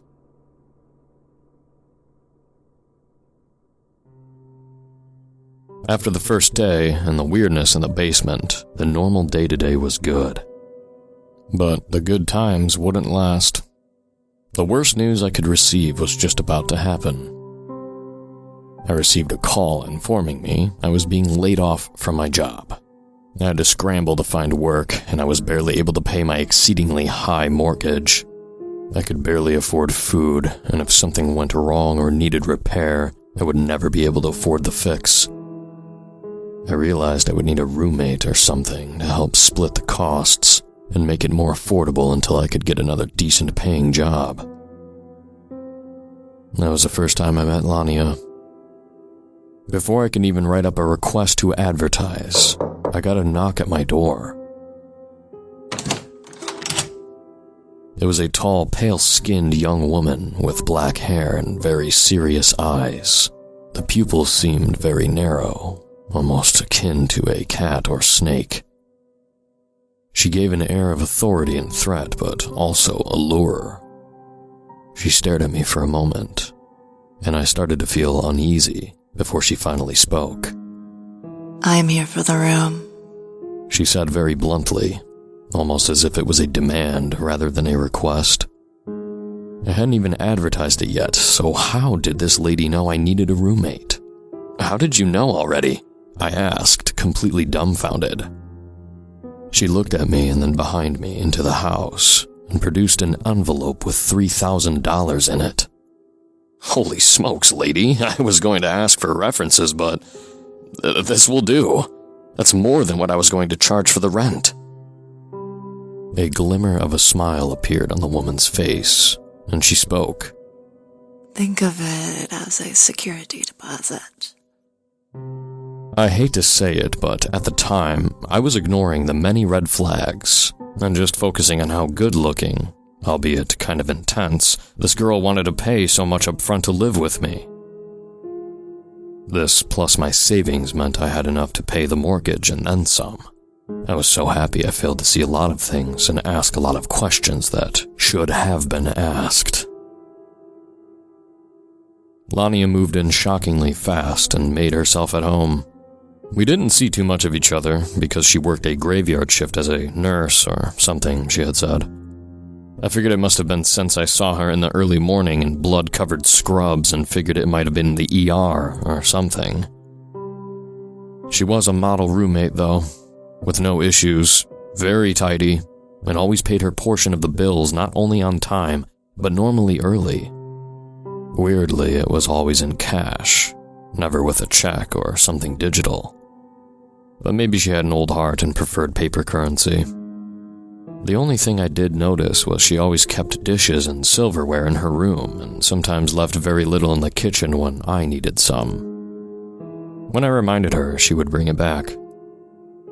One time, when I was loading the dishwasher, I saw a few plates covered in a reddish, sticky color that almost looked like blood. She must like rare steaks, I figured. At this point, I had secured a part-time retail job which was enough to pay a quarter of the mortgage and hardly any food. Surprisingly, Lania was happy to pay for the rest and the utilities to boot. I didn't know how or why she was willing to help so much, but I didn't want to look a gift horse in the mouth. One night, I arrived home and found the door unlocked, and it seemed like Lania was home. At least her car was there.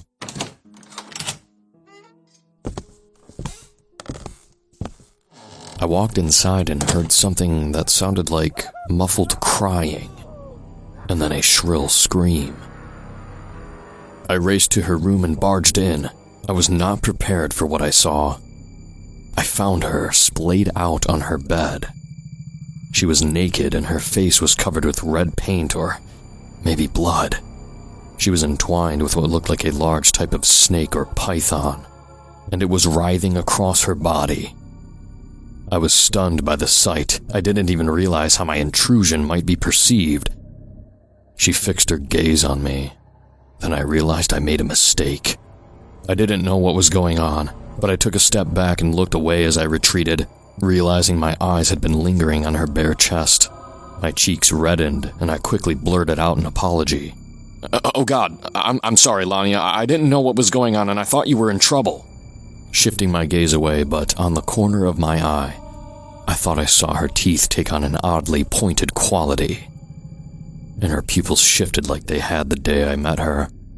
Her initial surprise and anger calmed somewhat, and despite the embarrassing situation I walked into, she made no effort to cover herself and simply said, "Please leave. Now." I didn't need to be told twice. When I left, I realized I needed to grab the groceries I had bought and bring them inside. I went out to the garage again and near the laundry room. I saw what looked like an outfit for a delivery driver. It was torn up pretty badly. There was also a wallet near the washing machine that did not look like it belonged to Lania. I wondered if she had someone over. I saw a nearby name tag that read, Ted. Maybe she was dating someone named Ted. I didn't think much of it until the following week when I started to see missing person posters up around the neighborhood, inquiring about any information regarding a Theodore Wilkes, who had been declared missing. I thought of Lania and the weird behavior in the name tag. Ted, short for Theodore. The implication was disturbing, but there are a lot of Teds, I figured. I also tried to put out of my mind the fact that he was a delivery driver. 1 month later, with my hours being cut for my retail job and still no luck with a job search, I was getting frustrated and feeling hopeless. I was only financially stable thanks to Lania, who continued, seemingly without objections, to pay almost all the bills. She was always nice to me when we did interact. Besides the accidental walk-in, she never seemed hostile or dangerous. Yet so many other things concerned me. I didn't know if she was just eccentric or what. The snake thing was weird, though, as well as finding that name tag. Something was going on that she was not telling me. I was up late into the night looking for job listings when I heard Lania in the basement again. I did not know she was back yet. She said she normally worked nights, but it was only 10:30 p.m. I figured she would be at work still. The sound was louder than normal, and I heard strange music being played at an incredibly loud volume. I wouldn't mind it if it was earlier, but I was about to try and get some sleep, so I decided to check on her. Frustratingly, she rarely kept a cell phone on hand, otherwise I would have just texted her to respectfully keep it down. I realized with creeping dread I would have to go down there and ask her to be quiet. I considered trying to ignore it, but it got louder somehow, and there was a sound of shrieking or moaning from what sounded like another woman. I didn't know what was going on, but I hadn't wanted to get involved. I lay on my bed with my pillow over my head, trying to ignore the sound until I heard an awful scream that sounded like someone was in trouble. I raced out of my room downstairs into the basement door.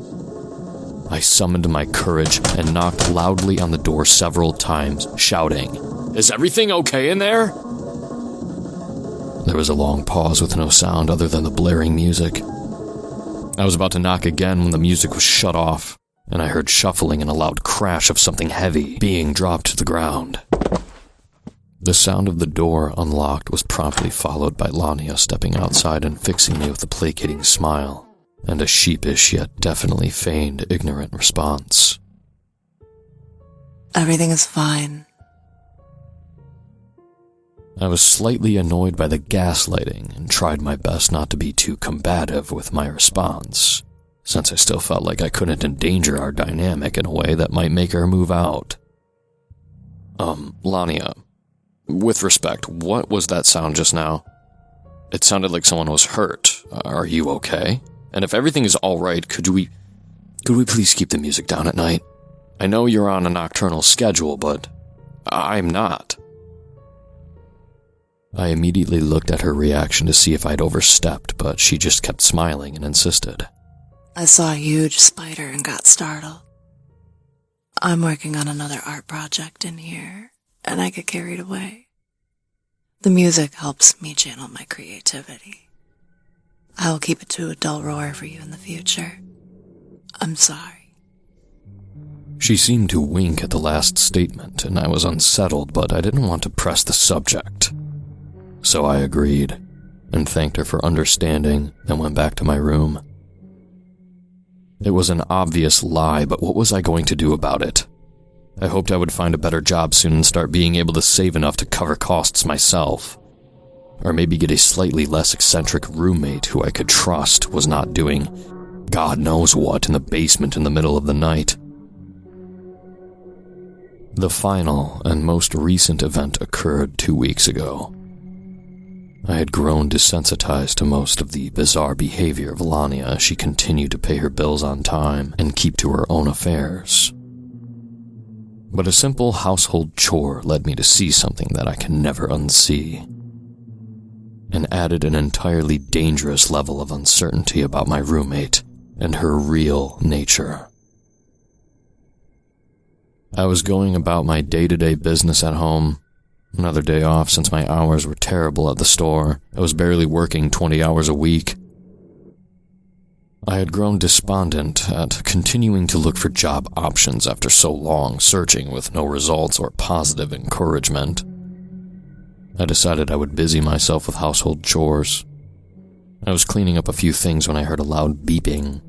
I wondered what it could be, and then I realized it was the low battery signal of the carbon monoxide detector. It sounded like it was coming from the device in Lania's room. I changed the battery on mine a month earlier, but realized I never changed hers, and the battery was running low, apparently. It was midday, and I thought she might be asleep. I grabbed a couple of AA batteries and set them near her door so I wouldn't have to go in and change them. After almost an hour, she did not emerge from the room, and the beeping continued. It was a very loud chirp, and regardless of replacing them or not, I wanted to at least stop the thing from making that racket.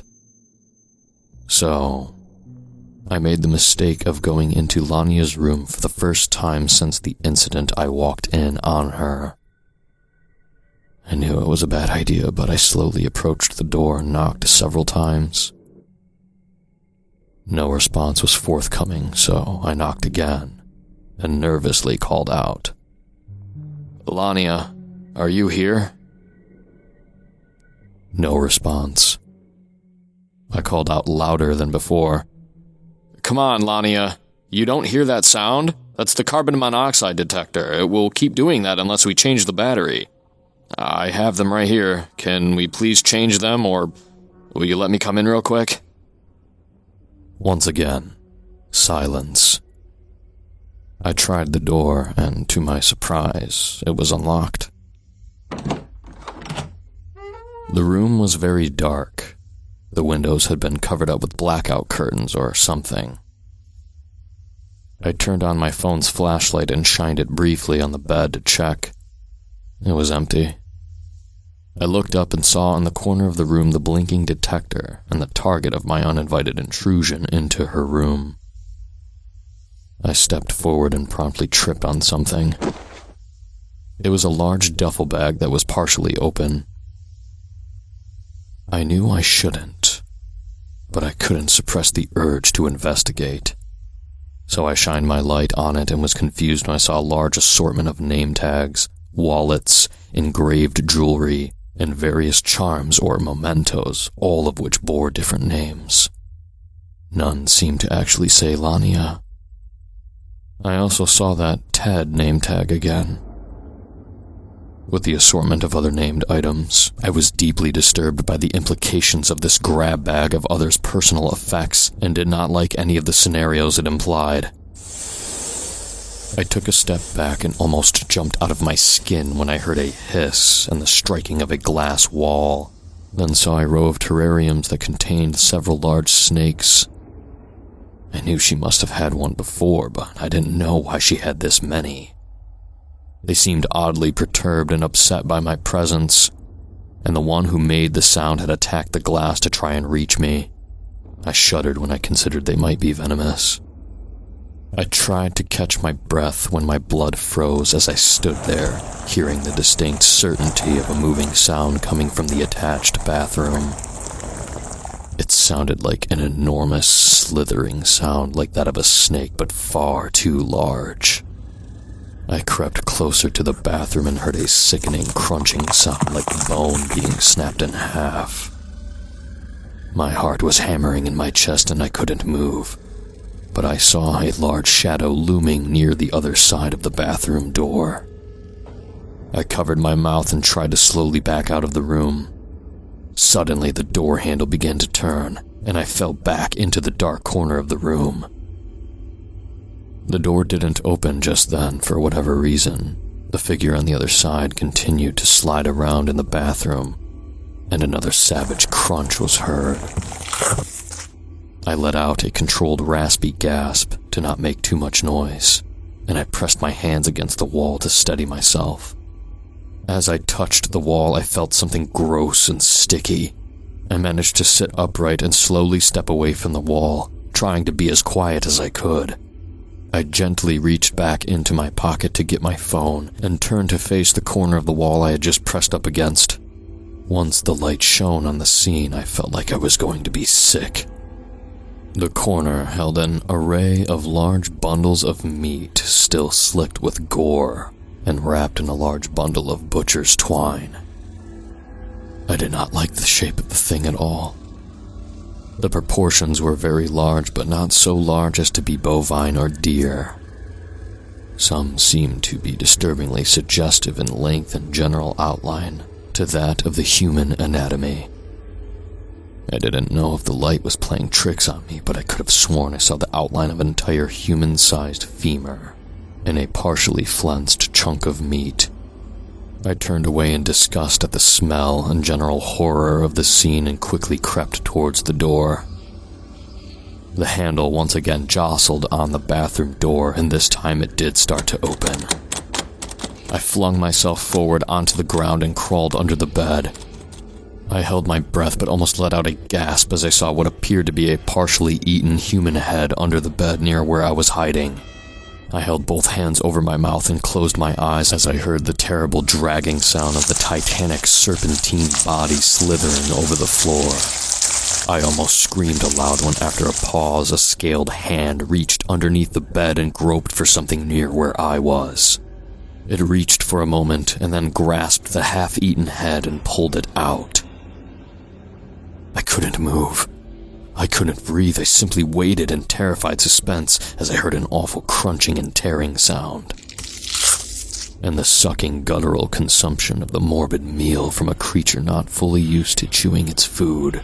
I also saw under there, when I opened my eyes again, the discarded dishes from my dining set, caked in what looked alarmingly like dried blood.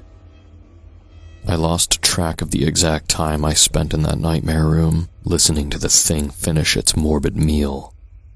Then somehow the slithering about the room stopped, and I heard the soft padding of human feet and a sudden pressure on the bed above me as if someone was laying down.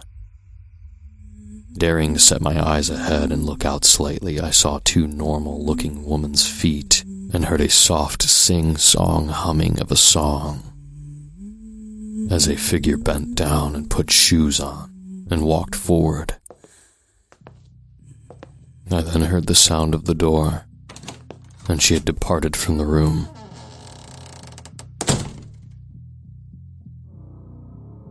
I let out a loud exhale of exhausted fear, and I fought the dueling urges to either cower under here for a bit longer or rush out of this nightmare room in a blind frenzy panic, regardless of how close its horrifying occupant might still be.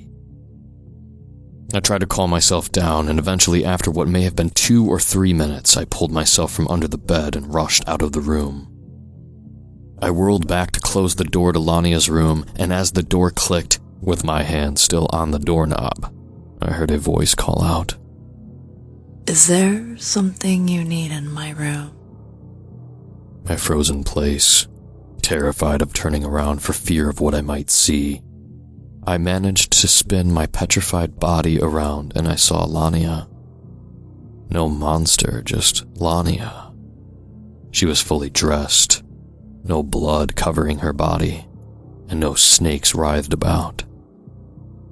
I stood there staring dumbly before her, stammering for an answer. Her eyes narrowed at my reaction, and I realized I just needed to say something. I looked at the battery still sitting by her door. I needed to change the batteries on your carbon monoxide detector. Almost on cue, the shrill beep was heard again to accentuate my point and give me what was at first a genuine answer to her question. She looked on incredulously, but seemed to soften as she winced when she heard the shrill beep again.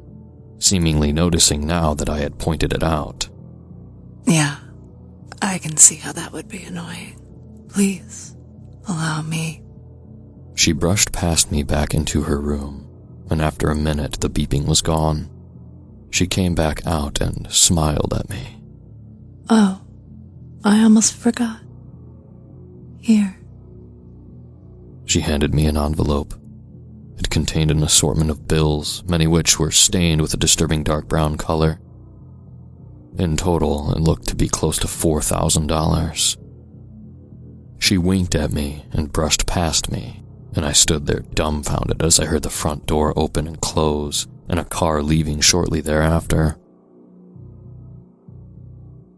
I have no idea what just happened, or if what I experienced was real or a nightmare. I know now what I fear is likely the truth, but what did I really see? Whatever Lania is doing, or indeed whatever she might truly be, I do not know. But I do know that besides the mess and the eccentricities, she pays her bills on time. The awful nightmare of a serpentine woman hybrid who preys on men is damnably suggestive of the story of the demonic Lamia. I considered her name, too, Lania. Maybe I will ask her about it later. But for now, I think I should deposit this money into my account and start a savings account. Perhaps I can afford to ask her to leave a little bit later. Yes, I think that would be the safer option.